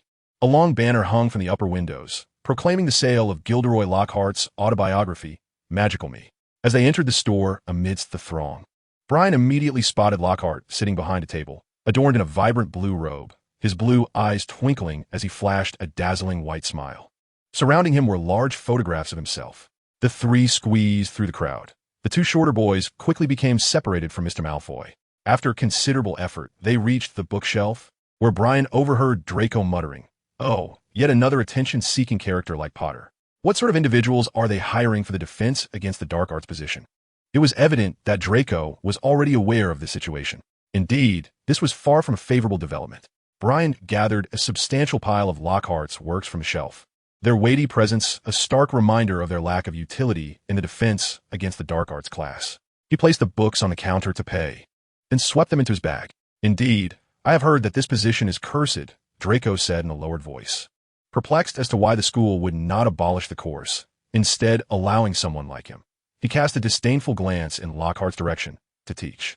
He hardly seemed the type to provide adequate instruction. Finally managing to place the books on the counter, Draco let out a sigh of relief. At that moment, a commotion erupted from Lockhart's vicinity, prompting the 2 to turn their heads. Lockhart was firmly grasping Harry Potter's shoulder, shaking his hand, while a short reporter frantically clicked away with a camera, releasing a plume of purple mist. Lockhart beamed, revealing his gleaming teeth, as he boldly declared his intention to become the defense against the dark arts professor at Hogwarts, inciting applause and cheers from the surrounding crowd. Brian observed Harry standing beside Lockhart, his face flushed, struggling to free his hand from Lockhart's grasp. He also spotted the Weasley family nearby, their striking red hair unmistakable, with the plump Mrs. Weasley clapping enthusiastically like a young girl, her cheeks flushed. Behold, it is Harry Potter, ever the attention-seeker, Draco drawled languidly from the side. He watched as Potter finally extricated himself from the throng, swaying slightly as he made his way over. Brian let out a soft sigh and followed. I suppose you relish this, Potter? Draco remarked mockingly as he observed Harry drop the book he held into the cauldron of the red-haired girl, Ginny. His expression one of derision. Even a trip to the bookstore makes headlines, he continued, wearing a haughty demeanor truly renowned. Don't be absurd. He desires nothing of the sort. Ginny mustered her courage and glared at Draco. Oh, and who might this be? Potter's new girlfriend? Draco taunted. Brian noted the crimson flush that spread across Ginny's face and shook his head slightly. Ron and Hermione squeezed through, each clutching a stack of Lockhart's books. Ron regarded them with a look of disgust, exclaiming, Weasley, you dare enter a bookstore? Draco, irritated by Ron's expression, mocked. Your parents must be going out to beg next month. Ron's face reddened further, and he hurled a book, attempting to lunge at Draco, only to be firmly restrained by Harry and Hermione. Draco wore a smug expression, eager to provoke further, but was restrained by Brian's gentle grip on his arm. Any further taunts from Draco would surely invite retribution. At that moment, the rest of the Weasley family pressed closer, along with Hermione's parents, clearly oblivious to the unfolding situation. Mr. Weasley led the twins, stating, "This place is too chaotic. Let us step outside." Mrs. Weasley noticed Brian, her gaze shifting away with a complex expression as she tugged at her clothing. Brian caught sight of Mr. Malfoy resting a hand on Mr. Weasley's shoulder, a mocking smile gracing his lips. He observed as Mr. Malfoy extracted a tattered textbook from Ginny's cauldron, only to be knocked into a bookshelf by Mr. Weasley. "Get him, Dad!" George and Fred shouted. "No, Arthur, don't fight!" Mrs. Weasley screamed. "Dad, take him down!" Draco encouraged his father, slowly taunting. "Look at the Weasleys. What else can they do besides throw punches? If not for their strength, they would have starved long ago." Ron broke free from the hold of the others, rushing over to swing a punch at Draco's face, declaring, "Today, I shall show you the taste of a fist." Brian had been observing Mr. Malfoy intently, noticing him slip a notebook into Ginny's textbook. With a flicker of his gaze, he swiftly pulled Draco aside. Ron swung a punch that fell short, losing his balance and nearly stumbling. He straightened himself and glared at Brian in frustration. Brian raised an eyebrow at him, blocking Draco, who was eager to retaliate. The twin brothers were glaring daggers at them. "All right, we must take our leave," Brian murmured to Draco, his eyes fixed on Mr. Malfoy as he returned the textbook to Ginny's cauldron. "Unless you wish to become a source of amusement in tomorrow's Daily Prophet." Draco shot a venomous glare at Potter and the others, puffing up arrogantly as he pushed through the crowd. Chapter 8, The Notebook. Ding. Witness the incident at the leaky cauldron, witness .05. Is this permissible? Brian blinked thoughtfully, stroking his chin. Once he saw Mr. Malfoy depart, he blended into the throng and, amid the chaos, retrieved the textbook from Ginny's cauldron. Flipping open the tattered pages, he extracted the notebook with its black cover nestled within. Tossing the textbook back, he noticed Harry staring at him with his striking emerald eyes, a mix of confusion and anger etched on his face. Brian placed a finger to his lips with a gentle smile and whispered, "Shh," before weaving into the bustling crowd. "Hey, Flitwick, stop!" Harry shouted, watching helplessly as Brian vanished among the masses. "What happened?" Hermione tugged at her trapped clothing, asking, "What trouble is he up to now?" Ron glanced in the direction of Harry's gaze. I'm not entirely sure, but it seems Flitwick took a notebook from Ginny's textbook," Harry replied. "Oh, theft!" Ron exclaimed excitedly. "We must investigate what was taken. Then we can tell everyone that Brian Flitwick is a thief." "But how could that be?" Hermione interjected. "He wouldn't need to. His family is likely quite affluent. Just wait and see, Hermione. I will prove to you that Flitwick is no good," Ron declared emphatically. "Don't let him deceive you. My mother says Flitwick's family is the best at trickery." "Wait a moment, Ginny," Ron called as they finally squeezed out of the leaky cauldron. "What is it?" Ginny turned back, her cheeks flushing crimson upon spotting Harry. Mrs. Weasley looked over as well. "I'm telling you, Flitwick stole something from your cauldron," Ron said with a grin, rummaging through Ginny's textbooks. "Which book was it, Harry? It should be an old textbook?" Harry replied, uncertainly. "Oh, that cannot be," Mrs. Weasley said kindly. "I meticulously examined these second-hand textbooks when I purchased them. There are no missing pages, nor anything tucked within, my dear." Ron skeptically rifled through Ginny's textbooks, causing the young girl to pout in displeasure as she snatched the cauldron away. "So is that it?" Ron questioned, oblivious to which textbook Ginny had misplaced. "Harry, don't tell me that Flea stole something non-existent from a pile of old books." Hermione breathed a sigh of relief, suggesting, perhaps Harry misjudged? Brian is not that kind of person. Harry, scratching his head in confusion, began to doubt himself. Could it be that I truly made an error? Well, we must remain vigilant. Ron solemnly analyzed. Perhaps Flea has cursed that textbook or poisoned it. He and Malfoy are certainly capable of such mischief. We should have Dad give it a thorough inspection when we get home. And once you've dealt with it, do remember to inform me of the nature of the curse, Hermione said, wrapping her arms around her shoulders. "All right, I must return now. Goodbye, Harry." "Goodbye, Harry." Along with the Weasley family, utilized flu powder to return to their humble abode. Brian, where have you been? Draco, waiting impatiently outside the bookstore, asked as Brian emerged. Mr. Malfoy stood nearby, rubbing the corner of his eye where he had been struck by a book, yet his expression remained light-hearted, a smirk playing at the corners of his lips. Nothing much. Do you have any further purchases? I must head home, Brian replied with a smile. Then you may go ahead. I still wish to visit the bouncing, boisterous joke shop for some trinkets, Draco responded. Brian bid farewell to the Malfoys and returned directly to the manor. A plethora of magical items lay scattered in front of the manor's entrance, piled into small hills. As Mr. Flea sorted them into boxes, Brian also noticed some belongings from the Malfoy residence from the previous night. Oh, I had no idea we had accumulated such a chaotic assortment of items, Mr. Flea remarked. Indeed, with a house this large, who can say what treasures might be hidden in its corners? I believe I once discovered a boggart in a storage room. Oh, where did you put the boggart? Brian inquired with interest. Let it stay there. That creature should be quite ancient by now, Mr. Flea casually replied. This morning, while cleaning, I also stumbled upon a long-forgotten secret passage, he said excitedly. It must have been crafted by some ancestor in secrecy. Can you guess what I found inside? What did you discover? A room filled with luxurious toilets? Brian joked. Certainly not. It was a lady's chamber. There were signs of habitation within, Mr. Flea exclaimed. I reckon ordinary rooms do not require concealment, do they? Perhaps one of our ancestors was quite the expert indeed. Would you care for some trinkets? Mr. Friel chuckled as he gestured towards two piles of items, saying, These are from the magical trick shop, and those are from the quirky magic emporium, all of which I acquired during my school days. Unfortunately, ever since the Ministry of Magic began scrutinizing such items, that shop has gone out of business. Brian picked up a peculiar red telescope and examined it, but Mr. Friel, grinning mischievously, remarked, You might want to give that telescope a try. Brian, wary of Mr. Friel's sly smile, shook his head and tossed it back. Ah, you've learned well. This little gadget will only leave your eyes swollen for a week, Mr. Friel lamented. Brian continued to sift through the assortment, selecting a few intriguing curiosities. He then picked up a pair of goggles resembling protective eyewear. These are produced by the quirky shop. When worn, they render the user invisible, and anyone can wear them. Even an owl would find them fitting, Mr. Friel casually remarked. They can be used for swimming and diving, but frankly, a bubblehead charm would suffice for that purpose. Generally, they serve to tease muggles, who would surely revere such an item as a sacred object. Brian pondered before stowing it away in his bag. After assisting with the sorting of various magical artifacts, Mr. Friel declined to let him approach the more perilous items, waving him off. Brian made his way to the study and placed a tattered journal on the table.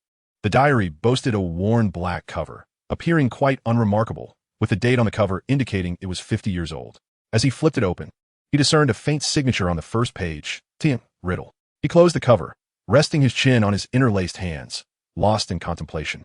Is this truly the path I wish to take? He wondered, furrowing his brow as his right hand tapped rhythmically on the desk, revealing a hint of hesitation and anxiety. The forthcoming narrative involved the heir of Slytherin. Why could it not be him? Did Ginny's role hold significance? With his eyes shut, Brian began to adopt a different perspective. I believe it's inconsequential. It could be anyone. Indeed, he thought, opening his eyes, a deep mockery mingling with subtle unease in his gaze. Thus, verification is essential. He mused, lightly drumming his fingers on the tabletop, the sound echoing in his ears. If he could ascertain this fact, even at the cost of wasting some pivotal moments, it would be worthwhile. It seemed as though secrets were on the verge of surfacing, yet he was unprepared to accept them. It was rather vexing. Brian's dark eyes, profound as ink, cast a brooding shadow over him. He placed his fingers upon the diary, gently lifting the cover, sensing a faint tremor, the resonance of the mind-reading spell. How feeble! Brian, employing a cerebral closure technique, projected a blend of curiosity and excitement while secretly evaluating the capabilities of the diary at that moment. It was indeed a delightful revelation. This diary was crafted during Tom Riddle's student years, a time when even the Dark Lord abilities were not exceptionally formidable. Particularly now, the version of him within the diary appeared rather feeble. As long as he maintained control, he posed no threat to me, Brian mused. He retrieved a quill and an ink pot, contemplated for a moment, and carelessly sketched a smiley face in his notebook. A fleeting thought crossed his mind. This ought to be a remarkable magical artifact, but how does one utilize it? The ink on the page shimmered briefly before vanishing as if absorbed into the paper. Subsequently, a line of text materialized on the sheet, rendered in the very ink he had used earlier. Greetings, my name is Tom Riddle. Do you have any inquiries for me? Chapter 9, The Start of Term. What are you? Brian conveyed a mix of surprise and fear, along with an abundance of curiosity. Such a question is rather impolite, the diary's text responded. This is a wizard's diary from his student days. Do you have any utility? Brian inquired. Perhaps I can assist you to some extent with your dilemmas. In truth, I would prefer you to consider me as a friend. Yet, you do not seem particularly trustworthy. Indeed, everyone will caution you. Never trust anything capable of independent thought unless you can ascertain where its mind resides. Yet, in reality, I am akin to a photograph. Merely a distant memory. It has been many years. I truly wish someone would converse with me. Oh, then I can chat with you. How delightful. So, might you first disclose your name? It is the most basic of courtesies. I must respectfully decline. The corners of Brian's mouth curled upward as he contemplated his name, inscribing it in an elegant script. I fear you might cast a malevolent curse upon me. Well, in truth, I possess no power whatsoever. However, I can offer you some advice on certain matters, such as your studies. Oh, you possess knowledge? As I mentioned, I am merely a distant memory. Having been infused with personal sentiments, I naturally comprehend a wealth of knowledge. Of course, this is merely the creation of a 16-year-old boy, so do not expect me to achieve any profound levels of understanding. That sounds splendid. I'm about to enter my second year at Hogwarts. I believe I have a firm grasp of the subjects in the lower years. I once attended Hogwarts myself. I fondly reminisce about that place. To be honest, I too hold great affection for it. However, it would be the perfect place if the school could refuse admission to Muggleborns. Brian pondered for a moment and wrote, Is Hogwarts still admitting Muggleborns? Who is the current headmaster? Indeed, it is quite uncomfortable. I must study alongside those fellows. A wry smile graced Brian's lips as he spoke of the current headmaster, Albus Dumbledore, whom many proclaim to be the greatest wizard of our age. Personally, I harbor little fondness for him. Is there truly no other great wizard? Regardless, in this era, Dumbledore undeniably shines the brightest, unmatched by any, despite his advanced years. During my time at Hogwarts, Dumbledore served as the professor of transfiguration. When I was brought into existence, the dark wizard Grindelwald was at the zenith of his power. But that is merely a tale of yore. Grindelwald, the first Dark Lord, was vanquished by Dumbledore in 1945 and has since languished in the highest tower of Nurmengard. The first? Is there a second Dark Lord? Tom's handwriting appeared slightly hasty. Indeed, the second Dark Lord. We dare not even utter his name. He championed the cause of our pure blood lineage, leading the Death Eaters with a relentless determination to expel the Muggleborns from the wizarding world. Insisting that wizards should reign supreme over Muggles, Brian inscribed with a sense of irony. Regrettably, 11 years ago, he fell from grace, defeated by a mere infant. Brian paused momentarily before continuing to write. A newborn infant? Tom's handwriting shifted, his skepticism evident as he questioned whether he had been deceived. Indeed, the renowned Harry Potter, the boy who lived. The Dark Lord claimed his parents' lives, yet for reasons unknown, he was overcome by an infant, never to return since. What a dramatic turn of events. Tom was evidently grappling with existential doubts. Were it not for the thoughts within that boy's mind validating his words, he would scarcely believe it. How unfortunate it is. My father was once a follower of his, nearly sent to Azkaban for his loyalty. Harry Potter is still my classmate, and many say he is the Dark Lord's nemesis. Yet, truth be told, I have yet to discern anything particularly remarkable about him. Brian twirled his pen and continued writing. However, last semester, Harry Potter thwarted the Dark Lord-esque schemes once again, preventing his minions from acquiring the Philosopher's Stone. Could you possibly take me back to Hogwarts? I am eager to return and see it once more. Of course, I am more than happy to oblige. Brian gently closed the diary, a subtle smile playing on his lips. The holiday slipped away in the blink of an eye. And soon it was time to commence the new term. Brian, you've outgrown these garments from last year. There's no need to wear them anymore. Mrs. Flitwick had commissioned over a dozen black robes for Brian, stowing them into the enchanted bag. Oh, and here's some sweets. You may take them with you. She added several large boxes of candy. Let us check. Parchment quills, textbooks, and broomsticks, all in order. Mrs. Friel checked once more, feeling a lingering sense of oversight. Oh dear, I must examine it again. If anything is amiss, the owl can deliver it. Brian sighed softly, accepting the pocket money. Mr. Friel handed him a pouch of coins. Upon inspection, Brian noted conservatively that there were over 1,000 galleons. There is no need for so much. We aren't even permitted to visit Hogsmeade yet, he replied, shaking his head. Besides, I have plenty of galleons already. I have never heard of anyone who finds pocket money excessive, Mr. Friel remarked, blinking playfully. Take it. It may come in handy at some point. It would be wise to find a little girlfriend. Leaning closer to Brian, he whispered in a tone too subtle for Mrs. Friel to overhear, girlfriends can be quite an expense. I can hear you, Albert, Mrs. Freely interjected in a neutral tone. Ah, indeed, such girlfriends are truly cherished. Like rare treasures, Mr. Freely coughed lightly. Is it too early for me to seek a girlfriend? Brian questioned, puzzled. Not at all, Brian, Mr. Freely replied. When I was your age. When you were my age. Mrs. Freely's voice rose slightly, her blue eyes fixed intently upon him. Ahem. When I was your age, your mother had me utterly enchanted, Mr. Freely said, his dark eyes filled with emotion as he gazed at Mrs. Freely. I had never seen such a captivating girl as your mother, and I regret not having summoned the courage to confess my feelings back then. Mrs. Freely's cheeks flushed slightly as she turned stiffly to resume her inspection.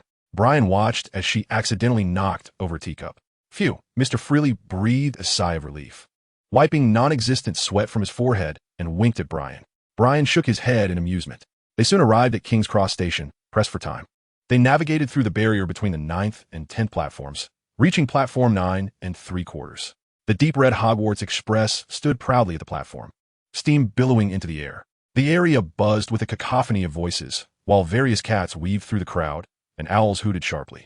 Oh, how I detest Muggle contraptions, Mr. Freely grumbled, eyeing the train disdainfully. What a clunky hulk polluting the air. That it does, Brian chuckled. Brian, will you be coming home for Christmas this year? Mrs. Freely inquired softly. That depends on circumstances, Mother, Brian replied earnestly. I'm uncertain if anything will arise at that time. Well, it seems the older you grow, the less endearing you become, Mrs. Freely remarked with a slight frown. You used to be so attached to me. Ahem. Well, I must board the train now. Goodbye, Mother. And to you too, Father, Brian waved as he hurried onto the train. Goodbye. The couple waved their hands, bidding farewell to Brian as he disappeared into the train. Brian traversed the aisle in search of an empty compartment, but most were occupied. He spotted Draco, Crabbe, and Goyle ensconced in one carriage, alongside Blaise Zabini, who sat with an air of aloofness, chattering incessantly.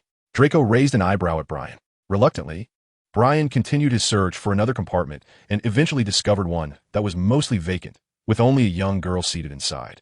She was perched by the window, gazing outside, her palms flat against the glass. Chapter 10. Inside the compartment. Hello, may I sit here? Brian softly inquired of the girl within the compartment, wishing to avoid searching any further. Of course, she replied, her tone whimsical as she turned her head.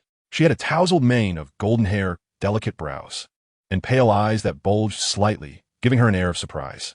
Brian's gaze lingered on her neck and ears. She was already clad in her Hogwarts robe, adorned with a necklace of butterbeer corks, and wore a pair of exaggerated carrot-shaped earrings that were rather unkempt. Brian settled across from her, smiling. Hello, I am Brian Freely. A second year. Hello, I am Luna Lovegood. A first year, the girl replied dreamily. Brian nodded with a smile, and they exchanged a moment of silence. Luna's silvery eyes fixated on him, as if she were observing something amusing, which rendered the atmosphere somewhat awkward. Brian found himself regretting not seeking another compartment. Indeed, a peculiar girl like her was not easily tolerable. What are you looking at? Brian gently probed, breaking the increasingly uncomfortable silence. Nargles, Luna responded, her tone airy. So many Nargles, they're all around you. Brian blinked slowly. What are those? Invisible little flying insects. They slip into people's ears and cause chaos in their minds. Luna's eyes widened. Really? Brian smiled. Well, if they are invisible, how can you be sure they are there? Luna stared at him for a long moment, speaking dreamily. I can feel them. They exist there, disturbing your thoughts. That sounds rather delightful, Brian replied dismissively, pulling out his textbooks. How can one drive them away? Luna extended her hand, swatting the air beside Brian's head as if trying to fend off mosquitoes. This should help a bit. Watching the young girl seriously flail at the air, seemingly earnest in her effort to assist him, Brian couldn't help but chuckle softly. This looks much better, Luna remarked, blinking her silvery eyes in a vague manner. Thank you, Brian, she said. No need to mention it. She settled back, gazing into the distance while toying with her earrings. It seemed she sensed Brian's eyes lingering on her adornments. Turning her head, she spoke in a dreamy voice. These are the airship pearls. They enhance one's ability to perceive extraordinary phenomena. Is that so? How fascinating.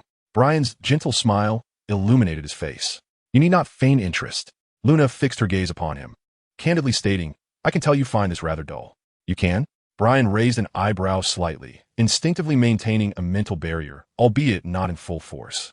Indeed, the airship pearls amplify my perception. Luna continued with keen interest. You wear a thick mask, akin to a stage clown, which is rather amusing yet unappealing. Ahem. Sometimes being too forthright can be quite hurtful, Brian replied with a light cough. Are you perhaps a natural empath? Luna tilted her head. I apologize if my words have offended you. I merely express my feelings. I cannot see your thoughts, only sense them. Very well. I shall endeavor to be more candid with you. How does that sound? That sounds splendid, Luna replied with enthusiasm. Actually, I wanted to mention, don't you find your earrings and necklace rather peculiar? Brian did not hide his genuine thoughts. They may render you somewhat out of place.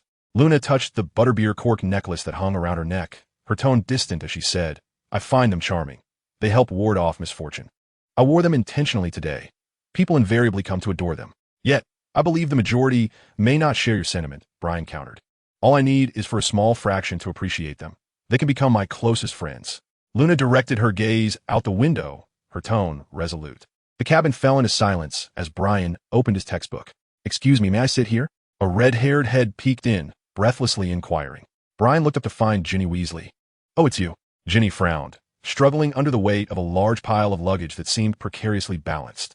Of course, Luna replied softly, moving to assist Ginny in bringing her belongings inside. Oh, thank you. I was hoping to switch compartments, but I guess I'll sit next to you, Luna. Before long, Theodore Knott entered, and at that moment, the train began to chug into motion.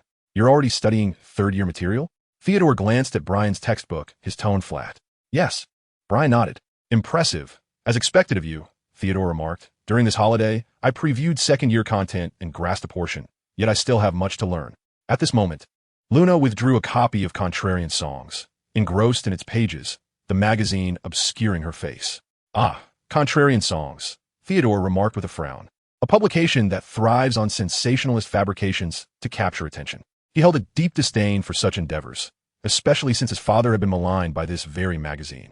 I apologize, my father is an editor at the magazine, Luna said, her pale eyes coldly surveying Theodore above the magazine. Oh, I truly apologize, Theodore replied insincerely. Ginny, sitting nearby, shifted uncomfortably, unable to endure the impending chill in the carriage.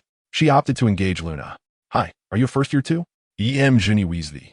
The two girls began conversing while Brian calmly immersed himself in his book. Theodore gazed naturally out the window at the passing scenery. Which house do you hope to be sorted into? Ginny inquired of Luna. My family has always been in Gryffindor, and I hope to join them. A sudden thought caused her cheeks to flush. Ravenclaw, Luna replied dreamily. Both my parents graduated from there. But the other houses are quite commendable, all interesting in their own right. Oh, indeed, Ravenclaw is quite splendid.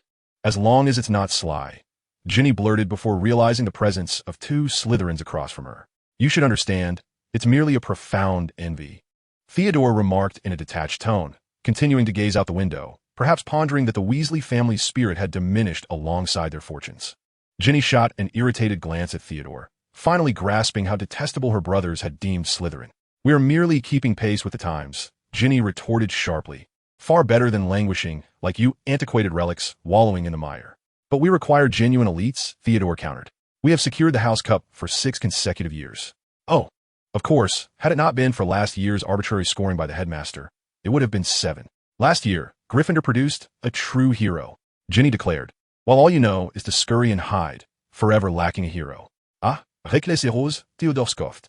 That cannot be generalized, Ginny Weasley. Brian abruptly closed his textbook with a snap, regarding her with a gentle, yet melancholic gaze. Many great wizards have emerged from Slytherin, such as Merlin. In truth, each house has birthed numerous great figures, though there are many mediocrities as well, he continued, his tone imbued with a faint sigh. It is merely a matter of differing ideologies. Perhaps we need not debate this age-old issue here. Humph. Ginny averted her gaze, feeling provoked by him. Theodore rested his chin on his hand, listlessly observing the scenery whizzing past the window. In fact, I prefer Slytherin and Ravenclaw, Brian murmured. Intelligence and reason are eternally valuable qualities. Certainly, each individual harbors distinct philosophies. For some, bravery and kindness may hold greater significance. Luna, perched at the top of the magazine, gazed at him with misty eyes before raising the magazine to shield her vision. The atmosphere within the compartment became less tense. As the two young witches engaged in hushed conversation, Brian reopened his textbook, Chapter 11, The Sorting Ceremony. What is that? Theodore exclaimed, his voice filled with surprise as he pointed towards the window, his expression one of astonishment. Upon hearing his words, Brian turned to look outside, where he beheld a turquoise car soaring through the air. With keen eyesight, he noticed a red-haired boy seated in the driver's seat. Luna and Ginny also leaned out to catch a glimpse, with Luna indicating the airborne vehicle, her pale eyes wide with wonder. Ginny gasped, pressing her face against the window, watching as the car ascended higher, vanishing into the clouds, murmuring, "Oh no, how could this happen?" Clearly, she recognized the vehicle. It was evident that this was a scheme by the Ministry of Magic. Luna rapidly flipped through her copy of the Quibbler, reaching page 45 to examine the contents. "What does it say?" Brian inquired with curiosity. Cornelius Fudge attempted to magically alter Muggle objects, ultimately aiming to seize control of the Tower of London.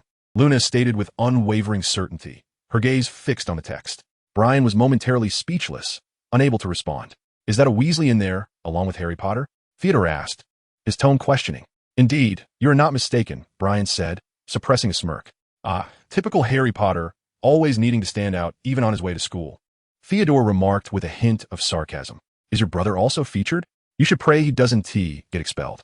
Ginny let out a sob, covering her face as her body trembled. "Well, perhaps you can rest easy. The school would never expel the renowned Harry Potter, nor his friends," Theodore observed, noticing Ginny's distress. "That foolish idiot should be sent back," Ginny exclaimed, lowering her hands from her face, her cheeks flushed and tears brimming in her eyes. "How could he? How dare he? Doesn't he realize the consequences of his actions?" In that moment, she resembled an irate Mrs. Weasley. Brian and Theodore exchanged glances, wisely choosing to remain silent. Luna blinked and once again concealed her face behind a magazine. The compartment was filled solely with the sound of Ginny's heavy breathing. "In 5 minutes, the train will arrive at Hogwarts. Please prepare yourselves," echoed through the carriage. Brian tucked his textbook into his bag, exhaling gently in relief. This train journey was rather unenjoyable, albeit somewhat intriguing. Ginny trotted ahead and disembarked, merging into the throng of first-year students amidst Hagrid's booming call for them to follow. Luna waved at them, gliding past with an effortless grace. Meanwhile, Brian and Theodore made their way toward 100 carriages lined nearby. Draco and his companions stood beside one of the carriages, waving at them. Brian gazed at the creature before the carriage, a gaunt black horse, its head reminiscent of a dragon, adorned with enormous bat-like wings. "A thestral," Brian murmured. "Only those who have witnessed death can behold them." He was not surprised by his ability to see it. Last semester, he had witnessed Quirrell Estimise. Indeed, he had experienced death himself, and he thought few could claim to be closer to it than he. "Are you referring to these horses?" Theodore inquired softly, observing them. "You can see them too?" Brian raised an eyebrow slightly. "What are you talking about?" Draco leaned in. "These horses, they are thestrals," Theodore pointed out. He had heard of such wondrous beings. "What horses?" Draco replied, bewildered. "There's nothing here. Crab, Goyle, do you see anything?" The two hulking figures shook their heads in confusion. Draco turned to Blaise, who also shook his head, raising his chin as he said, "All right, we should board." "Only those who have witnessed death can see them," Brian said gently.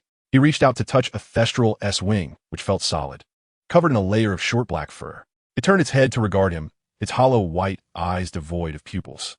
Theodore averted his gaze, displaying a look of disgust, and climbed straight into the carriage. "So, there truly are horses pulling the carriage?" Draco blinked in disbelief. "You're not joking with me, are you?" "Indeed, Draco," Brian replied lazily. "Only the honest can see them." "Honest?" Draco climbed into the carriage slowly. "That is quite a vice, Brian." Brian also took a seat in the carriage, chuckling softly. "Sometimes, your twisted logic sounds rather reasonable." "Ah, that is truth," Draco said, lifting his chin defiantly. Soon, the carriage started moving, racing swiftly toward the castle. The carriage clattered to a halt beside the stone steps of the castle's grand entrance, and they disembarked, blending into the crowd as they traversed the castle's entrance hall and entered the brightly lit Great Hall. The Great Hall remained familiar, with 4 long house tables beneath a starry ceiling. Young witches and wizards excitedly settled at the tables, greeting one another and chattering about their holiday adventures. Several silvery ghosts floated among them. The group took their seats at the Slytherin table, responding to the greetings of their classmates. The faculty table was already filled with professors. Dumbledore, with his hands crossed and silver beard glistening under the candlelight, displayed a somewhat grave expression. Gilderoy Lockhart, clad in a flowing aquamarine robe, wore a familiar, dazzling smile, as if perpetually prepared for the flash of cameras. Brian could not discern Snape's whereabouts and speculated he was in search of Harry.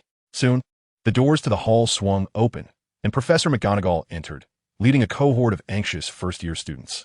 She placed the sorting hat, which she held in her hands, upon a stool. The chatter in the hall gradually subsided. The first years formed a line before the faculty table, trembling in anticipation of their sorting. The tattered old sorting hat opened its wide, seam-like mouth and began to sing an age-old tune. Brian found the hats singing rather unmelodious. Once the song concluded, Professor McGonagall began the sorting ceremony by reading from a list. In the midst of this, Brian noticed a disheveled Harry and Ron sneaking in, only to be promptly ushered out by the stern-faced Snape. Look at Potter getting himself into trouble again. Draco sneered. See, I don't even need to lift a finger. He manages to mess things up all on his own. Brian nodded quietly, observing the sorting ceremony. He saw the frail boy Colin Creevey sorted into Gryffindor, his face alight with excitement. Luna glided past, her unruly blonde hair, cork necklace, and carrot-shaped earrings drawing whispers and quiet laughter from the crowd. After a moment of contemplation, the sorting hat bellowed, Ravenclaw. As the sorting approached its conclusion, Ginny dashed forward, and the hat nearly shouted Gryffindor, upon barely touching her red hair. Daphne remarked softly that her sister would be of age to enroll next year, hoping for a smooth transition then.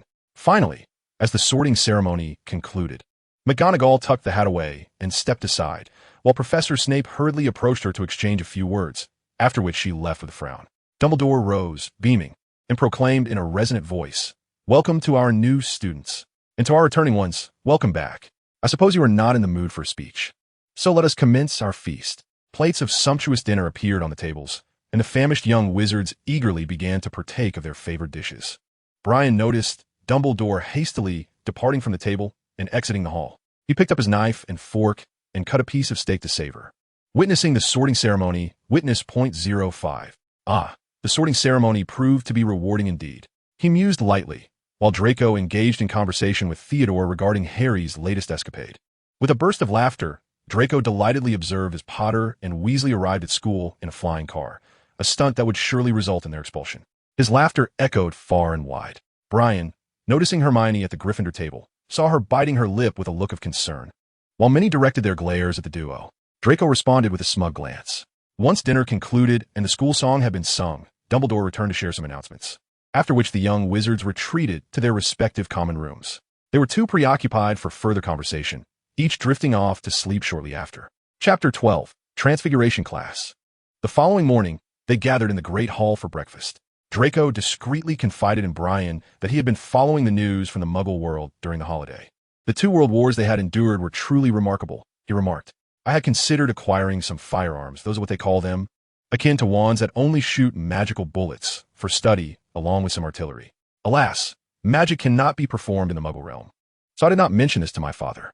He continued, I've heard they even invented the atomic bomb, or so I've been told.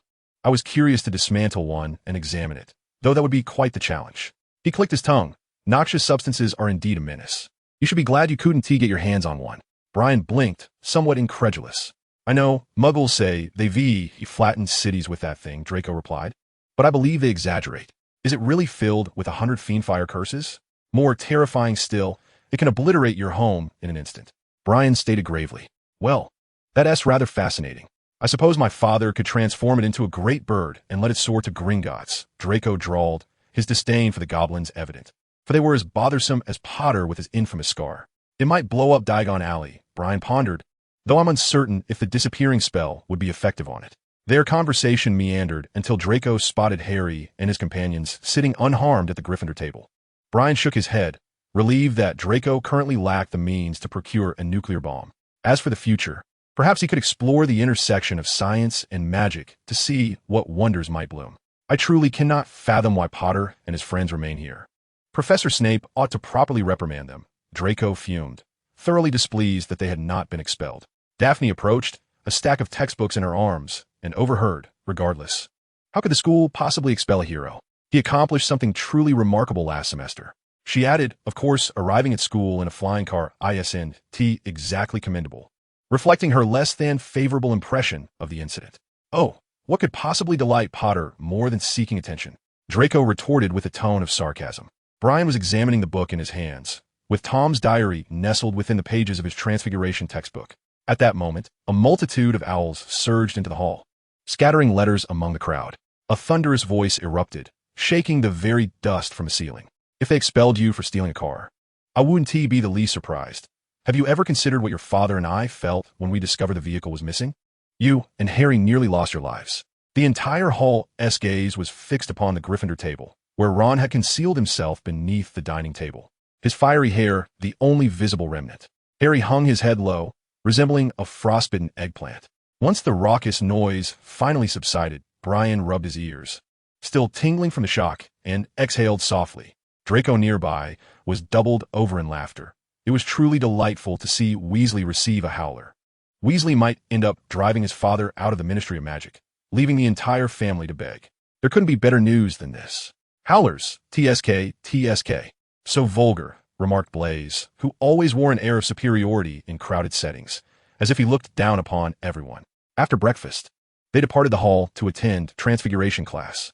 In class, Professor McGonagall instructed them to transform a beetle into a button. Brian effortlessly completed the transformation, earning Slytherin 10 points, much to McGonagall's satisfaction. As time passed, Brian opened the diary to converse with Tom. I am in Slytherin. Which house are you in, Tom? I was once in Slytherin too. Undoubtedly, it is the finest house. Indeed, it seems you're my senior. I am currently attending Transfiguration class, yet the material is well within my grasp. Tom, do you know how to transform an inanimate object into a living being? I have always struggled with this concept. I presume you were stuck on the part about bringing it to life? Yes, I cannot comprehend how to animate it. You could transfigure living things into inanimate objects and revert them back to their original state through reversal spells. So, how does it sustain life in the process of transformation? That is indeed a question, Brian pondered. In fact, when it comes to magic, especially transfiguration, one need not be preoccupied with whether something possesses life. Concepts of life and death are merely constructs you impose upon them. There is no need for excessive contemplation. Whatever you envision it to be, it will become. I believe the ultimate essence of magic lies in the manifestation of one's desires. The ultimate essence of magic is the manifestation of one's desires? Brian echoed thoughtfully. Yes, consider this. Magic can turn the living into the dead and vice versa. It can warp time and space, accomplishing feats that muggles attribute only to deities. When we first awaken our magic, weren't we able to accomplish many things with such ease? As we mature, this innate ability becomes increasingly manageable. Yet we inevitably lose that almost magical capacity to manifest our desires effortlessly. Brian is acutely aware of this, much like Harry in the original tale. Prior to his enrollment, could effortlessly let his hair grow overnight or cause a piece of glass to vanish. However, upon entering school, he could only wield his wand, rendering those feats far less accessible. Thus, in certain aspects of magic, one might find it beneficial to attempt to reclaim a childlike state, free from distractions and preconceptions. I believe our pursuit of magic ultimately aims to fully regain that power of manifestation. Tom embodies the role of a proficient instructor, imparting his insights. Brian gazes at the button he transformed from a beetle, and with a gentle flick of his wand, he reverts it back to its original form. The beetle scuttles across the tabletop. Does my belief that it remains the same living creature after restoration affirm its vitality? After pondering for a moment, Brian once again turns it into a button. He waits for several minutes, until he concludes that the beetle could not possibly survive. With another delicate wave of his wand, he dispels the transformation spell. The beetle lies motionless on the table, lifeless. I believe it is dead, therefore it truly is dead, Brian muses. He aims his wand at his quill, and with a gentle motion, it morphs into an identical beetle, which begins to meander across the tabletop. Success! A delighted smile graces Brian's face as he notices that his proficiency in transfiguration has reached a new level of mastery. Indeed, Tom is a treasure. Brian's gaze drifts towards the tattered diary, lost in thought. Thank you, Tom. I have succeeded. You are an exceptional teacher, he writes. The ink gradually fades, forming the message. As a friend, I am pleased to have assisted you. I believe I misjudged you. My name is Brian Friel, and it is a pleasure to meet you, if it is not too late. Of course it is not too late.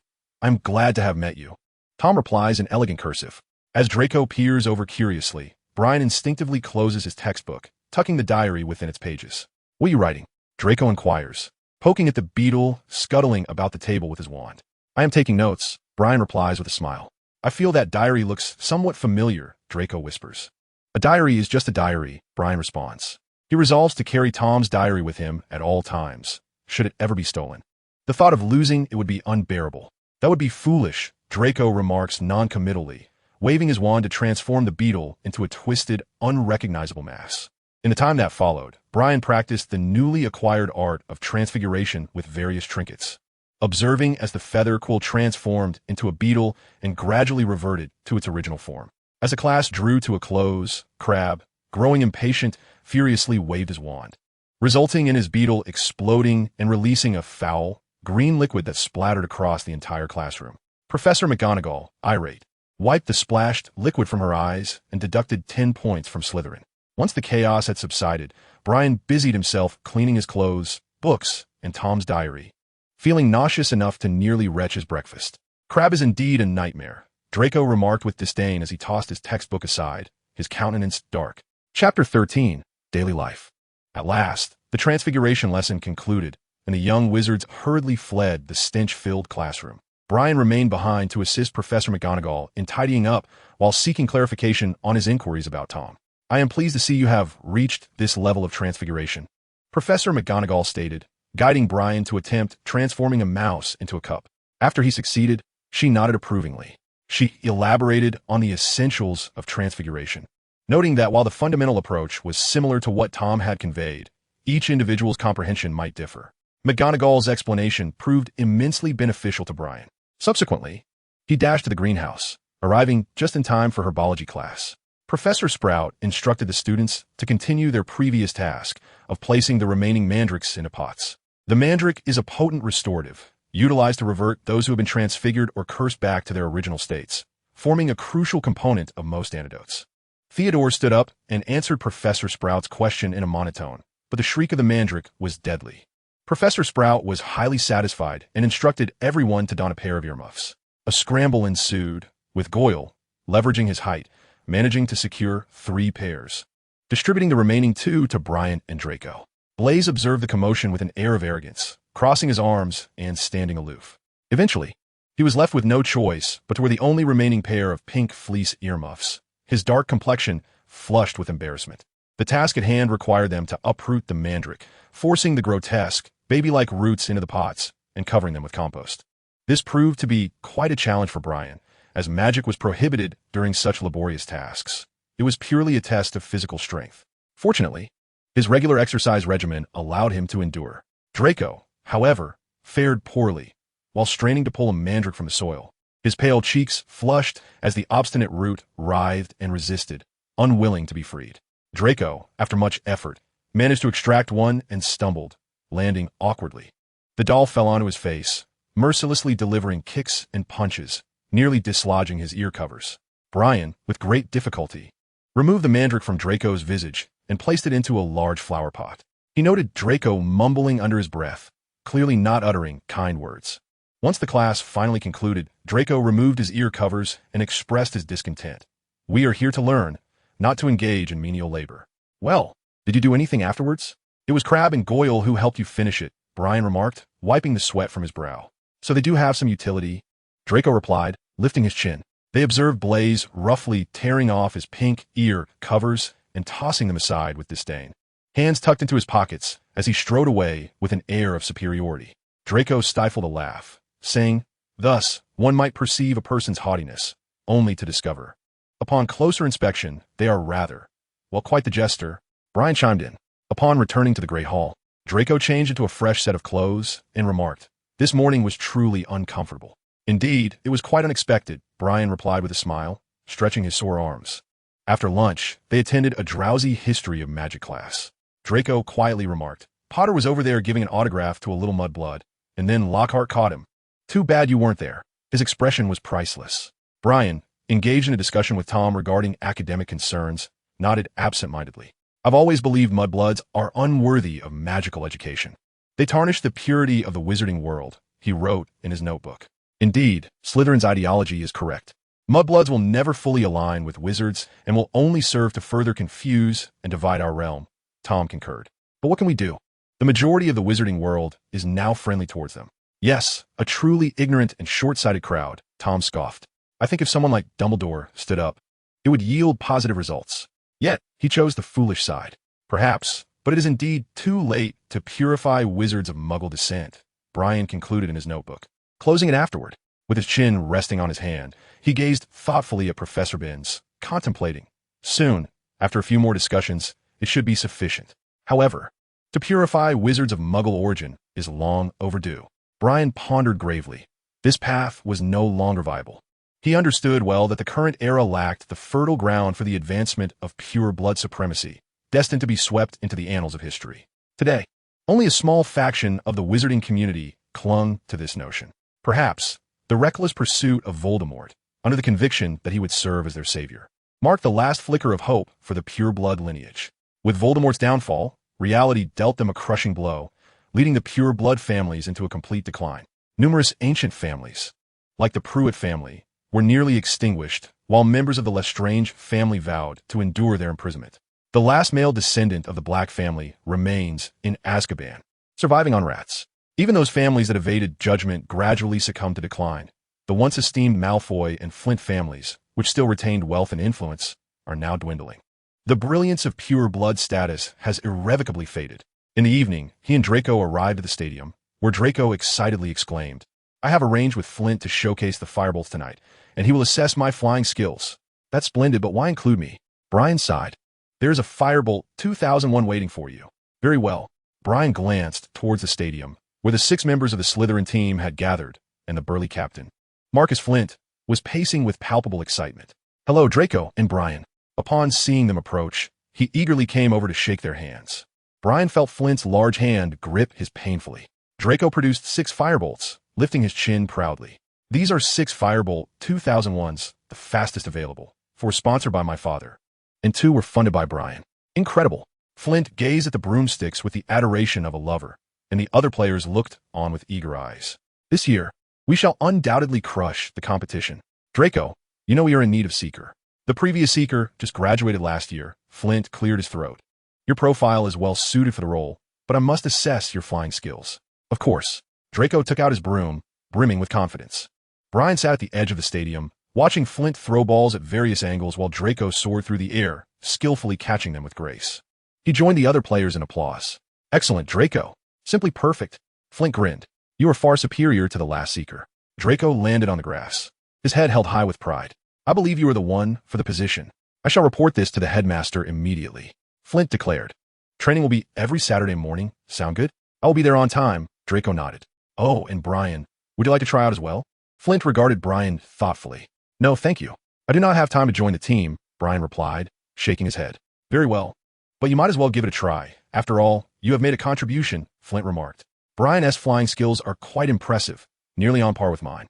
Draco added, raising an eyebrow at Brian. With no choice but to comply, Brian stood up and took to the air. He mounted his broomstick and soared into the sky, the rush of wind roaring past him, invigorating his mind. The small ball Flint had thrown was ahead. He lowered his body and dove down, securing it firmly in his grasp. With heightened reflexes, his mind reacted swiftly, and his movements were extraordinarily coordinated, making him more than capable of handling such minor antics. Upon finally landing, Flint, slightly exhilarated, inquired, "Are you truly not considering joining the Quidditch team? You are exceptional."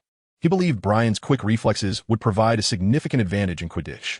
"I'm afraid I simply don't have the time," Brian replied with a smile, shaking his head. "Well, how about being a reserve player?" Flint suggested. "Of course, you wouldn't need to attend regular training, only stepping in under special circumstances."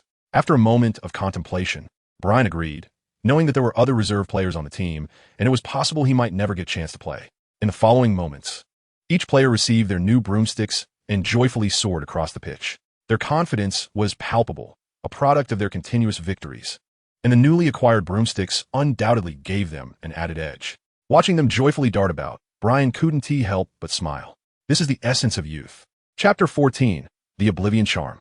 "Gilderoy Lockhart is nothing but a fool," Draco exclaimed indignantly after the first offense against the dark arts lesson. Yes, just like Potter. Craving the spotlight, egotistical and arrogant. During the class, they were first required to fill out a 3-page questionnaire with questions such as, what is Gilderoy Lockhart's favorite color? What are Gilderoy Lockhart's secret aspirations? What day is Gilderoy Lockhart's birthday? Draco held the questionnaire with a look of disgust, as if faced with a large bowl of unpleasantness. Brian, glancing at the questions in his hand, helplessly realized that he knew the answers to most of them. Regardless, although Lockhart was a charlatan, his books were indeed entertaining and based on real events, many of which contained useful knowledge. During the summer, Brian had eagerly read through them all. He reluctantly answered 2/3 of the questions, fabricating responses for the remainder. For instance, When asked about Lockhart's ideal birthday gift, he wrote, covering the world with his own large headshot. Draco, too lazy to consult the book, hastily copied Brian's answers, and Brian noted that he had written erasing evil as erasing evidence. After collecting the examination papers, Lockhart commenced reading lengthy passages from his book aloud to the students. He also summoned Goyle to the front to portray a troll, demonstrating his prowess in subduing such creatures. It was rumored that during his lesson with Gryffindor, he had brought along a cage of Cornish pixies, which resulted in a chaotic scene that left Lockhart in a state of utter disarray, ultimately forcing him to flee in haste. Clearly, in this lesson, he had abandoned any pretense of teaching and had transformed into a storyteller. Goyle stood awkwardly at the podium as Lockhart ostentatiously gestured with his arms, nearly causing Goyle to topple him over with a mere twitch of his arm. I can hardly believe that the forthcoming defense against the dark arts classes will all be like this, Draco remarked incredulously. Daphne wore an expression of shattered expectations. I was initially looking forward to his class. Who would have thought? Daphne, this is quite delightful. He is rather charming. Pansy exclaimed, her eyes sparkling as she gazed at Lockhart, her cheeks flushed. Well, if that's your standard of judgment, Daphne retorted, crossing her arms. Once the class concluded and the young witches and wizards exited the classroom, Brian paused before Lockhart. Professor Lockhart, Brian smiled. Oh, do you wish for my autograph? Of course. I am at your service, Lockhart beamed, producing a vibrant feather quill from his robes, his dazzling white teeth on display. No, I'm Brian Friel. My father has spoken of you, Brian replied, maintaining a polite smile. Oh, him, Lockhart's smile faltered. What has he told you about me? Everything, Professor Lockhart, Brian stated. Very well, since you are already informed, what brings you to me? Lockhart rubbed his forehead. You see, I would like to inquire about the Oblivion charm, Brian said politely. I find my progress slow when practicing the spell. I struggle to grasp its essence. You're currently practicing this spell? Lockhart scrutinized him with a frown. You are far too young. Your magical power is insufficient. No, my magical power is ample, Brian replied. I wish to know how to master it more swiftly. Why should I divulge that to you? Lockhart haphazardly piled up the books on the desk and casually remarked, Don't tell me you intend to expose me. Certainly not. But I can share something significant about your future. Brian spoke calmly. A fair exchange, how does that sound? Something significant about my future? Lockhart gazed at him intently, jesting. You know about my affairs? Naturally, my father knows you, and thus I can glean certain insights from him. Brian maintained his smile, his dark eyes locking with Lockhart's. Lockhart shifted uneasily, his impatience evident as he said, Very well, demonstrate it for me. Obliviate. Brian pointed his wand at an empty space, the tip emitting a faint white light. You certainly haven't practiced with living creatures, Lockhart remarked. First, find some animals to practice with. It will be much more effective. Well, although your father is a rather unpleasant man, he has indeed assisted me in resolving numerous matters. He patted his head and retrieved an old book, saying, Take this. Practicing with it is bound to yield positive results. Brian accepted the somewhat tattered book, its cover worn and seemingly ancient, titled The Secrets of Forgetfulness. I taught myself the forgetfulness charm using this book, which I stumbled upon during my travels, Lockhart sighed, waving his hand with impatience. I simply do not have the leisure to guide you. I am preoccupied with responding to my fans. They are perpetually delightful. Brian's eyes flickered as he softly replied, Thank you, Professor. Be quick about it, and remember to return it to me once you have practiced. Then tell me what that absurdly foolish matter is. Lockhart said with a scowl. I can first share something with you, Professor Lockhart, Brian stated. It seems the position of defense against the dark arts at Hogwarts is cursed. For many years, no professor has managed to remain in that role for more than a year. What do you mean? Lockhart inquired.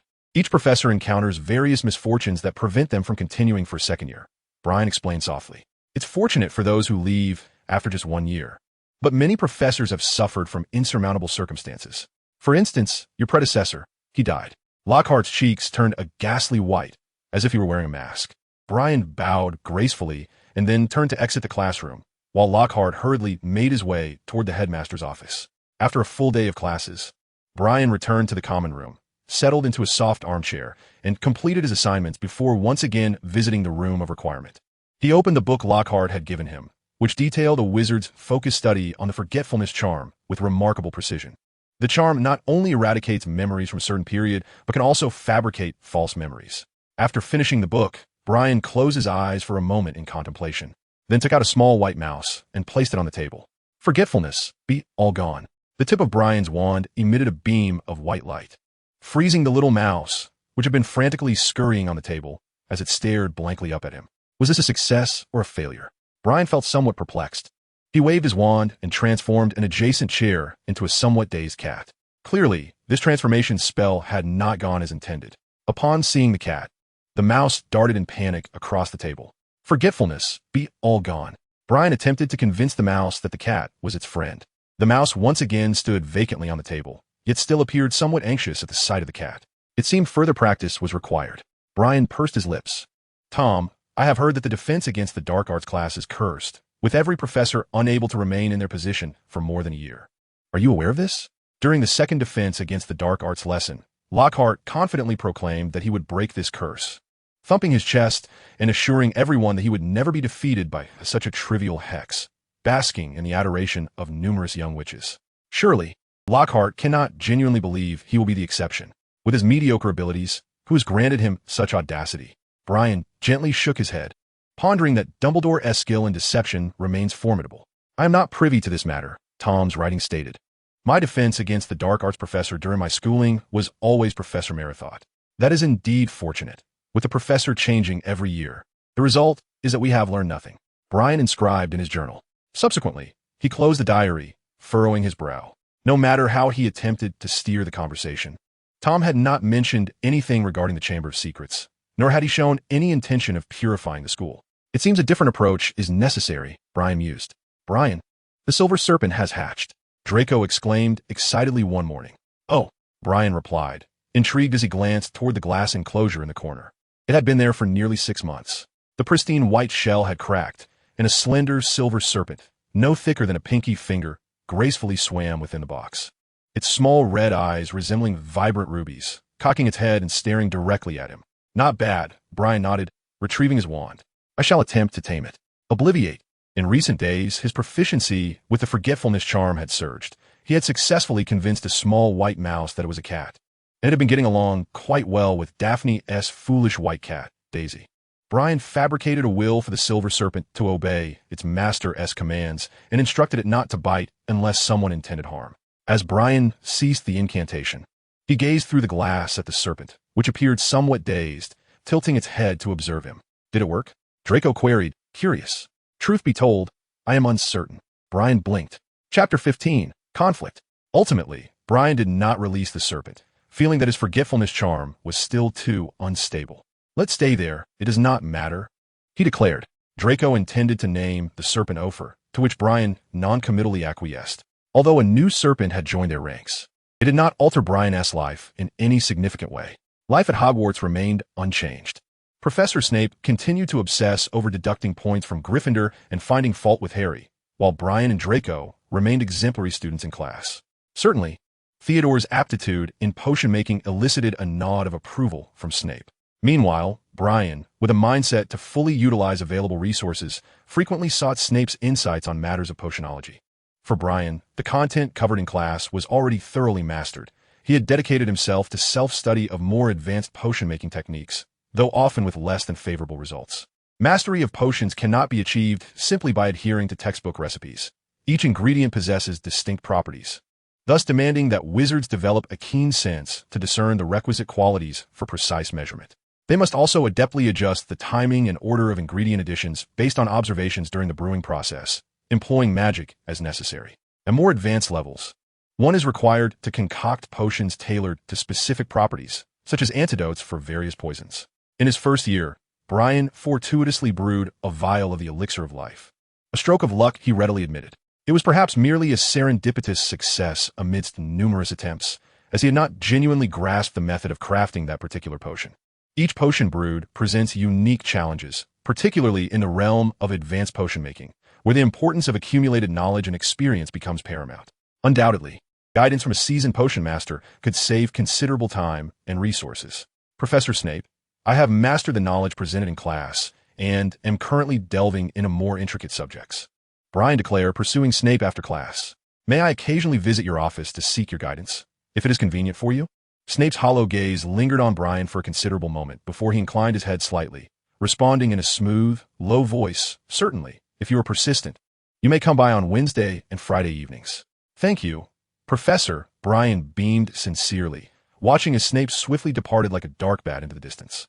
I say, You must be out of your mind. Draco interjected, having overheard their conversation, incredulous. What compels you to pursue your studies with such fervor? Even I struggle to complete my assignments. There is nothing more beautiful than knowledge, Draco, Brian replied calmly. No, I find Millicent to be far more appealing than assignments. Draco countered, shaking his head. On Saturday morning, Draco roused Brian from his slumber, tossing him a green Quidditch team robe before dragging him outside. Regardless, Brian, even though you are merely the substitute who does not train, you must attend your first Quidditch practice, Draco said with a mischievous grin. I hear Gryffindor has reserved the pitch, but Flint managed to procure a sign note from Professor Snape. So today we shall give Gryffindor a run for their money.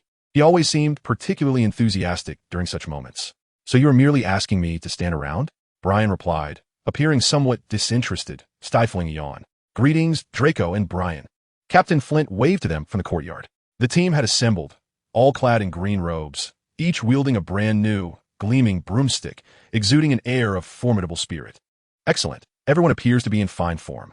Flint's voice resonated deeply. Given the presence of new members, I shall reiterate the precautions. Upon concluding his remarks, he raised his hand high and boldly declared, Now, let us proceed to the stadium. The group, impeccably attired, followed their impressively robust captain with an air of intimidation.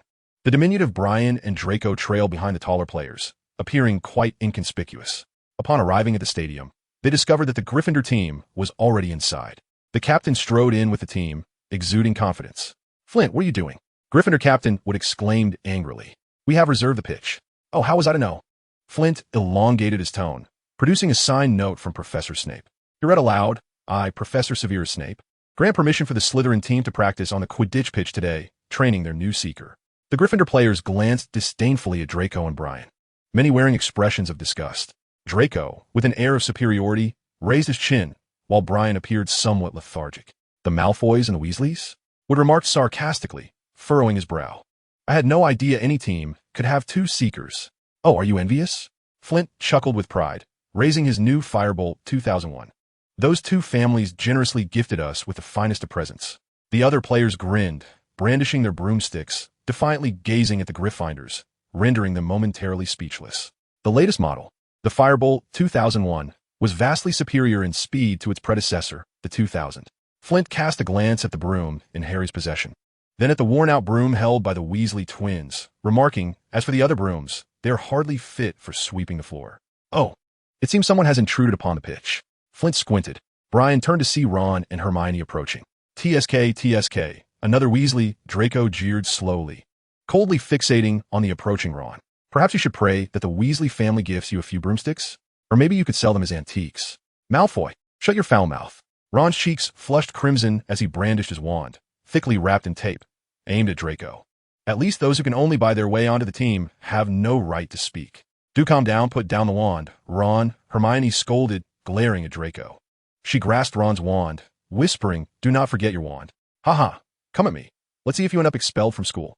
Draco languidly addressed Ron, then turned to Hermione, saying, There's no need for you to meddle, little mudblood.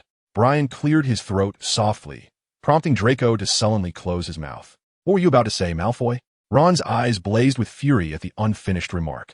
I said nothing, Weasley. Indeed. Draco ought not to jest about your family's circumstances. Brian calmly interjected. However, your perspective is also prejudiced. Draco earned his place on the team entirely on his own merit. You needn't come out here with your scorn, Flint. Ron retorted angrily. You're as insincere and detestable as your sycophantic, cold-hearted mother. Ron Weasley. I believe you should refrain from mentioning my mother, Brian replied, his expression darkening, though his tone remained gentle yet laced with a chilling undertone. Are you aware of the events of that time? Do you know the truth? Just as you have today. Forming conclusions without witnessing reality, this is slander, an affront, Weasley. Brian narrowed his black eyes, gazing coldly at Ron. His demeanor was not frightening, yet it bore an inexplicable authority that sent a shiver down Ron's spine. I think you need a lesson to understand that some words should not be spoken carelessly. Before anyone could react, Brian waved his wand, and a beam of light struck Ron's abdomen, causing him to stumble and fall. Ron!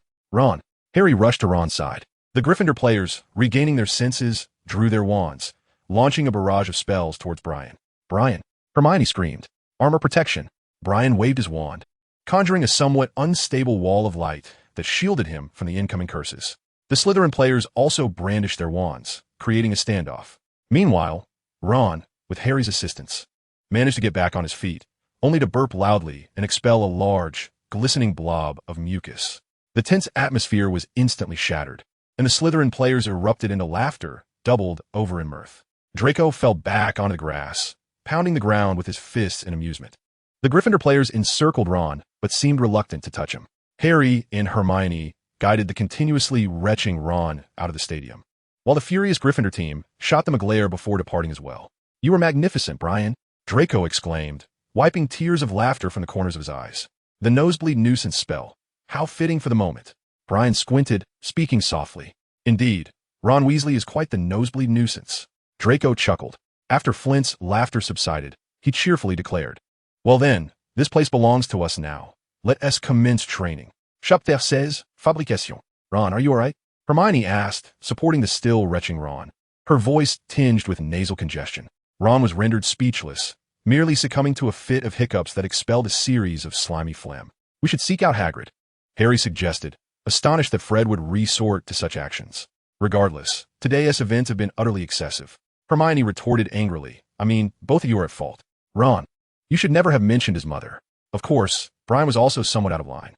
Ron glared at Hermione, opening his mouth only to unleash another torrent of mucus.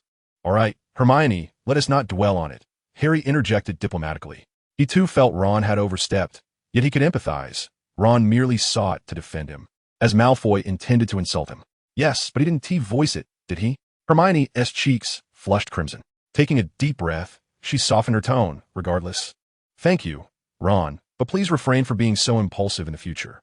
They arrived at Hagrid's hut, where Hagrid examined Ron and remarked, "Nothing serious. You'll either expel it all, or give the spell Stasis a try." "Stasis?" Hermione shifted uncomfortably in her seat. "I haven't yet begun to learn that incantation. Of course, I'm not particularly adept at such delicate spells either, but perhaps I could give it a shot," Hagrid said, glancing eagerly at his pink umbrella. As Ron expelled more phlegm into the large basin, he fearfully waved his hands. "Well, I suppose you could seek out Madame Pomfrey or Professor Flitwick," Hagrid said with a hint of regret. They bid farewell to Hagrid and made their way toward the infirmary. Meanwhile, Brian, having listened to Flint discuss various rules and tricks in the stadium, returned to the common room without the inclination to participate in practice. He pressed his lips together, acknowledging that he had indeed been somewhat rash today. He anticipated how much he valued Madame Flitwick internally. "Ah, well, it is what it is," he muttered, rubbing his temples and dismissing the matter from his mind. He placed Tom's diary on the table, contemplating a solution. Tom seemed to have realized that I had never fully trusted him, resulting in his reluctance to disclose certain secrets, especially concerning the significant matter of the Chamber of Secrets. Brian sighed, recalling that in the original narrative, Tom had also never divulged the secrets of the chamber. He merely manipulated Ginny while accessing the chamber, using the basilisk to inflict harm, yet Ginny retained no memories of the events. Pondering this, Brian returned to his dormitory and retrieved an ancient tome, its title appearing as though inscribed in blood, the Compendium of Dark Magic. This was one of the heirlooms passed down through the Flitwick family, containing various accounts of dark magic. He turned to the page concerning Horcruxes, which did not detail the method of creation, but merely described the pertinent information. Horcruxes, among the most perilous and malevolent artifacts of dark magic, were sought by ancient wizards in their quest for immortality. A wizard, by fracturing his own soul and concealing a fragment within an object, can create a Horcrux. This Horcrux harbors a portion of the wizard's essence, ensuring that as long as it remains intact, the primary soul shall never perish. Not even the killing curse can extinguish it. Rather, it may induce a state of weakness while preserving the chance for resurrection. When the primary soul is rendered weak, the Horcrux can also be revived through certain methods. It possesses the ability to influence the holder's emotions, devouring their feelings and thoughts to fortify itself, ultimately consuming the individual's life to achieve its resurrection goal. However, when the Horcrux does not vastly outweigh the holder's power, it requires the holder to open their heart to fulfill its insatiable hunger. Additionally, one can augment its strength by sacrificing their life to it. Horcruxes are notoriously difficult to destroy, yet research indicates that the Fiendfire curse can effectively obliterate them. Brian gazed at the description in the book, lost in contemplation. To augment power through a life sacrifice? He shook his head at this notion. He could never empower Tom. His eyes then drifted to a line above, noting that since Tom was currently weak, he could not exert influence over him. However, if he were to willingly open his heart, a similar effect might be achieved. Could the brain-locking spell be effective in this scenario?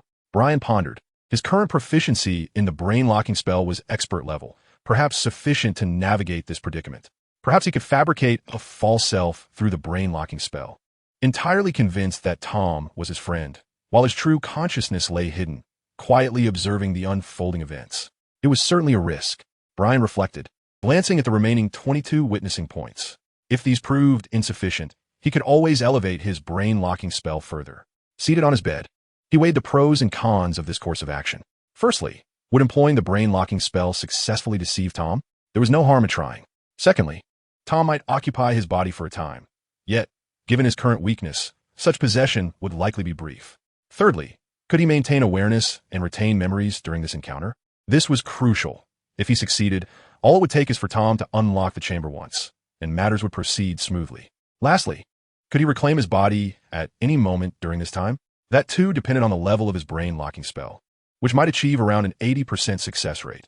After all, it was at a respectable level, and, if necessary, could be further enhanced.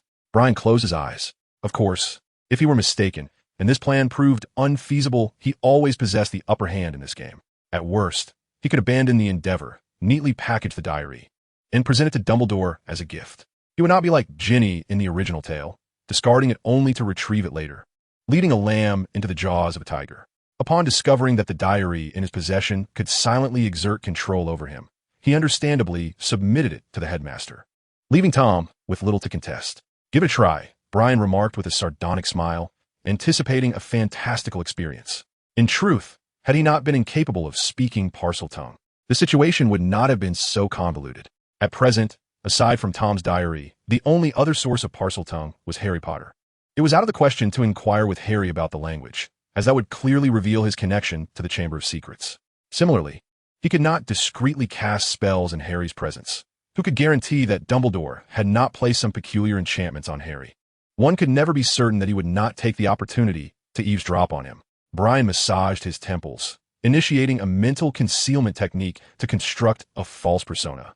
It required a gradual process of opening up, slowly coming to regard Tom as a trustworthy mentor and friend. He felt a sense of pride in pure blood status and harbored disdain for wizards of Muggle descent. He thought, let's adopt Draco's characteristics, though with a more mature and composed thirst for knowledge. Excellent. Maintaining the mental concealment, Brian's true thoughts lay hidden, observing with a detached gaze.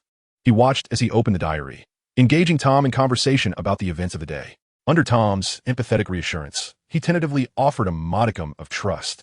Yet, Brian sensed a fragment of the emotions he had fabricated quietly slipping away, deepening his gaze. You are doing well, Tom Riddle, he silently acknowledged. Amidst the tranquil rhythm of academic life, time subtly progressed to October. The weather grew increasingly chilly, the air laden with moisture. The serpent's venom thickened, and the wand's stirring increased by a quarter turn. Brian, Snape intoned in the dimly lit office, his black robes contrasting sharply with his pallid complexion and prominent aquiline nose. He maintained his characteristic calm demeanor, scrutinizing the potion Brian had brewed. Yes, this batch has a higher concentration of serpent venom than before. I did not notice it at first. Brian sighed. There has been progress, but it falls short of my expectations. Snape inclined his head slightly, responding in his usual indifferent tone. My apologies, Professor, Brian replied, resigned. This had been a most favorable commendation from Professor Snape in recent weeks. After expressing his gratitude, he departed with the potion he had crafted from his own ingredients. He had enlisted the help of his house elf to continually procure materials for him, delivering them to the school. Returning to the common room, he settled into a cozy armchair by the fireplace for warmth. A cold had been circulating through the school, and both Draco and Daphne had succumbed, retiring early to their dormitories in a state of malaise. The common room was sparsely populated. Brian unfolded Tom's diary, inscribing his thoughts within its pages. He understood that tonight was the moment of revelation, a pivotal turning point in the game. Chapter 17, The Secret Chamber. Tom, I have been feeling rather drowsy lately. I cannot quite discern the cause. Brian, you must be coming down with something. It would be wise to rest. However, I sense that this is not merely a cold. A moment of respite will suffice. Very well, I trust you, Tom. Brian felt his virtual consciousness gradually succumb to slumber, his body overtaken by an alien will. He was acutely aware of his own form and the surroundings, yet it felt as though an unseen enchantment had seized control, prompting his body to act independently. Within the recesses of his mind, Brian constructed a more formidable barrier, isolating that malevolent and frigid will at the outermost layer. He sensed a smirk forming on his lips, revealing a chilling smile. Clutching his diary, he meandered through the communal lounge before striding toward the exit. He ascended the staircase directly and ultimately arrived at a girls' washroom on the second floor. After ensuring that the specter within was absent, he approached a basin and hissed at the bronze dragon tap, adorned with a serpent motif. Brian maintained the bare minimum of cognitive function, reflecting, indeed, Tom could hardly await. The faucet emitted a blinding white light and began to spin rapidly. Subsequently, the basin stirred, gradually vanishing to reveal a substantial pipe large enough for a person to enter. He plunged inside, swiftly sliding down the slick conduit, akin to navigating a serpentine slide. At last, the pipe leveled off, his velocity diminishing as he emerged at the other end. Next, he traversed the dark stone tunnel, passing a vast, luminescent serpent skin and turning corner after corner. Before a stone wall intricately carved with intertwining serpents, he hissed a phrase that caused the wall to split asunder. Without pausing, he ventured inside. The chamber was elongated and dimly lit, dominated by a colossal statue. He halted amidst the towering stone columns, uttering a lengthy incantation in serpentine speech. The immense statue's mouth gaped open, and Brian discovered his body had shut its eyes. The gaze of the serpent creature possessed extraordinary magic. Direct eye contact could lead to death, while indirect glances would result in petrification. A rustling sound approached from the depths of the statue.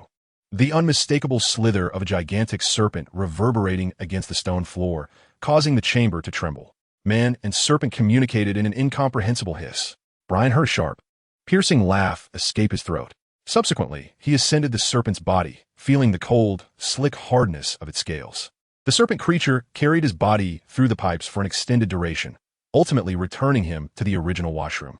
The sink resumed its place, concealing the hefty water pipe, and the serpent creature did not emerge. Brian observed as his body naturally returned to the common lounge, then to his dormitory, where he reclined upon his bed.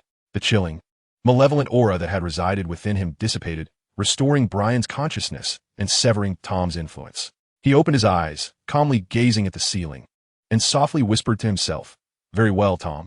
He closed his eyes, reminiscing about the few phrases of snake language uttered by Tom. One brief command likely meaning open. A longer incantation that probably commanded the serpent creature to emerge and be controlled, and a final phrase that seemed to convey "let me out." Since these words had originated from his own throat, they lingered vividly in his memory. Prior to today, he had utilized a witness point to elevate his previously unenhanced linguistic symbolism to a novice level. Many languages and runes in this world necessitate specific innate talents, such as parcel tongue. The human voice struggles to accurately produce such sounds and to distinguish between the various hisses, which evidently requires an inherent gift. However, linguistic symbolism enabled him to circumvent certain limitations imposed by natural talent. Rising from his bed, Brian stowed Tom's diary in his bag, donned his invisibility cloak, and slipped outside. Hiss hiss. After extensive practice in the room of requirement, Brian finally mastered these phrases. As for how to control the serpent creature, Brian pondered, regardless. He now possessed the leverage to negotiate cooperation with Tom. Cloaked in invisibility, he returned to the washroom that housed the secret chamber. The ghostly peach blossom was absent from this place. Brian snapped his fingers and softly called, "IKA?"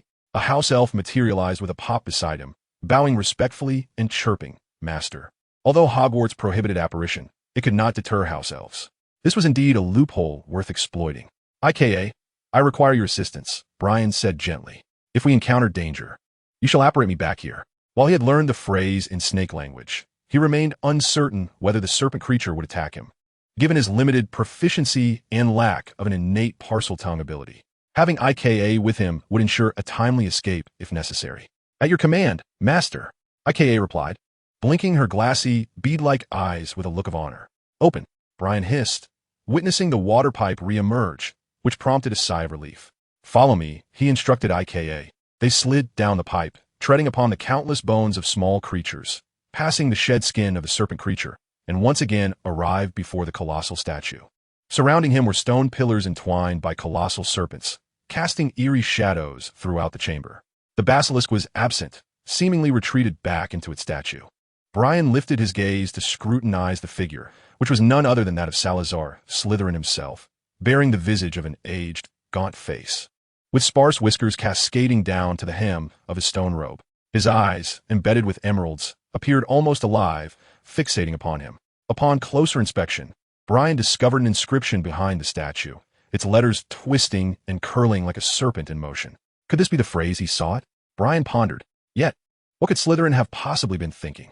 It eluded him why Slytherin would leave behind a secret chamber and a basilisk, ostensibly to allow his heir to return and purify the school. It seemed utterly foolish. If purification were his true desire, why not undertake it himself, instead of entrusting it to a successor? What if that individual had no intention of cleansing the institution? Brian furrowed his brow in contemplation, troubled by the peril of leaving behind a basilisk, which posed a significant threat and could easily harm other young wizards. Surely, even a dark artifact will be more reliable than a basilisk. From both the annals of magical history and the clandestine accounts within the restricted section, Slytherin did not emerge as a villain. Quite the contrary, he could indeed be considered a remarkable figure. As one of the founders of Hogwarts, records suggest he was a dark wizard, yet beyond his opposition to muggle-born witches and wizards entering Hogwarts, he was a responsible individual, receiving considerable acclaim in his time. Before divergences arose, Slytherin was a friend of Gryffindor. He could hardly be deemed evil. Did Tom comprehend this? Brian sighed, contemplating whether Slytherin's creation of this chamber bore other intentions. Ike, please ascertain whether you can apparate from here, Brian whispered to Ike, who was timidly surveying the surroundings. Yes, sir, Ika responded with a high-pitched tone, vanishing before reappearing in the same spot. I can, sir. Excellent. Close your eyes, Ika, and do not open them without my command. Brian praised, stepping back from the statue. He hissed softly, mimicking the phrase he had learned. The statue's mouth opened once more, and Brian shut his eyes, feeling the massive serpent emerge, coiling at the statue's base with a hissing sound. Brian sensed Ike gripping his arm tightly, seemingly poised to apparate at any moment. Lowering his head, he cautiously opened his eyes a mere slit, catching sight of the enormous serpent gliding and coiling upon the ground. Its scales shimmered in vibrant green, akin to exquisite jade. Standing at a distance, Brian remained tense, alert for any sudden aggression from the basilisk. Fortunately, the situation did not deteriorate. The creature coiled contentedly to one side, gliding across the floor without any intent to attack him. After a stalemate of 3 minutes, the serpent creature swam out the door, likely in search of sustenance. Brian exhaled softly, opening his eyes. The mouth of the Slytherin statue remained agape, a dark abyss resembling a gateway to the void. A thought struck Brian, and he instructed the still closed-eyed house elf. Ike, open your eyes. Guide me into that opening. Grasping Brian's arm, Ike executed a gentle twist, and their figures materialized within the statue's mouth. Inside lay a long, circular passage, which they traversed downwards along its inclined path, gradually revealing a flicker of emerald light ahead. Emerging from the tunnel, Brian found himself in another secret chamber. Chapter 18, The Confrontation. To his astonishment, another hidden chamber awaited. Brian surveyed his surroundings. The immense room was circular, exuding an eerie emptiness. Surrounding them, a shimmering green light, reminiscent of rippling water, illuminated the space, dispelling the darkness. Countless serpent sculptures adorned the walls, their emerald eyes glimmering ominously and enhancing the room's sinister ambience. The edges of the chamber bore the unmistakable trails of serpentine movement, indicating that the creature resided here. At the center of the circular chamber stood a tall, circular platform, crafted entirely from dark green stone. Encircled by spiraling stone steps leading upward, Brian ascended the steps, his footsteps echoing hollowly in the vastness. At last he reached the top, where 2 small circular platforms awaited him, backed by an ancient stone wall inscribed with serpentine script. Approaching the larger of the 2 platforms, he beheld a model of a castle, its myriad components shifting endlessly. Brian recognized it instantly. It was a model of Hogwarts. He could discern the castle's main building. The Ravenclaw Tower, the Astronomy Tower, the greenhouse, and the Quidditch pitch, alongside the lake on the grounds and Hagrid's hut. The constantly moving elements represented the ever-changing staircases, the appearing and disappearing secret passages, and the opening and closing doors and windows of Hogwarts. The model was exquisitely detailed, perfectly replicating even the portraits. As Brian focused on a specific location, it magnified before his eyes, revealing the animated figures within the frames, including the patrolling Filch and the ghostly Mrs. Norris. Brian pursed his lips, directing his gaze towards the headmaster's office, which also enlarged before him.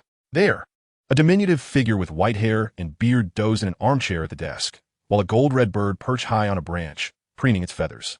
The portraits of former headmasters were snoring away. He glanced toward his dormitory, but only 3 names appeared, devoid of any specific imagery. All the other dormitories are similarly equipped. Real-time surveillance? Brian's eyes widened. As for the peculiar circumstances within the dormitory, he could comprehend them. Everything in the castle unfolded before him, save for the classroom and office of the Dark Arts Defense Course, where a thick, ominous haze of black and red lingered, exuding an aura of malevolence. So, this must be the curse placed upon this position by Voldemort, Brian pondered. Following the trail of black and red, he discovered Lockhart's office. The diminutive figure representing Lockhart was seated at the desk, fervently scribbling, ensnared by the same ominous mist. It seemed that this model of the castle bore a significant connection to the actual castle, Brian mused. Voldemort must have employed this model as a medium for his curse. He reasoned, which clarified much. It is well known that a curse requires a medium and a distinctly defined target. He had always been curious about how Voldemort managed to curse a position, as the scope of the curse was far too broad. However, using a model closely related to the castle as a medium made it understandable. Yet, why was there a model of Hogwarts here? Brian pondered, attempting to shift it. Alas, it remained immovable. What a pity it would have been if it had been something akin to the Marauder's map, Brian lamented, shaking his head in disappointment. He then approached another, smaller pedestal, which bore only a diamond-shaped recess, aligned with the inscription in Parseltongue upon the stone wall. Brian twitched his lips. He could not decipher the serpent's script. It seemed he would need to extract information from Tom Riddle. He softly mused. Take me back, Brian commanded. After casting one last glance at the place, he vanished from sight. After instructing IK not to mention tonight's events to anyone, Brian returned to the dormitory. Weariness soon overtook him, and he fell into a deep slumber. The following day, he awoke to find himself afflicted with a cold. His already pale complexion had turned nearly translucent, and, upon touching his forehead, he realized he had developed a fever. Indeed, Tom's possession had its repercussions. Brian was well aware of the cause of his illness. During the possession, he had acutely sensed a portion of his vitality being consumed by Tom. Fortunately, it was only a small amount, likely equivalent to a severe cold. He sneezed and asked Draco to help him take a leave of absence. In the dormitory, he concocted a potion for his cold and, after consuming it, fell into a deep sleep until evening. Upon waking, he found his cold had nearly subsided. Though he was now ravenously hungry, Brian made his way to the common room, where the young witches and wizards were diligently working on their assignments. Daphne, with a hint of concern, softly inquired, "Brian, are you all right?" "It's just a cold. I'm feeling much better," Brian replied with a smile. "That's good to hear.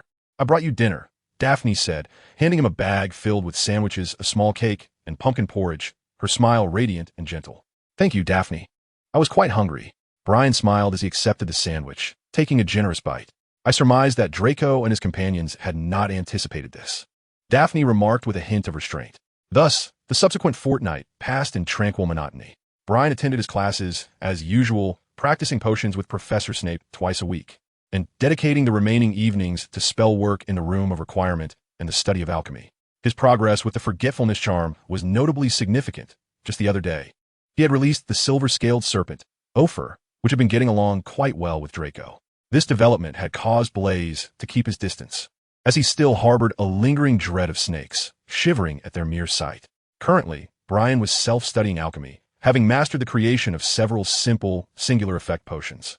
As for Tom's diary, he had refrained from conversing with it for the past 2 weeks, deciding to let it be for a while longer. During this period, he received another letter from Hermione. Due to that impulsive incident, the young witch had not spoken to him for quite some time. "Apologies, Brian. I am not angry. You truly helped me that day, and I am grateful. I just didn't know how to express it, as Ron is still upset. I apologize for my words to Ron. He has come to realize he should not have said that either. But to be honest, you should not have resorted to physical action that day. It was unwise and only served to exacerbate the conflict. I believe the discord between our houses is more severe than I had imagined, and we both need some time to cool down and contemplate a resolution." It seemed the young witch had finally recognized the complexity of the ideological conflict, her initial thoughts wavering in light of the circumstances. In his reply, Brian wrote, "Thank you for your letter, Hermione. I indeed acted impulsively that day, driven by anger at the involvement of my family. In hindsight, there were certainly better ways to address the situation, yet I chose the least effective approach. I also extend my apologies to Ron, but I sincerely wish he could adopt a more composed perspective to perceive the deeper essence of the matter, rather than merely treating his assumptions as facts.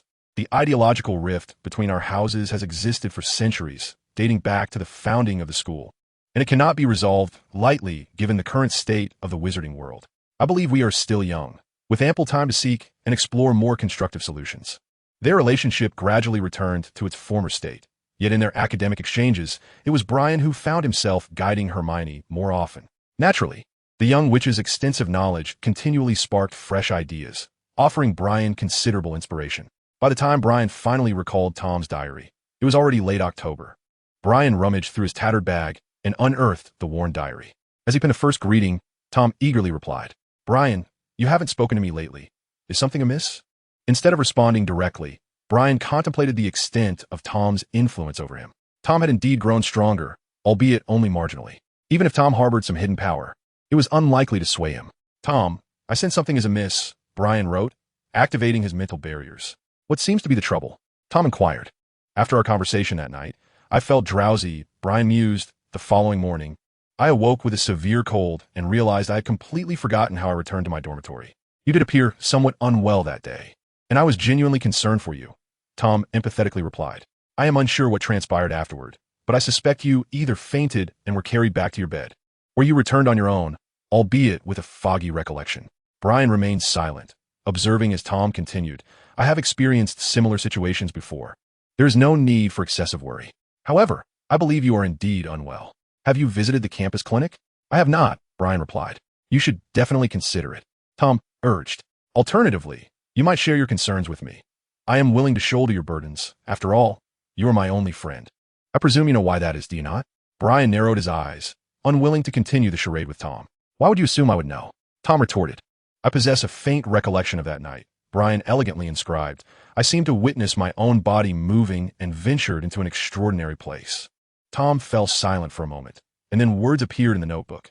"You must have been dreaming, or perhaps you have experienced sleepwalking." "No, it was not sleepwalking. Another entity commandeered my body and acted independently. It was you, Tom." "Brian, I am merely a diary. I wield no power." Tom's rebuttal seemed feeble. To possess a person's body would require an immensely powerful dark magic artifact. Who would fashion a tattered diary into such a formidable object? "But you said it yourself, Tom. Only you know the truth," Brian inscribed. "Thus, I've been endeavoring to seek answers within these pages. Alternatively, I am contemplating whether to consult Dumbledore." Chapter 19, Collaboration. "No, you must not seek Dumbledore." Tom's writing appeared hasty and chaotic. "Are you afraid of him?" Brian smirked. "Indeed, you cannot fathom what kind of person Dumbledore is. He will only belittle you, look down upon you, and envy your excellence, while attempting to destroy you." Tom's handwriting was forceful, leaving deep scratches on the pages of the diary. "I shall not allow him to ruin my precious memories any longer. I believe he wouldn't recklessly destroy my belongings." Brian wrote, merely to have him checked. "If I have wronged you, I shall find a way to make amends." "No, well, Dumbledore has never liked me. Brian, I suspect he harbors hatred towards me, constantly plotting my downfall." Tom replied, "If you do not believe me, I can show you." Tom continued, "I can allow you to enter my memories to discern Dumbledore's true nature." Brian's eyes flickered as he responded, "What must I do?" "You need do nothing. I shall lead you."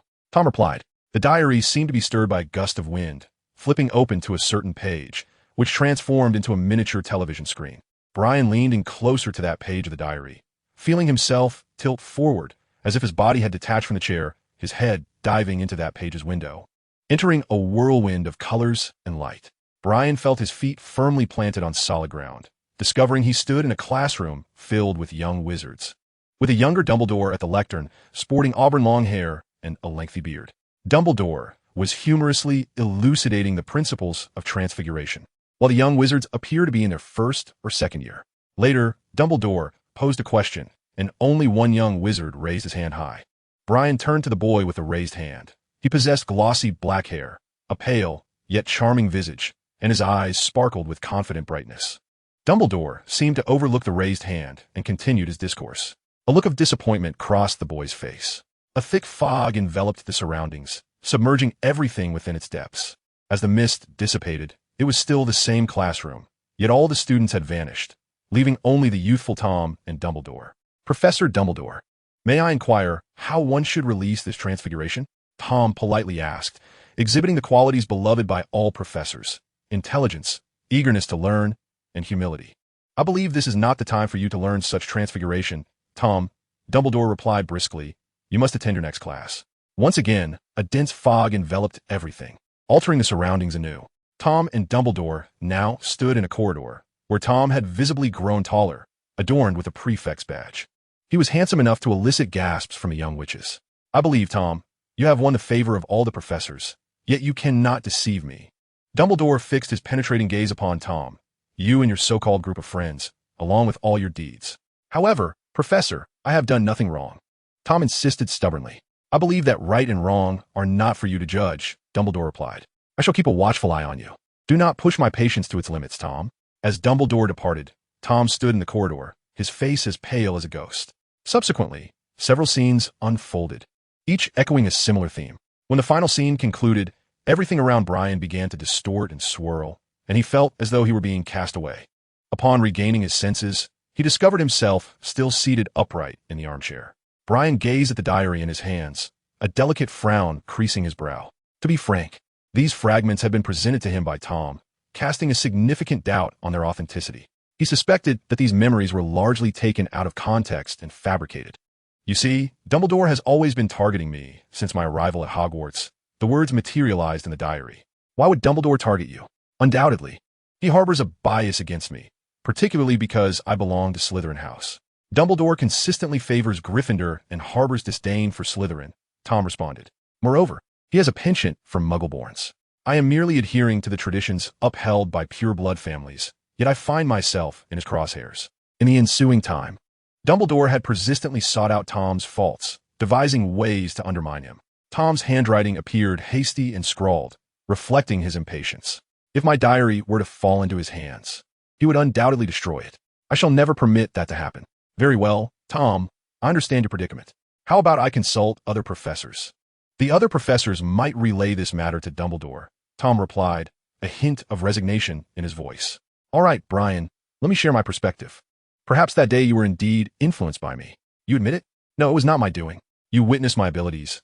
I am but a fragment of memory, capable of guiding you to see them, Tom clarified. That night, your own body was evidently weakened by a cold.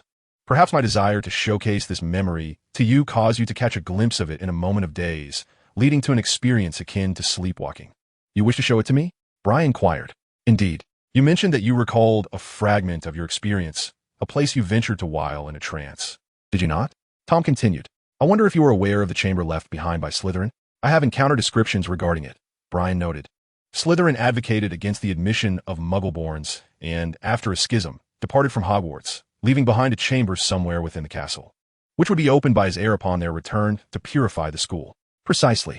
Upon hearing of your desire to purify the school, I too felt compelled to assist you. The image of my former self materialized in the diary. Once, I unearthed the chamber of Slytherin, attempting to cleanse this place.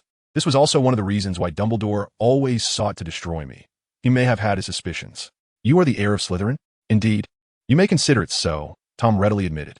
I believed we shared the same ideals, both yearning to expel the tainted Muggleborns who sullied the purity of the school. Thus, I shall assist you, for you are my sole friend. However, I am now but a remnant of memory. Yet, Brian, you have the choice to embrace the legacy of Slytherin, to uphold his principles, and once more instill fear in those Muggleborns. Tom wrote with fervor. What must I do? Brian intentionally made his handwriting appear somewhat careless. To enter the chamber, one must speak Parseltongue. We can collaborate, Tom suggested. That night, Brian accompanied Tom in a performance. Returning to the chamber once more. To his astonishment, it was a basilisk, terribly perilous. Indeed, but it shall not harm you. In fact, it is trying to avoid meeting your gaze, Tom reassured him. I had not anticipated you would truly possess the gift of Parseltongue. It seems you have Slytherin's blood in your veins, though perhaps not enough to awaken the full potential of Parseltongue. You are the rightful heir of Slytherin, Brian. Thank you. Tom, Brian smiled, returning to the circular room. What does the inscription on that wall say? Grant me immortality. A beautifully penned line appeared on the page. Grant me immortality? Brian murmured, frowning slightly. It was like this when I arrived. Perhaps this is another trial from Slytherin, Tom remarked. Yet evidently, I failed to decipher it. Brian scrutinized the serpentine script on the wall, gazing at the indentation on the pedestal, his hand resting thoughtfully on his chin. It seems Tom must have tried with Horcruxes, but to no avail. Regardless of the side effects of Horcruxes, they do possess the means to achieve immortality in a certain sense. He pondered Slytherin's intentions, but was left in the dark. It appears I must attempt to unravel its mystery. Grant me immortality, Brian whispered softly. Perhaps it was this realization that prompted Tom to hastily create a Horcrux during his student years. After all, in comparison to other Horcruxes, this diary is rather feeble. 3 days later, Brian once again stood in the chamber, gazing at the pedestal adorned with a diamond-shaped indentation. He retrieved a vial of the elixir of life and poured it into the recess. When contemplating immortality, the elixir of life was his foremost thought. The colorless, transparent potion flowed down the smooth inner walls of the groove, pooling into a small puddle from which bubbles began to rise. Gradually, the potion seemed to vanish, as if it were seeping into the recesses of the groove. Brian observed this scene with quiet composure, mentally preparing for failure, yet feeling a serene calm within. The circular platform began to tremble, causing the entire chamber to shudder, dislodging dust from the ceiling above. The platform rotated and sank into the ground, only to be replaced by another identical one, upon which rested a pair of glasses. Behind it, the ancient stone wall also quivered, its serpentine inscriptions fading away to reveal a different set of characters. Simultaneously, above this line of text, the stone wall rippled like the surface of water, sending out concentric waves. A square mark gradually emerged at the center of the ripples, becoming increasingly distinct. Brian quickly discerned that it was an ancient metal frame, intricately carved with silver serpents. It gradually came into focus, and when everything settled, it was obscured by a painting. In the painting stood Salazar Slytherin, resembling the statue outside. He wore a vibrant green hooded robe that concealed his eyes beneath the hood, revealing only his long white beard, with withered hands crossed over his chest. That was quite a long slumber. The portrait yawned, speaking in a raspy voice. So you are my heir? His eyes, hidden beneath the hood, seemed to scrutinize Brian as he spoke in a gentle tone. You appear somewhat younger than I had imagined. Mr. Slytherin? Brian replied softly. Indeed. You must have seen the statue outside. Of course. I am merely his portrait. Slytherin's image displayed remarkable patience. Greetings, Mr. Slytherin. I am Brian Friel, a second-year student of Slytherin House. Brian bowed politely, extending his utmost respect to this great pioneer. Only a second year? Has the level of wizardry advanced so much?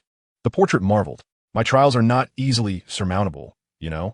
Actually, I acquired the elixir of immortality rather by chance, Brian whispered. Regardless, you are remarkable enough, my heir. Slytherin's image crossed his arms. I apologize, Mr. Slytherin, but I don't believe I can truly be considered your heir. Brian blinked, a bashful smile gracing his face. Oh. Slytherin leaned back slightly. This place was a serendipitous discovery for me, arising from certain fortuities, Brian gently explained. I am not your heir, nor do I speak Parseltongue. Slytherin remained silent for a long while, his eyes beneath the hood seemingly fixed on him. Just as Brian feared he had displeased Slytherin, the portrait erupted into a deep, raspy laugh. This is indeed an occurrence that the essence could never have anticipated. The portrait spoke with a voice that had grown increasingly hoarse. It bore a semblance of mirth. However, I am merely a portrait. Since you have discovered the hidden chamber and passed the trials, you have already earned recognition. And it would not be inappropriate to refer to you as the heir of Slytherin. There was a time when I believed that no one would ever unravel this enigma. I recall a period long past, for my existence here has endured for eons, causing me to forget the passage of time. A young lad once uncovered this place, but alas, he did not succeed in the trials. Was he not, in a sense, achieving a form of immortality? Brian inquired. Horcruxes, do they not count as a means of prolonging life? You are familiar with him? Slytherin remarked, seemingly impressed that the lad had accomplished much. Or rather, it is through him that I have come to this juncture, Brian gently posited. Well, I shall remain wary of Horcruxes. I will not interfere with your choices. The portrait stated, shaking its head. The Horcrux rendered his soul incomplete, which clearly does not align with my expectations. I have observed him, witnessing his unleashing of the basilisk in an attempt to purify the school. This was an unforeseen development. I had hoped the basilisk would serve as a vigilant guardian of this place. Yet, the external whispers suggest that you left the chamber in anticipation of an heir's return. Unleashing terror to cleanse the school, Brian remarked. Indeed, those rumors were disseminated by the essence itself. Various interpretations abound, but I never anticipated this particular narrative would endure. Slytherin replied. Here lie the remnants of his lifelong research. In his later years, he left certain artifacts behind, a sentimental gesture, as this school embodies his dedication and aspirations. As for these items, he harbored no illusions that anyone would genuinely inherit them. In truth, to leave behind a model of a castle and a basilisk is already commendable. Regarding the purification of the school, he had long since relinquished that notion. With one foot already in the grave, what purpose would such thoughts serve? Let time be the arbiter of right and wrong. I shall not interfere with the choices of future generations. The portrait's voice, hoarse and slow, conveyed the tale like an elder recounting an ancient story, lending it an eerie quality. You are he, sir, Brian asserted. No, I'm merely a portrait. Slytherin within the frame side. All that I know has been imparted to me by him. Beyond that, I am devoid of knowledge. Very well, Brian diverted the conversation. You mentioned that here lies what Slytherin has long sought. Has it now manifested? It has not fully materialized, but it is sufficient for your benefit, the portrait replied.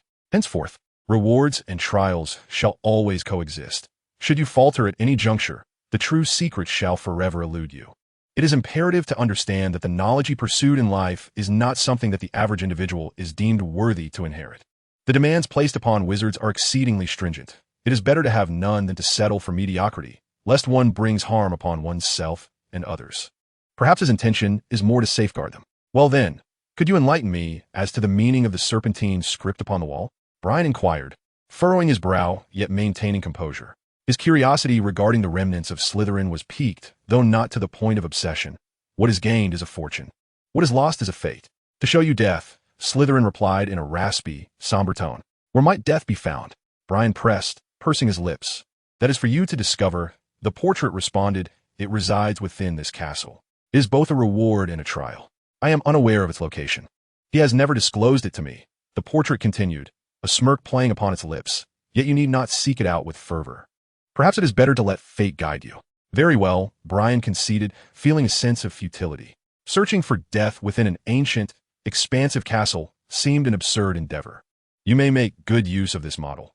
The portrait gestured toward the castle replica. It was crafted by the 4 founders of Hogwarts as a defense against intruders, with Ravenclaw contributing significantly. It is intricately linked to the castle itself. If you possess enough patience, you may uncover all the hidden passages within it. Of course, this is quite challenging. Even in this model, they are well concealed.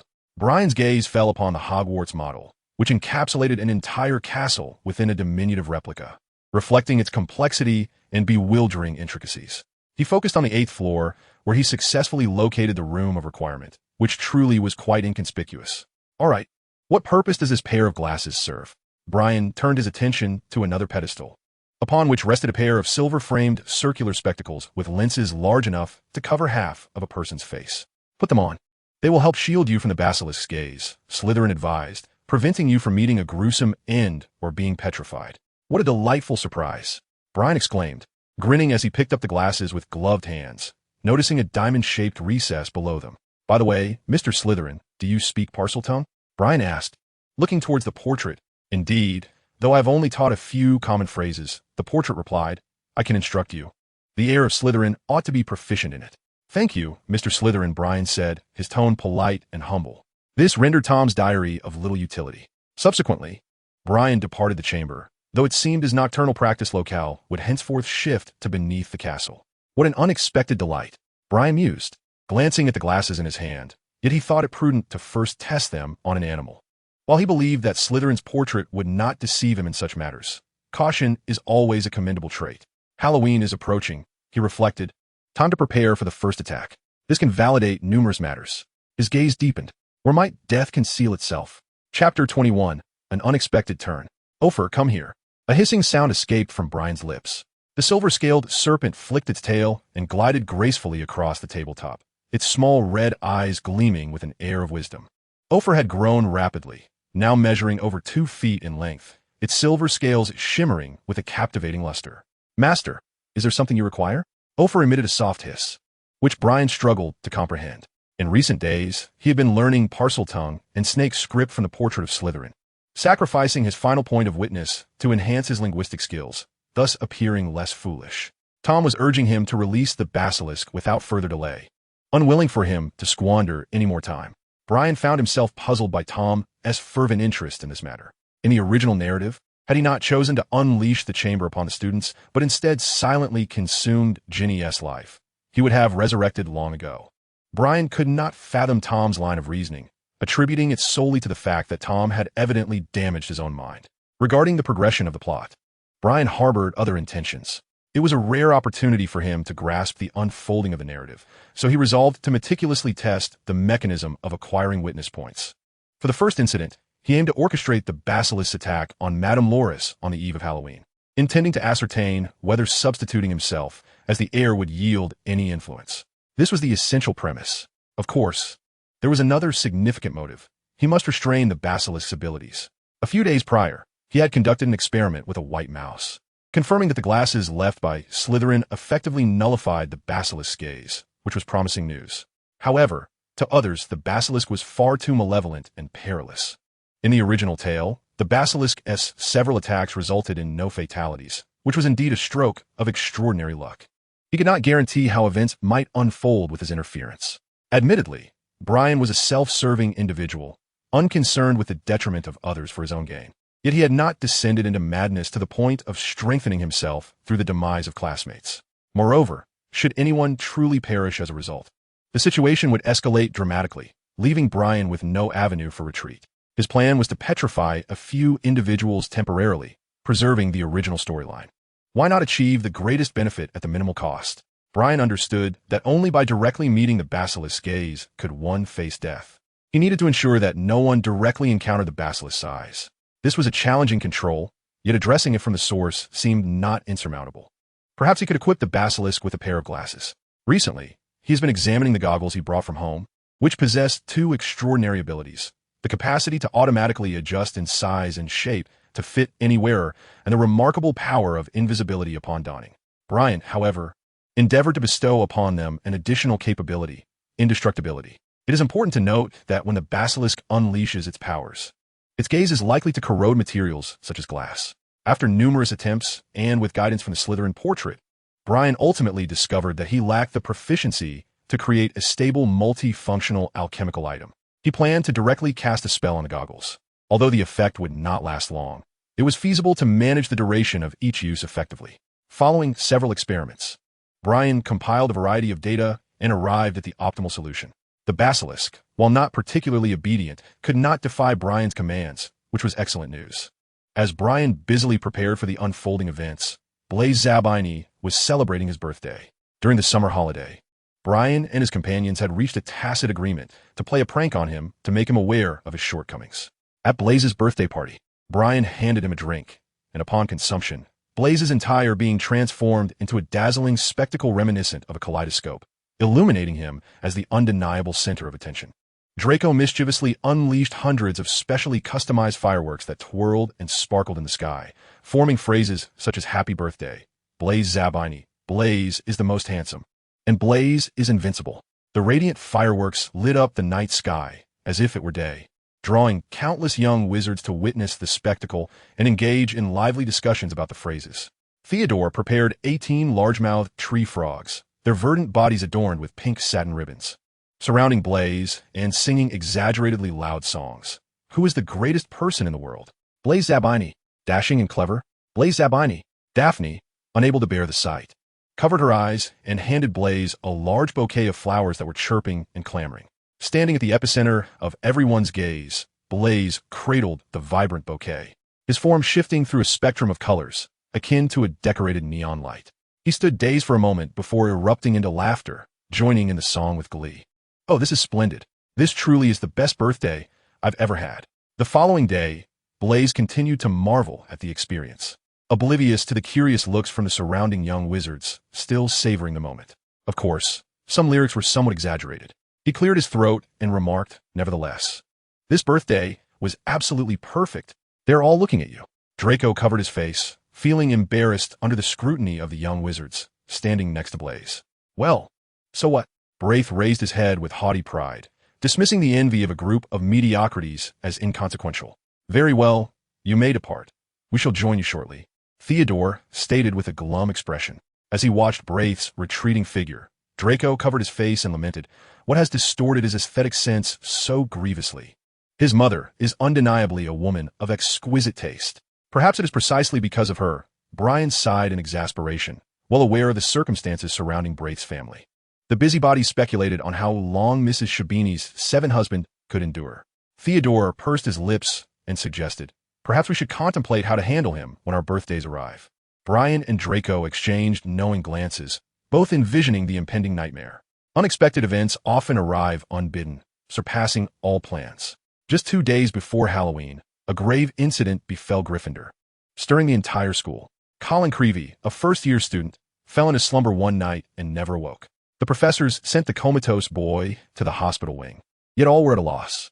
No one is more adept at handling such situations than I, Lockhart declared confidently, brandishing his wand in an attempt to cast a spell on Creevey, only to be ejected from the room by Madame Pomfrey.